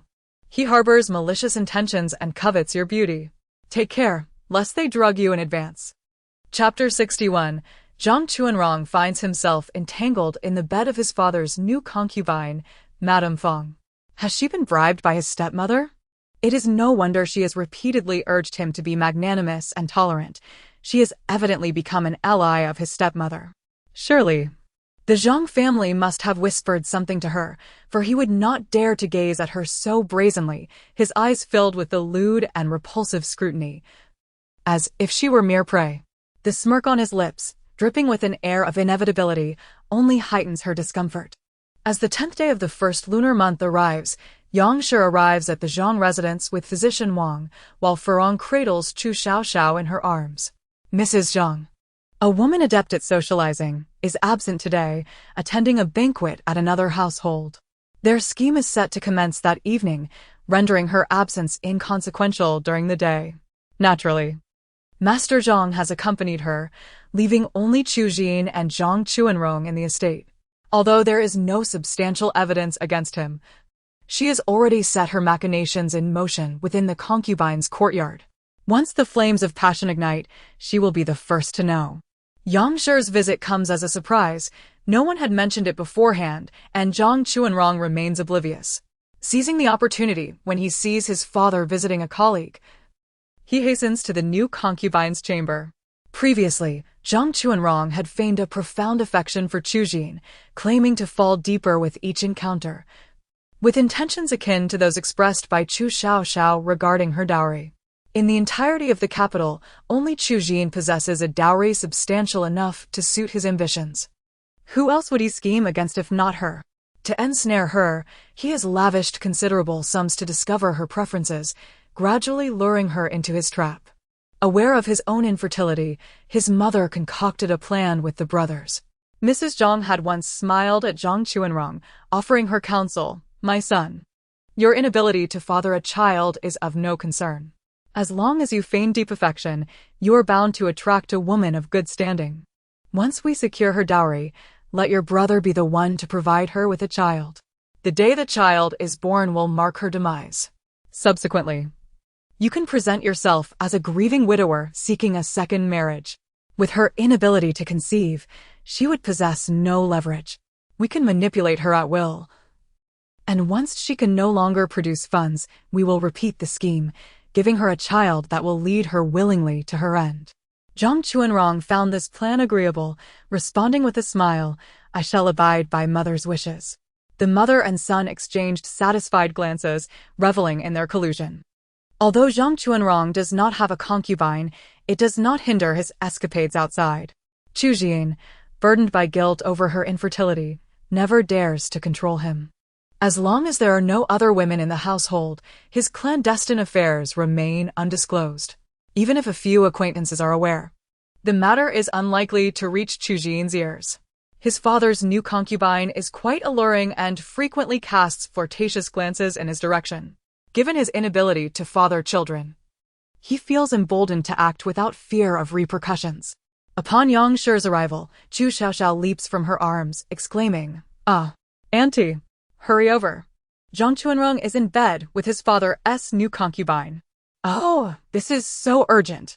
I wonder if Andy knows about this. Chu Xian responds. I am aware, and I shall go at once. Zhang Chuanrong has managed to entwine himself with the new concubine so swiftly, he indeed possesses a certain talent. It is fortuitous that elder sister is present. We can address everything at once. Yang Shi exclaims. Good heavens! What manner of people inhabit the Zhang household? Is there no sense of shame? A son sleeping with his father's concubine? Such disgrace tarnishes the family's reputation and brings dishonor to propriety. Before Chu Xian can rise, a maid rushes in, hastily greeting Yang Shi before whispering a few words by her side. Did you observe closely? Yang Shi inquires. The maid nods, confirming, indeed. I saw it quite clearly. Excellent. Let me there, Chu Xiaoxiao commands. Sister-in-law, accompany me. I fear to face this alone. Yang Shi, fully aware of the situation, does not hesitate, summoning Furong to carry Chu Xiaoxiao, and the two women hasten toward the rear courtyard. Physician Wang remains in the front courtyard, attended by the steward serving tea. The steward, an ally of Mrs. Zhang, harbors suspicions upon seeing the physician's visit but refrains from questioning, given that the master and mistress are not present. As long as the eldest son does not take the pulse, no revelations will surface. Whether a common physician or a royal doctor, the issue lies solely with the health of the young mistress, having no connection to their eldest son.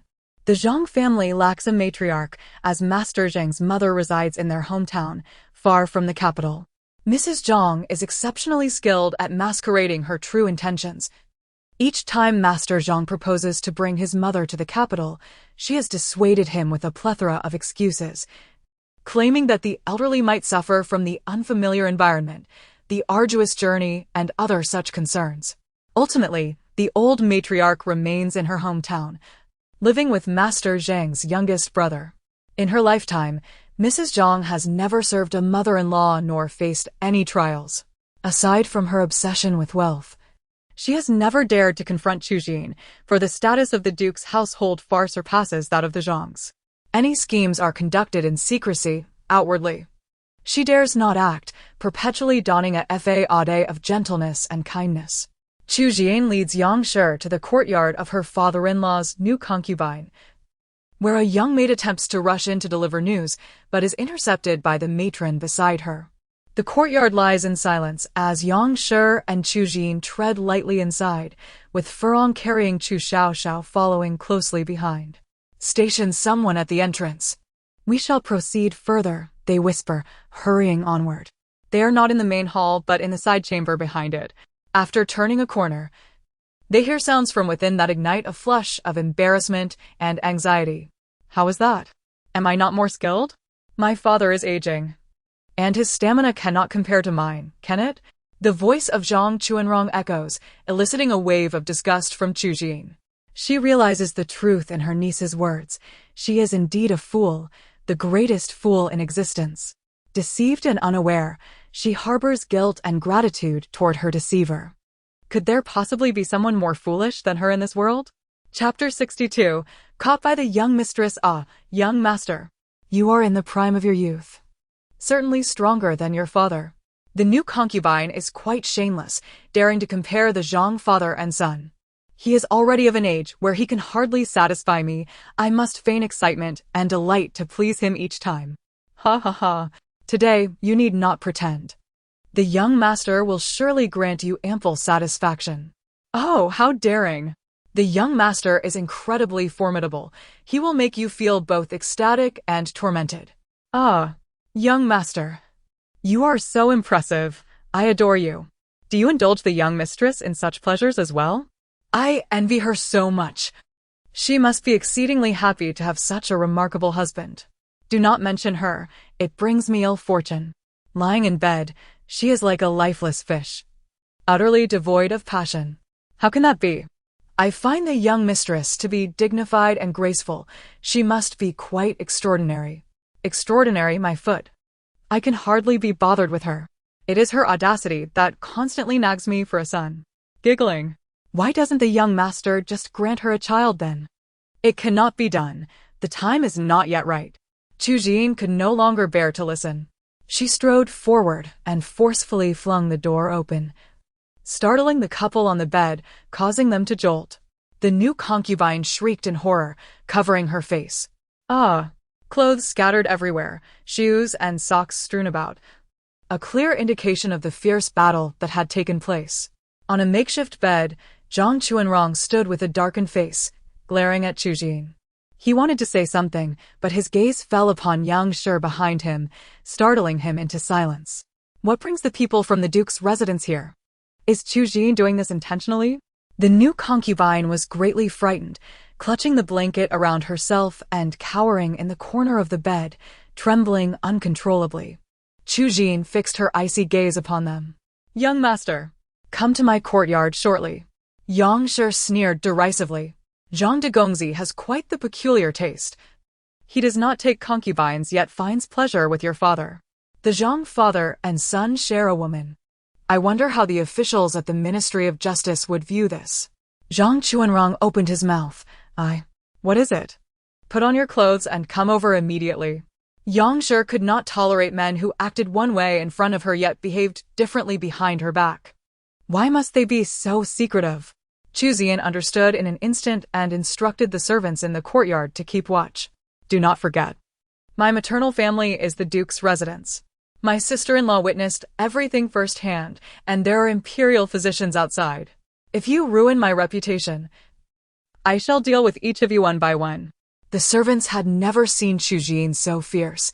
Indeed, she was the daughter of a prominent family. And once she turned ruthless, she was not someone ordinary folk could withstand. Rest assured, young mistress, we shall keep a strict watch. Usually, the lady, the master, and the young master treated her with respect. Even after 8 years without a child, they did not dare mistreat the young mistress. She could still speak kindly. Even if she felt displeased, selling a few servants was merely a matter of words. The lady would not only not stop her but would hasten to sell them off. After all, they were merely servants. Allowing the young mistress to vent her frustrations was of no consequence. The new concubine, emboldened by her favor, treated the servants with disdain, never offering them a kind word. They had no reason to offend the young mistress over a woman of such low status. The young master had indulged in infidelity within the household, and in the end, it was still the new concubine's fault. Had she not intentionally seduced him, he would never have strayed. The two matrons exchanged glances, guarding the side door to prevent the new concubine from harming herself. Once Zhang Chuanrong left, they promptly entered, binding her and silencing her, leaving her on the bed. Bah! Shameless wretch! The new concubine nearly fainted from fright. It was over. If the young mistress discovered her and the young master in such a situation, she would be doomed. The foolish aunt is too naive, having trusted Zhang Chuanrong all along, when in fact he is a frequent visitor to the Huaixuan pavilion. He neither took concubines nor kept concubines, merely playing the part. The Huaixuan pavilion? Chu Xian's heart turned icy. Zhang Chuanrong had never truly cared for her. He had merely sold his afflictions to her. 8 years, she had been deceived for a full 8 years.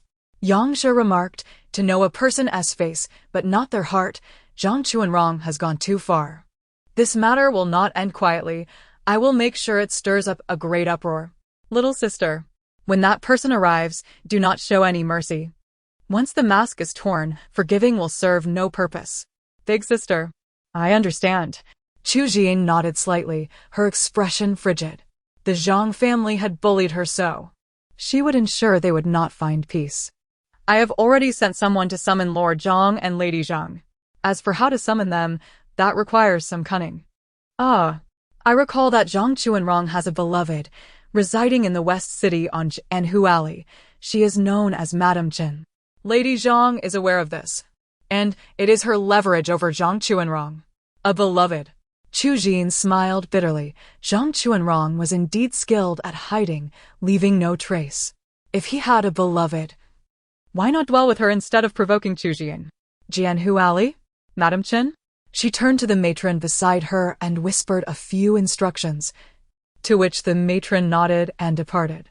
Yang Shi felt that Lady Zhang was truly shameless, using her eldest son's beloved to coerce him into marriage, thus seizing her daughter-in-law's dowry. What sort of twisted situation was this? A mother and son scheming against one another? How had Lord Zhang ascended to his current rank? Was it merely by means of his wife's machinations? Meanwhile, in the front hall, Physician Wang sat sipping tea, oblivious to the commotion around him, remaining utterly unconcerned. However, the steward accompanying him could not sit still. A young servant had come to report troubles in the courtyard. Steward, it's bad. There's trouble in the courtyard. The young master and the new concubine have been caught by the young mistress.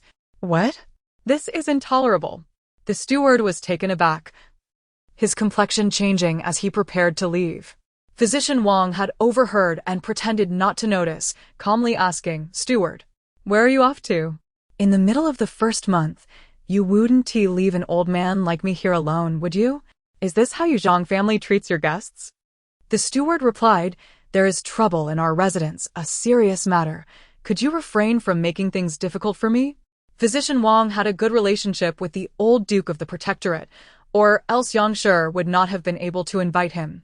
He had previously treated the second daughter of the Duke's family without issue. Why had 8 years passed without a child? There must be some hidden intricacies. In the depths of the residence, many matters remained shrouded in mystery. Chapter 63. The most noteworthy scandal of the year on the way. Yang had already briefed him about the day's primary purpose, to assess Zhang Chuanrong, who was suspected of infertility. She elaborated on her doubts, which Wang, the royal physician, found convincing. It is a known fact that if the matriarch cannot bear children, it is customary to take concubines. Even a wife from a prosperous family would have no grounds to object. Matters concerning lineage are significant, and one cannot simply voice concerns without justification. Curiously, Zhang's eldest son maintained a remarkably clean reputation, devoid of any other women, which indeed warranted the questioning from the Duke's household. Wang himself was quite intrigued about Zhang Chuanrong's health. However, after waiting extensively for Zhang Chuanrong to emerge for a thorough examination, he found himself in a state of impatience. He consumed copious amounts of tea, sitting idly for a considerable duration, only to discover that she had retreated to her father's new concubine's quarters. The chaos in the back courtyard of the Zhang family was rather disconcerting. Without a competent steward, others were incapable of issuing commands, yet the simple-minded woman at the back gate could still be persuaded to act. It was rumored that this woman was quite astute in her youth, having once been a favored maid of the Zhang family, only to be dismissed and married off to a lame old man on a distant estate. Upon encountering Chu Xiaoxiao, moved by her plight, she had offered her some food and a small reward. After her meeting with Madame Zhang, the woman appeared bewildered. Not entirely foolish. She simply exhibited a peculiar blend of naivety. She adamantly refused to return to the estate, ultimately being assigned to watch the side gate. Chu Xiaoxiao, often feeling perturbed, frequently strolled through the back garden where she often caught sight of this simple-minded woman. Each time they met, the woman regarded her with a sympathetic gaze that had previously gone unnoticed. In retrospect, it was clear that she must have been aware of something which prompted her sympathy. However, her simplicity rendered her incapable of articulating her thoughts. Arrangements were made for the simple woman to be taken to the residence where the Zhang couple was hosting a banquet. Rather than rushing inside, she stood at the entrance, vociferously calling out. The distance from the door to the banquet was substantial, rendering her shouts inaudible to the Zhang couple. The doorman, seeing such a foolish woman, could not possibly allow her entry, nor did he bother to inquire further. Passers-by, intrigued, questioned her, "Who is this Lord Zhang you speak of? How could the eldest son be caught in bed with a new concubine? Do you remember the name of your family's eldest son?" "Yes, he is called Zhang Chuanrong." "Oh! Our lord is the third-rank official Zhang. Zhang Deji." The simple woman beamed with joy upon recalling the lord's name. Zhang Deji. Is he not the vice minister of the inspectorate of the third rank? His eldest son is involved with his newly wedded concubine? Is that true? Shouting like this is futile. Why not tell us how the eldest son was caught? The simple woman tilted her head, pondering earnestly as she recounted the events leading to Chu Xiaoxiao's discovery of the affair. What? People from the Duke's household were also present? Oh dear. This must be true. What business do they have at the Zhang residence? The simple woman shook her head, then nodded. They came to treat the eldest son. A royal physician was in attendance. Treat him? What ailment does he suffer from? Is your eldest son unwell? What? Your eldest son cannot father children? Surely not. How can that be? The second daughter of the Chu family has been married for many years without a child. Zhang Chuanrong dares not even release a sound and refuses to take concubines or concubines. Is this not clearly evident? Indeed, it is inappropriate on all counts. If the Zhang family truly valued offspring, They would surely take measures to ensure it. Their refusal hints at hidden motives. If this is indeed the case, the Zhang family may be suspected of deceit in marriage. The ramblings of this simple woman were erratic. How much of it could be trusted? Regardless of its veracity, the public's attention was now firmly fixed on the fact that the Duke's household would not allow their daughter to suffer indignation. Before long, a servant dispatched by the Zhang family's steward arrived, instructing the doorman to summon Zhang Deji and Madame Zhang. Having been interrupted from their banquet, the couple appeared displeased. Particularly Zhang Deji, who had been relishing in boastful conversation when summoned. He was filled with frustration, questioning why they could not wait until he finished his boasting before summoning him. Upon reaching the entrance, the couple saw the young servant sent by the steward. Zhang Deji, visibly annoyed, inquired, "What trouble is brewing at home?"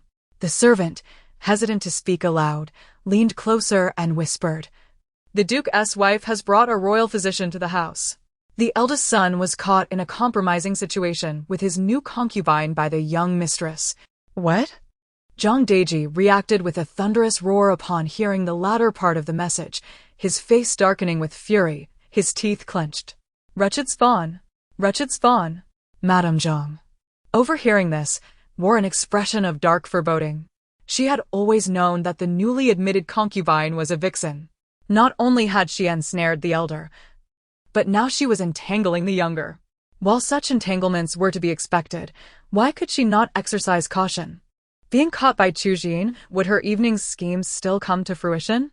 The onlookers, eagerly awaiting the unfolding drama, realized that the simple woman had spoken no falsehood. Indeed, great turmoil had erupted within the Zhang household. Who could have anticipated that the eldest son's professed devotion to his wife was merely a facade? His refusal to take a concubine suggested an attachment to his father instead. This was undoubtedly the most sensational scandal of the year. The disorder within the back courtyard of the third-rank official Zhang Deji's household was exceedingly rare. What do you think the second daughter of the Chu family will do? What else could she possibly do but accept her fate? A woman, married for 8 years, even if she returns home after a divorce, who would desire a middle-aged woman? Chapter 64. The poison of infertility. It cannot be said that Miss Chu was deceived. Even if she returns home after the divorce, it is not her fault. Whether anyone desires me or not, a divorce is certain. The people of the Duke's residence are known for their integrity and strictness. They would never endure deception. It is rumored that the Duchess has brought the imperial physician to the Zhang family, suspecting Zhang Chuanrong's inability to bear children. This will not do. I must go and observe the situation at the Zhang household. I shall accompany you. Let us see how this matter unfolds. With someone leading the way. The curious townsfolk gathered in groups, seeking entertainment during the festive season. What better way to pass the time than to witness the unfolding drama and enjoy a slice of gossip? The Zhang family's rumor was the first to emerge this new year, fresh and enticing. Originally, she was a concubine of Zhang Deji. But upon the arrival of the Zhang family, her striking beauty led to false accusations of theft against the mistress. Consequently, Zhang Deji, disillusioned, sent her to the countryside to marry an unsuitable suitor. Had they chosen someone of a similar age, she might have accepted her fate. Instead, they paired her with a limping old bachelor. How could she possibly accept that? In this life, she harbored no other hope than to seek vengeance and ruin Cheng's reputation. Today presented a perfect opportunity. It was also her moment to repay the eldest mistress. Aware that her actions would likely lead to her demise at Cheng's hands, she thought, so what? As long as I achieve my revenge, nothing else matters. Dressed and groomed, Zhang Chuanrong approached Chu Xiaoxiao, only to find Yang's presence eliciting an awkward expression. To be caught in an affair not only by the legitimate wife, but also by the Duchess, was indeed unfortunate. Chu Xiaoxiao raised her hand to interrupt him. Standing up. Let us not speak of today's events again. I am indifferent. As long as you can appease your father, follow me. Zhang Chuanrong felt a surge of joy, accompanied by a flicker of disdain and pride. He knew Chu Xiaoxiao dared not take action against him. What authority does a barren hen possess to judge him? A Bong Chuanrong is not the biological son of Madame Zhang. His infertility is the result of poison. Yang, poisoned? By whom? What? Upon hearing this, Chu Jin nearly stumbled, steadied only by her maid. Yang grasped her hand tightly. Pull yourself together. Let me see. Who could have poisoned him? Oh, I see how it is. What? Speak quickly. What is the conclusion? Yang and Chu Jin held their breath, eager not to miss any revelation from Chu Xiaoxiao. They were desperate to understand Zhang Chuanrong's plight and the identity of the perpetrator. Zhang Chuanrong is the son of Zhang Darren and a concubine. Madame Zhang also bore a son who did not survive past 3 days. To solidify her position, she adopted the son of the concubine as her own. Fearing that he might later bear children and overshadow her biological son, she poisoned him to ensure his infertility. Yang, so that is why. No wonder Madame Zhang sought to control Zhang Chuanrong, compelling his wife to bear a child for her son. It was all a scheme to secure wealth for her own offspring. This Madame Zhang is truly formidable. She smiles sweetly while harboring malice, a master of deceit. Yang exchanged a knowing glance with Furong, who understood immediately and whispered to a nearby maid, prompting her departure. In the Duke's residence, the old Duke and matriarch were incensed upon learning of Zhang Chuanrong's actions. They promptly dispatched Chu Jinan, Chu Jishi, along with Yu and Wang, to the Zhang family to ensure their daughter was not wronged. The Chu family was well aware of the situation at Zhang's. Chu Jinan and Chu Jishi rode ahead, while Yu and Wang took a carriage to the Zhang estate. Upon arrival, physician Wang, seeing Yang with Zhang Chuanrong, promptly rose and grasped Zhang Chuanrong's wrist to take his pulse, gasping in surprise. The steward, witnessing such a breach of decorum, contemplated speaking up but chose silence. Observing the physician's apparent inability to diagnose the issue with the young master, Zhang Chuanrong felt repulsed by the physician's impertinence, but, having just dared not confront Chu Jin. The physician, brought by Yang, seemed intent on examining him. That woman is so soft-hearted. With just a few words, she could coax anything from her. Yang watched as Zhang Chuanrong refrained from causing a scene, allowing physician Wang to continue his examination. After completing the pulse check, physician Wang furrowed his brow, stroking his sparse beard thoughtfully, then inquired, Master Zhang, did you have an aversion to cold in your youth? When did this aversion cease? Physician Wang observed him, a look of regret crossing his face. This is the crux of the matter.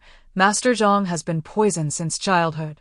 The toxin does not affect other aspects, but renders a woman incapable of bearing children. Its sole characteristic is a heightened sensitivity to cold. Once you reached 15, you no longer felt cold, indicating the toxin had taken full effect, and no further treatment was necessary. What? Poisoned? Zhang Chuanrong was struck with shock, collapsing into a chair, his face ashen. Who dares poison me? Are you suggesting my inability to conceive is not congenital but rather the result of poison?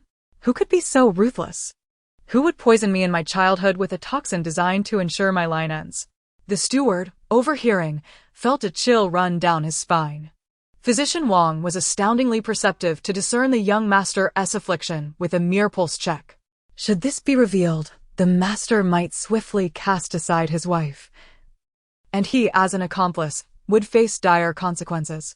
What to do? It seems the Chu family has come well prepared. Sigh. Zhang Chuanrong is such a fool. Who would dare poison him? It benefits anyone without heirs. Yang subtly guided Chu Jin to stand beside Physician Wang. Physician Wang, would you kindly examine my younger sister's pulse? Physician Wang nodded, raised his hand to take Chu Jin's pulse, and after a moment, declared, Miss Chu is in good health. Her only ailment is excessive worry leading to insomnia and restless dreams. A prescription for a calming tonic for a few days will suffice. Thus, the physician implied that she was healthy and would not face infertility. Chapter 65. The Schemes of a Calculative Man Indeed. Miss Chu, in the prime of her youth and blessed with robust health, faces no challenges in bearing children. As soon as the words of Dr. Wang fell upon the air, Chu Jin chuckled, glancing at Zhang Chuanrong. Young Master Zhang, did you hear that? My health is splendid, and I am more than capable of bearing children. The one who truly cannot is you, having lost your fertility at the tender age of 15, yet you have deceived me until now." Zhang Chuanrong's head felt as if it would split. He quickly attempted to defend himself. "Ener, it is not as you imagine. I was unaware that I had been poisoned. I have not deceived you." Yang Shi interjected. Even if Zhang Chuanrong was oblivious to the poison, it does not absolve him from being two-faced. "You are truly foolish. Unaware of the poison that has been administered to you since childhood, only to have it used against you in your adulthood. The Zhang family is truly despicable." Chu Xin spat through gritted teeth. "Ah, my dear aunt is quite astute, realizing that Zhang Chuanrong is but a pawn in someone else's scheme." Chu Xin replied, "It is not my cleverness. Rather, I discern this through the heartfelt whispers of my beloved Xiaoxiao." After being chastised by Chu Xin, Zhang Chuanrong's mind began to clear. He had once been the esteemed eldest son of the family, the legitimate child of his mother. Who would dare to poison him? If the schemes of the night were to succeed, everything under his name would belong to his younger brother. His mother had always said that if the meat rots in the pot, the child of his younger brother would replace him, thus it would still be his. But is it truly so? Why would there be a conspiracy to ensure his line ends? Is she not his own mother? He had never doubted anything before, yet now he found flaws in every corner of his memories. His heart belonged to Qin Jiao, yet his mother had vehemently opposed their union. Consequently, he had to provide for her outside, while his mother held the leverage over him, forcing him to marry Chu Xin. Even after marrying her, he was forbidden from taking concubines, fearing that the truth of his infertility would be exposed. The steward, sensing the growing tension, discreetly slipped away to the front gate to receive Zhang Deji and Cheng Shi. Before they even arrived, the Chu family had already gathered, and seeing so many of them, the steward was overwhelmed. It seemed that the events of the day could no longer be concealed. The Chu family had arrived in full force, each member emanating an intimidating aura that was unmistakably formidable.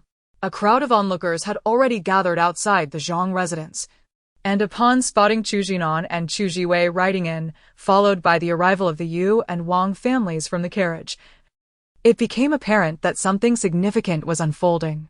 The people from the Duke of Gua's household were present, and it seemed they would not be easily dismissed.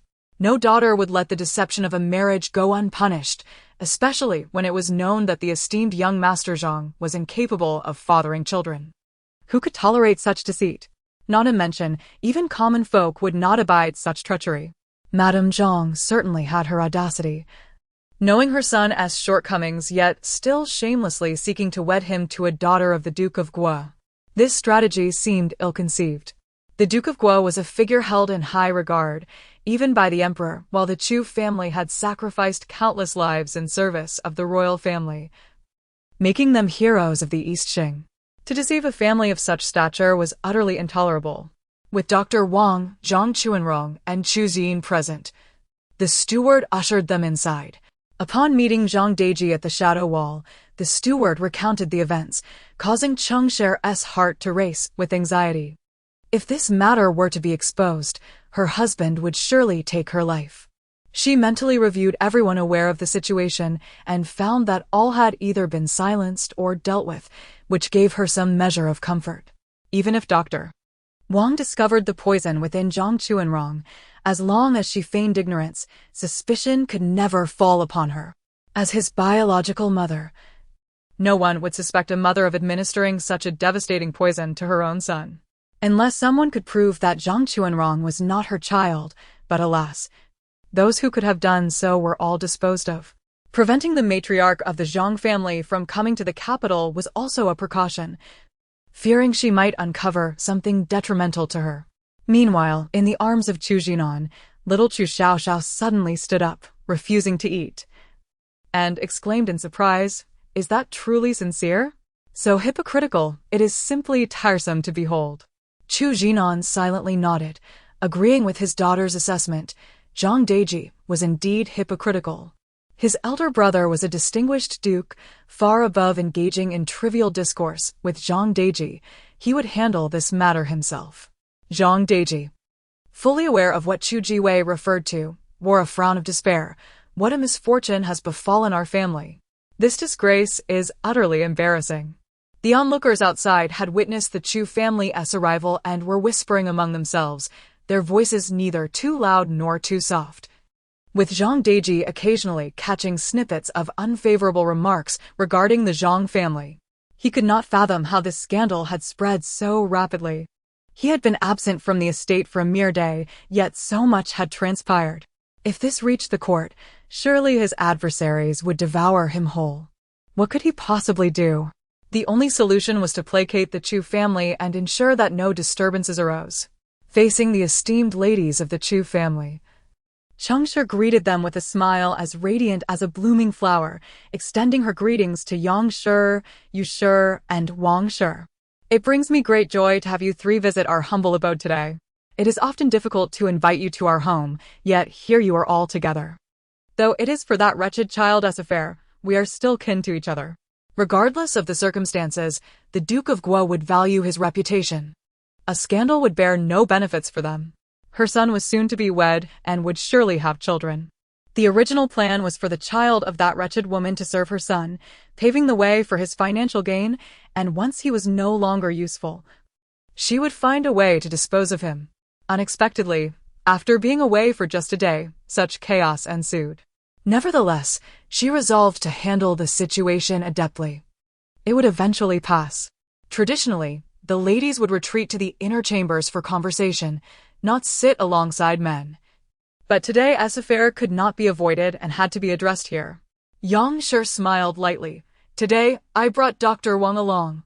Thinking of my younger sister who has been married into the Zhang family for 8 years without conceiving, I felt quite remorseful.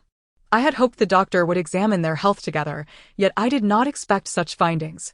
She did not elaborate on the specifics, leaving Changshi to ponder. Then, her expression darkened as she turned to Zhang Chuanrong, coldly inquiring, "Will you confess, or shall I speak on your behalf?" Chapter 66. The poison in the eldest son's body was administered by the lady. Zhang Chuanrong rose and clasped his hands towards Madame Yang, saying, "It is no trouble. Elder sister-in-law, I shall speak for myself." What difference would it make? Those who knew of Zhang Chuanrong's origins were meticulously dealt with by Madame Zhang, leaving no one behind.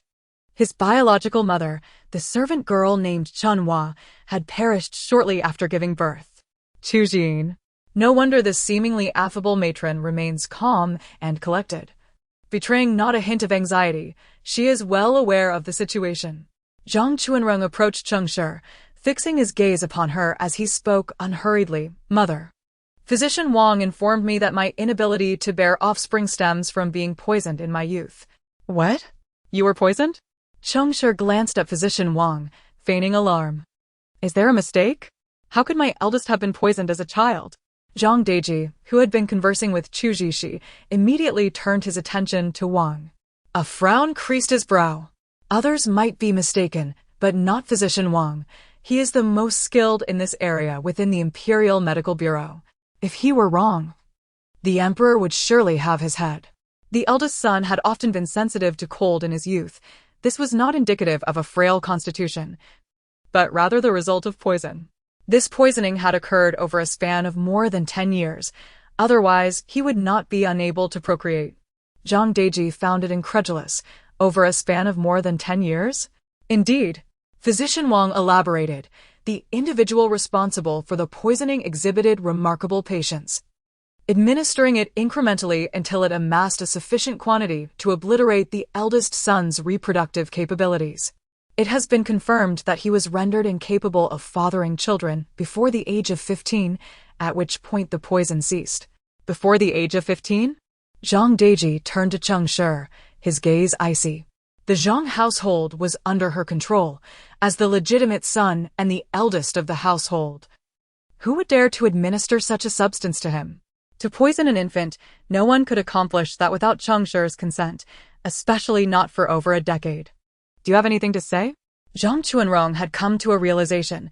The only person capable of administering poison for over a decade was none other than his mother. All the maidservants and young boys around him were assigned by her.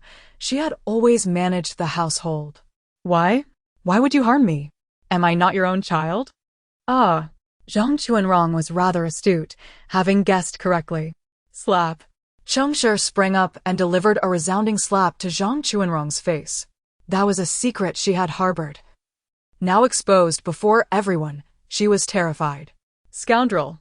You dare to suspect your own mother before the matter is clarified? Is this how you behave as a son? Stung by the public humiliation, Zhang Chuanrong seethed with rage, acutely aware that he had spoken out of turn. Indeed, the matter remained unresolved. And he should not have voiced his innermost doubts in public. He deserved the slap. Investigate? How can we investigate? He retorted defiantly. So many years have passed. How can we uncover the truth? Where would we even begin? Zhang Deji found himself at a loss. The son was correct. Too much time had elapsed. And it might be impossible to uncover the truth. Madame Yang turned to Cheng Shi. Madame Zhang, my younger sister has not conceived for so many years as the matriarch. Did you not suspect the eldest son's incapacity? Not at all, Cheng Shi replied, her eyes glistening with tears, adopting a sorrowful maternal tone. My eldest eats well and sleeps soundly in good health. Who would suspect that he has been? Her voice faltered, and tears streamed down her face. Zhang Chuanrong felt a pang in his heart, contemplating the possibility that his mother might not be the culprit. She had always been strict with him, insisting he was the eldest son, the role model for his younger siblings, and that he should set an example. All good things in the household were to be shared with his younger siblings. That was the duty of an older brother. A mother so devoted could not possibly have poisoned him. Madame Zhang had overlooked one crucial detail. The foolish maid at the back door knew everything about the events of that time. How can I inform my sister-in-law of this? Chu Jin. The foolish maid at the back door knows? Is that true? I shall summon her immediately. Madame Yang. One cannot outsmart fate. Many actions leave traces behind. And Madame Zhang likely never anticipated this. There are still those in the estate who are aware of the sins she committed back then. Chu Jinan and Chu Zhishi also heard Chu Xiaoxiao's thoughts. Chu Jinan's expression darkened as he pondered how to locate that foolish maid. Suddenly, a commotion erupted outside, as a maid cried out to be let in, as if she had something urgent to report. Let me in. I have something to say to the master. Master. Master.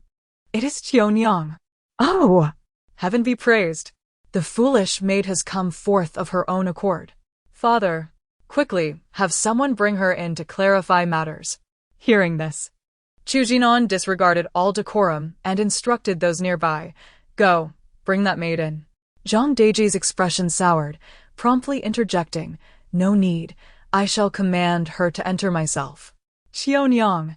He had not heard that name in many years. Back then, when she was accused of stealing Madame's jewelry, feeling shamed, how could his concubine be labeled a thief? In a fit of anger, he had allowed Madame to punish Qionyang, and thereafter, he had not inquired further. Now, what was she doing here? Did her past hold some hidden truth?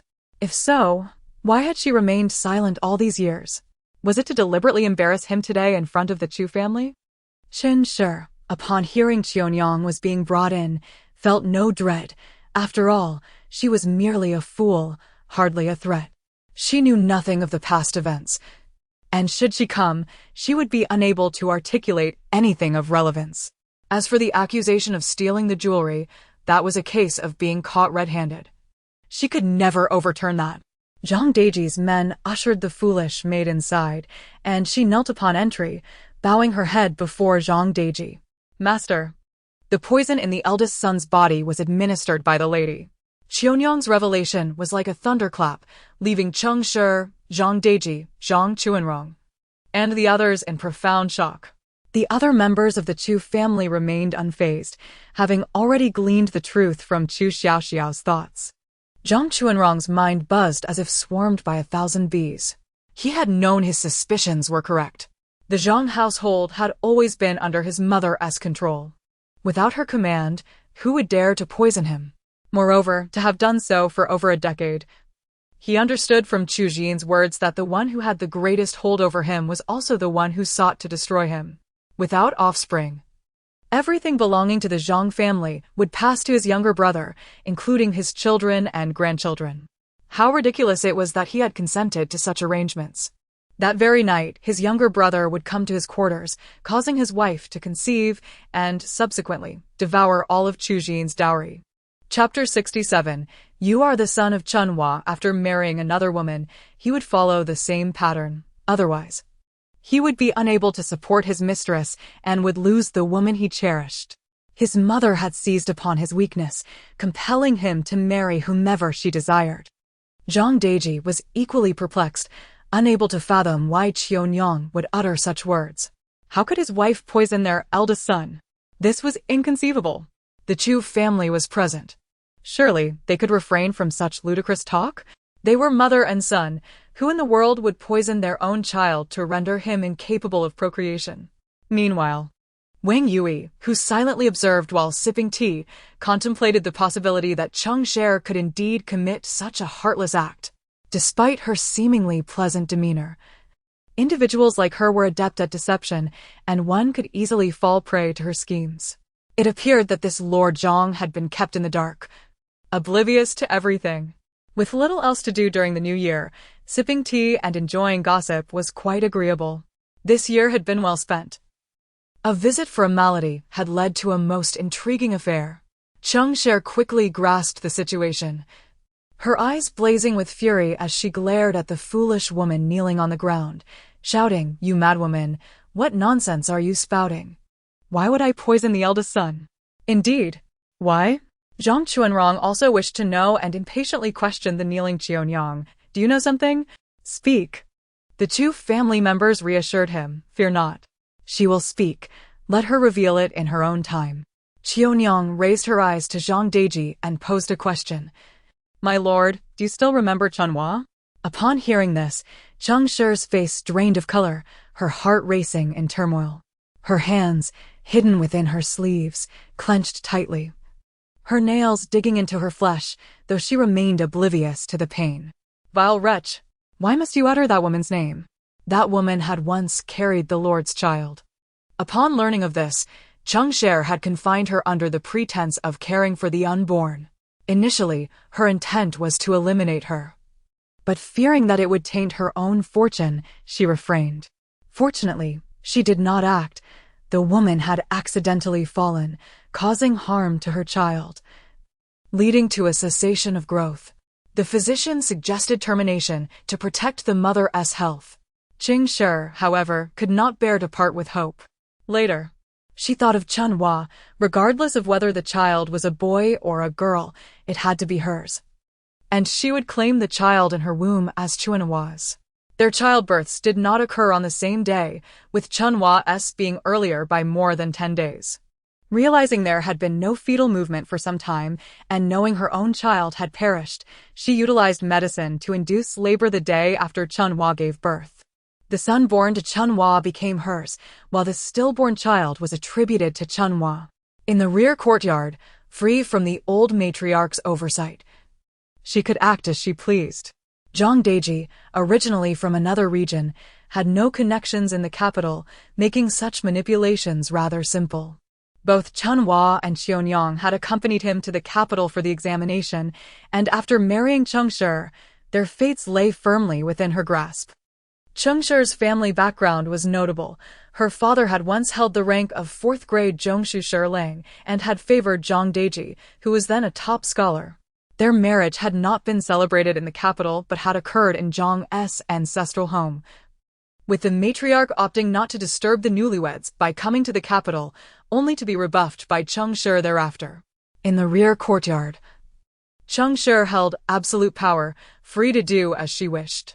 Chunhua had barely completed her confinement before she passed away, officially cited as due to excessive blood loss and overwhelming grief. As a man, Zhang Deji naturally paid little attention to matters of the rear courtyard. A concubine's death was of little concern. After a long silence, Qianyang sighed. My lord may have forgotten, but Chunhua gave you a son. Oh! So Zhang Chuanrong is the illegitimate firstborn. Chu Jin, disgraceful, the Zhang family dares to pass off the illegitimate son as the legitimate heir to secure a marriage. Chu Jinan, the Zhang family has gone too far. Today's events cannot be left unaddressed. Otherwise, I shall take my grievances to the palace. Yang Shi shook her head. Having never encountered such shamelessness, Lady Zhang was truly skilled at raising an illegitimate child as her own, fearing exposure. She had poisoned him to ensure he would never bear children. Chu Ziqi glanced at Zhang Chuanrong with sympathy, feeling he was a tragic figure, poisoned without awareness. Still foolishly calling his tormentor mother. Indeed, a son had been born. With Qionyang's prompting, Zhang Deji began to recall she had given birth to a stillborn. Cheng Shi too seemed to have remembered the past, sneering at Qionyang. Indeed, Chen Hua had a stillborn. Her grief during confinement led to illness, and she passed away before completing her postpartum recovery. Is that correct? Qionyang looked up at Zhang Chuanrong, gradually shifting from kneeling to sitting. My lord. It is not as you think. The one who bore the stillborn was the lady. You are the son of Chen Hua. What? This cannot be. The vile maid. You speak nonsense. Zhang Chuanrong, Zhang Deji, and Cheng Shi exclaimed in unison, while the Chu family and Wang Yui sat quietly, observing the expressions on each face. Zhang Chuanrong and Zhang Deji, father and son, were evidently oblivious, their faces a mask of shock, while Cheng Shi's countenance was filled with rage and terror. Chu Xiaoxiao, consistently nibbling on her fingers, glanced around with her bright eyes, occasionally uttering sounds as if asking, "Do you want to eat? It's delicious. I speak no falsehood." Qionyang turned to Cheng Shi. Madam, you killed Chen Hua, swapping her stillborn for her son, and then administered that poison to the young master. Are you not afraid Chen Hua will come to seek vengeance in the dead of night? Initially unable to accept the shocking truth, Zhang Chuanrong's doubts crystallized into understanding upon hearing he was not Cheng Shi's biological child. Mother, I comprehend now. I know everything. You administered that poison to ensure I had no heirs, to seize the inheritance that belonged to your son. No wonder you proposed such a vile scheme. To have my wife bear your son as child. What do you mean? Zhang Deji's mind seemed paralyzed, unable to process the information. Eldest son. What do your words imply? What do you mean by your wife bearing the second son's child? Chu Xin remained expressionless, merely casting a fleeting glance at him without uttering a word. Cheng Shi's face turned ashen as she attempted to stop Zhang Chuanrong. Eldest son, do not entertain such thoughts. Your mother acts only for your benefit. For my benefit? Zhang Chuanrong scoffed, his eyes hardening with malice. For my benefit? To have me administer sleeping powder to my wife? To allow my younger brother to share her bed while I am blamed for the child born from it? Chapter 68. An intriguing performance awaits. This matter was deliberated by the Cheng family in conjunction with Zhang Chuanrong. Had it not been for Qionyang's intervention, it would have remained concealed. Her appearance turned everything upside down. Chu Jinan's expression darkened, his gaze sharp, preposterous. The Zhang family truly lacks shame. Cheng Shi stumbled and fell from her seat. It was over. Everything was lost. How did the situation spiral out of control? Where had she made a misstep? Oh! Was it coerced? Let me see. Ah. Indeed, I did not expect that. Chu Jinan glanced at his daughter, who was earnestly nibbling on her tiny fingers, his heart softened by her adorableness. He had never witnessed a child so blissfully absorbed in such a simple act. Yang Shi, what did you not expect? Speak quickly, mother wishes to hear. Chu Jiwei looked at her adorable little niece, pondering her whimsical thoughts, growing more fond of her with each glance. Mother was right. This little niece was sent by heaven to protect the Chu family. Chu Xin cast a disdainful glance at Cheng Shi, then turned her gaze to the little niece in her elder brother's arms, feeling an immense gratitude. Had it not been for her reminder, she might have suffered that night. To be insulted without knowledge, and ultimately be schemed against to the point of losing one's life, how tragic. How lamentable. How pitiable. On what grounds did the Zhang family plot against her? Just because of Madame Zhang's shamelessness? Recalling past events, Zhang Deji's expression turned grim. That year, he had achieved second place in the imperial examination and was invited by a fourth-rank official, the Secretary of State, to his residence for drinks. After drinking, he felt slightly dizzy and fell asleep, only to awaken in Cheng Shi's boudoir. This marriage he had no choice but to admit. In truth, he remembered clearly that he had been sleeping in the guest room. Why was he in Chengshi's chamber? He had clearly been schemed against, and his heart was filled with discontent.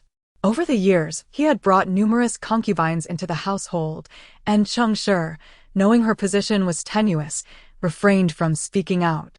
He had mentioned this matter to his two concubines, both of whom were aware that he had been manipulated by Chengshi. Xiaonyang, the past was behind them. There was no need to bring it up again. Zhang Deji wished to prevent his secrets from being exposed and halted Xiaonyang's impending words. Being foolish does not exempt one from criticism. Is it not true that Madame Zhang allowed the intoxicated Master Zhang to spend the night in her boudoir? What is there to hide? Neither Chu Jinan nor Chu Jiwei could find words to express their disbelief. It was truly laughable that Master Zhang had been manipulated by his own wife for a lifetime. My lord, after Chen Hua was confirmed pregnant, she was confined under her wife's watch. The maidservant attempted multiple times to see her, but was prevented. Xiaonyang spoke of past events with deep sorrow. Eventually, the maid bribed the guard to secretly meet with Chen Hua. She felt anxious, fearing that her mistress would scheme against her and her unborn child, urging me to keep an eye on her from outside. You speak nonsense.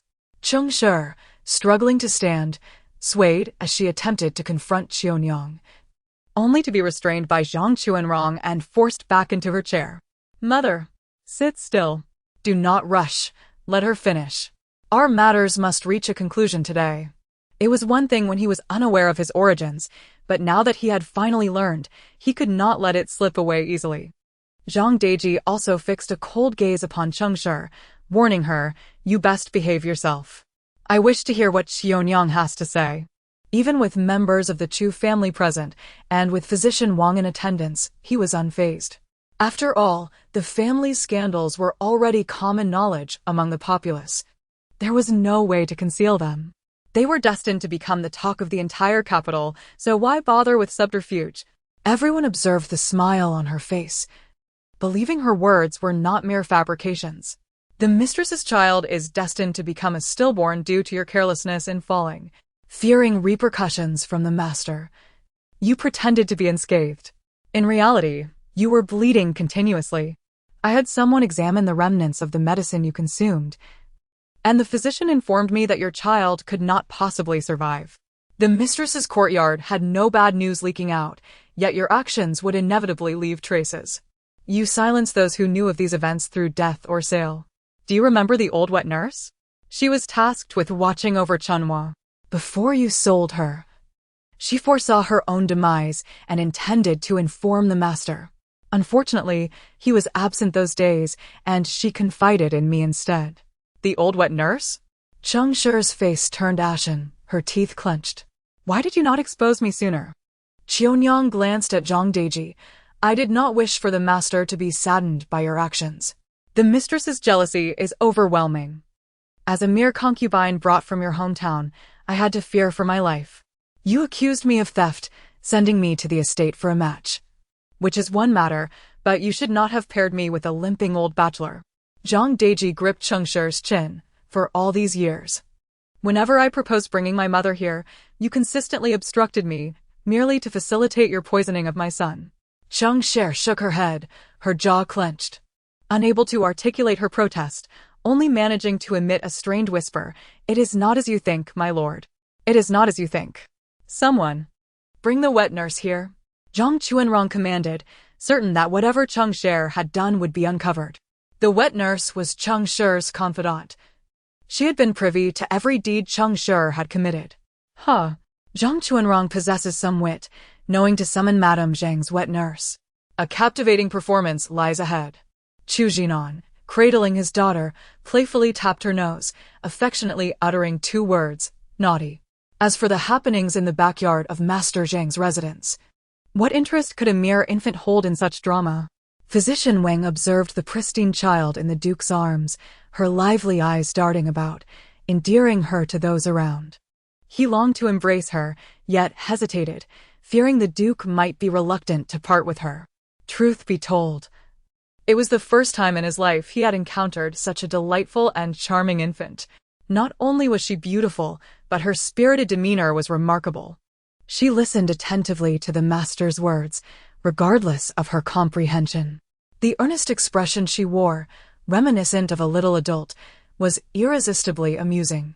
Had the setting permitted, he would have delighted in teasing her, for she was simply too adorable. Chapter 69.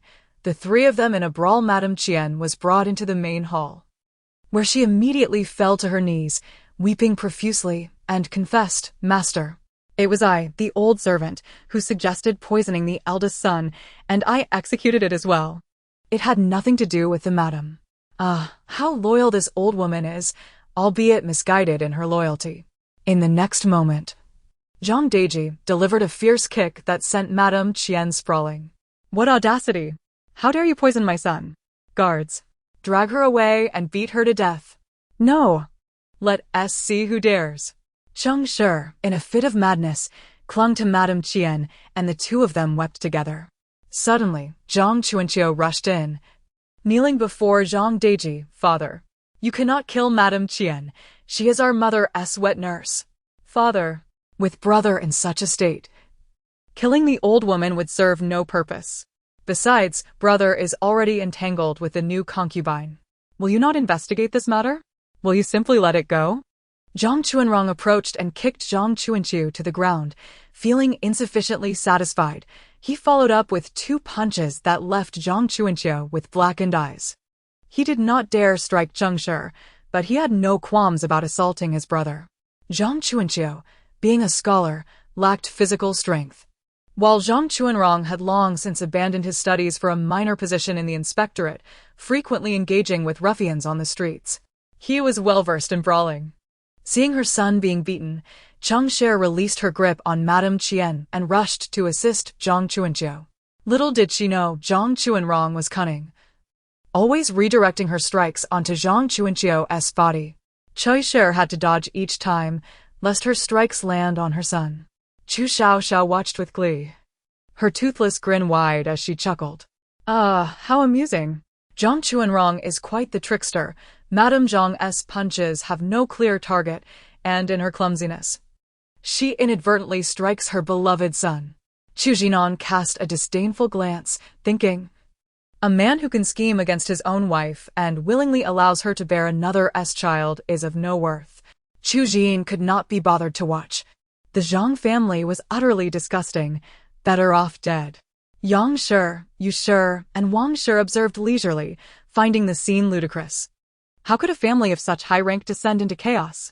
Zhang Deji felt utterly humiliated, as if he had lost face in front of his ancestors, especially with the imperial physician and Duke of Guard present. How could a mother and her 2 sons engage in such a brawl? What a disgrace!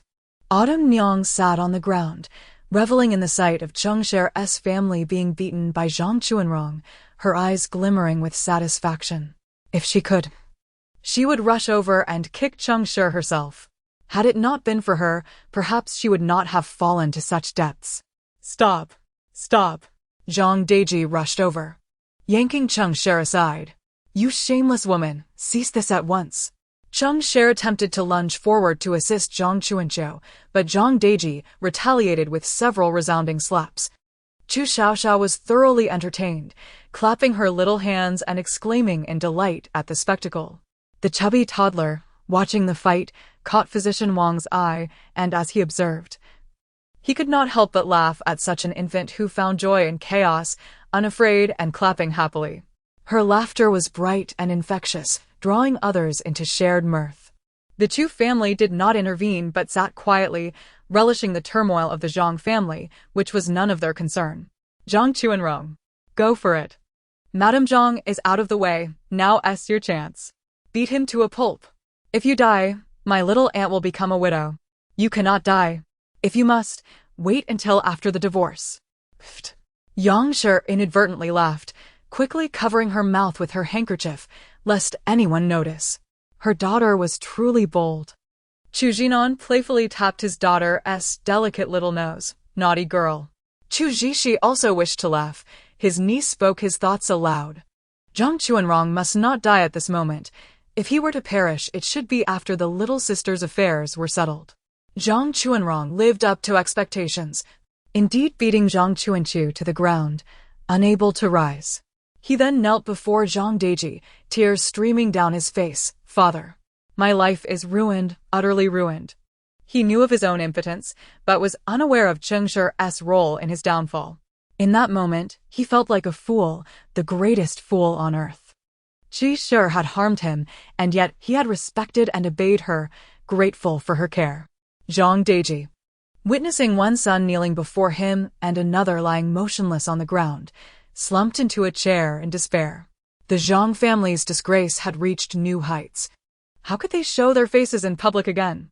Just as he was at a loss, a woman rushed in, embracing Zhang Chuanrong and weeping, "My son, are you all right? You frightened Chun'er." The woman, of similar age to Zhang Chuanrong, appeared delicate and graceful. Upon seeing Zhang Chuanrong on his knees, she followed suit, tears streaming down her face. "Chun'er, what brings you here? Who brought you?" Upon seeing Chun, Xiaoxiao's eyes glinted with malice. "Eldest master, do not be deceived by this woman. She is no virtuous lady. She was arranged by the madam for you, a woman from Baiwa Tower. All her identities are fabricated. You can inquire with Madam Qian." Upon hearing this, Zhang Chuanrong sprang to his feet, dragging Madam Qian by the neck, her face paling as she gasped for breath. Chengshi rose and pried his hand away, rescuing Madam Qian and shielding her behind herself. "I will speak. I will tell you everything. Yes, it was all my arrangement. Including your marriage, your future, everything about you, all orchestrated by me. Zhang Chuanrong, what right do you have to live? You should die. My son is dead. Your existence is merely a means to atone for your sins. You are but a base child born of a concubine. What right do you have to be the eldest son of the Zhang family? If you wish to be the eldest son, very well, trade everything you have, including your offspring." Slap. The venomous woman.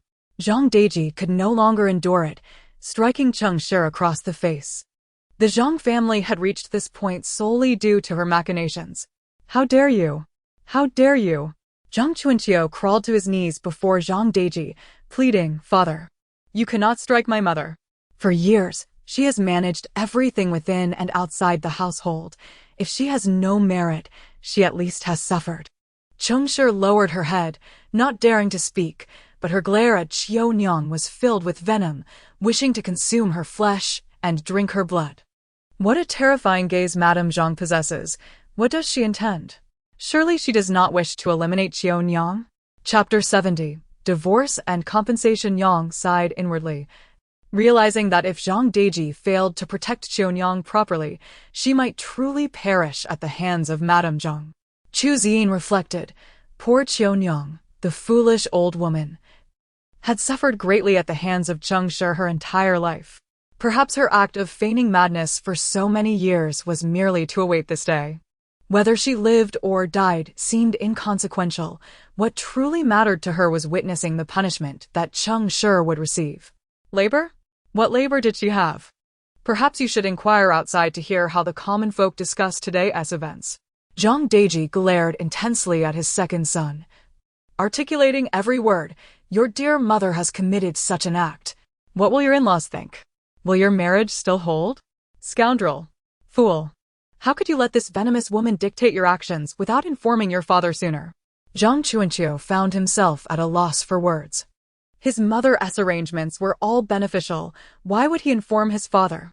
That would only betray his mother's goodwill. Master Zhang, your matters are resolved. Now we must address my sister's situation, Chu Xiaoxiao interjected coldly.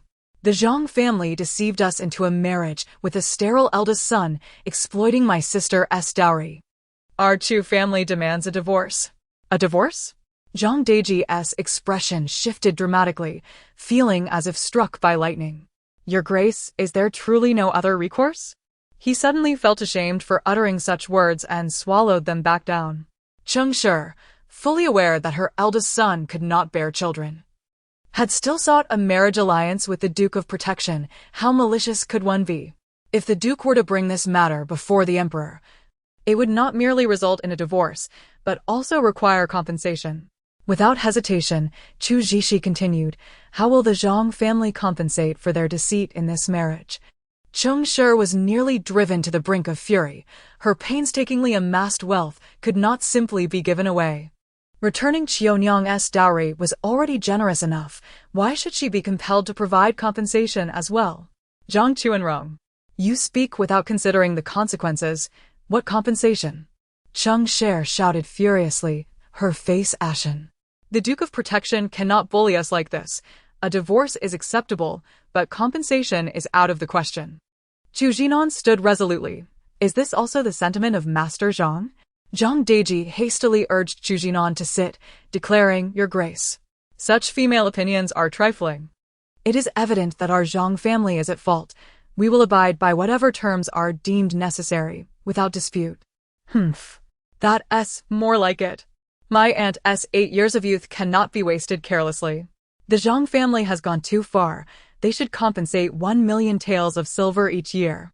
Yang interjected, pondering, 1 million taels a year for 8 years. Would that not amount to 8 million taels? Is that not excessive? Chu Jin did not share this view. 8 years of her life had been squandered. 1 million taels a year was hardly too much. Since Master Zhang has spoken, I shall not hold back. 8 years of deception warrants compensation of 1 million taels per year, totaling 8 million taels. Cheng Shi erupted. Impossible. 8 million taels? That is robbery. Zhang Deji, taken aback, thought, is this to be escalated to the emperor? No, absolutely not. This matter must not reach the throne. If it is merely silver, I can provide it. Cheng Shi had not anticipated Yang's readiness to involve the emperor, knowing well that family shame should remain private. If this scandal were to emerge, her second son's marriage prospects might truly vanish. Time is precious. It is more valuable than gold, you said calmly. Madame Zhang harbored malicious intentions from the outset. Wasting my sister's 8 years. How many 8s can a woman afford to lose to such cruelty? Is 8 million taels truly excessive? If someone were to deprive Madame Zhang of her 8 years, how would she respond? Wang Shi added, given Madame Zhang's ruthless schemes, surely she would demand a life in return? Our Chu family does not casually take lives. We seek only compensation for our grievances, which Madame Zhang surely cannot refuse. Zhang Chuanrong cast a disdainful glance at Cheng Shi and respectfully addressed the Chu family. 8 million taels is not excessive. The Zhang family will find a way to gather the amount. Chu Jinan turned to Zhang Deji. What is your stance, Master Zhang? Zhang Deji, with a pained expression, nodded. It is indeed our Zhang family that has wronged the second miss of the Duke of Protection. We ought to compensate. Very well. Regarding my dowry, it has gradually been transferred into Madame Zhang's possession over the years. Chu Jian presented her dowry list before Zhang Deji, detailing 166 items that had essentially vanished into Madame Zhang's coffers. I hope you can ensure a fair resolution and return it in full. I admire my aunt's calm demeanor. She is truly the daughter of the Duke of Protection, handling matters with poise and preparation, decisively and efficiently. I am in awe. Yang furrowed her brow, questioning why admiration was expressed as love instead of fondness. Chu Jin discreetly glanced at the little one cheering with tiny fists raised. She too wished to exclaim, love it. How could her niece be so adorable? Zhang Chuanrong interjected, Father, this matter must be resolved swiftly, ideally before the Lantern Festival. Cheng Shi's anger bubbled, while Zhang Chuanxiao's eyes, filled with unfulfilled desire, seemed almost tangible. Just one step away, tonight, he could have claimed this woman.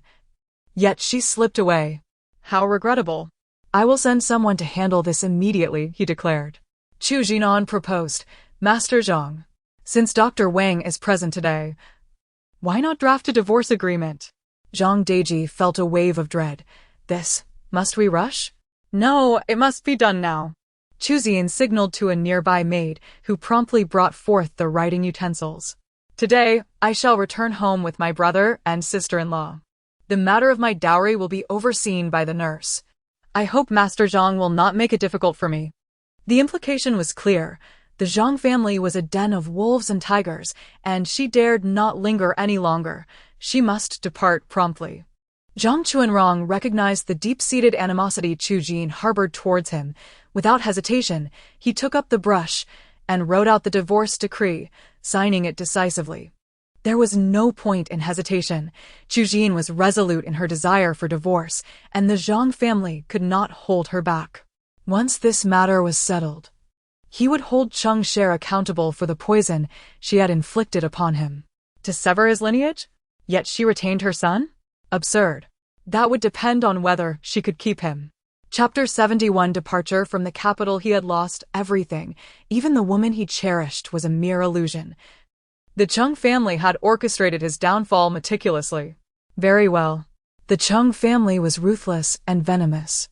So was he. Chu Xin picked up the decree of divorce and scrutinized it, wary of any discrepancies, before handing it to Chu Jinan for his perusal. Both Chu Jinan and Chu Jiwei glanced over it and passed it to Physician Wang, who casually glanced at it and inscribed his name in the witness column. It was then returned to Chu Jin, who ultimately affixed her signature, waiting for the ink to dry. The items in the storeroom were also organized by the maidservants, including her belongings from the courtyard, boxes, clothing, jewelry. Everything was meticulously packed. Now that the divorce was finalized, she wished to leave nothing behind in the Zhang household. It was simply too ominous. As the gates of the Zhang residence opened, the onlookers saw numerous dowries being moved out and loaded onto the Chu family's carriages, instantly realizing that the Chu daughter had divorced. So soon? It seemed the second daughter of the Duke of the Protectorate had received some news. Having been deceived into marriage for 8 long years was indeed a grave injustice. Returning home after the divorce was for the best, sparing her the distress of witnessing the turmoil. With all her belongings removed, it appeared that the foolish woman's earlier outcry was indeed true. The back courtyard of the Zhang family was in utter disarray. As the news of Chu Jin's divorce spread, the scandal surrounding the Zhang family erupted. Every detail laid bare for all to see. The following morning during court assembly, someone immediately lodged a formal accusation against Zhang Deji, claiming that he and his wife harbored malicious intentions and deliberately concealed the fact that their son was incapable of siring offspring, thus deceiving the second daughter of the Duke of the Protectorate for 8 years. Those who accused him were all his sworn enemies. Upon hearing this, the emperor's expression darkened, and he demanded, "Zhang Aiqing, do you have any rebuttal?" Zhang Deji fell to his knees, repeatedly bowing his head. "I only learned of this yesterday. It was my wife who concealed the truth." Such absurdity. If one cannot even manage their own household, how can they hope to govern the realm? How can the esteemed Minister Zhang, who cannot even manage his own backyard, dare to hold office in court? Blaming his wife for all his faults, does Zhang Deji still consider himself a man? Your Majesty, such a person should not stand in the court. We are ashamed to be associated with him. The emperor glared coldly at Zhang Deji. The Duke of the Protectorate is the pillar of the Eastern dynasty, a marriage deception? Zhang Aiqing, you truly have a talent for it. Effective immediately, return home for self-reflection. The duration of this reflection was left unspoken, but the implication was clear. Whenever the emperor remembered, he would address it again. Zhang Deji's complexion turned pale, and he dared not argue, subsequently kneeling to take his leave from the Grand Hall. Upon returning home, he immediately sought to divorce his wife. Amidst this chaos, Zhang Chuanrong gathered a few individuals and administered the same drug to Zhang Chuanxiao. He had no heirs, and Cheng family's son should not expect to have any either. The 800,000 taels to compensate Chu Jin was also something he had urged Zhang Deji to procure. The Cheng family had amassed considerable wealth over the years. Fueled by a desire for vengeance, he was eager to unearth every hidden secret of the Cheng family. After compensating Chu Jin for her losses, the Zhang family was left with nothing but an empty mansion. Zhang Chuanrong cared little. As someone incapable of fathering children, what use were these material possessions to him? Moreover, after such a significant upheaval, could he remain in the capital?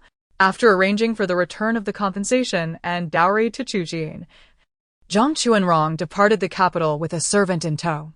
Chu Jin returned home, after the divorce, her heart heavy with anxiety, fearing for the marriages of her nephews and nieces. Fortunately, her brothers and sisters-in-law did not mind, treating her as an unmarried maiden, which brought her some solace. Soon, the Lantern Festival arrived.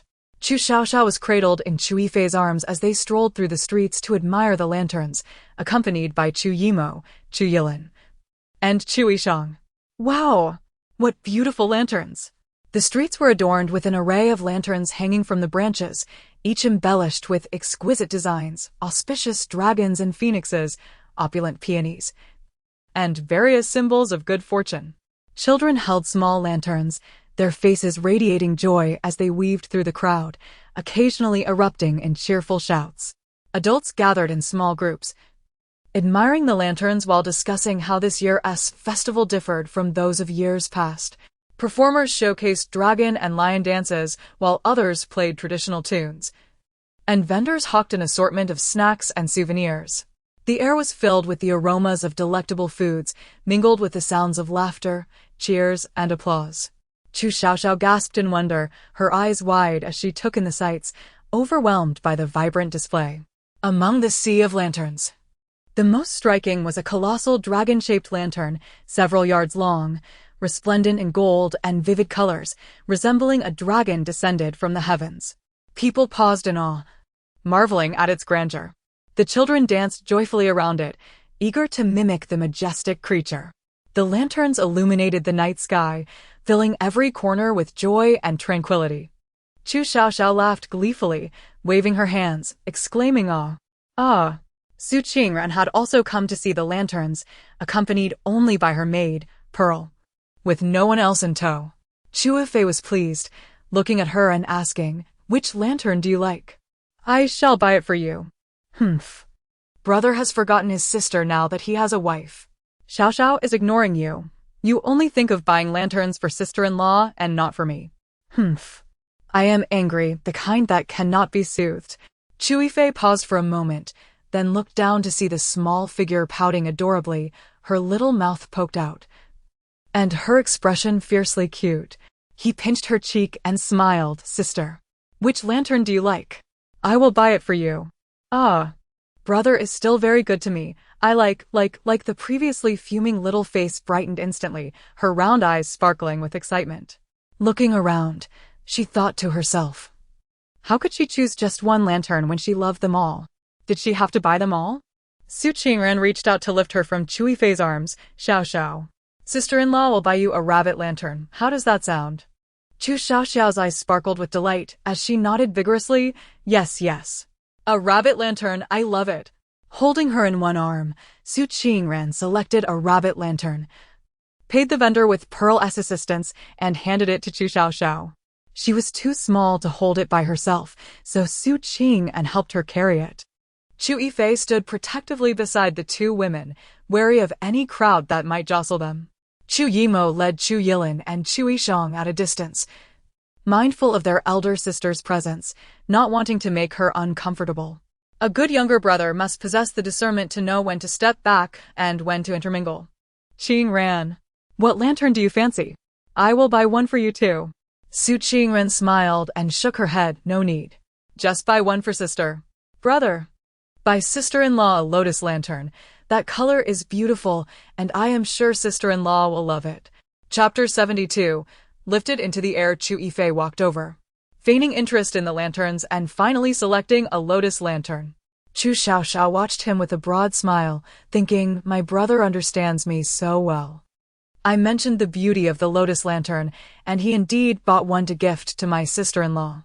"Little General Chu, you too have come to admire the lanterns?" A voice called from behind. Just as Chu Yifei was about to greet the person, he realized the situation was not right and quickly corrected himself.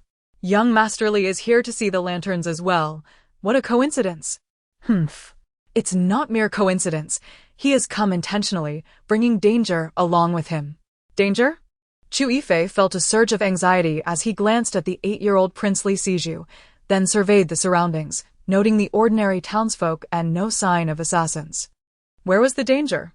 In that moment of confusion, a woman suddenly seized Chu Xiaoxiao from behind Su Qing and dashed away.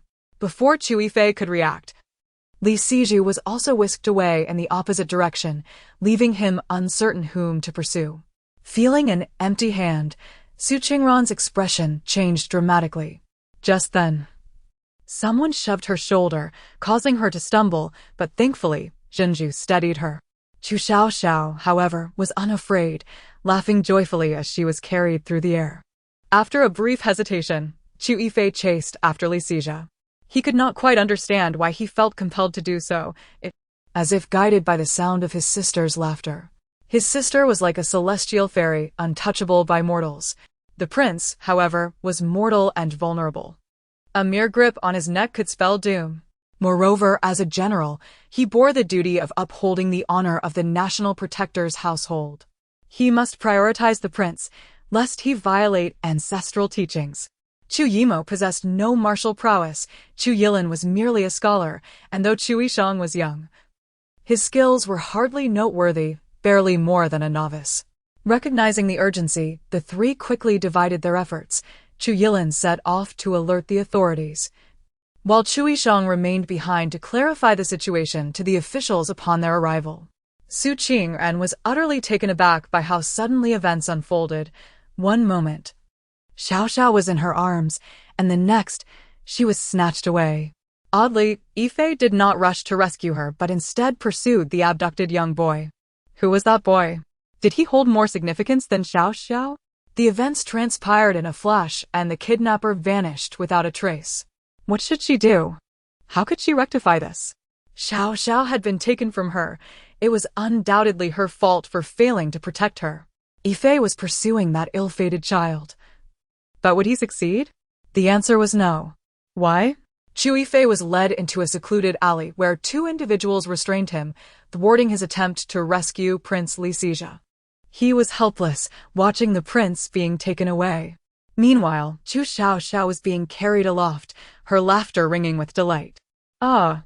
Viewing the Lantern Festival from the air is truly a unique experience. So much fun, so delightful. Fly higher, higher still, but be careful not to collide with the tree ahead. Li Siju was also being lifted into the air. He initially believed himself the only captive, only to realize a little dumpling, not far ahead, was similarly being carried away. How curious that the dumpling could speak. She could not yet be a year old. How does that unfortunate child possess a familiar aura? Who is he? Why was he taken? Li Siju thought, I am not an unfortunate child. I am the prince. Familiar aura? Do I possess one?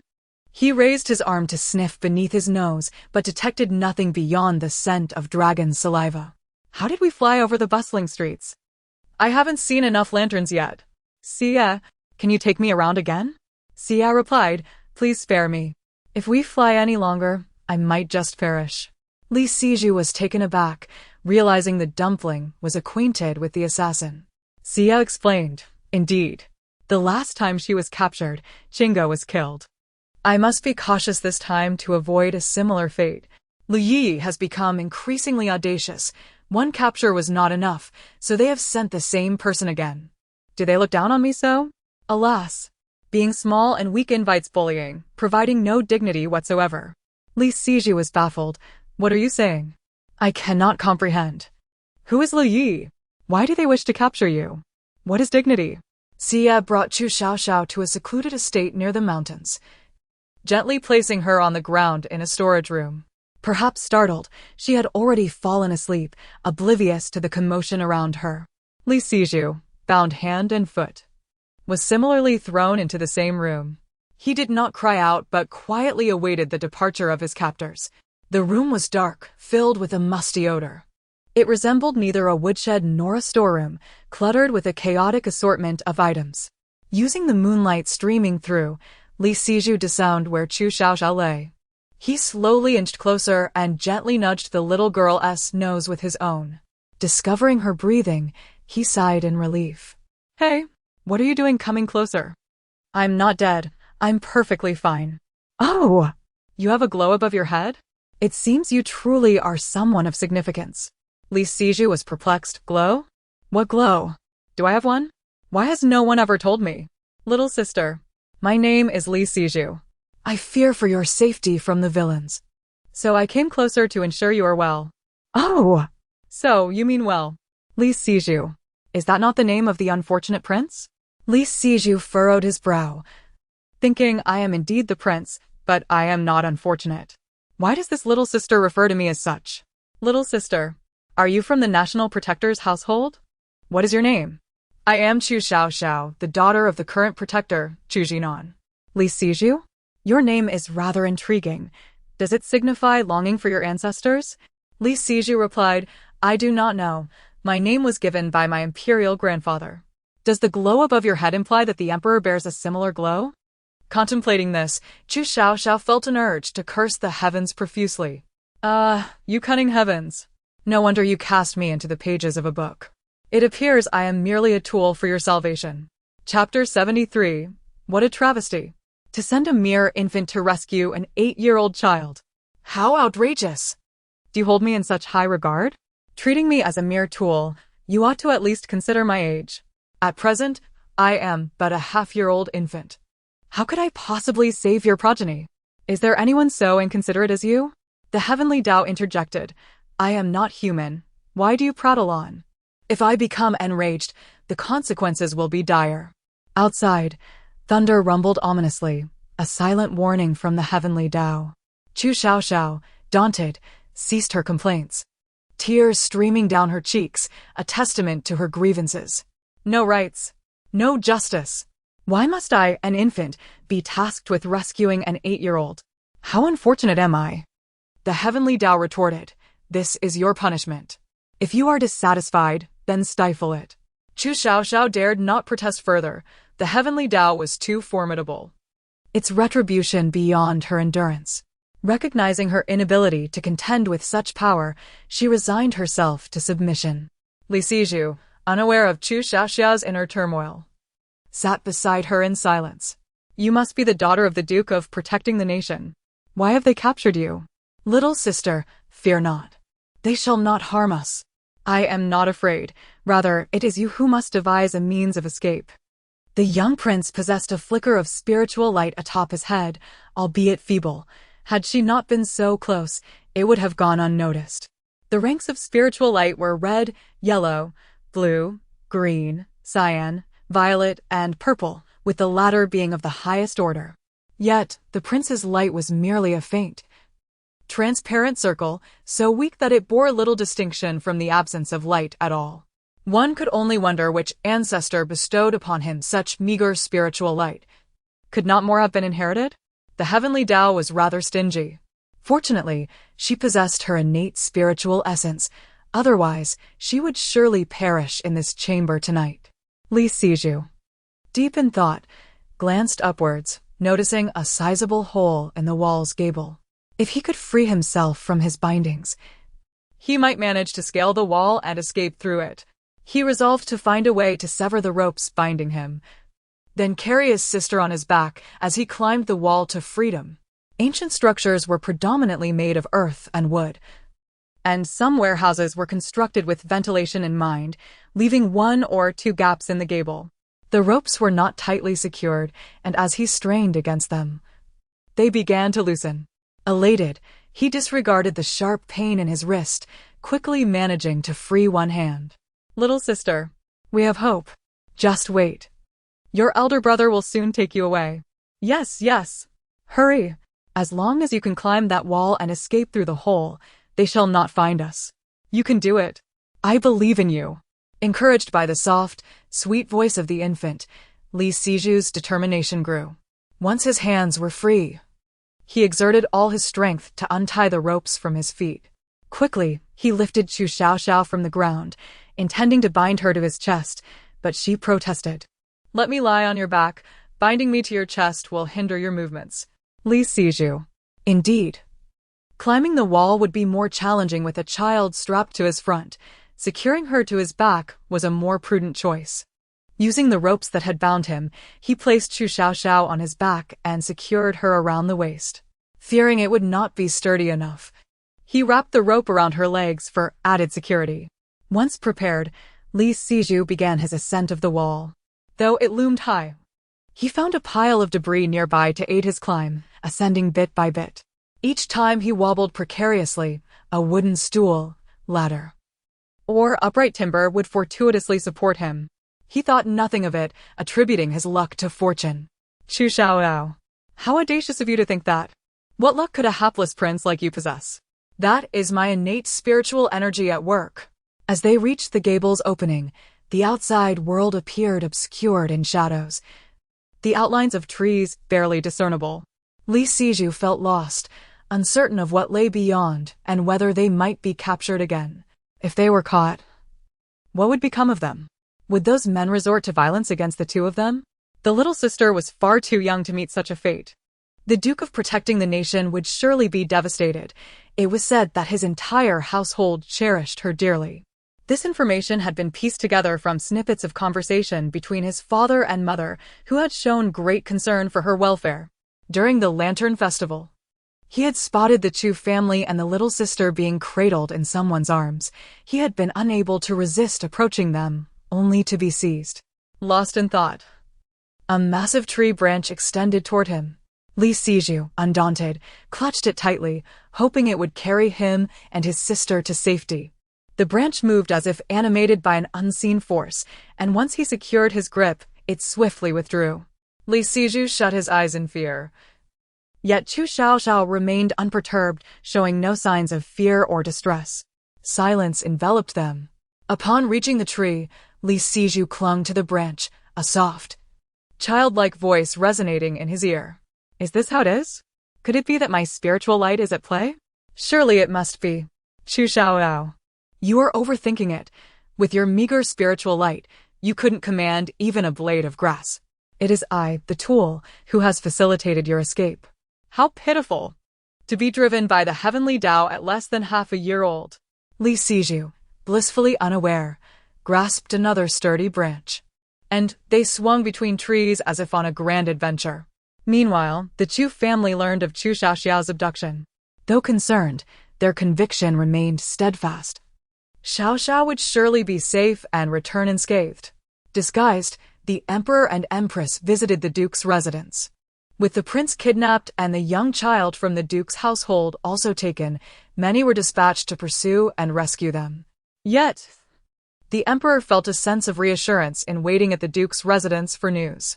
Since he had last seen the duke's child during the festival, he had longed to meet her again, to hear her speak. However, he had been preoccupied, struggling to find a suitable excuse. Today, a perfect opportunity arose. He accompanied the empress to await the outcome of the search alongside the Chu family. He was also eager to ascertain when the crown prince would make his move. Was there a specific date? He had already arranged for the dragon guards to infiltrate the crown prince's domain. Once they secured evidence, his ambitions would be exposed to all. The Empress Dowager's illness had yet to be made public, and he was prepared for any eventuality. Chapter 74.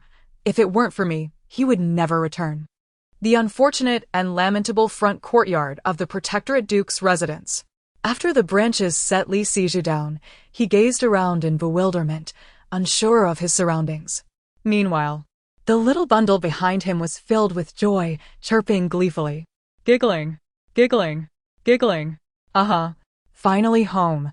Mother, grandmother, grandfather, elder brother, father, come and fetch me. Inside the house, everyone heard the soft, tender voice. The emperor and the Chu family members all rose and made their way towards the door. Although the empress, Yu and Wang were perplexed, they followed suit. In the courtyard, the Crown Prince Li Siju remained dazed until he heard Chu Xiaoxiao's thoughts and realized he was at the Protectorate Duke's residence. Yang and the Empress rushed over to untie the little one from Li Siju's back. With the Emperor and Empress present, the old Duke and the matriarch refrained from snatching the child from Yang, fearing it would be seen as improper. The Emperor approached, casting a glance at the dirty Crown Prince, his eyes betraying disdain, before turning to Chu Xiaoxiao with a warm smile. Xiaoxiao, do you remember me? Chu Xiaoxiao shot him a disdainful look. Of course, unfortunate Emperor, first poisoned by the Empress Dowager, then forced to death by the Prince of End. Oh! Why do you have a hint of divine light upon your head? The Emperor, divine light? What divine light? Are you suggesting my mind is sharp? The Chu family, our Xiaoxiao is truly formidable, unafraid even of the emperor, daring to speak so freely. We respect you as a true man. We yield to no one. Except you. Lineage, is it true? My father possesses divine light? The emperor's divine light is even weaker than the unfortunate crown prince's, almost negligible. The emperor was taken aback, wishing to protest no. How can it be negligible? I can hear your thoughts, and it must be due to this faint divine light. This little one is delightful. Allow me to hold her. The emperor's request startled everyone. He, who rarely held his own princesses and princes, suddenly desired to embrace Xiaoxiao from the protectorate duke's residence. The empress, initially curious, recognized that the emperor genuinely cherished Chu Xiaoxiao. She kindly took the child from Yang and handed her to the emperor, explaining with a smile to ease any awkwardness, Xiaoxiao is truly charming, so endearing. The emperor, listening to the soft complaints, mused, father and son are indeed unfortunate to seek your fortune. You are our lucky star. With you around, no calamity can befall us. Unfortunate events lead us to the protectorate duke's residence. Chu Jinan, thank you. But please, do not trouble yourself. We cannot bear it. Chu Xiaoxiao grew weary. Within moments of being held by the emperor, she fell asleep. Seated in the carriage, the emperor turned to Lineage. Tell me everything about your relationship with Xiaoxiao. In detail. Yes, father. Lineage began recounting every detail, omitting only the fact that he could hear Chu Xiaoxiao's thoughts. Fearing his father might perceive the little girl as a monster, the emperor glanced at his son's head, failing to discern any divine light. Perhaps it was too mysterious for his mortal eyes to perceive. Only Chu Xiaoxiao could see it. If his son possessed divine light, he could surely hear her thoughts. The boy had concealed this well. The emperor chose to remain oblivious. The empress, somewhat puzzled by the emperor's actions, remained silent, listening intently. She understood well that Chu Xiaoxiao from the protectorate duke's residence held a special place in the emperor's heart. Otherwise, he would not have expressed a desire to hold her. Aside from having held the crown prince, the emperor had never embraced their daughter, the sixth princess. Why, then, would he wish to hold a mere infant? She must possess some unique quality that captured the emperor's attention. Once Lineage concluded his account, the empress grasped the situation. It appeared that the little bundle from the protectorate duke's residence was exceptionally powerful, capable of rescuing both herself and the crown prince from malefactors. The emperor's swift action to unmask the empress dowager's schemes and confine her was likely prompted by the little one's subtle influence. Had no one pointed this out, the emperor would never have contemplated such matters. He had always sought to please the empress dowager, yearning for a semblance of maternal warmth. How had they suddenly turned against each other? The day he rescued her from the cold palace was coincidentally New Year's Eve. After hosting a grand banquet for his ministers, he immediately imprisoned the empress dowager, restoring her status as empress. Strangely, the emperor, who had never shown much concern for her, suddenly became deeply affectionate. She feared it was all a dream, uncertain of how long this newfound devotion would endure. Henceforth, she must cultivate a good relationship with Yang, frequently inviting her and her daughter to the palace. Whatever pleased the emperor would be her utmost endeavor. Siju? The emperor inadvertently murmured those two characters, a hint of sorrow flashing in his eyes. In the past, he had never understood why his father bestowed such a name upon him. Upon hearing Chu Xiaoxiao's remark, he pondered the name's significance. His father was reminiscing about his mother, with no avenue for expression, thus channeling it into his grandson's name. Who was his long-lost mother? Did she have any connection to Chu Xiaoxiao? My son, in the future, do visit the protectorate duke's residence often. The Chu family are loyal ministers deserving of respect. The empress glanced at the emperor and smiled. Xiaoxiao is truly adorable. I too wish to see her frequently. The emperor concurred. I also find her delightful. So plump and endearing. I like her too. Xiaoxiao possesses remarkable courage. When captured, she did not cry but laughed instead. Li Siju recalled how Chu Xiaoxiao had suggested the assassin make several more rounds in the air so she could enjoy the lanterns from above, finding it amusing. Likely, she was the only one in the entire Eastern Qing who dared speak such words to an assassin. Xiaoxiao was small yet incredibly clever. He found her utterly delightful. Chapter 75. Imprisoned on the evening of the 16th day of the first month, at the residence of the Duke of Rome, Mrs. Chu was summoned to the old matriarch's chamber. She was perplexed, wondering what could warrant such a call at this hour. Was there a crisis in the household? Surely not. As the lady of the house, she would be aware of any troubles. Chu, kneel, commanded the old duke. Mother, what wrong have I committed to deserve such punishment? She implored. The old duke remained silent, merely snorting coldly, then gestured to Yang Heng, the elder brother of Lady Yang. The implication was clear. It was his responsibility to discipline his wife. Yang Heng glanced at Mrs. Chu but said nothing. Instead, he pulled several sheets of paper from his pocket and tossed them in front of her. Mrs. Chu picked them up, examining each one, and her demeanor stiffened. Her face turned ashen, her lips drained of color. What she held were the records of the illicit funds she had embezzled, alongside evidence of her role in 3 fatalities. For years, she believed her actions had gone unnoticed, and now, unexpectedly, the truth had surfaced. Father, mother, husband, she cried, crawling before them and bowing her head. It was my fault. The money I took was for the family. The matriarch slammed her palm on the table. Chu, you are foolish. Even if the Duke of Rong's household is impoverished, we cannot resort to treachery and murder for wealth. For the family? How can you utter such a thing? When your eldest son married, did you not spend from the public funds? Did you ever contribute a single coin from your own pocket? Yang Heng looked at her with disappointment. You are truly lacking in wisdom, leaving behind such evident flaws. Do you fear that the Duke of Rong's household will escape scrutiny? Speak. Who incited you to act in such a manner? What did you intend to do with the 100,000 taels of silver? Mrs. Chu shook her head, her hairpins coming undone, resembling a madwoman. Husband, I had no ulterior motive. It was merely for household expenses. Father, mother, I acknowledge my mistakes. I shall not err again. The old duke sighed. We do not believe your words. For the safety of the family and the legacy of the Duke of Rome, we cannot allow this to continue.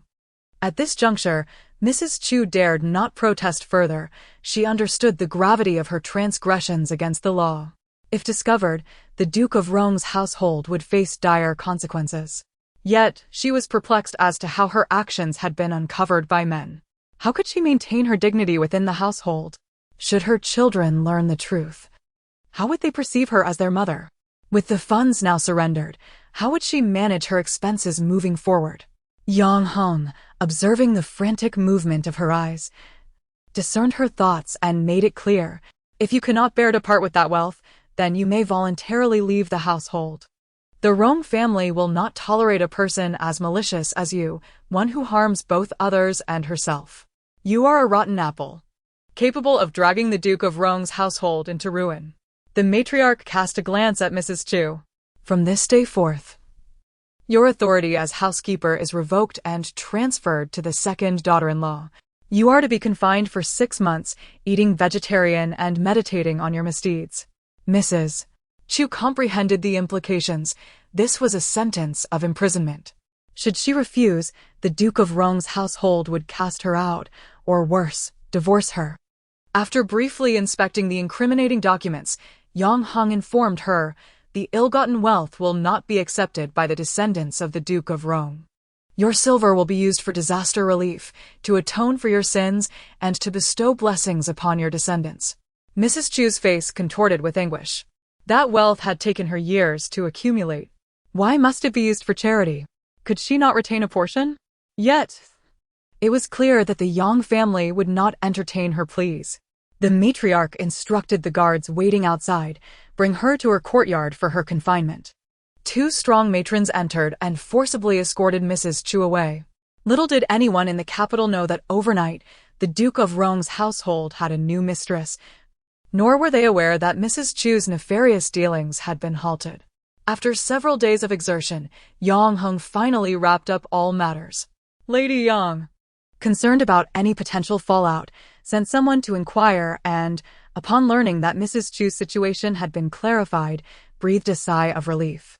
By the end of the first month, a heavy snowfall blanketed the capital, causing a number of buildings in the western district to collapse, resulting in numerous fatalities. One family, having taken out a loan, found themselves unable to repay it due to the death of the head of the household. The lenders, incensed at the non-repayment, seized the wife and children of that family to settle the debt. The wife resisted, grabbing a kitchen knife and killing one of the thugs. The lenders, numerous and fierce, retaliated by killing the couple's 2 children. The wife, fierce in her own right, fought back, taking down several assailants before ultimately succumbing to her own wounds.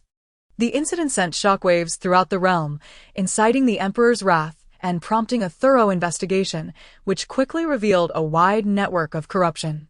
For days, the court was rife with unease, as officials conducted discreet inquiries, fearful of being ensnared in the unfolding scandal. After listening to his son's report, the old duke and the matriarch remained silent for a long while. Father, mother, do not worry. Everything has been meticulously organized. Even if an investigation occurs, it will not trace back to us. I have carefully erased all traces of Mrs. Chu's misdeeds. The old duke felt a sense of relief. Well done. Your prompt actions have spared us. If any wrongdoing had come to light, neither our family nor I could have faced the ancestors of the Yang family. Find a time to visit your sister and bring some delightful golden trinkets for Xiaoxiao, he suggested. Speaking of Chu Xiaoxiao brought a smile to the old duke's face. Indeed, we must expedite this matter. That child has a penchant for all things gleaming. With the looming threat dissipated, his spirits lifted, his laughter ringing with joy. The matriarch chimed in, indeed, I have missed her dearly. If it were possible, I would keep her by my side.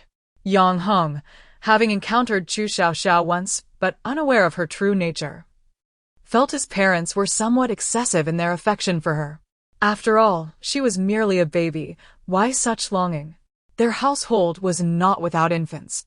Why not cherish their own? Yet he remained respectful. Yes, I shall remember. I will visit my sister on the 2nd day of the 2nd month. Were it not for the trouble of leaving the house, I would go myself to see her. Chapter 76. This journey was worth it. Old Duke Rong nodded, expressing his desire to visit her. Indeed, I wish to see her. That child is simply delightful, so endearing. Yang Heng glanced at his parents in astonishment. There's no need for you both to go. I shall visit her myself. After all, what significance does a visit from elders hold for a little girl? It seemed rather absurd to him. Why would anyone be so enamored with a niece? Yet, he felt an irresistible urge to see her as well. Before he knew it, the 2nd day of the 2nd month had arrived. The scandal surrounding the printing of counterfeit money had escalated significantly. The emperor declared that no matter the status of the noble families involved, all those implicated would be apprehended and interrogated. The scheme of printing counterfeit money originated from the maternal side of the Chu family, leading to the arrest of several members of the extended Chu clan. Yet, no one had implicated her. Even if someone had, Yang Heng was unperturbed. He had already sent away those who needed to go and settled the necessary accounts. He had previously admonished his brothers-in-law fiercely, advising them to cease their activities promptly. His eldest brother-in-law, being astute, managed to stop most of it. However, the younger brother-in-law, youthful and obstinate, ended up being captured. The Chu family members were grateful for his prior warnings. Otherwise, many more would have been arrested. Taking a leisurely stroll through the streets, he visited a goldsmith and purchased 3 exquisite pieces of gold jewelry, carefully wrapped in a gift box to present to his niece. One was a small abacus, crafted of gold and just the size of an adult's palm. Another was a whimsical toy resembling a plump child, known as a roly-poly according to the shopkeeper. It was likely hollow inside, light in hand, and no larger than a child's fist. The last piece was a pair of golden butterflies, adorned with hairpins that could be worn in the hair, their eyes fashioned from beautiful sapphires. With the treasures in hand, he made his way to the duke's residence. Upon learning that her brother had arrived, Yang's wife took their daughter, Chu Xiaoxiao, to meet him. The little girl was dressed in a red satin skirt embroidered with auspicious symbols, her soft hair peeking out from beneath a matching cap, curling delicately. With a round face that glowed with a rosy hue, her bright, dark eyes sparkled as she smiled at everyone, revealing her tender gums. Chu Jinan was entertaining his elder brother-in-law when his daughter arrived, and he promptly stood to take her from Yang's arms. "Ah!" Chu Xiaoxiao exclaimed upon seeing Yang Heng, her face breaking into a wide grin, drooling with delight as if greeting him. Yang Heng presented the 3 pieces of gold to his niece. "Xiaoxiao, I hear you have a fondness for shiny objects. Your uncle has chosen these 3 delightful treasures for you. Come, take a look and see if you like them." More gold has arrived. How delightful. The first time Yang Heng heard Chu Xiaoxiao's inner voice, he halted in disbelief, casting a puzzled glance at his niece before looking back at his brother-in-law and sister. Noting their lack of surprise, he surmised they had not heard her thoughts. Chu Jinan remained silent, and Yang's wife merely exchanged glances with him, both pretending not to have heard Chu Xiaoxiao's musings, likely accustomed to it. Ignoring the revelation of Chu Xiaoxiao's thoughts, Yang Heng opened the box and revealed the treasures inside. Chu Xiaoxiao picked up each item, her brow furrowing with concern. "The gold abacus I can understand, but why is the roly-poly here? Was it the idea of the female protagonist?" Yang's wife interjected, "A roly-poly? What is that? The female protagonist? The wild child of the Duke of Vendong?" Yang Heng was astounded by the babbling innocence of his niece. It was no wonder his parents wished to visit her. Surely they had heard her thoughts too. It was only logical that her maternal grandparents and uncles could hear her. So his parents must have as well, not wanting to alarm the little one. Who was this female protagonist? Why was his niece's inner voice so jumbled? Did she truly know the name of that toy? Chu Jinan, holding his daughter, followed her gaze to a toy on the table, deep in thought. The female protagonist must indeed be a soul from a millennium later, creating unique items that were priceless. This pair of golden butterflies is also the work of the female protagonist, is it not? I did not anticipate her creations making their way to the capital so swiftly. Chu Xiaoxiao clutched the roly-poly's head with one hand while holding the golden butterfly in the other, her eyes flitting back and forth between the two. She then sighed dramatically, mimicking an adult.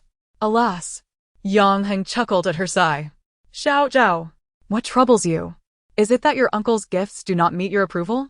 Chu Xiaoxiao looked up at Yang Heng, gasped softly, and offered him the items in her hands. "In May, there will be a disaster relief effort in Jiangnan? But that event has yet to occur. How does my niece know of it? Can she foresee the future?" Yang Heng was taken aback, further convinced of why his parents were so fond of Chu Xiaoxiao. "This is your uncle's gift to you. Keep it, for your uncle does not need it." Hearing that he will go to Jiangnan for disaster relief, one cannot help but worry for him. "Uncle, how can I tell you that a plague will follow the flood? If only you could hear my words." Yang Heng was in disbelief. "A flood? A plague? Are you suggesting there will be a great flood in Jiangnan in May?" "Uncle, you must remember, after the flood, it is essential to spread lime everywhere to disinfect, and any decaying bodies, whether human or animal, must be buried.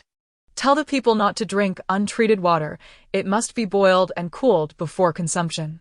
Listening to his daughter's fervent admonitions, Chu Jinan turned to Yang Heng. "I have heard that floods occur in Jiangnan every few years. I wonder if this year will be one of those times." "Ah, father knows me best. This year there will be a great flood, the largest in 30 years, claiming many lives." Yang's wife cast a concerned glance at their daughter, affirming, "It will indeed happen." Yang Heng, noting the sudden discussion of Jiangnan, realized that Chu Jinan had heard his niece's thoughts as well, and they spoke discreetly amongst themselves. If a flood were to occur, it would be the common folk who would suffer. Rumor had it that following any great disaster, a plague would inevitably follow, and that was a perilous force to manage. One misstep could lead to countless deaths. Indeed, In the books, the uncle perished from the plague while helping with disaster relief in Jiangnan. You must take care of yourself this time. You cannot fall ill. Your grandparents would be heartbroken, and so would Xiaoxiao. Yang Hong was startled, realizing the weight of her words. As long as I remember the precautions Xiaoxiao mentioned, the plague shall not occur. Oh, and most importantly, one must cover their mouths and noses with clean cloth when going outside, regardless of age or gender. Yang Hong committed Chu Xiaoxiao's words to memory, feeling that this journey had been indeed worthwhile. His niece possessed knowledge on how to manage a plague, and if a flood were to truly occur in Jiang and Kunmei, he would certainly take measures to prevent an outbreak. Chapter 77. Yang Heng's shock. Yang Hong was bewildered.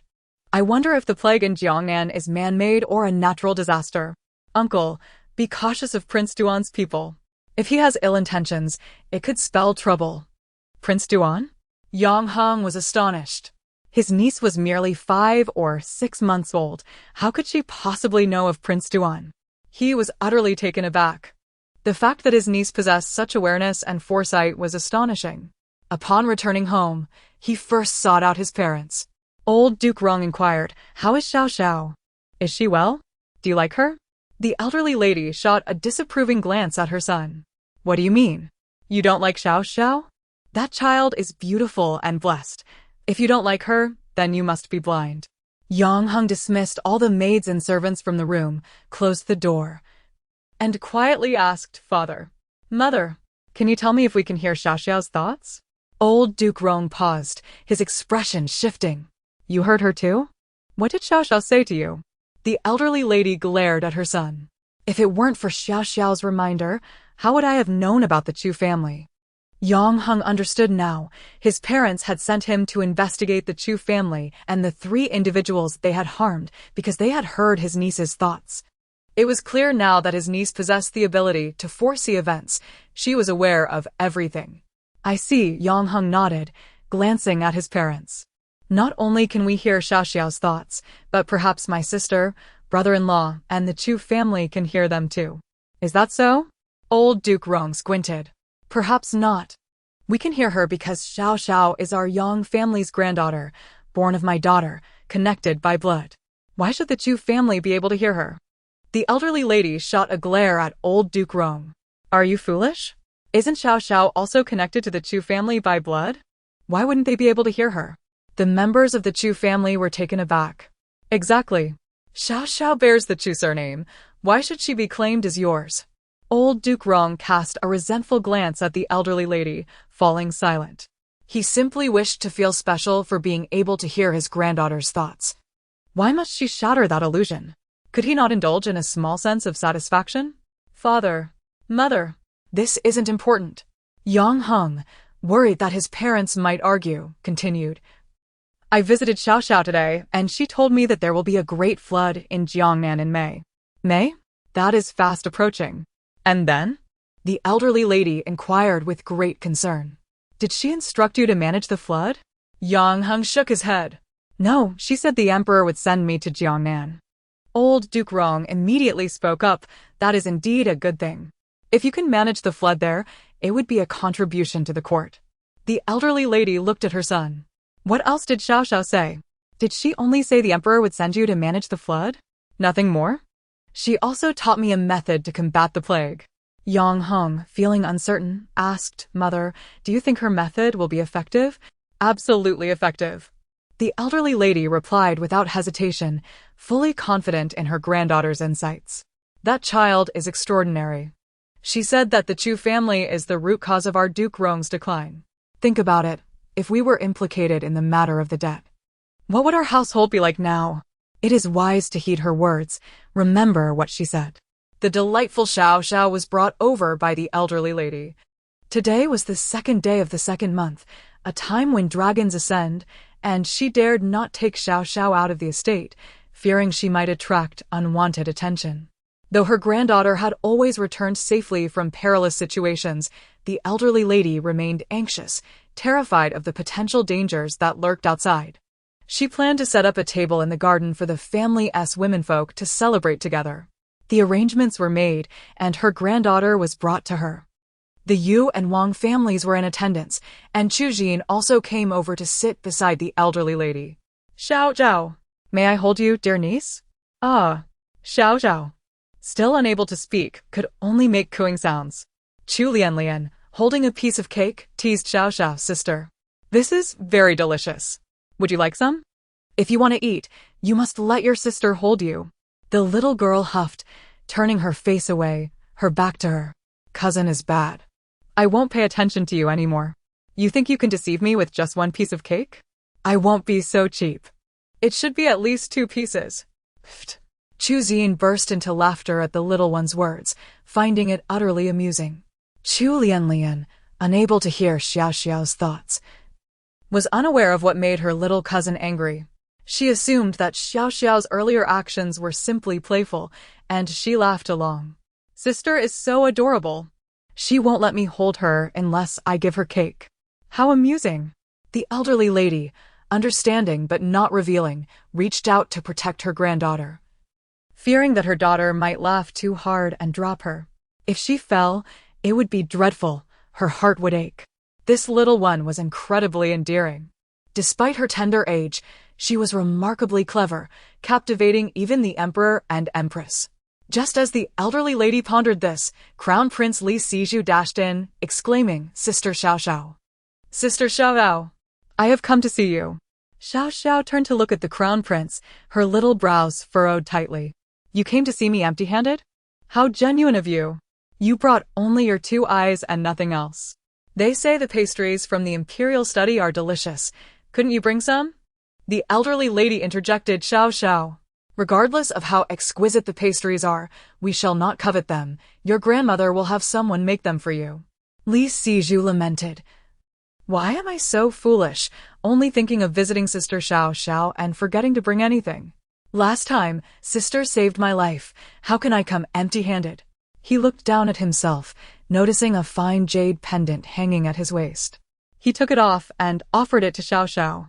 Sister, this is for you. The elderly lady quickly intervened. Your Highness, that is your personal pendant. You cannot give it to Xiaoxiao. Li Siju waved dismissively, Old madam. My life was saved by my sister. From now on, whatever is mine is hers. There is no distinction between us. I give it to her, all of it. Before the elderly lady could respond, Xiaoxiao had already reached out and taken the pendant, examining it closely. I've struck it rich. This looks valuable. If I were to exchange it, I could buy so many pastries. Li Siju was taken aback. Exchange? Who would dare take my things? Chapter 78. She is his sole affection, and longing the crown prince insisted on giving the jade pendant to his granddaughter, and the elderly matriarch said nothing in response. The granddaughter held it, examining it from various angles, as if she were studying it. It was rare for her to take an interest in anything. Typically, she only handled items if they were edible, and, even then, she was quite selective. Unless it was gold, she would refuse to accept it, expressing her disdain unless it was something of great value. Xiaoxiao, let me carry you outside to play, Li Siju declared. He had come to fetch her, eager to make up for lost time after being kidnapped during their last outing. With spring finally blooming, he wished to take Chu Xiaoxiao on a leisurely stroll. This time, his father had arranged for numerous attendants, both visible and covert, to ensure their safety. Chu Xiaoxiao, clutching the jade pendant, extended her arms toward Li Siju, indicating she wished to be held. The matriarch, however, was apprehensive and intervened. We cannot go out. There are too many people outside. But the crowd adds to the excitement. We must go. Let Auntie accompany us, Li Siju insisted, lifting Chu Xiaoxiao into his arms. Madam, we won't go far. Just a stroll down the street. Nothing will happen. The elderly lady could not refute the crown prince's wishes and reluctantly allowed Chu Jin and Chu Lianlian to accompany them. In the Chu family, there was originally only Chu Lianlian as the sole daughter, but with the birth of Chu Xiaoxiao, they gained another. The matriarch held her granddaughters in high regard, understanding that their carefree years at their maternal home would not last once they entered their husbands' households. Yang Shi was occupied with matters of her own, and it wasn't until she had finished that she learned her daughter had been taken away by the crown prince. The streets were indeed bustling with life, teeming with people coming and going.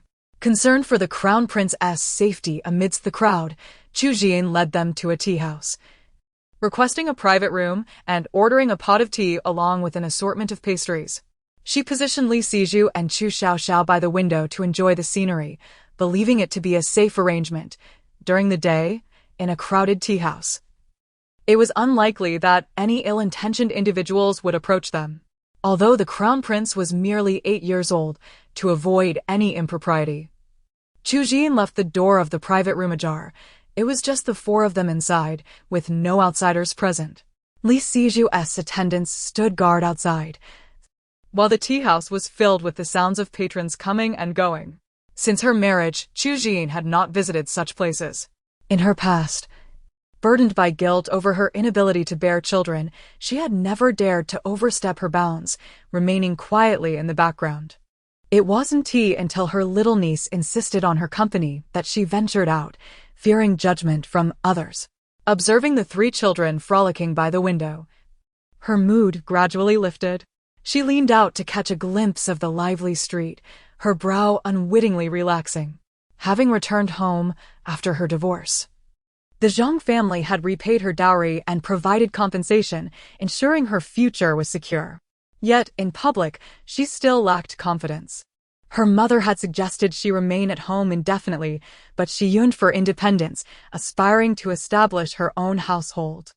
Living in her own home would afford her comfort and ensure her nieces' and nephews' marriages were not delayed due to her situation. But how could she express this desire to her parents?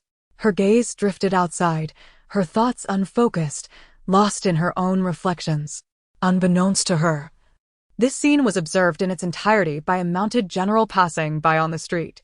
He quietly raised his head to gaze at the gentle-featured woman by the window, as if he were transported to another era. Now 28 years old, he remained unmarried. You cannot bully this brother. He has done no wrong. His cricket won. So why should you trample it and then strike him? At that time, Chu Xiaoxiao was merely 3 years old, while he was 7. They had encountered each other in the courtyard of a temple, where he had gone to honor his stepmother's spirit. After completing his offerings, feeling dejected, he had wandered to the back mountain, where he stumbled upon a cricket and captured it. A group of unruly youths, seeking to challenge him, insisted on a cricket fight. When he triumphed, they, in a fit of rage, not only crushed his cricket but also assaulted him. Suddenly, a small figure rushed to his side, shielding him and scolding the assailants. You are wicked. I will tell my older brothers to teach you a lesson. The ruffians glanced at the little girl, intimidated, and fled in a hurry. Humph. Consider yourselves fortunate, she declared, her fierce demeanor leaving an impression. Years later, he learned that the girl was Chu Xiaoxiao, the second daughter of the Duke of Protection. From that moment on, his aspirations shifted. He resolved to pursue education and join the military at 14. Determined to carve his own path, through sheer effort, he gradually rose to the rank of general. He understood he could never be worthy of her, as he was not a legitimate son but a born of a concubine. The Duke's household would never regard him favorably unless his status underwent a miraculous transformation, allowing him to stand equally with them. Alas, such a feat was nearly impossible no matter how hard he tried.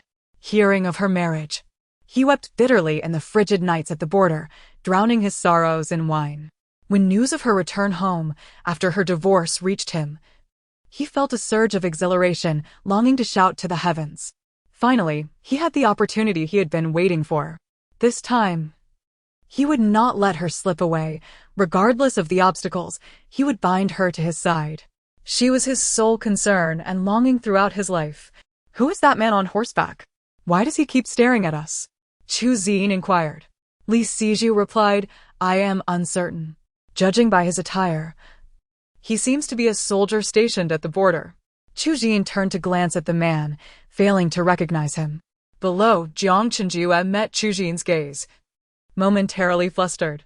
His loyal guards observed, puzzled by their general's sudden unease, as if he were contemplating a hasty retreat. "Mind your own business regarding my affairs," Jiang Chenjue admonished.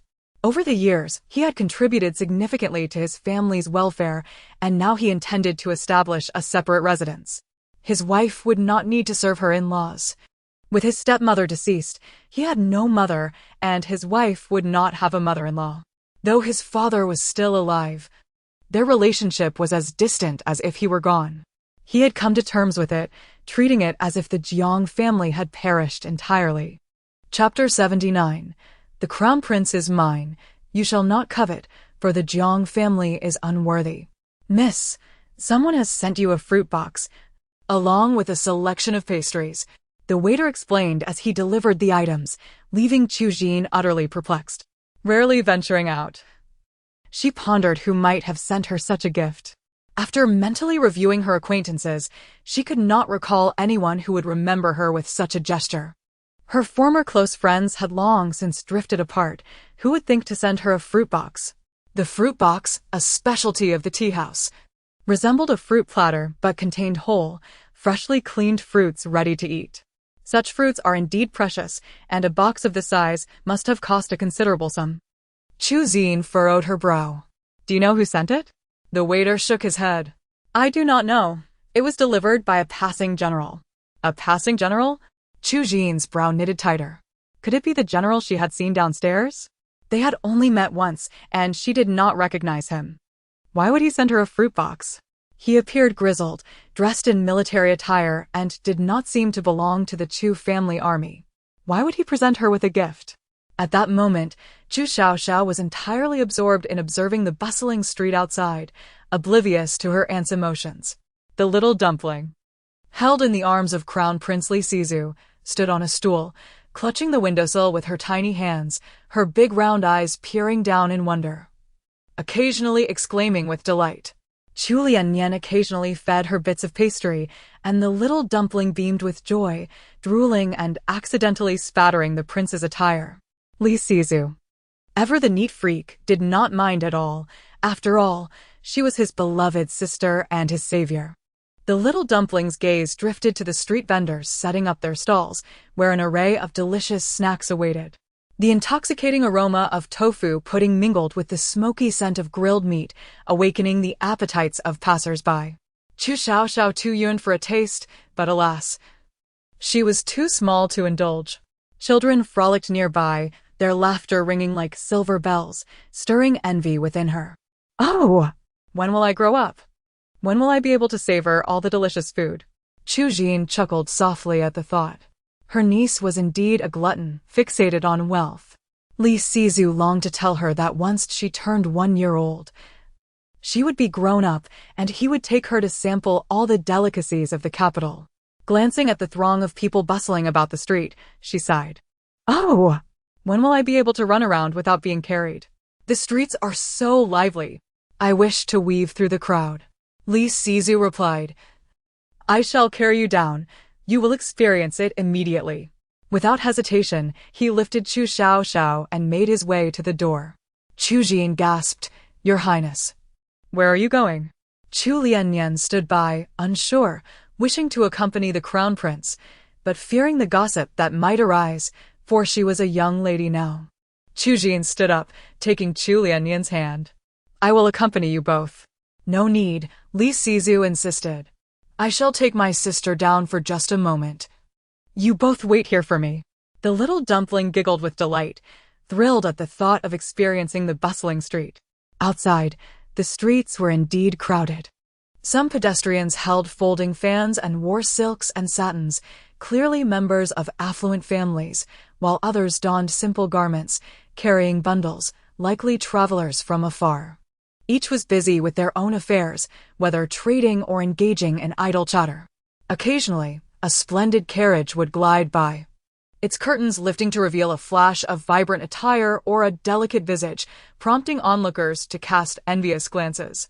At a street corner, a storyteller animatedly recounted a captivating tale, drawing an attentive crowd of listeners, fully absorbed in his narrative. Not far off, a group of street performers showcased their skills, attracting a throng of delighted children.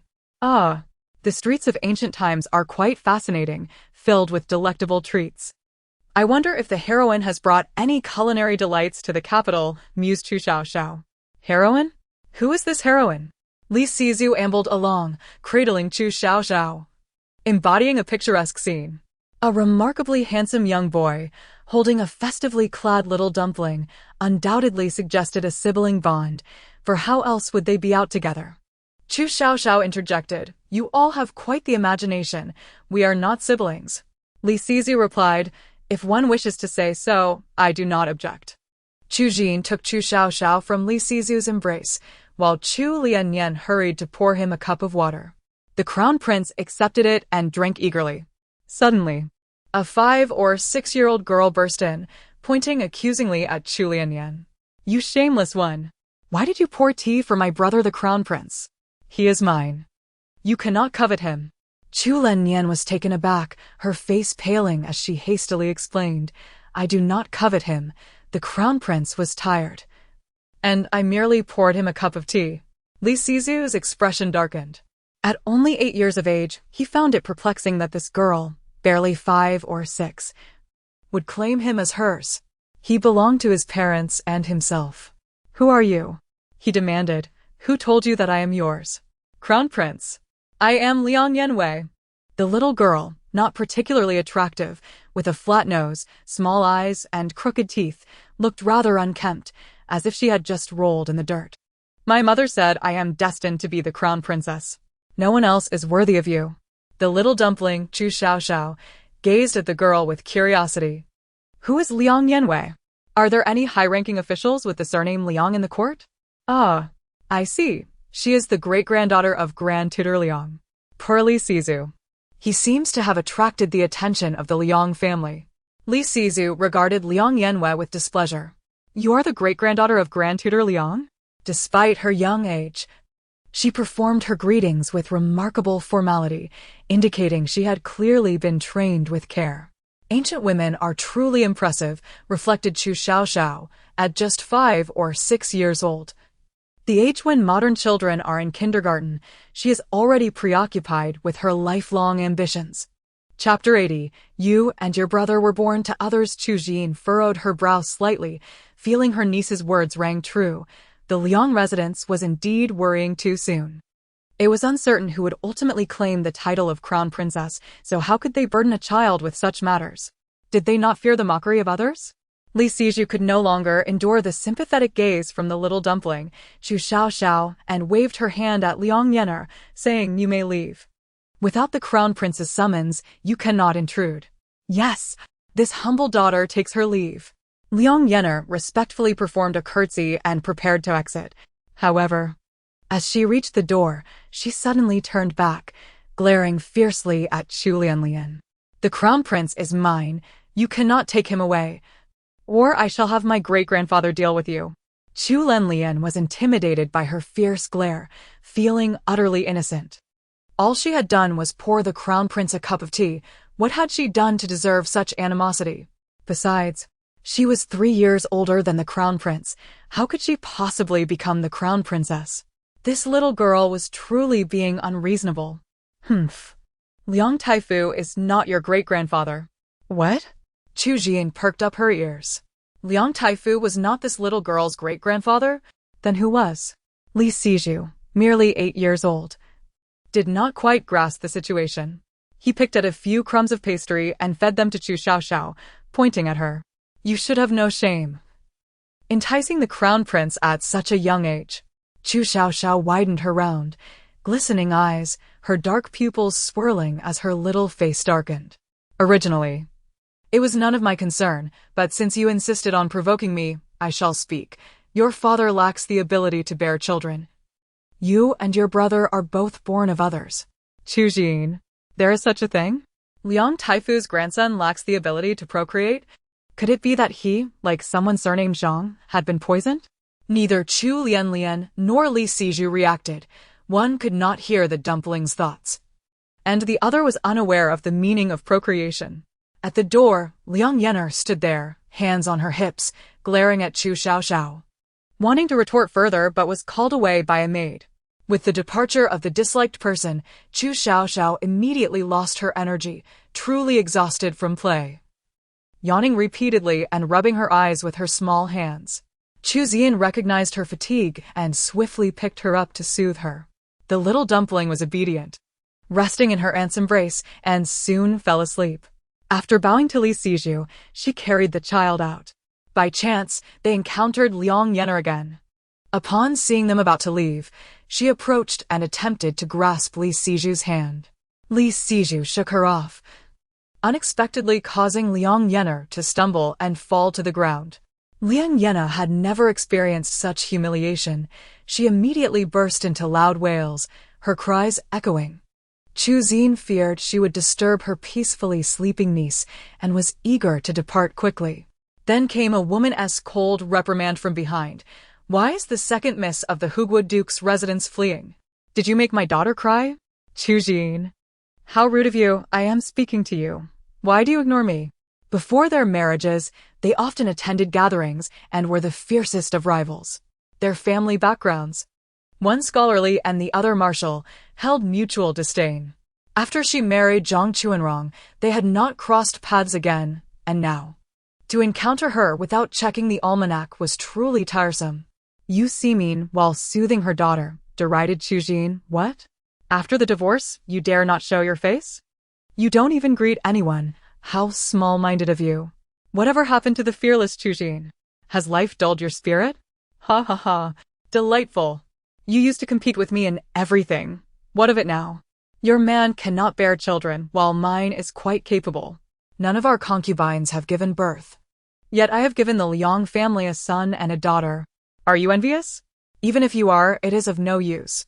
You lack the fortune to do so, destined to be alone and miserable. Chu Xian. In this lifetime, do not aspire to be a mother or a grandmother. That boy would soon be her son-in-law. Plans were already in motion within her family. Yu Simin took pride in her husband, whose concubines bore no children, indeed. None could conceive.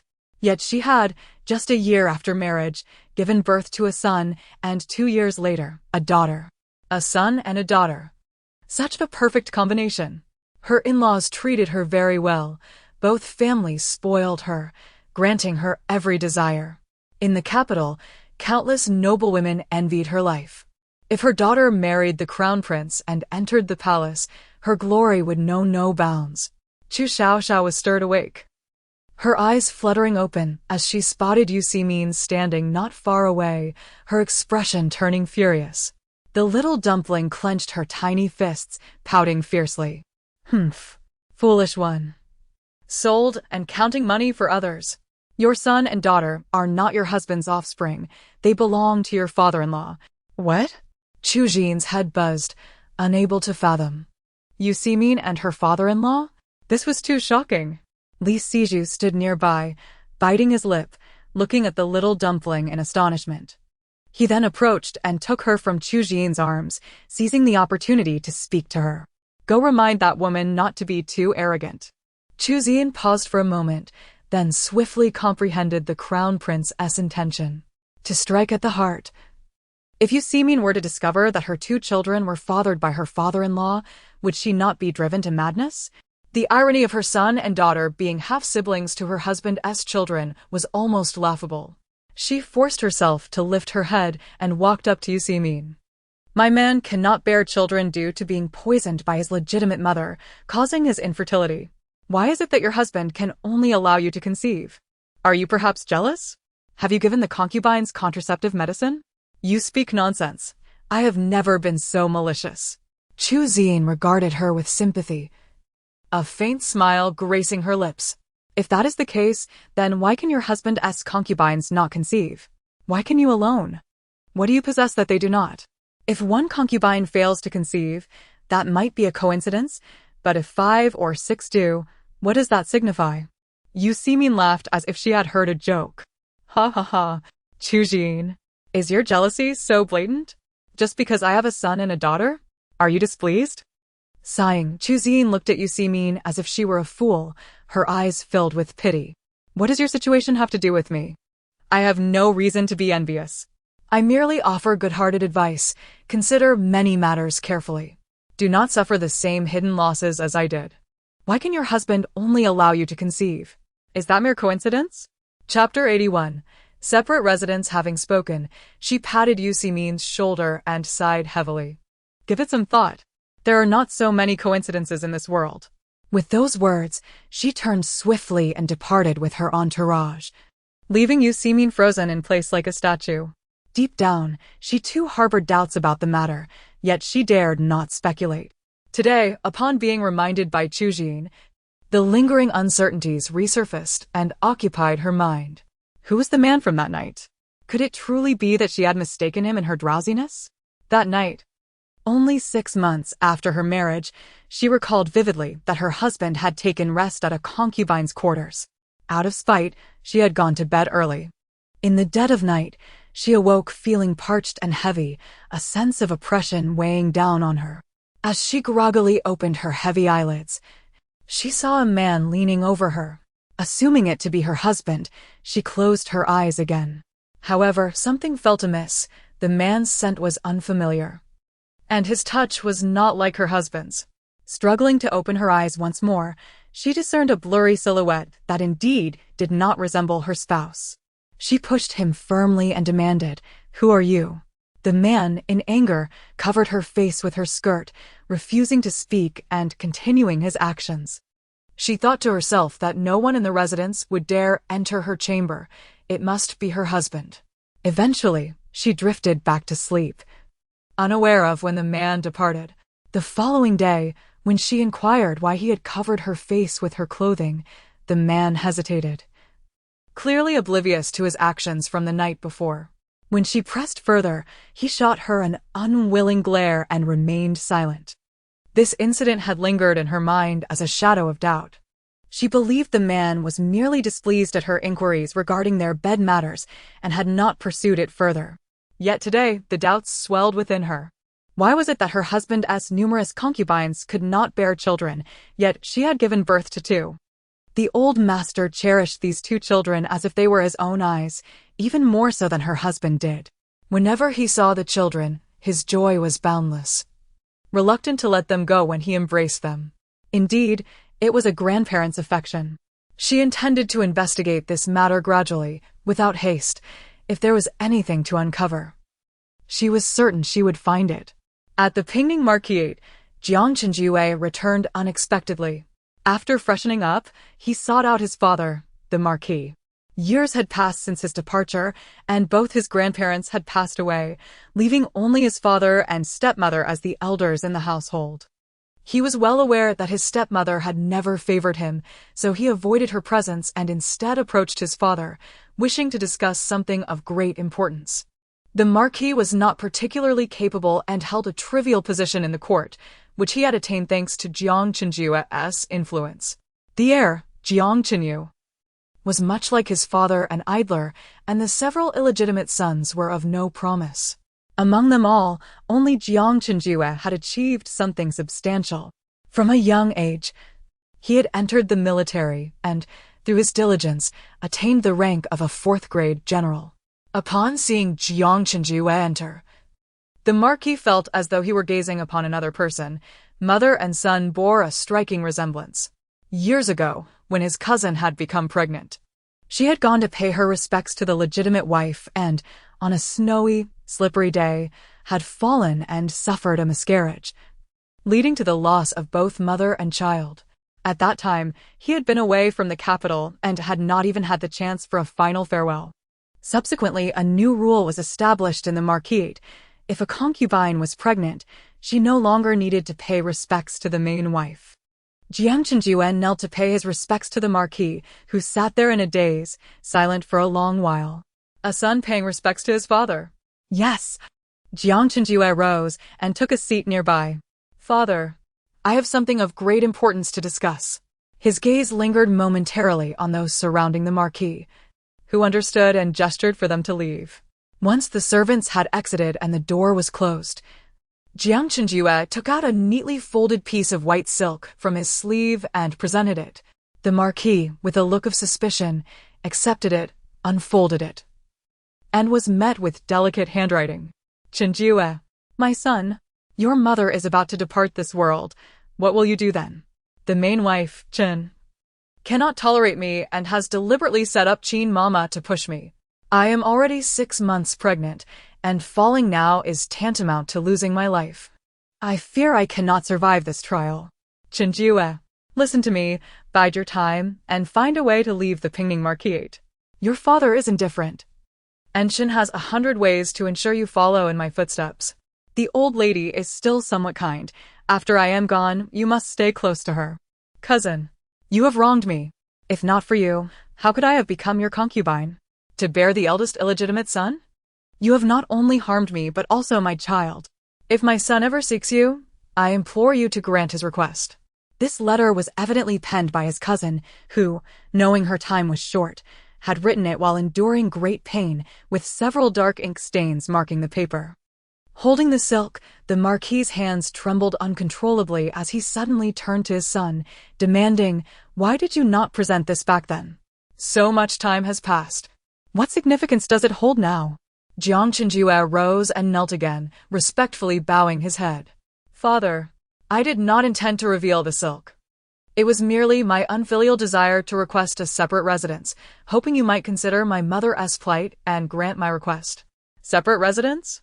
The Marquis tucked the silk into his sleeve. "Why must you have a separate residence?" "Father, I have already apprehended Chin Mama. Do you wish to interrogate her?" The Marquis furrowed his brow slightly. "What do you intend to do? Life and death are at stake. What do you believe I intend to do?" Jiang Chenjue replied, rising to sit on a nearby chair. "What I ask is not excessive. I merely wish to reclaim my mother as dowry. Must it be this way?" The Marquis regarded his eldest son, whose demeanor remained calm and whose words were laced with cunning, feeling an unease within. "You are the heir of the Pingning Marquise. What does a separate residence signify? After all, your mother committed murder, and it is only natural for you to bring her to justice. The Minister of Justice will surely act impartially." With a resounding thud, the Marquis slammed his fist onto the table, his face contorted with anger. "Jiang Chenjue, what do you intend? You wish to accuse your legitimate mother? Are you not afraid of being labeled as ungrateful and heartless?" Chapter 82. This is the opportunity my aunt has fought for with her life. "Father, do not be enraged. A heartless and ungrateful person is not my son." Jiang Chenjue's tone remained calm. As a son, should he not seek vengeance for his mother? "If father agrees to let me establish a separate residence, I shall sever all ties with the Pingning Marquis's residence and set aside personal grievances. If you refuse, I shall bring forth evidence to the Dali Temple. Give me a reason why I must live apart." Jiang Chenjue cast a meaningful glance at the Marquis of Pingning and retorted, "Is it necessary for me to elaborate? Does father not perceive that the Pingning Marquis's residence is a place that devours its own?" The Marquis paused, a lump in his throat, wishing to scold but unable to voice it. Has he finally come to a realization? Is he to be wed? Who has captured his interest? Why must he separate? Are you to marry? The Marquis gazed at his son eagerly. Have you found someone you cherish? Jiang Chenjue neither confirmed nor denied it, meeting the Marquis's gaze. "I merely wish to live apart, to attain peace and freedom. This is the opportunity my aunt has fought for with her life.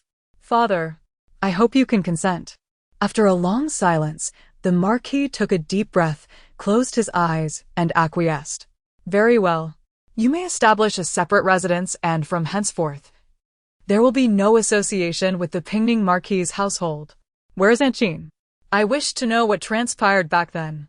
A surge of joy filled Jiang Chenjue's heart. He stood and bowed deeply to the Marquis. "Thank you, Father, for your understanding. Aunt Jean is just outside. Feel free to inquire as you wish. Please count my aunt's dowry. I intend to take it with me." Without waiting for the Marquis's response, he bowed again and withdrew. His aunt did not willingly become a concubine in the Pingning Marquis's residence.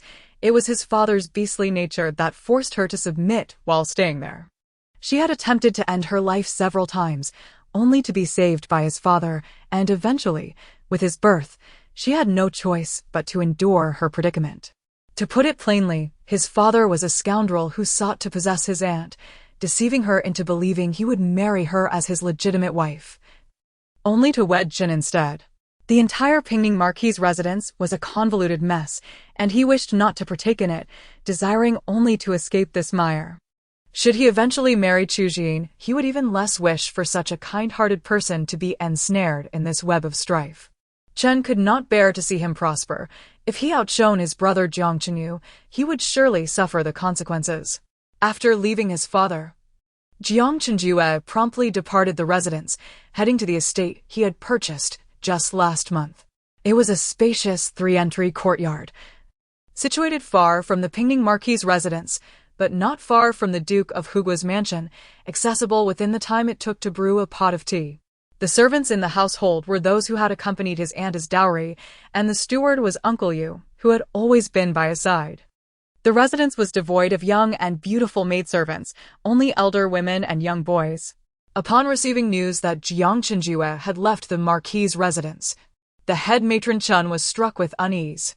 The voice of the Marquis echoed from outside, accompanied by Aunt Jean. "Marquis." Chen observed the Marquis's ashen countenance, her heart racing. The presence of Aunt Jean signified that the events of the past had been uncovered. With a swift motion, the Marquis entered, and without a moment's thought, he struck Chen across the face in front of all present. "Chen, how dare you scheme against my yener? Had it not been for your shamelessness in clinging to me, insisting I marry you, would I have wed you? To have my yener reduced to a mere concubine?" Stunned into silence by the slap, Chen fell to her knees at the Marquis's feet. In his youth, the Marquis was handsome and charming, the object of many noble ladies' dreams in the capital. Chen was no exception. She had fallen for him at first sight. At that time, he was not yet a marquis but a young heir. Chen, a spirited woman, had been determined to marry him, only to discover that he was already engaged, with a child born. Had she been willing to yield, it might have been his cousin Xiao Yener as the heir's wife. This was unacceptable. While she appeared magnanimous in public, she was ruthless behind the scenes, controlling Xiao Yener with an iron grip. Believing this was not enough, she seized an opportunity to have Aunt Jean push her violently, causing a miscarriage and leading to her demise. According to her nature, she would have eliminated even the eldest son, but her in-laws were vigilant, and she never found the chance. It was only when that insufferable man went to the military camp that she abandoned that thought. The military, a place rife with death, might have claimed him without her intervention. Yet Jiang Chenyu proved resilient, not only surviving but thriving, rising to the rank of general. "Aunt Jean, do you still recognize her? Speak. Does Yener's death have anything to do with you?" Chen shook her head, tears streaming down her face. "It has nothing to do with me. It was entirely Aunt Jean's own doing." Kneeling on the ground, Aunt Jean laughed. Madam, your words are truly amusing. What connection does Aunt Xiao have with an old woman? Why would an old woman scheme against her? You fancy yourself clever, yet you are truly foolish. Who would believe such nonsense? The eldest son's people had already seized control the moment this old woman left the capital. What? What are you saying? Chen felt her blood run cold. Jiang Chenyu had targeted her so early? Aunt Jean regarded her as if she were a fool. Madam, you cannot outsmart the eldest son. Perhaps you should think about how to placate him. The old woman lived with the eldest son at the frontier, regretting her past actions. The implication was clear. Whatever the eldest son commanded her to do, she would comply, for she owed him a tremendous debt of gratitude. The Marquis pressed his forehead, pulling out a piece of white silk from his sleeve and tossing it to her. "Look for yourself." Chen trembled as she received it. The more she examined it, the paler her lips became, and by the end, her entire body was shaking. A 7-year-old child understood the importance of restraint and patience. No wonder he became a general. Such cunning was not possessed by ordinary folk. She had lost not to Xiao Yener, but to her own son. Chapter 83. The milk bun is disdained in public. Fuming with rage, Chen, you have truly disappointed me. Henceforth, you are confined to the Buddhist hall. Without my command, you shall not step outside even a single pace. Pray, recite the Rebirth Sutra for my Yener a few more times. Have you plotted her demise so meticulously that you fear she may seek vengeance upon you in the dead of night? Upon finishing his words, The Duke of Pinging picked up the white silk from the ground, tucked it into his bosom, and swept away with a flourish of his sleeve, leaving Qin in a heap on the floor, unconscious. He did not spare her a glance as he departed. Nanny Qin followed suit, unwilling to cast even a sidelong glance at her former mistress. She was now in the service of Jiang Qinjue. Initially, she had been under the control of Jiang Qinjue's people, who secretly arranged for her family to be relocated, keeping them under watch. They did not mistreat them. As long as they remained within sight, they were safe. After several years of trepidation, feeling reassured that the eldest son meant them no harm, she gradually relaxed. 10 years prior, they were suddenly sent to the border where the eldest son was stationed. Again, they faced no difficulties. In fact, he was always willing to assist them whenever they sought his help. Just as Nanny Qin exited Chen's courtyard, she instructed a young servant to lead her out of the estate. Standing at the entrance of the Duke's residence, she was uncertain of her next destination, when at that moment, someone arrived to escort her to Jiang Qinjue's abode. Upon arriving at the mansion and glancing up, she saw the plaque inscribed with the name of the Jiang family. A warmth spread within her heart. The eldest son had not discarded her once she had outlived her usefulness, nor had he placed her in peril. He was a person of deep affection and loyalty. Time passed swiftly to the 3rd day of the 3rd month, when Princess Qingyuan hosted a flower-viewing banquet, and the Duke of Protecting the Nation's residence received an invitation. Lady Yang, Lady Yu, and Lady Wang attended with Chu Lianlian and Chu Xiaoxiao. The Duke's household was modest in size, with few female members, comprising only a handful. Chu Jin, having divorced, did not attend, as her status rendered her unworthy of such public gatherings. Chu Lenlian, at merely 12 years old, had yet to reach her coming-of-age ceremony, thus she was still considered a young girl. The flower-viewing banquet, as the name suggests, was a tea party organized by a group of women seeking leisure.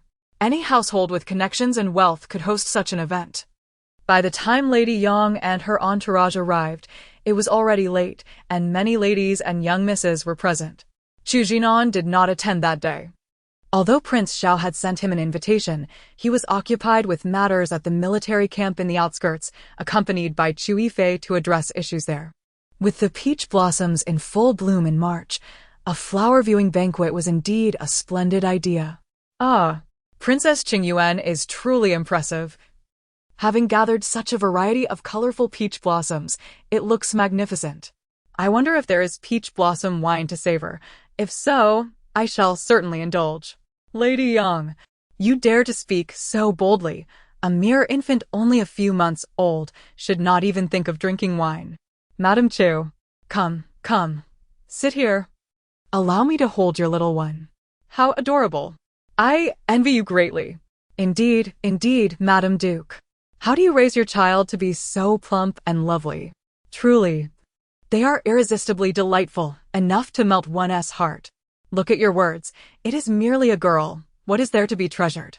Lady Liang, the wife of the Grand Tutor, and Madame Yusimin, accompanied by Liang Yanhao, approached, asserting, which family's daughter is not adored in her youth? Chu Xiaoxiao, with her sparkling eyes, fixated on Lady Liang, her little mouth babbling incessantly, as if in playful argument, eliciting laughter from the crowd.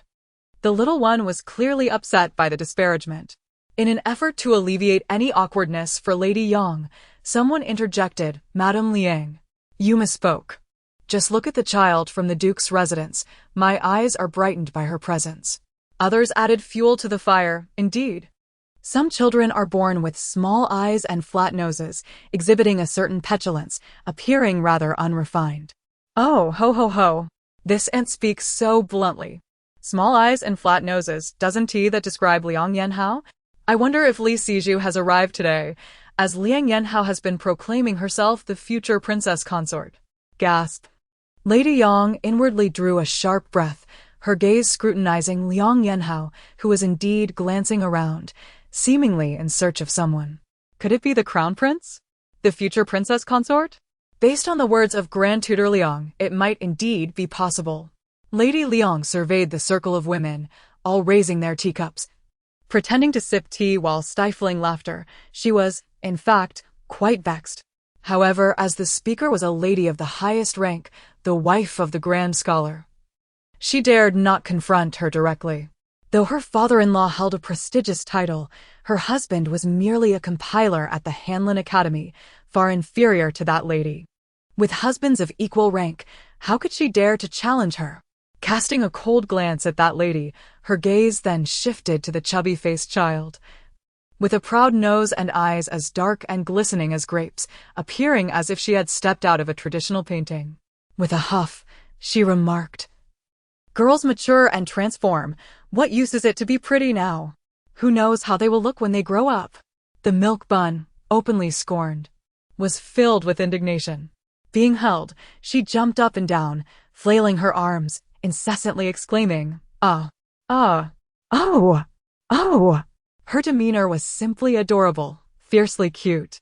The sight prompted a chorus of laughter from the assembly of noblewomen, some even sputtering tea from their mouths in mirth. "Oh dear! Look at how our little milk bun is riled up. Her face has turned crimson." Indeed, Lady Liang's words were far too harsh. How could one speak so bluntly of a mere infant? Just because she is small does not mean she should be bullied. Xiaoxiao, let us not feel disheartened. Perhaps when she matures, she will be even more beautiful than she is now. Lady Yang, noticing her daughter's displeasure, felt a twinge of anger herself. It is true that girls transform as they grow, but one's foundation remains. Beautiful individuals will undoubtedly grow more beautiful. Small eyes and flat noses are indeed flaws that do not simply disappear with age. Lady Liang inquired, "What is the matter?" Liang Yanhao, in tears, lamented, "The crown prince does not favor me. He prefers the little girl from the Duke of protecting the nation's residence." Hearing so many praises for the milk bun today stirred her feelings of jealousy, prompting her to speak out, and now she found herself ridiculed, even being belittled by Lady Yang. Lady Yang held a higher status, and she too could not argue back, merely glaring at her fiercely. Although her granddaughter was born to her son and daughter-in-law, and thus considered her illegitimate daughter, she had always regarded her as a granddaughter and held her dear, unable to bear the sight of her being disparaged. Chapter 84. The arrogance of a concubine unable to endure any longer, she suppressed her anger. This was the residence of Princess Qingyuan, not a bustling street. Should she stir trouble again, the princess would not spare her a scornful glance. The invitations sent to their family were merely a reflection of her father-in-law's status. If a commotion were to ensue, it would also tarnish his reputation. As Li Siju entered, he immediately noticed Chu Xiaoxiao's displeasure and hurried over. "Sister Xiaoxiao, who has upset you?" "Humph. Is it not the rotten peach blossoms you have attracted? At such a tender age, you aspire to be a crown princess, all the while creating chaos." "Brother Crown Prince." Liang Yanni released Lady Liang's hand and dashed to Li Siju. "Why do you always embrace Chu Xiaoxiao? She is too young and utterly unamusing."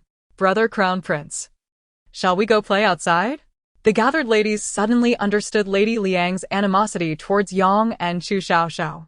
As matriarchs themselves, they saw through Lady Liang's veiled intentions, fully manifested by her granddaughter. "No, we shall not go. His Majesty has instructed me to avoid entanglements with Liang Yanni and to grow closer to Xiaoxiao, for she is indeed a remarkably special person." How could he disregard his father's words? He held great affection for Sister Xiaoxiao. Despite her youth, she possessed considerable wisdom. "Brother Crown Prince, why won't you play with me?" Liang Yanni gazed at Li Siju with tear-filled eyes. "I like you so much. Will you play with me?" Ignoring her, Li Siju carried Chu Xiaoxiao to Lady Yang. "Madam, may I take Xiaoxiao outside to admire the peach blossoms?" "No, no. Liang Yanni is following us." "What if she strikes me?" "Wah, Chu Xiaoxiao, I despise you. Why must you always compete with me for the crown prince? I will make you pay, like a cannonball." Liang Yanni charged forward, raising her hand to strike Chu Xiaoxiao, startling the surrounding ladies. They had never witnessed such a tempestuous young girl before. "Lady Yang, Lady Yu," and Lady Wang instinctively pulled back, knowing that even if they rushed to intervene, they would not reach Chu Xiaoxiao in time. The crown prince was too close to intervene. After all, he was of noble birth. Strike me? You, an ugly creature, dare to dream. Just as Liang Yanni's fist was raised, her foot got caught on a vine in the garden, causing her to stumble and fall face first to the ground. Thud. Oh no! Liang Yanni's face was scraped by a dry twig, drawing blood and eliciting a wailing cry that echoed. The crown prince, accustomed to such antics, jumped aside with Chu Xiaoxiao. Observing the pitiful sight of Liang Yanni, who was now covered in mud, her nose appearing even more flattened, her eyes squinting in tears. How could someone so unattractive even think of marrying him? The crown prince mused, finding the Liang family absurd. Sister Xiaoxiao, in contrast, was a vision of beauty. Her eyes like dark grapes, her tender gums revealing 2 tiny white buds, signaling the onset of her first teeth. Her soft hair was tied into 2 little buns adorned with golden bells, producing a delightful tinkling sound with each movement, while a few stray curls playfully framed her face. Such a lovely sister would undoubtedly grow even more enchanting with time. He must protect her from prying eyes. Seeing her granddaughter in distress, Lady Liang could not blame anyone but herself, helping her up and leading her away. Remaining any longer would be too shameful for her. Who would have thought that Lady Liang, with such lofty ambitions, would harbor these thoughts?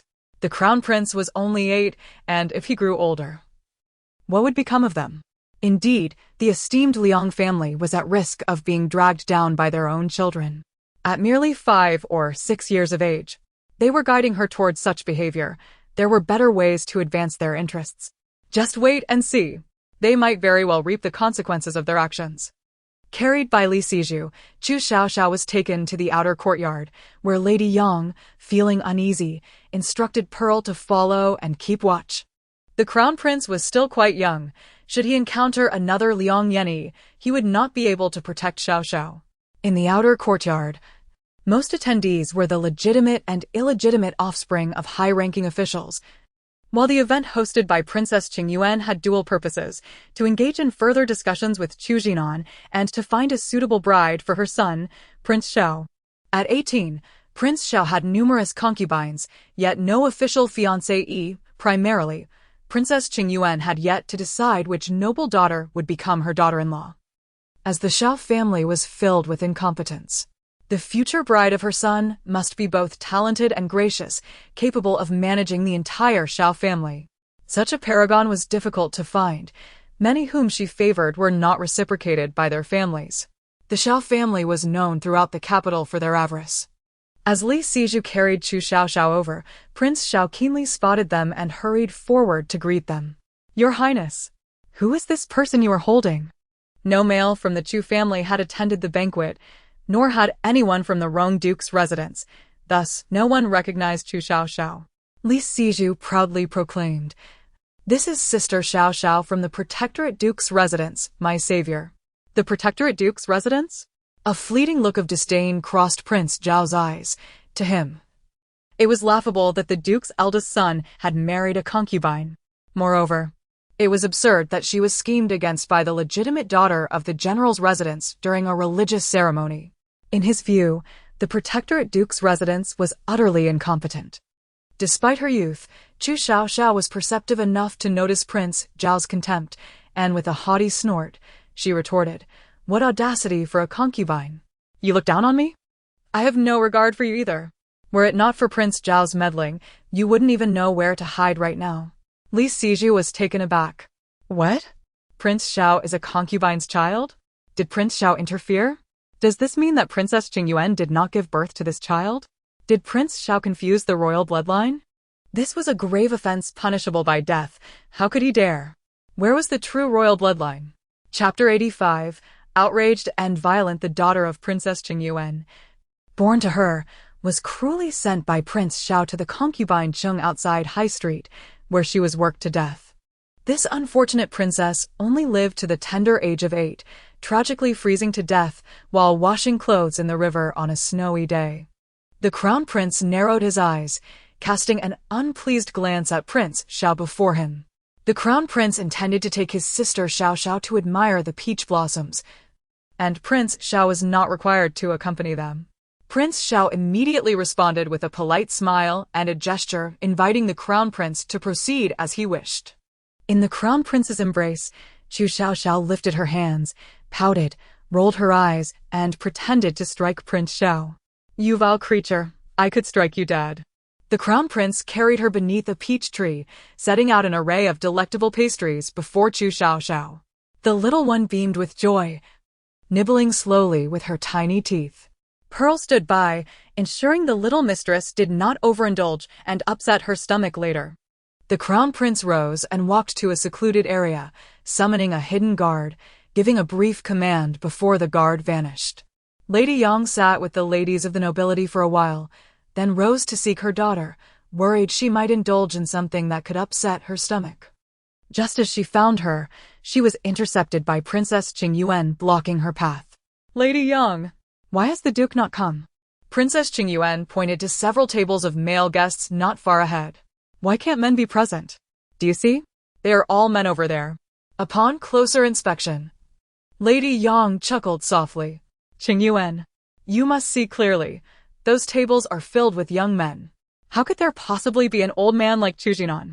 Ever since learning that Princess Qingyuan had been deceived by Prince Xiao and exchanged her child, Lady Yang found it hard to muster any harsh words against her. In Princess Qingyuan's eyes, this was merely a reflection of Lady Yang's fear of her, further fueling her ire.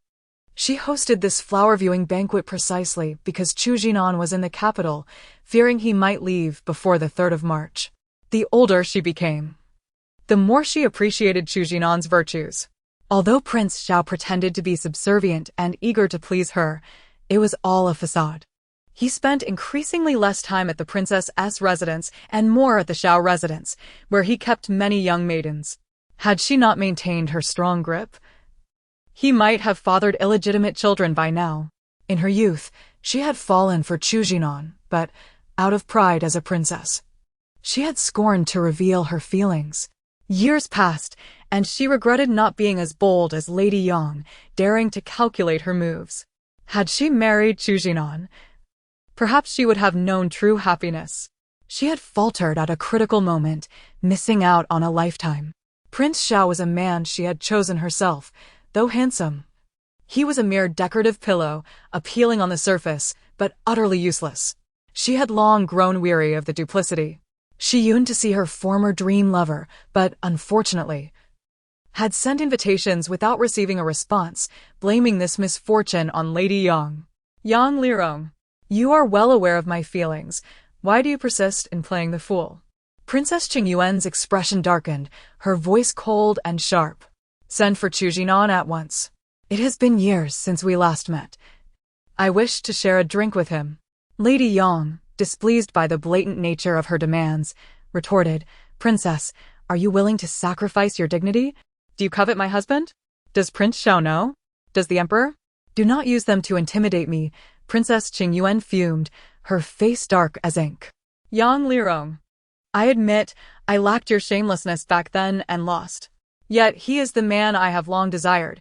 You may try to obstruct me, but I doubt you will succeed. The one I have set my sights on will inevitably be mine. Let us wait and see." Lady Yang laughed lightly. "Very well, go ahead. It matters not to me.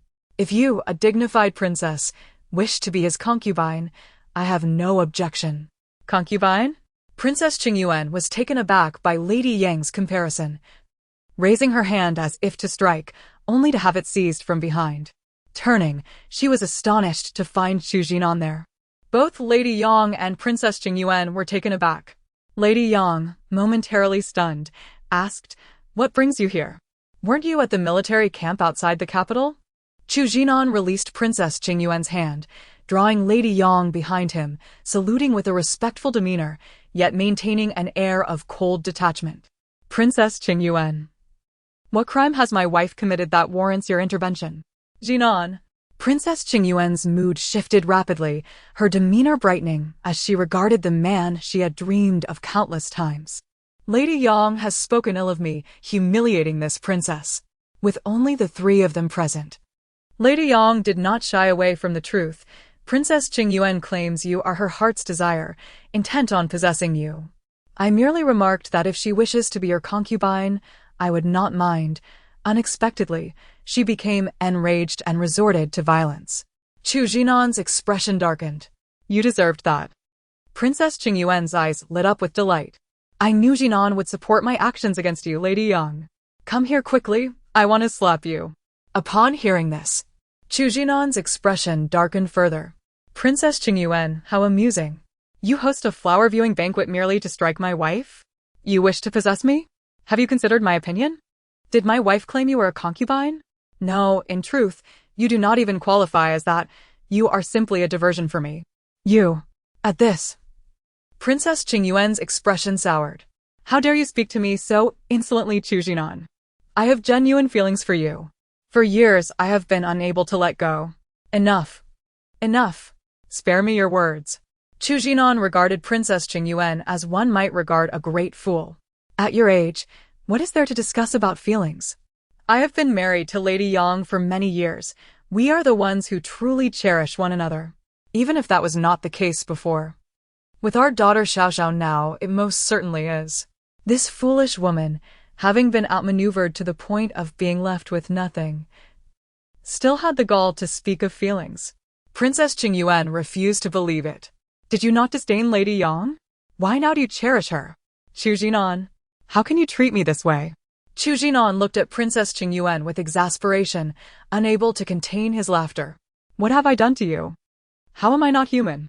Yes, in my youth, I detested Lady Yang for her schemes against me, but she bore me 5 children.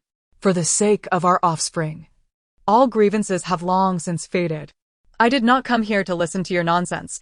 I came to find my daughter. Do you see? Lady Yang has given me a daughter like a celestial being. Can you compare? Chapter 86. The entertainment of watching the show is truly delightful. Having spoken, he took Yang by the hand and led her towards their daughter and the crown prince, leaving Princess Qingyuan standing alone, both furious and anxious, unable to voice a retort. In Chu Jinan's heart, she held no place. Even the flicker of youthful affection they once shared had long since faded into oblivion. Yet, she found herself admiring his audacity, a stark contrast to her own husband, who constantly uttered insincere words that turned her stomach. If Chu Jinan chose to treat her as a mere diversion, she would not mind. As a princess, no one would perceive her as being trifled with. Rather, it could be said that she was the one playing with others. Regrettably, Chu Jinan was unlikely to visit. Were he to come, she would welcome him with open arms. Xiaoxiao, my dear daughter, how I miss you. Chu Jinan, now content with the daughter, embraced his little girl, who sat beneath the peach tree, his face radiating paternal affection. Observing his kindness towards their daughter, Princess Qingyuan felt a pang of envy. She too yearned for a daughter, but had never been blessed with one. Chu Jinan's assertion that she could not bear a daughter struck a sensitive chord within her, but it mattered little. She would gladly adopt his daughter as her own. Love for the house extends to the crow, and she was more than willing to infuriate Yang. Father, you are so sentimental. Can't you keep such thoughts to yourself? Why do you feel this way after such a short absence? The little girl, clutching a treat, took a bite before offering it to Chu Jinan, saying, "Here is something delicious to quiet your mouth." Yang, unable to contain herself, let out a soft laugh, finding her daughter increasingly adorable. It seemed she was displeased with her father's verbosity, using pastries to silence him. Chu Jinan, unbothered by this, willingly accepted the treat his daughter offered. The crown prince, standing nearby, chuckled, witnessing how Xiaoxiao mischievously fed the treats to the Duke of Gua. Yang produced a handkerchief to wipe their daughter's mouth, intending to take her away, but was halted by Chu Jinan. You should engage in conversation with the mistress of the household whom we seldom meet. I shall take Xiaoxiao to greet Prince Xiao and Duke Xiao. We cannot let them find fault with me for our presence here. You must hurry, for soon the Duke and Prince will be otherwise occupied, and Lady Cheng is on her way, warned Yang. Who is Lady Cheng? What business does she have with Duke Xiao? Chu Jinan inquired. Could Lady Cheng be Duke Xiao's concubine? Yang suggested. The crown prince exclaimed, Xiaoxiao, you are remarkably perceptive. How do you know everything? She is a person brought by Li Siju, intending to perform, came the reply. Both Chu Jinan and Yang exchanged surprised glances at the 8-year-old crown prince, pondering what Li Siju intended. Was he planning to expose Duke Xiao's true nature? Li Siju, intent on preventing the mingling of royal bloodlines, could not tolerate such a violation of tradition and decorum. Duke Xiao, audaciously introducing a concubine into the princess's residence, was indeed a blatant affront to royal authority. Now that they had encountered one another, it was imperative to unveil the truth. The royal family could no longer be deceived or treated as fools. Holding his daughter, Chu Jinan approached the men for casual conversation, taking a moment to greet Duke Xiao and Prince Xiao. Shortly thereafter, an attendant whispered something into Duke Xiao's ear, causing surprise to flicker in his eyes as he informed the guests of a matter requiring his attention and departed. The crown prince, observing the interaction, teased Xiaoxiao. What are you looking at? Instinctively, Chu Jinan glanced in the direction where Duke Xiao had vanished, a mischievous smile gracing his lips. He knew precisely what his daughter was observing. She was likely watching Duke Xiao engaged in some clandestine mischief. Ah, Xiaoxiao responded, raising her hand to point in the direction of Duke Xiao's exit. You already know, don't you? Why ask? You summoned him here, after all. Li Siju smiled down, saying nothing further. He had already issued instructions, and soon the performance would commence. Princess Qingyuan stood at a distance, gazing intently at Chu Jinan, initially intending to share a drink with him, but feeling intimidated with the Duke and his son present. She had to consider her dignity. Once Duke Xiao departed, she paid him no mind, continuing to admire Chu Jinan's tall and striking figure. He could be considered the finest man in Dongshengjing. Though he held no affection for Yang, he had never taken a concubine over the years. Even while stationed at the borders, he had refrained from seeking a mistress, enduring solitary hardship. How had she missed such a remarkable man in the past? What had she been so proud of? For her own happiness, she could well cast aside her status as a princess. Few women in the royal family lived contentedly. They all appeared glamorous outside while feeling empty and lonely within. After a moment of contemplation, finding it tedious, she recalled the harsh words Chu Jinan had directed at her. Why did she continue to linger on thoughts of him? Her son was not a child anymore and needed to settle on a marriage soon. He had taken a liking to the legitimate daughter of the Marquis of Anghua, yet she found the woman's demeanor unappealing. What she truly desired was the second legitimate daughter of the Marquis of Dingyuan, gentle, refined, and perfectly suited for her son.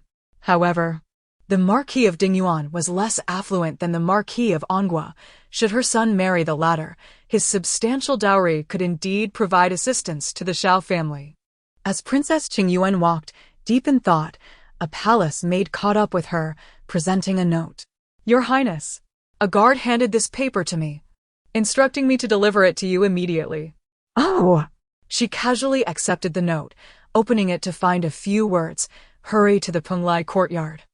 There is a splendid performance. Penglai courtyard? Princess Qingyuan murmured, finally recalling that it was where her son practiced archery.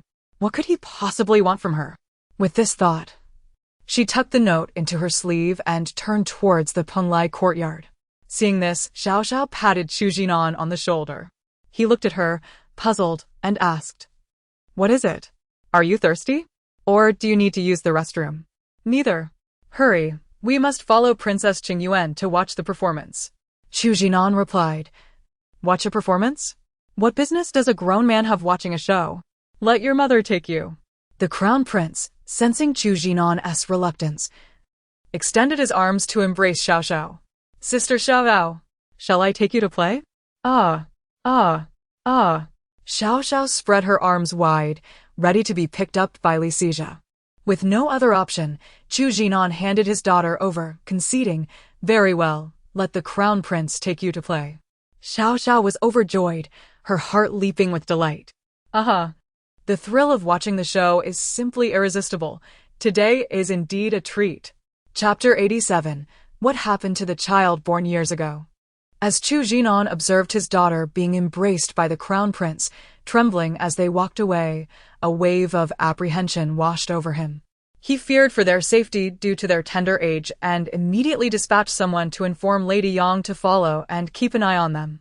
Upon receiving the news, Lady Yang rose to depart, with Yu and Wang also intending to accompany her, a decision she did not contest.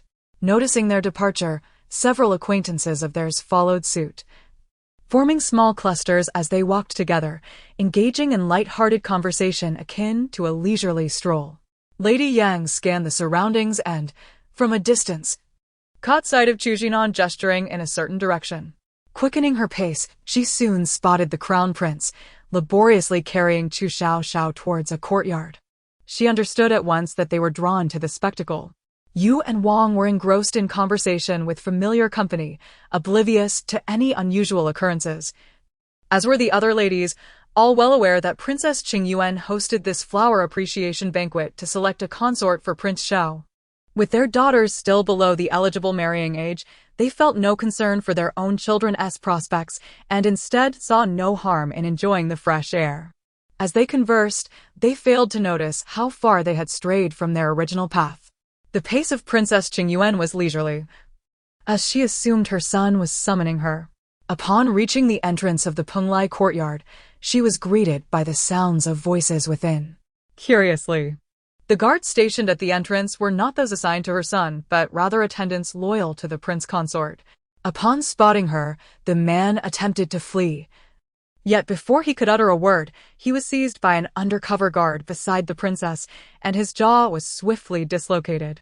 The attendant knelt there, saliva pooling as he turned pale, half in pain and half in terror. He felt certain doom awaited the prince consort, caught red-handed and destined for dire consequences. Just moments before, he had intended to warn of impending trouble, but reconsidered. After all, the prince consort depended on the princess for sustenance. What good would his warning do? With a mere glance from Princess Qingyuan, the palace maids understood their roles without hesitation. Those at the door secured it, while others monitored the windows. In an instant, the Penglai courtyard was surrounded as if encased in iron, and the crown prince, carrying Chu Xiaoxiao, found himself unable to enter, obstructed. Feeling a sense of disappointment, Chu Xiaoxiao's hair stood on end, clearly expressing her displeasure. What's the point of being unable to witness the unfolding drama firsthand? Princess Qingyuan is so inconsiderate. The fresh gossip is just out of reach, and she won't even share a morsel with me. Perplexed, Crown Prince Li Siju pondered the notion of fresh gossip. Was the implication that the prince consort's indiscretions with an extramarital partner constituted gossip? Lady Yang, situated a distance away, could not decipher Chu Xiaoxiao's sentiments. Upon arrival, the other ladies felt a twinge of confusion. How did we end up here? They wondered. Observing the tightly secured entrance, one queried, surely nothing untoward has occurred? We are unsure. We didn't intend to come here, merely stumbled upon it. Should we remain or leave? Of course, we should stay. I am eager to see what Princess Qingyuan intends to do here. Wait, is that Prince Xiao over there? What brings him here? Who knows? Perhaps we should find a place to hide. Unbeknownst to them, Prince Xiao approached from the opposite side, unaware of their presence. He had been engaged in conversation with various young gentlemen, enjoying tea and discussing poetry, when suddenly informed by a servant that the Chung family had arrived and gone to the Penglai courtyard. At this, he was overcome with dread. His mother was audacious indeed to come to the princess's residence at such a time, especially to the Penglai courtyard. If Princess Qingyuan were to discover this, what would become of him? To tarnish the imperial lineage was a grave offense. His mother seemed utterly desperate to enter the palace, willing to risk everything. As he neared the Penglai courtyard, he spotted palace maids standing at the entrance and immediately concealed himself behind a large tree, peering cautiously toward the entrance. His actions piqued the curiosity of the concealed ladies across from him, who wondered what clandestine dealings were afoot between the prince consort and Princess Qingyuan. Why did Prince Xiao hesitate to enter upon seeing her? Though curious, the nature of the royal household deterred them from speaking openly. They exchanged glances instead.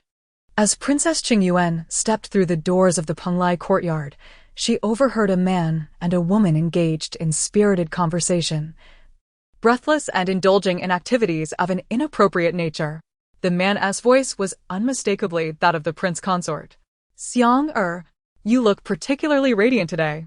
Yulong, I am no longer young. How can I still be deemed beautiful? The prince consort responded with heartfelt sentiment.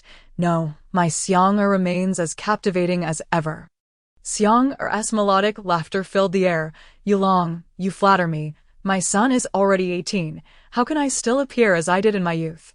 To me, my dear, you shall forever be 16, eternally that charming figure by the riverside, playfully splashing water. If only I were not compelled to marry Princess Qingyuan for the sake of the Xiao family, we would surely be a pair of celestial lovers. Princess Qingyuan stood outside, listening in silence, her handkerchief twisted tightly in her grip, nearly torn to shreds. All these years, she had been unaware that the prince consort harbored a mistress and an offspring. Today, learning of the flower banquet, she had neglected to attend to them, only to find them engaging in such improprieties within her own residence.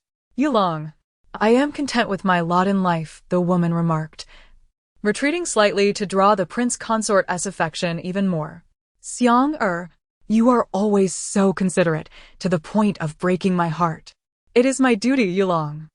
I understand that you must endure for the sake of the Xiao family and marry Princess Qingyuan, but must our son endure the same fate? Is he not entitled to live freely as a prince without the weight of the Xiao family draining him? At this, Princess Qingyuan was utterly shaken. What did the woman mean? Was the prince her son? What had become of the child she had borne years ago? Alas, there is no other choice. The prince consort sighed, his breath labored, perhaps lacking enthusiasm. Fortunately, our son is a prince. In time, he may wed a well-endowed lady and support the Xiao family. Once Princess Qingyuan passes, all her possessions will belong to him, and we shall welcome you into our family, living harmoniously together. Yulong, I am content with whatever makes you and our son comfortable. You are always so understanding. My affection for you only grows. Neither the concubines nor the princess can compare to your attentiveness and care. As soon as he finished speaking, the door was violently kicked open. Chapter 88. The first-hand gossip. The prince consort on the bed did not even glance, opening his mouth to curse. Who dares to seek death? Do they wish to die? Guards, take them out and behead them. He was so furious that it drained all his interest. Mere execution would not suffice. They deserved to be pulled apart by 5 horses, dismembered into 8 pieces. Princess Qingyuan echoed his words, shouting, Guards, bind this pair of shameless lovers. The woman, trembling like a leaf, had been ruthlessly betrayed by the prince consort. Despite the sorrow etched on her face, she understood deep down that this was the best outcome. To sacrifice her life to preserve her son's was undeniably worth it. Yes, it was I who deliberately seduced the prince consort. All of this is my fault. Please, princess, execute me. The courtyard of Penlai Garden erupted into chaos, and Chu Xiaoxiao was utterly thrilled. Though she was still a mere infant, her heart was filled with curiosity. She patted the crown prince and pointed towards the courtyard, exclaiming, Ah, ah, ah. The implication was clear. She wanted him to carry her inside. The crown prince, daunted, shook his head and reassured her, Sister Xiaoxiao, be good. The Princess Qingyuan is inside. We cannot go in. We are still children. Let us just peek from the door. Irritated, Chu Xiaoxiao gave Li Siju a light smack on the head, rolling her eyes dramatically. You fool, why can't you sneak in quietly? The best gossip is always first-hand. Second-hand gossip is meaningless. Sneaking in was hardly befitting of a crown prince's stature, yet for the sake of Sister Xiaoxiao, he decided to make an exception. Seizing the moment when the palace maid was distracted, the crown prince scooped up Chu Xiaoxiao and dashed inside, moving swiftly before the maid could react. With Chu Xiaoxiao perched on his shoulder, the crown prince ran, and rather than fear, she laughed uncontrollably. Were it not for her concern that Princess Qingyuan might take offense at her giggles, she would have surely laughed all the way. Upon entering, Li Siju did not go directly into the room. Instead, he circled to the back and opened a window just enough to see inside. The guard had left, and after Princess Qingyuan kicked the door open, the woman did not attempt to escape through the window. This fortuitously allowed Li Siju and Chu Xiaoxiao to peek inside, their heads aligned, eagerly observing the scene. We were to marry, but she refused to leave, so she stayed. I rarely visit her, and I do not know what madness possessed her to come here today. Princess, it is my fault. I could not control myself. Whatever punishment you deem fit, I shall accept. From behind the window, Chu Xiaoxiao shook her head vigorously, thinking that Prince Consort Xiao was truly a master of evasion, skillfully avoiding the crux of the matter with his words. Meanwhile, Prince Xiao noticed the palace maids at the entrance of Penglai Garden had left and stealthily entered. The ladies waiting nearby were left speechless. They all gathered around the three sisters-in-law, Yang, Yu, and Wang, and inquired eagerly, "Madam, did you three come here because you know something?" The three women exchanged glances, shaking their heads in unison, signaling that they did not. The other ladies were bewildered, exchanging puzzled looks, unsure of whether the sisters-in-law from the Duke's household were telling the truth. Yang knew that without a suitable explanation, no one would believe them. She pointed towards Penglai Garden and said, "I came to find my daughter. She was carried here by the Crown Prince." Yu nodded with a smile. "I came with my sister-in-law." Wang added, "So did I." The ladies finally understood. They had indeed seen the Crown Prince carrying the Duke's infant standing at the entrance of Penglai Garden, but they were puzzled as to why they were all gathered there. The Crown Prince was only 8 years old, the heir to the throne, yet he willingly carried a small infant here to play. Was this a mere coincidence? Or was it premeditated? It seemed more likely to be a coincidence. Both were merely children, oblivious to the intrigues of the inner palace. Yang remarked, "You are quite ignorant. My Xiaoxiao loves gossip and is particularly fond of juicy tidbits. She can uncover the truth behind any event." Before the ladies could respond, a group of men from the guests arrived, led by Chu Jinan. Yang rose to approach him. Xiaoxiao was carried inside by the Crown Prince. Princess Qingyuan is in there. We dared not intrude, fearing what might happen. What is there to fear? It was the prince who sent us, Chu Jinan said, leading everyone into Penglai Garden. Yang understood the implication. He feared the truth would be revealed and that he would be implicated. He hoped that Princess Qingyuan would overlook his indiscretions for the sake of appearances. If the truth came to light, it would be a tremendous embarrassment for the royal family. Inside Penglai Garden, Princess Qingyuan gazed coldly at Prince Consort Xiao, kneeling before her. "Think carefully, is there anything else you have not disclosed?" Prince Consort Xiao was taken aback, looking up nervously at Princess Qingyuan, feigning deep contemplation before finally shaking his head resolutely. "No, I have said all that needs to be said." "Is that so?" "Indeed." "Very well." A mocking smile graced Princess Qingyuan's lips, just as Prince Xiao was about to speak. The voice of Prince Xiao rang out behind her. "Mother, what brings you here? There are many guests to attend to." Turning to glance at Prince Xiao, Princess Qingyuan immediately commanded, "Seize him." A few guards approached, without hesitation. They bound Prince Xiao's hands behind his back and shackled his feet, leaving him next to Prince Consort Xiao. "Consort, today, I will ask you but one question. Where is our child? Where is he? A boy or a girl?" Prince Consort Xiao's heart raced.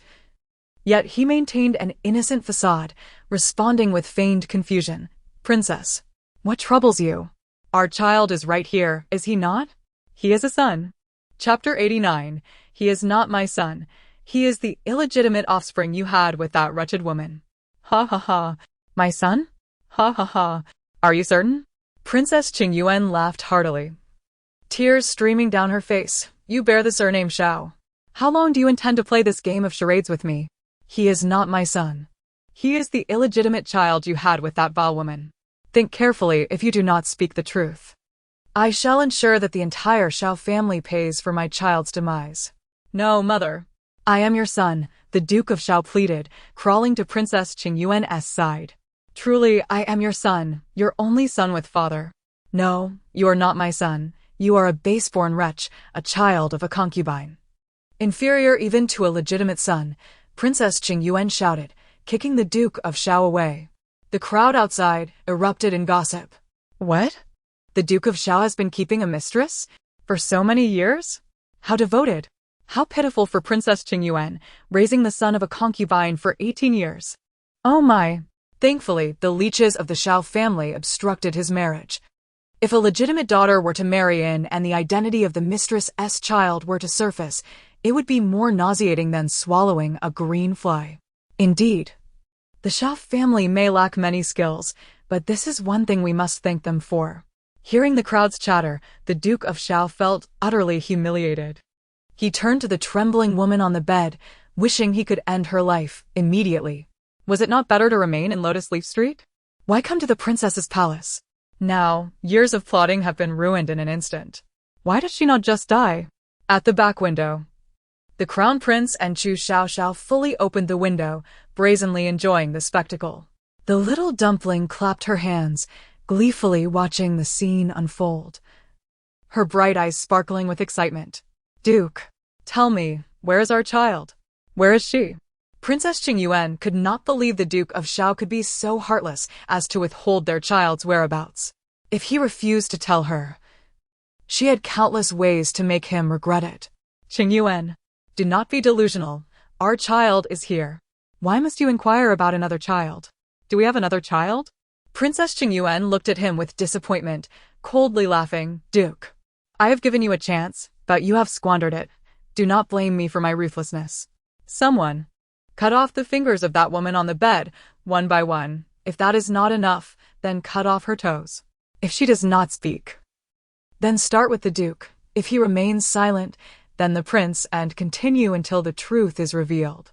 Yes, the guards replied, approaching the bed, seizing the quivering woman, drawing a knife, and severing a delicate finger that fell to the ground. Ah! The woman felt a chill in her finger, followed by warm blood gushing forth, a sharp pain consuming her body. Princess Qingyuan sat beside her, staring intently at the Duke of Xiao. Your beloved woman is suffering for you. How can you remain indifferent? Is it not just a matter of our child's whereabouts? Why will you not speak? The Duke of Xiao collapsed to the floor, desperately pleading, Mother, I am truly your son. Slap. Princess Qingyuan struck the Duke of Xiao, roaring, Silence. Ungrateful wretch. Do not join in deceiving me. This woman is your true mother. You came rushing in. Do not tell me you are not here to rescue her. I do not believe you. Otherwise, tell me, where is my child? Where is she? Is she alive or dead? Chu Xiaoxiao, unable to bear it any longer, shouted at the Duke of Xiao several times. He is lying. He has known since he was very young that he is not Princess Qingyuan's son. He often went to Lotus Leaf Street to bully that poor girl. He is inhuman. Such a person deserves to be exiled and made to endure the harshest of toils. The Crown Prince patted the little dumpling's head, comforting her. Do not fret.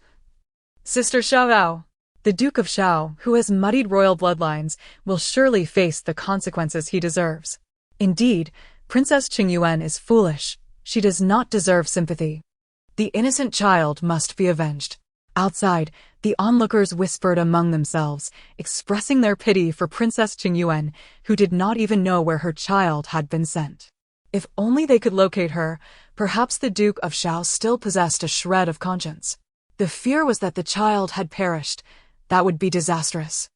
A child so small, separated from her mother, could hardly survive.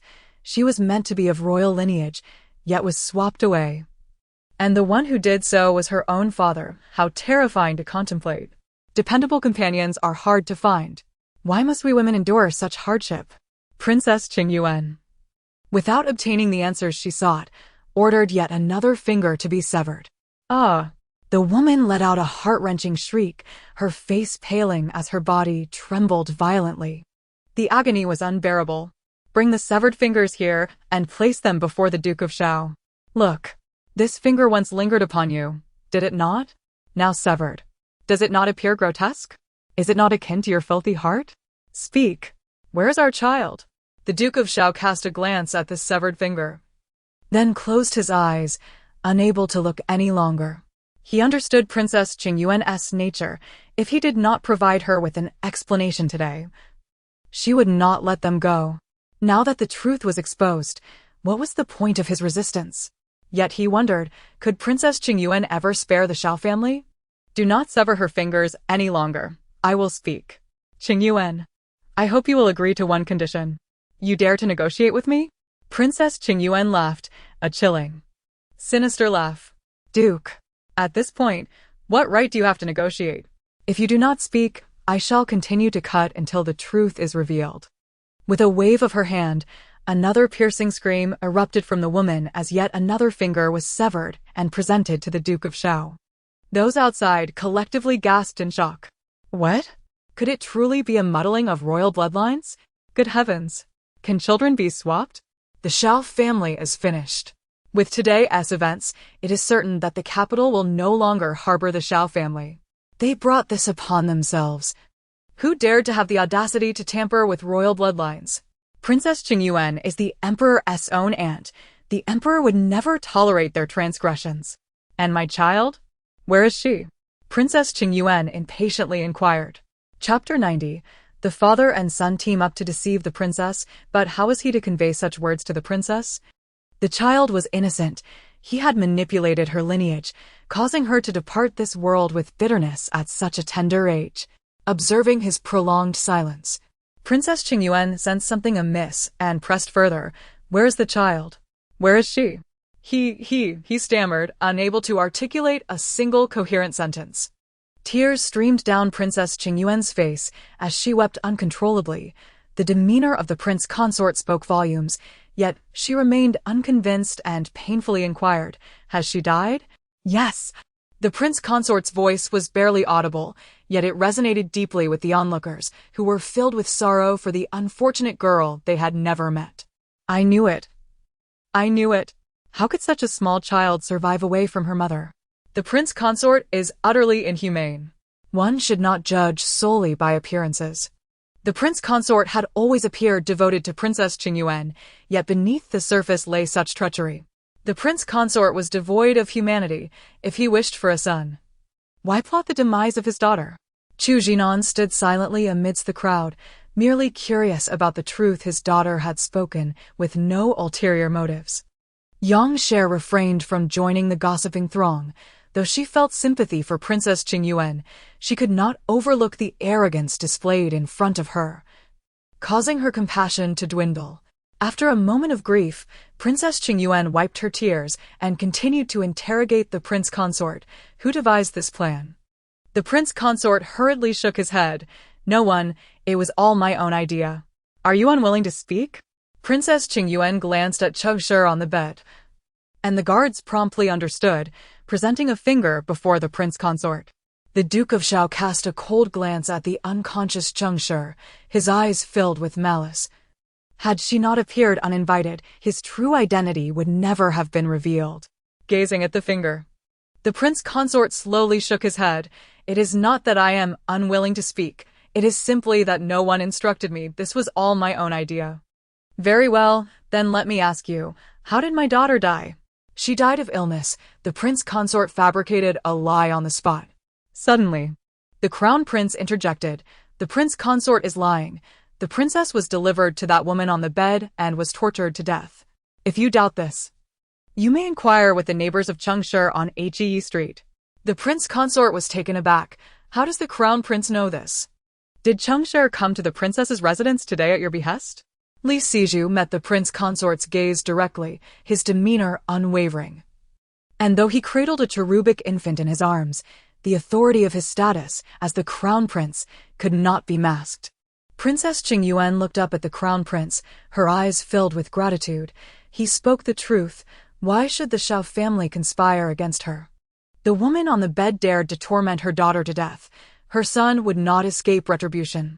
With a fierce glare at the Duke of Xiao, Princess Qingyuan slapped his face. How much do you know about this matter? The Duke of Xiao quickly bowed his head in supplication. Mother, I recognize only you. I would never acknowledge anyone else. Even if I am not your biological son, you raised me. Do not speak of that. I merely wish to know when you became aware of your status as an illegitimate child. He had known since he was very young, but he would never admit it. Princess Qingyuan's inquiry was futile. The spectators understood this truth, their hearts aching for Princess Qingyuan. Her biological daughter had been tortured to death, and she was forced to raise the son of the very man responsible for her daughter's demise. What kind of world allowed for such injustice? Yet, this was the reality that had befallen Princess Qingyuan, a dignified royal princess, unable to protect her own child. The Duke of Xiao, witnessing the distraught and maddened expression of Princess Qingyuan, trembled in fear. Mother, I did not know. No one ever told me my true identity. You truly are my dear son. Do you recall the incident when you were 4 years old and fell while playing outside? Princess Qingyuan straightened her posture, the light in her eyes growing colder and colder. I ask you, how did you fall and where did you fall? You said you fell on He Street. At this revelation, the crowd gasped in shock. Good heavens! The Duke of Xiao was on He Street at the age of 4? Does this mean he knew then that he was not the son of Princess Qingyuan? The father and son had conspired to deceive the princess. No wonder they had evaded detection for so long. The prince consort was truly cunning, managing to ensnare even his own wife. How pitiable was the princess, trapped in a snare from which she could not escape. A mere 4-year-old child had to deceive her. How utterly despicable. Even more tragic was that child, who ought to have been cherished, instead encountering a father as ruthless as a wolf. Chu Jinan took his daughter from the crown prince Li Siju and approached Yang Shi, who followed closely behind, never straying far. The Duke of Xiao had not anticipated that Princess Qingyuan would remember his childhood words. It had been so many years. He was unsure if he had indeed uttered them. Her expression did not seem feigned. Could it be that he had innocently mentioned He Street in his youth? Having been raised by her, Princess Qingyuan knew the Duke of Xiao well. His panic was evident on his face, and she realized she had guessed correctly. In truth, he had not mentioned such a thing at 4. She had merely fabricated it, unexpectedly hitting the mark. Mother, I am sorry. It was my father and grandmother who insisted I remain silent, fearing you would become angry if you knew. I have always been afraid of upsetting you, and I chose not to speak in order to spare you heartache. The crowd. This excuse is rather eloquent. I find myself at a loss for words. Chu Xiaoxiao silently critiqued. The Duke of Xiao truly knows how to spin a tale. I wonder if Princess Qingyuan has been completely deceived. Is that so? You truly possess filial piety. Princess Qingyuan regarded the Duke of Xiao, her eyes revealing profound disappointment. Did you encounter a sister on He Street? What did she look like? Upon completing her question, Princess Qingyuan's body trembled violently, nearly causing her to collapse. Her biological daughter, whom she had never seen, had been taken away and killed by others. This debt she would undoubtedly settle with the Xiao family. What was her name? Chapter 91. My daughter is gone. The entire Xiao family buried with her. She bore no name, only a diminutive title, Dia. Princess Qingyuan trembled deeply within. Her fingers clenched so tightly that the tips turned an ashen hue. How many years has she been gone? At that moment, Cheng Shi, lying on the bed, stirred and, upon hearing the words, jolted awake, only to faint once more. The crowd murmured in hushed tones. Was the concubine's heart so devoid of warmth? Why would she send an 8-year-old child to wash clothes in the river, especially on a snowy day?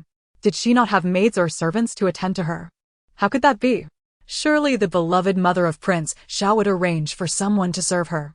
It was simply that the child was not her own flesh and blood, and thus she felt no sorrow.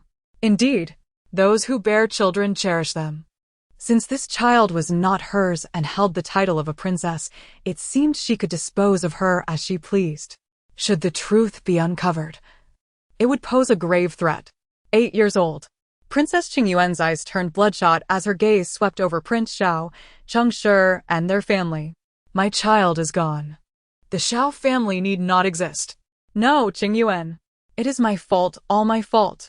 If you must strike or kill, let it be upon me alone. The others of the Xiao family are innocent. Prince Xiao knelt, bowing his head repeatedly until blood began to flow. The Xiao family also followed suit, pleading for mercy, for he wished desperately to remain in the princess's court and to avoid death. Mother, spare your son. He knows his mistakes and shall not err again. As her words fell, a eunuch outside bellowed, "The imperial decree has arrived." Princess Qingyuan was momentarily taken aback, then quickly knelt with her entourage to receive it. Everyone present, save for Chu Xiaoxiao, knelt down, young and old, men and women alike. Young Chu Xiaoxiao, cradled in Chu Jinan's arms, gazed about with wide eyes. No wonder men in ancient royal families vie fiercely for the throne. This display is truly grand. The crown prince Li Sizu, beside her, looked utterly bewildered, struggling to comprehend her words. What does grand mean? Is it synonymous with powerful? When I ascend to the throne, will Xiaoxiao also regard me as grand? Yang Shi and Chu Jinan paid no heed, kneeling obediently as the eunuch read the decree. By the will of heaven, the emperor commands, Prince Xiao, devoid of compassion, has maliciously muddled the royal bloodline and scorned imperial authority. Let the Ministry of Justice confiscate his estate and exile him 3,000 miles. The women shall be conscripted as servants, and the men shall toil in the mines, without exception. Thus decreed. Upon hearing this, Prince Xiao and the Xiao family were left in a state of shock. Confiscation and exile? Laboring in the mines? Would they even survive this? The eunuch, having finished reading the decree, handed it to Princess Qingyuan, offering a word of comfort. Given the circumstances, take care, princess. Thank you, my lord. Please convey to the emperor that Qingyuan shall take care of herself. I have yet to see the wicked face justice. The eunuch nodded slightly and departed. As everyone rose, they found the turn of events unfathomable. The emperor's decree arrived with astonishing swiftness. Had Princess Qingyuan not yet entered the palace, and yet a decree punishing the Xiao family had already been issued? Was it perhaps the crown prince who relayed this news? Crown Prince Li Sizu remained preoccupied with playing with Chu Xiaoxiao, skillfully concealing his own merits. What had begun as a splendid flower banquet concluded in disarray. Yet none present felt cheated, for they had all witnessed the unfolding drama firsthand. The matriarch of the Xiao family awaited news of her grandson's engagement from the princess's residence, only to be met with the decree of confiscation and exile. The entire Xiao family found themselves encircled, all servants and masters gathered in the courtyard, men on one side and women on the other. After inquiries, it became clear that the storm had originated from the princess's residence, prompting the matriarch, Su Shi, to burst into laughter. This is retribution. I warned you all that such actions would lead to consequences, yet none heeded my words, and you imprisoned me to prevent my interference. And now? Has retribution not come? My poor granddaughter, you have brought about her demise. Matriarch. Lord, are you satisfied with the outcome of the Xiao family? I am thoroughly satisfied. I shall return to my home. I refuse to serve as a mere servant with you all. The matriarch and the lord of the Xiao family fell silent, for it was indeed her suggestion that led to this fate. The daughter-in-law had vehemently opposed it, fearing her actions would bring misfortune.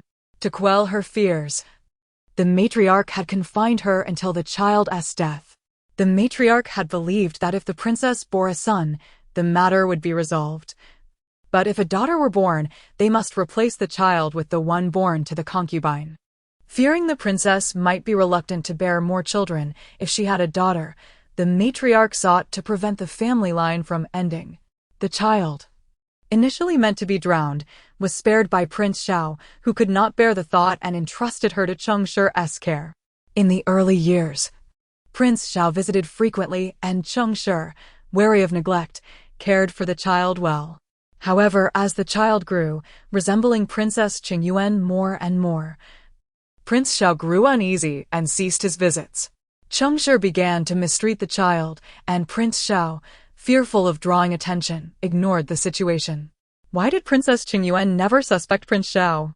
It was because Prince Xiao bore a strong resemblance to him, and she remained convinced. A child's appearance is inherited either from the father or the mother. Had Prince Xiao resembled Cheng Shi, the truth might have surfaced long ago. The matriarch's face twisted with age and fury. Impossible, Su Shi. Cease your fantasies. You wish to abandon the Xiao family? My son will not sign. You cannot leave. You shall die alongside us. Su Shi, driven mad with rage, lunged at the matriarch, grasping her throat. "You old hag. I shall strangle you today to avenge my granddaughter whom I never met. Had it not been for your ill-conceived plan, would the Xiao family have faced confiscation and exile? You wish to die with me? Very well. I shall drag you to hell to atone for my granddaughter." The elderly matriarch, frail and weak, was nearly choked to death by Su Shi. Had the officials not intervened, she might have truly met her end. The entire Xiao family gleaned a rough understanding of the situation from Su Shi's words, directing their resentful gazes toward the matriarch. Some even collapsed to the ground, wailing, "What a calamity! They dared to swap the princess's child. If we do not perish, who will? The heavens are unjust. It was the matriarch who devised this wicked scheme. Why must we bear the consequences?" One voice led to another, and soon others joined in, condemning the matriarch for her self-inflicted misfortunes. The matriarch, incensed, felt a surge of blood rise in her throat, choking her. Just as she was about to succumb, her eyes rolled back, and she fainted. In that moment, save for the old nanny by her side, none offered her support. They watched as she collapsed onto the old nanny, their eyes glinting with a sense of vindication. Chapter 92. Oh, the misfortune. How can this confused account of the emperor be attributed to me? She leaned against her father's shoulder, swaying drowsily, and soon succumbed to slumber. As she drifted into dreams, an elderly man with white eyebrows and beard approached her, looking at her with disdain. "How have you come to be like this?" In her dream, although Chu Xiaoxiao was still but a few months old, she stood defiantly, hands on her hips, scowling and gazing upward, resembling a figure not to be trifled with. "Who are you to criticize? Why did you have to abandon me here? Why must I be cast into this book? As a mere pawn. I nearly met my end upon arrival. Old man, your heart is truly ruthless." The old man stroked his gleaming white beard. "Is it I who am ruthless? The calamities you have wrought are your own doing. If you do not rectify them, who will?" "Humph. You speak nonsense, old man. What sins have I committed?" Chu Xiaoxiao crossed her arms, her eyes wide with indignation. "When did I ever cause any trouble?" "I am completely unaware. How can you still deny it?" The old man glared at her. "You have lingered in the mortal realm, indulging in frivolities, delaying the blooming of the plum blossoms. The plum blossom fairy, bored, entered this book and, in a moment of passion with the late emperor of Dongxing, birthed a prince, who is now the reigning emperor." "What?" Chu Xiaoxiao gasped in shock, her tiny face displaying disbelief. "Old man, is what you say true? Otherwise, what?" The old man mimicked her posture, hands on his hips, looking fierce. "You govern the seasons and the flora, yet you squander your time in play. Tell me, who will take responsibility for the mess you have created?" Chu Xiaoxiao, cowed, shrank her neck and lowered her head, resembling a quail.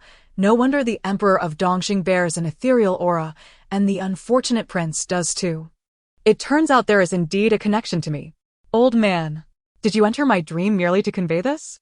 He reached out and patted the top of her head, then admonished her. "Do not inquire about matters that do not concern you. Henceforth, support the Dongxing kingdom well, for they are also your descendants." As soon as the words left his lips, the old man vanished, leaving Chu Xiaoxiao alone, squatting on the ground, tracing circles. She remained in that position for several hours, falling into a deep sleep until nightfall. The members of the Chu family grew anxious, and the matriarch came to check on her several times. The old Duke of National Defense reassured her, "Do not fret, Xiaoxiao does not have a fever or convulsions. Her breathing is steady, and she will be fine. A message has been sent to the palace, and the imperial physician will arrive shortly." Upon hearing this, everyone felt a bit more at ease. After a short tea break, the physician arrived, accompanied by both the emperor and the prince. The Chu family quickly bowed in respect, and the emperor waved his hand. No need for excessive formalities. Why has the child suddenly fallen into a deep sleep from which she cannot awaken? Has anything peculiar occurred? Prince Li Siju approached Chu Xiaoxiao's cradle and gently called out, "Sister Xiaoxiao, why are you sleeping and not waking up? I have come to see you. Please wake up." The physician extended 2 fingers to take her pulse, switching hands after completing one side. After a moment of contemplation, he repeated the examination. Seeing his meticulousness, the Chu family felt their hearts rise to their throats. They were baffled as to why Xiaoxiao, who had always been healthy, was now unresponsive in sleep. Regardless of who called her name, she remained peacefully asleep, a situation unprecedented until now. Previously, she would awaken at the slightest sound without crying, sitting up on her own and even standing with the cradle for support, but she had never fallen. In their memories, the child had never stumbled or fallen ill. She had been born in good health, cheerful and lively, never causing them any worries apart from her cravings for food and gold. Yet today, she had slept through it all. What is happening? The emperor inquired of the physician, equally concerned upon hearing of Chu Xiaoxiao's condition.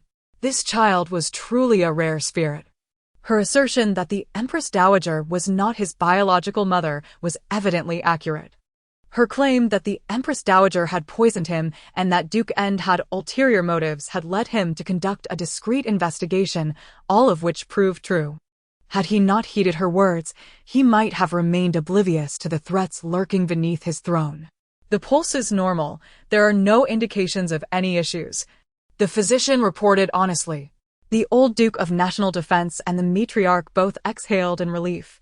As long as she was unharmed, they could finally relax.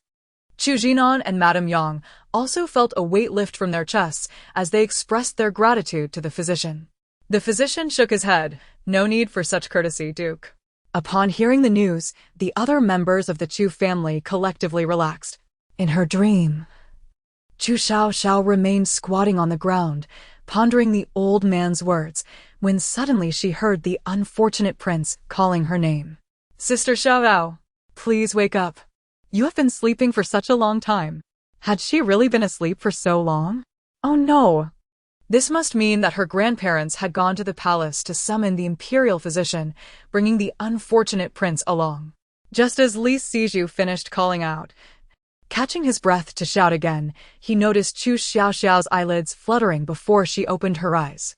Upon seeing him, she kicked him squarely in the chin with surprising force, nearly causing him to stumble. Calling me so closely, why not just shout from afar?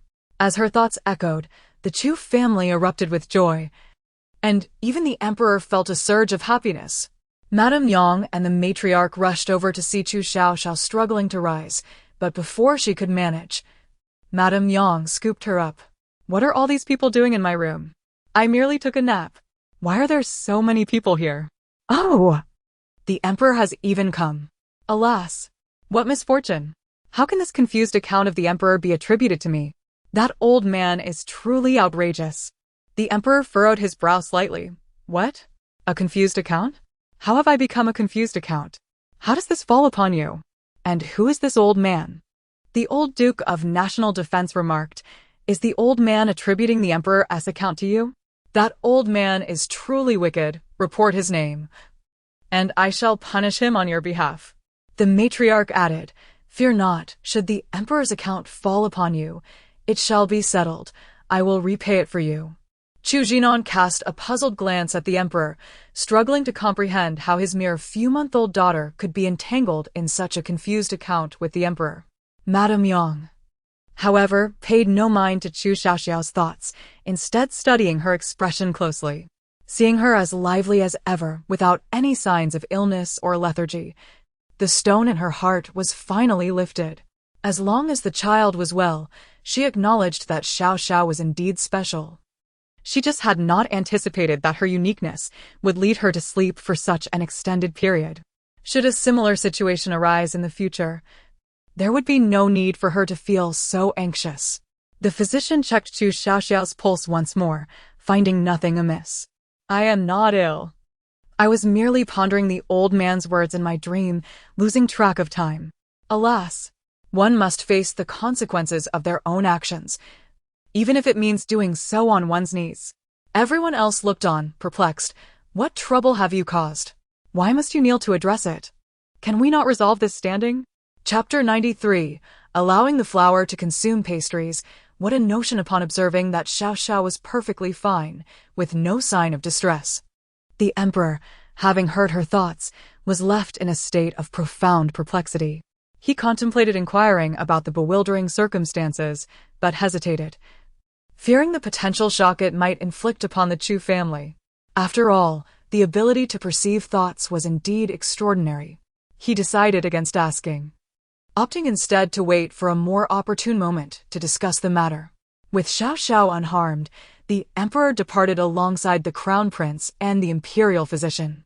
Merely a few days later, a matchmaker visited, intending to propose a suitor for Chu Xiaoxiao, only to be met with her firm refusal. Having been bitten by a snake once, she harbored a lasting fear of the rope bridge. She resolved never to require a man again. Fresh from one secluded mansion, she had no desire to plunge into another. Jiang Chenju received the news, rendered speechless, repeatedly questioning the matchmaker. Did the second miss of the Protectorate Duke's residence truly express such reluctance to remarry? The matchmaker nodded, her face etched with concern. Indeed, that is precisely what she said. By the fifth inquiry, the matchmaker's patience waned. General, even if you ask 100 times, the answer remains unchanged. Jiang Chenju stood in stunned silence, then gestured for the matchmaker to take her leave. Meanwhile, Qinsher knelt before the Buddhist altar, rhythmically striking a wooden fish while reciting prayers. Jiang Chenyu entered, exclaiming, "Mother, have you truly begun to worship the Bodhisattva? Why has father punished you? You have grown up now, and you must take on the title of heir. You are destined to become the next Pingning Marquis. However, with Jiang Chenju present, your position as heir remains a constant source of threat." Unbeknownst to them, she instructed him to keep a close watch on Jiang Chenju, stating, regardless of his intentions, everything he plans must be thwarted, forcing him to leave the capital. Qinsher's words provided Jiang Chenyu with clarity. Rest assured, mother, though you are confined, the Pingning Marquis residence remains firmly under our control. She gazed at her son with satisfaction. You must learn to manage certain affairs. Jiang Chenju's fate lies in your hands. Your ability will determine whether he can be driven away. Her son understood. Subsequently, he departed Qinsher's courtyard to enlist someone to monitor Jiang Chenju's every move. As the matchmaker exited the Jiang residence, she was intercepted by another woman, who silently handed her a silver ingot weighing 5 taels. The matchmaker blinked in surprise, casting a wary glance at the woman before pulling her aside into a narrow alley. Tossing the silver in her hand, she grinned. "Dear sister, what is it that you wish to know?" The woman, recognizing the matchmaker's keen awareness, sighed with a smile. "Our lady is quite curious about which family your young master has sent you to propose to." The matchmaker's smile faded as she stuffed the silver into the woman's hands. "I cannot divulge that information." The woman's expression stiffened, and she produced another silver ingot from her pocket, combining it with the first. "There is nothing that cannot be shared. A mere utterance could earn you 10 taels of silver." Weighing the 2 ingots in her hands, the matchmaker deliberated for a moment before lowering her voice. "Your young master wishes to marry the second miss of the Protectorate Duke's residence, but she refuses. It seems this union cannot be realized." The woman nodded in understanding and then inquired, "Is it a marriage or a concubinage?" The distinction was significant. The matchmaker confidently affirmed, "It is a marriage." The woman inclined her head slightly, expressed her gratitude, and took her leave. With the silver in hand, the matchmaker departed towards the opposite end of the alley. At the Pingning Marquis residence, upon hearing the woman's report, Qinsher sneered. That illegitimate son harbors great ambition. Daring to seek the second miss of the Protectorate Duke's residence? Should this come to fruition, he would have the support of the Duke's residence, posing the greatest threat to my son. This cannot be allowed to succeed. Inform Yor of this matter, and let him devise a means to thwart it." The woman complied and set out to find Jiang Chenyu. As Qiming approached, the matriarch of the Protectorate Duke's residence planned to take the female family members to the temple to offer incense, while also taking her granddaughter out for a stroll. The little girl, cooped up at home, was growing increasingly restless, yearning for the outdoors. Day after day, she clamored for an outing, and the matriarch, touched by her fervor, resolved to take her and the other women out. This outing would be to Baiyan Temple, the largest temple on the outskirts of the capital. Renowned for its thriving incense offerings, frequented by officials, nobility, and even royalty. Upon learning of the excursion, Chu Xiaoxiao was overjoyed, waking early to chatter excitedly, her limbs dancing in anticipation. Aha! We are finally going out for a spring outing. How delightful! I must bring along my little aunt. Her romantic destiny awaits at Baiyan Temple. Yang Shi, busy packing, paused. Little aunt has a romantic destiny? At Baiyan Temple? We must go. Zhenju, go inform second aunt to prepare to join us. Being young, she cannot remain cooped up at home. The springtime outside is splendid. Yes. Zhenju curtsied and hurried off to find Chu Xiaoxiao. Oh dear. My little aunt's romance seems to have its complications. I wonder if that person will be at Baiyan Temple today. I must see. Yang Shi interjected. What do you mean by that? Is that person not at Baiyan Temple? You must tell me. Dressed and ready, Chu Xiaoxiao leaned against a stool, gazing at a white magnolia beside the window. She called out, and the leaves of the magnolia quivered as if stirred by a breeze. Again, she called, and the leaves swayed once more. The little girl's cherubic face transformed from a frown to a radiant smile, only to furrow her brow in deep contemplation, even gasping in surprise. Observing her adorable antics, Yang Shi chuckled quietly while tidying up. Unbeknownst to anyone, she seemed to be engaged in a lively conversation with the white magnolia. Ah, Chu Xiaoxiao called out again, rummaging in her pocket to produce a small pastry, taking a bite before offering the remaining piece to the magnolia. The flower, seemingly startled, remained motionless, as if painted in place. Ah! Supporting herself on the stool, Chu Xiaoxiao approached and dropped the pastry into the flower pot. In gratitude for all the messages you've conveyed to me, I offer you this delectable pastry. Here, take it. There's no need for gratitude. It's a gift from me to you. The white magnolia. Oh dear heavens, I am but a flower and cannot consume pastries. Allowing a flower to indulge in pastries, what a notion indeed. Chapter 94. The schemes of the heir of Pingning Marquis Yang was amused. Her daughter Xiaoxiao was so generous, even sharing delicious pastries with a flower pot. Perhaps she was aware that flowers couldn't eat, which prompted her generosity.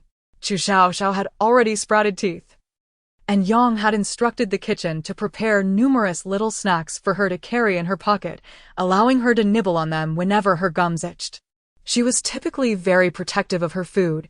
Once something delicious entered her pocket, no one but her grandparents and parents could touch it. Yet today, she offered some to a flower pot. Perhaps in her eyes, flowers were akin to people and deserved treats as well. After interacting with the magnolia for a while, seeing it refuse the delectable pastries she had offered, Chu Xiaoxiao, in a fit of annoyance, snatched the treats back and stuffed them into her own mouth, rolling her eyes at the flower. Fool! If you won't eat the good stuff, I shall have it all for myself. Yang watched from the side, stifling her laughter. Chu Xiaoxiao, oblivious to her mother's amusement, felt her way to the door and stepped outside, unsteady on her feet. Each step seemed to make one's heart rise and fall with her. After a few steps, she lost her balance and plopped down onto the ground. Fearing she would cry, Yang hurried over to lift her, but Chu Xiaoxiao resisted, determined to support herself against the doorframe and slowly rise again. Patting her own chest, she exclaimed, "Ah, praise me, praise me. I am so remarkable. I can get up all by myself." Yang, ha ha ha, is she fishing for compliments? Oh dear. My Xiaoxiao is truly impressive, falling and standing up again all on her own. With laughter echoing, Chu Xiaoxiao beamed with joy at the praise. And there's even more impressive feats to come. You'll see when we reach the temple. More impressive? Yang paused for a moment, said nothing, and lifted her daughter, heading to meet the matriarch. The ladies of the Duke's household had all come out. The matriarch, Chu Xiaoxiao, and Yang shared one carriage, while Yu and her daughter, Chu Lianlian, took another, and Wang and Chu Xin shared yet another. Chu Xin had initially planned not to attend, but Pearl had specifically come to invite her, conveying that it was Yang's intention. Understanding that her sister-in-law had her best interests at heart, she reluctantly agreed to join. Upon reaching the foot of the mountain, everyone disembarked their carriages and began the ascent on foot. Chu Xiaoxiao felt grown up and insisted on climbing the steps without Yang's assistance. She climbed swiftly, with Yang trailing behind, concerned she might stumble. Still small and lacking strength, she grew tired after a while and sat on a step, watching as the slow-moving elders approached. The matriarch, though aged, felt rejuvenated upon seeing her granddaughter calling out to her from the steps, disregarding her fatigue. Though her knees were dirty and her small hands grimy, and she was drenched in sweat, the indomitable spirit she displayed was not typical of children her age. They hailed from a family of martial generals. Children were expected to embody such fearlessness. Onlookers observed Chu Xiaoxiao's determination and found her utterly charming, this little figure who refused to be carried, instead climbing the stairs with tenacity. Her glossy eyes sparkled with pure joy, reminiscent of a pristine spring in the mountains, capable of purifying the soul. Many were intrigued and followed her path up the hill. She climbed confidently until she was halfway up, at which point she reached out for Yang to carry her. Yang helped her change clothes and then embraced her as they approached the temple gate. The abbot, Wuyin, welcomed them warmly, his delight apparent upon seeing the rosy-cheeked child with sparkling eyes. "You've arrived." Chu Xiaoxiao glanced at him with displeasure, pointed a finger, and waved it dismissively. The meaning was unmistakable, instructing him to step aside. The matriarch, concerned that Wuyin might take offense, was about to apologize when she saw him indeed shuffle several steps away, cheerfully accommodating her. "Please be my guest." Onlookers were taken aback. Wuyin was not known for his amiable temperament. If he wished to avoid someone, even royalty would not deter him. It was said that even the current empress could not procure the prayer beads he possessed. Noticing his agreeable demeanor, Chu Xiaoxiao expressed her regret with her fingers. This old man shows some discernment, yet alas, his understanding is shallow and his lifespan limited. He will not achieve greatness. Yang and the matriarch overheard this remark and exchanged a knowing glance at Wuyin, revealing a shared sentiment of regret. Wuyin, catching their expressions, offered a calm smile as he watched them depart. The temple was bustling with visitors. The matriarch led everyone in prayers, while Chu Xiaoxiao, carried by Pearl, waited outside. Once everyone settled in the meditation hall and servants began serving tea and snacks, Chu Xiaoxiao's thoughts echoed loudly in her mind. Shortly, the heir of Pingning Marquis will feign an invitation to my aunt to visit the back mountain. How should I inform her to take me along? Chu Jin, caught off guard, spat her tea, barely managing to cover her mouth with her cloth in time, lest she shower Chu Xiaoxiao with it. She was utterly astonished. The heir of Pingning Marquis? She had never even laid eyes on him. Why would he invite her to the back mountain? What could he be scheming? Yang was equally perplexed. The heir of Pingning Marquis was already married. Was he inviting her sister-in-law to become his concubine? The matriarch, wise with age, pieced together the implications, but chose not to reveal her thoughts and instead casually mentioned the happenings concerning the Pingning Marquis household. "I believe I spotted the ladies from the Pingning Marquis family earlier. The Marquis wife was also here to pray. You chimed in, I saw her too. She didn't seem well." Appearing rather sickly, Wang, quiet by nature, added, "Yes, she seems to have just recovered from a serious illness." Yang paid little attention, hesitant to comment, while Chu Jin was equally unaware, having no knowledge of who the Pingning Marquis wife even was. Before her divorce, she had scarcely engaged in social gatherings and was oblivious to the names of those in the capital. The matriarch had intended to eavesdrop on Chu Xiaoxiao's thoughts, and upon finishing her remark, turned her gaze toward her granddaughter. She was not disappointed. The next moment, Chu Xiaoxiao's thoughts spilled forth. The Pingning Marquis wife isn't ill. She has been confined to the Buddhist hall out of anger. The matriarch frowned. Confined to the Buddhist hall? Why? Has she committed some transgression? She killed a favored concubine in the household, resulting in a double tragedy. The concubine was the Marquis' beloved cousin. The Marquis was furious and confined her as punishment. Yang felt a chill run down her spine. The Pingning Marquis wife, who seems so amiable, could resort to such drastic measures behind closed doors? Chapter 95. As long as I am here, no malefactor shall harm you. Upon listening, Chu Xiaoxiao felt grateful to have extricated herself from the mire. The filth of the secluded manor's backyard was truly insidious. Having returned home after her divorce, she would no longer be ensnared in days filled with anxiety and inexplicable dread. Her home was a sanctuary where her elder brother and sister-in-law cherished one another, devoid of any concubines or extraneous women, maintaining a pristine and harmonious atmosphere.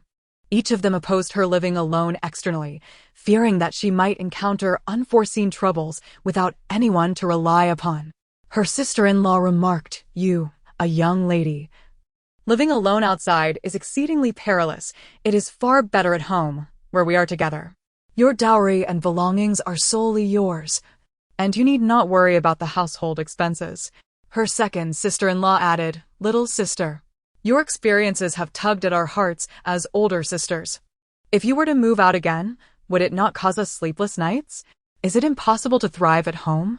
Why must you live in solitude outside?" The third sister-in-law asserted, "You are the sole granddaughter of the Protectorate Duke's estate. Heed not the words of others, for it is our Chu family's counsel that you ought to consider." She was profoundly appreciative of the affection bestowed upon her by her three sisters-in-law, and thereafter the subject was never broached again. Not far from them, in a meditation room, Madame Pingning and her son, Jiang Chenyu, sat facing one another. The notion of killing her lingered. The secluded area behind the mountain was remote, and it would not be difficult to eliminate a frail woman. Madame Chen glared at her son, her teeth clenched in disappointment. "Fool! Do you not comprehend that killing entails dire consequences?" Although Chu Xiaoxiao was divorced, the Chu family continued to shower her with affection. If the second daughter of the Protectorate Duke were to die mysteriously at Baiyan Temple, would the Chu family simply acquiesce? She was cherished deeply by Jiang Chenjue. Should you marry her, would Jiang Chenjue not be driven to the brink of fury? Will he remain in the capital to witness your union with Chu Xiaoxiao? Jiang Chenyu countered, "I do not wish to marry. She has already been defiled. If I took her as my wife, would I not become the subject of ridicule? Not everyone is qualified to be a concubine in the Pingning house. And even if she is the second daughter of the Protectorate Duke, I have no desire for her." Madame Chen remained silent, her gaze fixed intently upon her son. Her expression dark, which unsettled Jiang Chenyu. "Mother, what if we found someone else for him to marry? Perhaps one of my acquaintances would suffice?" Bang! Madame Chen struck the table, her hand numb from the impact. "No. Although Chu Xiaoxiao is divorced, her lineage and beauty are not for just anyone to claim. Anyone foolish enough to approach her would have met their end long ago. The Chu family is a lineage of martial generals. Do you think those who dislike her would not covet her dowry?"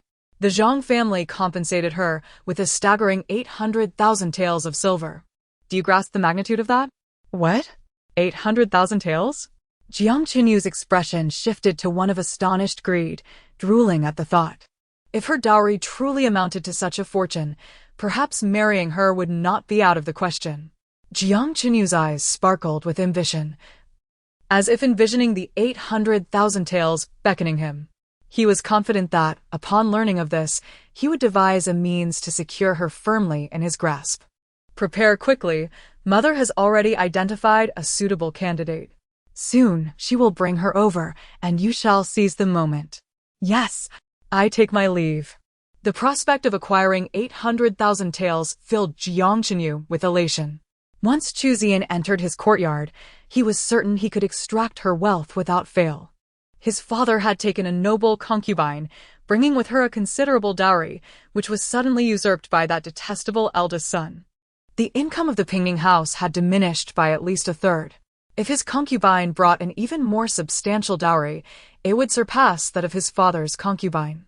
Coupled with the might of the Protectorate Duke's estate, he would undoubtedly become the next Pingning Duke, with no chance of escape. Outside the Chu family meditation room, a maid arrived, greeting everyone with the customary respect.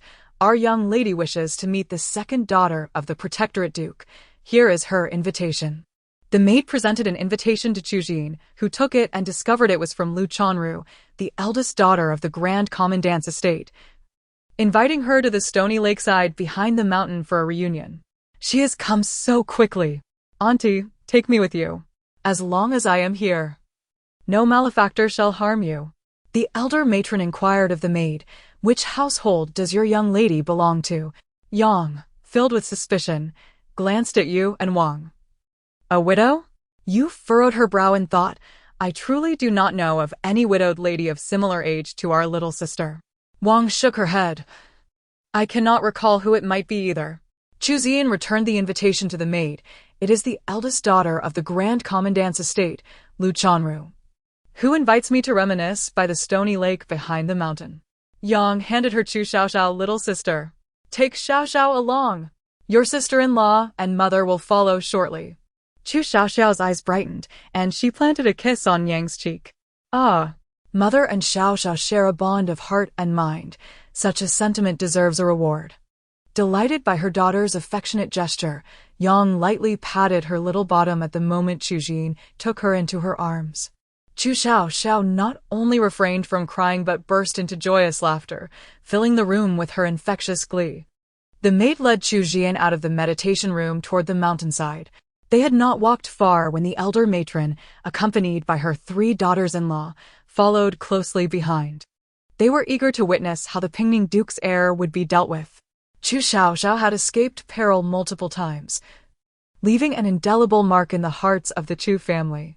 As long as she was present, the Chu family could never suffer losses. The black-clad men sent by the Prince of Duan, formidable as they were, had similarly faced ruin. The Pingning Duke's heir could hardly be more powerful than those black-clad men. Could he? They ventured forth to observe the commotion, curious about the magnitude of the disturbance and what punishment would befall the Pingning Duke's heir. As for whether Chu Xian would suffer or fall victim to his schemes, absolutely not. With Xiaoxiao by her side, all malice would be repelled from their path. Chapter 96. Life is a play. All depends on performance. As they walked, the elderly lady suddenly recalled a matter and spoke to her 3 daughters-in-law, saying, This Lu Chanru is the daughter of the esteemed Lu Taiwei, who married a 4th-rank official from afar. Unfortunately, her fate has been unkind. Her husband has been deceased for over 4 years, leaving her without a single child. How could the daughter of the Taiwei marry a mere 4th-rank official? Yu inquired, puzzled. Is there something wrong with Miss Lu? Wang expressed her astonishment. What could possibly be wrong? Yang furrowed her brow in contemplation for a moment before recalling. Miss Lu has no physical ailment, but she is indeed overbearing and unreasonable. Having lost her mother at a young age, she was spoiled by her stepmother, resulting in a wild disposition. Unable to find suitable matches in the capital, she was sent away. You suddenly understood, so that's it. I wondered how a widowed woman from afar could come to Baiyan Temple in the capital to offer incense. The elderly lady glanced at her daughters-in-law and cautioned, Let us proceed slowly. We may encounter unforeseen sights. Regardless of what we see, do not overreact. Being shy, suggested, if it has nothing to do with us. Let us quietly slip away without her knowing we were here. Yan smiled faintly, nodding slightly. Understood. We shall remain silent and avoid unnecessary chatter. Yu and Wang nodded in agreement, and the 4 exchanged knowing glances before continuing their leisurely pace. Ahead of them were the maidservants and Chu Xian. Shitsi Lake is located in a rather secluded area of the back mountain, bordered by a low fence and featuring a pavilion. The lake is perpetually shrouded in mist, surrounded by rocky hills, which is how it earned its name. The maid led the way to the lakeside, and from a distance, Chu Xian spotted a beauty standing by the water. Lu Chanru was not particularly close to her, merely an acquaintance. She was known for her haughty demeanor, always seeking to come out on top. Should she lose, she would not relent easily. Chu Xian, being astute, often indulged her whims, and in Lu's eyes, Chu Xian was a congenial companion. However, in Chu Xian's perspective, Lu Chanru was merely an ordinary friend. There were few who befriended Chu Xian, perhaps 2 or 3 at most. As time passed and her inability to bear children limited her outings, these friendships dwindled. The maid announced Miss Chu has arrived. Lu Chanru turned around and, upon seeing Chu Jin holding Chu Xiaoxiao, paused momentarily. Jin, why have you brought a child? Is she your niece? Oh, I forgot. You have no children, just like me. I am a widow, which sounds better than your divorce. Hearing her aunt's defense, Chu Xiaoxiao rolled her eyes at Lu, defiantly expressing her displeasure. My aunt's divorce is far better than your widowhood. A divorce means two people could not continue together, while widowhood signifies a misfortune in your fate. Unable to retain your husband. Upon hearing the child's words, Chu Jin felt a sweetness in her heart akin to tasting honey. Despite being only a few months old, Xiaoxiao displayed an understanding beyond her years, which was truly remarkable. Lu, did you summon me merely to compare our misfortunes? Chu Jin spoke with a tone laced with jest, mockery and a hint of dissatisfaction, whether it be your widowhood or my divorce. To the world, we are both unfortunate souls. Wouldn't you agree? I am somewhat better off. My family does not disdain my divorce status, treating me as they would a maiden. But your family, I wonder, would they accept you back? At this, Lu Chanru's bravado diminished significantly. The Taiwei household had always been ruled by her stepmother. Before her marriage, her grandmother favored her due to her mother's early demise. After her grandmother's passing, her marriage prospects fell into her stepmother's hands. Due to a dubious fortune-telling, she was deemed to possess a strong fate that would bring misfortune to her mother and husband. With a meager dowry, she was sent away, marrying a frail man who barely survived a few years before passing. Her stepmother claimed she could not openly take her back, citing propriety. So she had to reside on the outskirts of the city with her maidservants. Chun, her husband's aunt, had visited recently and learned of Lu's intentions to scheme against Chu Jin. Lu, eager to curry favor with her aunt, proposed a plan in hopes of seeing the esteemed heir of Pingning become a reality. Enough of that, Jin. Let us sit together and chat. Lu Chanru, appearing nonchalant, guided Chu Jin to the pavilion where the maidservants served tea and snacks. This pavilion was uniquely designed, situated by the lake and connected to the surrounding fence. Steps were built near the water's edge for washing hands and fetching water. The lake was home to fish and adorned with water lilies. Sitting in the pavilion to observe the fish while savoring tea was indeed a delightful experience. After a brief moment, Lu Chanru stood to observe the fish in the lake, beckoning Chu Jin to join her while Chu Xiaoxiao's bright eyes wandered curiously. Where could the heir of Pingning be hiding? Why haven't we seen him? Aunt must be cautious. The maid may push her into the lake soon. Chu Jin was taken aback, her expression shifting as she instinctively glanced at the maidservant. Holding Chu Xiaoxiao tightly, she positioned herself carefully. After considering the situation, she thought it unwise to risk her niece's safety should Lu's intentions turn malevolent. She set Chu Xiaoxiao down to play by the railing of the pavilion, standing beside Lu Chanru to peer into the lake. Ah, there are indeed fish. Look, over there. Hiding among the water plants, a large red carp. Seeing Lu's excitement, Chu Jin noted the genuine smile on her face. Isn't it? Let me see. Let me see. Where? Oh, I see it over there. Jin, today we have spotted a red carp. Does that not make us fortunate? Chu Jin feigned contemplation, is it? I know not. I feel rather unfortunate myself. Having long suspected Lu Chanru's invitation carried ulterior motives, she played along, matching her performance. Ah, life is but a play, entirely reliant on one's acting skills. I wonder if Aunt is aware of the impending misfortune. Miss Lu's acting skills are truly superb. It would be a pity if she did not grace the stage. Gazing at her niece, who was earnestly critiquing, Chu Jin felt her heart melt. Her mother was indeed correct. Her niece was the savior of the Chu family. As for others, she could not say. But she knew her niece was the one to rescue her. Without her, she would have long been outwitted and left with nothing. Chapter 97. A bold display of mockery. How could that be? I perceive you to be the fortunate one, Lu Chan remarked with veiled implications, then drew Chu Jin to join her in observing the fish. Seizing the opportunity, a maid stealthily approached Chu Xian and suddenly pushed her. Sensing the impending danger, Chu Xian swiftly crouched and evaded, causing the unsuspecting maid to inadvertently shove Lu Chan into the lake. "Ah!" Lu Chan gasped in shock.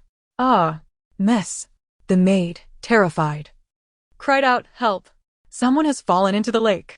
"Haha, how impressive, Aunt." She managed to dodge the push, truly befitting of a lady from a military family. Chu Xian observed as Lu Chan plunged into the water with a resounding splash, her face turning pale. She had not anticipated that Lu Chan's maid would actually push her with such force. Fortunately, she had not been holding her little niece. What if they had both fallen in? Lu Chan's predicament was of little concern, but her niece must remain unharmed. She was the little blessing of the state protector's household. Any misfortune could plunge the Chu family into despair. Lu Chan harbored a dark heart, plotting against her and nearly endangering Xiaoxiao. As Lu Chan fell, a man rushed over without hesitation and leapt into the water, shouting, "Miss, do not fear. I am coming to rescue you." Jiang Chenyu had not even seen who had fallen in. It was of no consequence, for he did not recognize Chu Xian. He assumed the one who fell into the lake was her and desperately swam towards the commotion. What malicious intentions! Yang sneered disdainfully, lamenting the error in her calculations. You inquired, how could the daughter of Lu Taiwei conspire with the heir of the Pingning Marquis estate to harm others? Do they know each other? Wang, equally perplexed, shook her head in confusion. The elderly matriarch's expression darkened ominously. The Lu family's legitimate daughter must have some connection with the Pingning Marquis lady, or else she would not assist in scheming against others. In the pavilion, Chu Xiaoxiao found amusement in the chaotic scene of Jiang Chenyu and Lu Chan floundering in the lake. Clinging to the railing, she giggled, believing they were merely entertaining her. Jiang Chenyu had been resting in another wing of the temple, having stayed there for several days after being rejected by Chu Xian. His spirits were low, and he had come to pay respects to his mother's spirit tablet. Having failed to devise a suitable plan to win Chu Xian over, he remained at the temple. Upon hearing that the women of the state protector's household had arrived, he stepped out, eager for an opportunity to see his beloved. Observing her approach the pebble-strewn lake, he initially intended to follow, but, upon seeing others present, hesitated and concealed himself behind a tree. At the moment the maid pushed, his heart leapt to his throat, sensing that the maid understood his feelings all too well. If Chu Xian were to fall into the water, he would immediately rush to her aid. As long as he could retrieve her from the lake, their engagement would be assured. Unexpectedly, she managed to evade danger. And it was another person who fell in.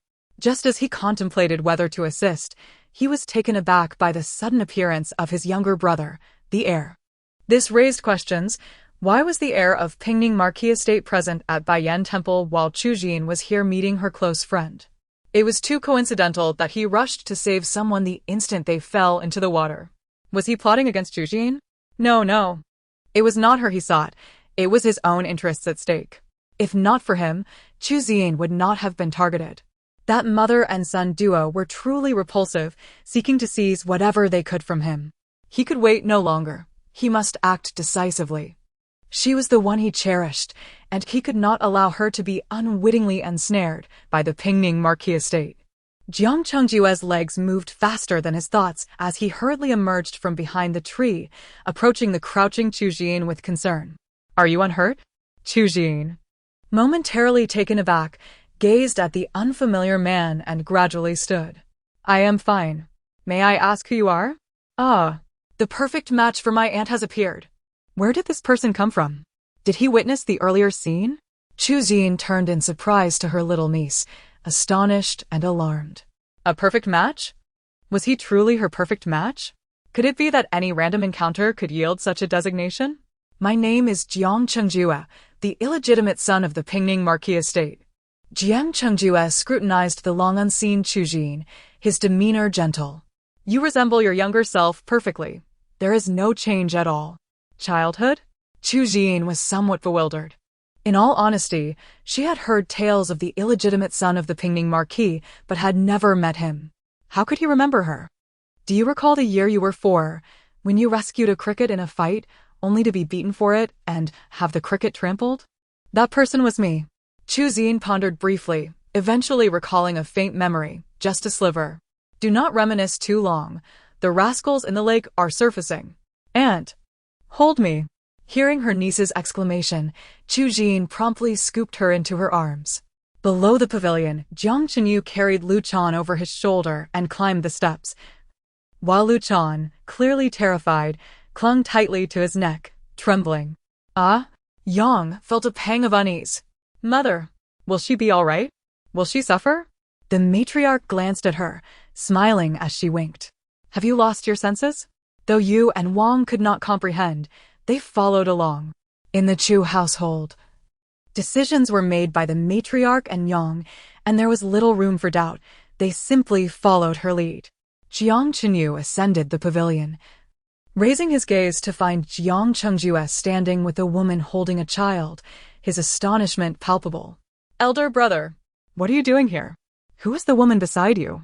What? She is Chu Jin? He quickly turned to the maid assisting Lu Chan, demanding, then who is she? Jiang Chenyu was nearly exasperated. I certainly know she is your lady. What I am asking is her name. Which family does she belong to? Seeing him in a state of agitation, Chu Xiaoxiao erupted in laughter, her joy unrestrained. Haha, are you stunned? You thought you could scheme against my aunt and escape unscathed? Let us see if you dare to try again. Chapter 98. Scheming and being schemed against Jiang Chenyu stood coldly, fully aware that Jiang Chenyu's intentions were aimed at Chu Jin from the very beginning. How clever of her to exploit his affections for someone else. Humph. The heir of the Pingning Marquis truly has a grand sense of entitlement, daring to suggest that the second daughter of the Hugwood Duke's residence become his concubine. What is he thinking? Is he planning to drive him out of the capital? And then what? Seize his inheritance? Chen's family is indeed cunning. Jiang Chenyu glanced at Jiang Chenyu with a malicious smile. He is the heir of the Pingning Marquis. A fleeting look of disdain crossed Chu Jin's eyes. So, it was the heir of the Pingning Marquis who rescued the young lady of the Lu family. In broad daylight, drenched and embracing each other, morally and emotionally. Jiang Chenyu's expression turned grim. The widow of the Lu family? That must be the widow of his cousin. What is she doing here? Could it be that his mother arranged for her to lure Chu Jin here? How foolish of her not to account for others, only to end up ensnared herself, dragging him down with her. Lu Chanru, initially angered that Chu Jin had evaded her scheming, suddenly had a clever idea upon her reminder. Chu Jin was relinquishing a prime opportunity. How splendid. With this new plan, Lu Chanru began to sob dramatically. Your Grace, the second daughter of the Hugwood Duke is correct. We have shared intimate moments, and you must be responsible for me. Though I am a widow, I am a virtuous young lady of the Taiwei residence. If news of today were to spread, how could I ever face the world again? A slight smirk played on Jiang Chenyu's lips, realizing that Chu Jin had concocted the scheme, and he was more than willing to assist in its fruition. With a subtle gesture to his loyal guards nearby, a multitude soon arrived. Chu Xiaoxiao watched in delight, clapping her hands and grinning. The audience has arrived. This is getting interesting.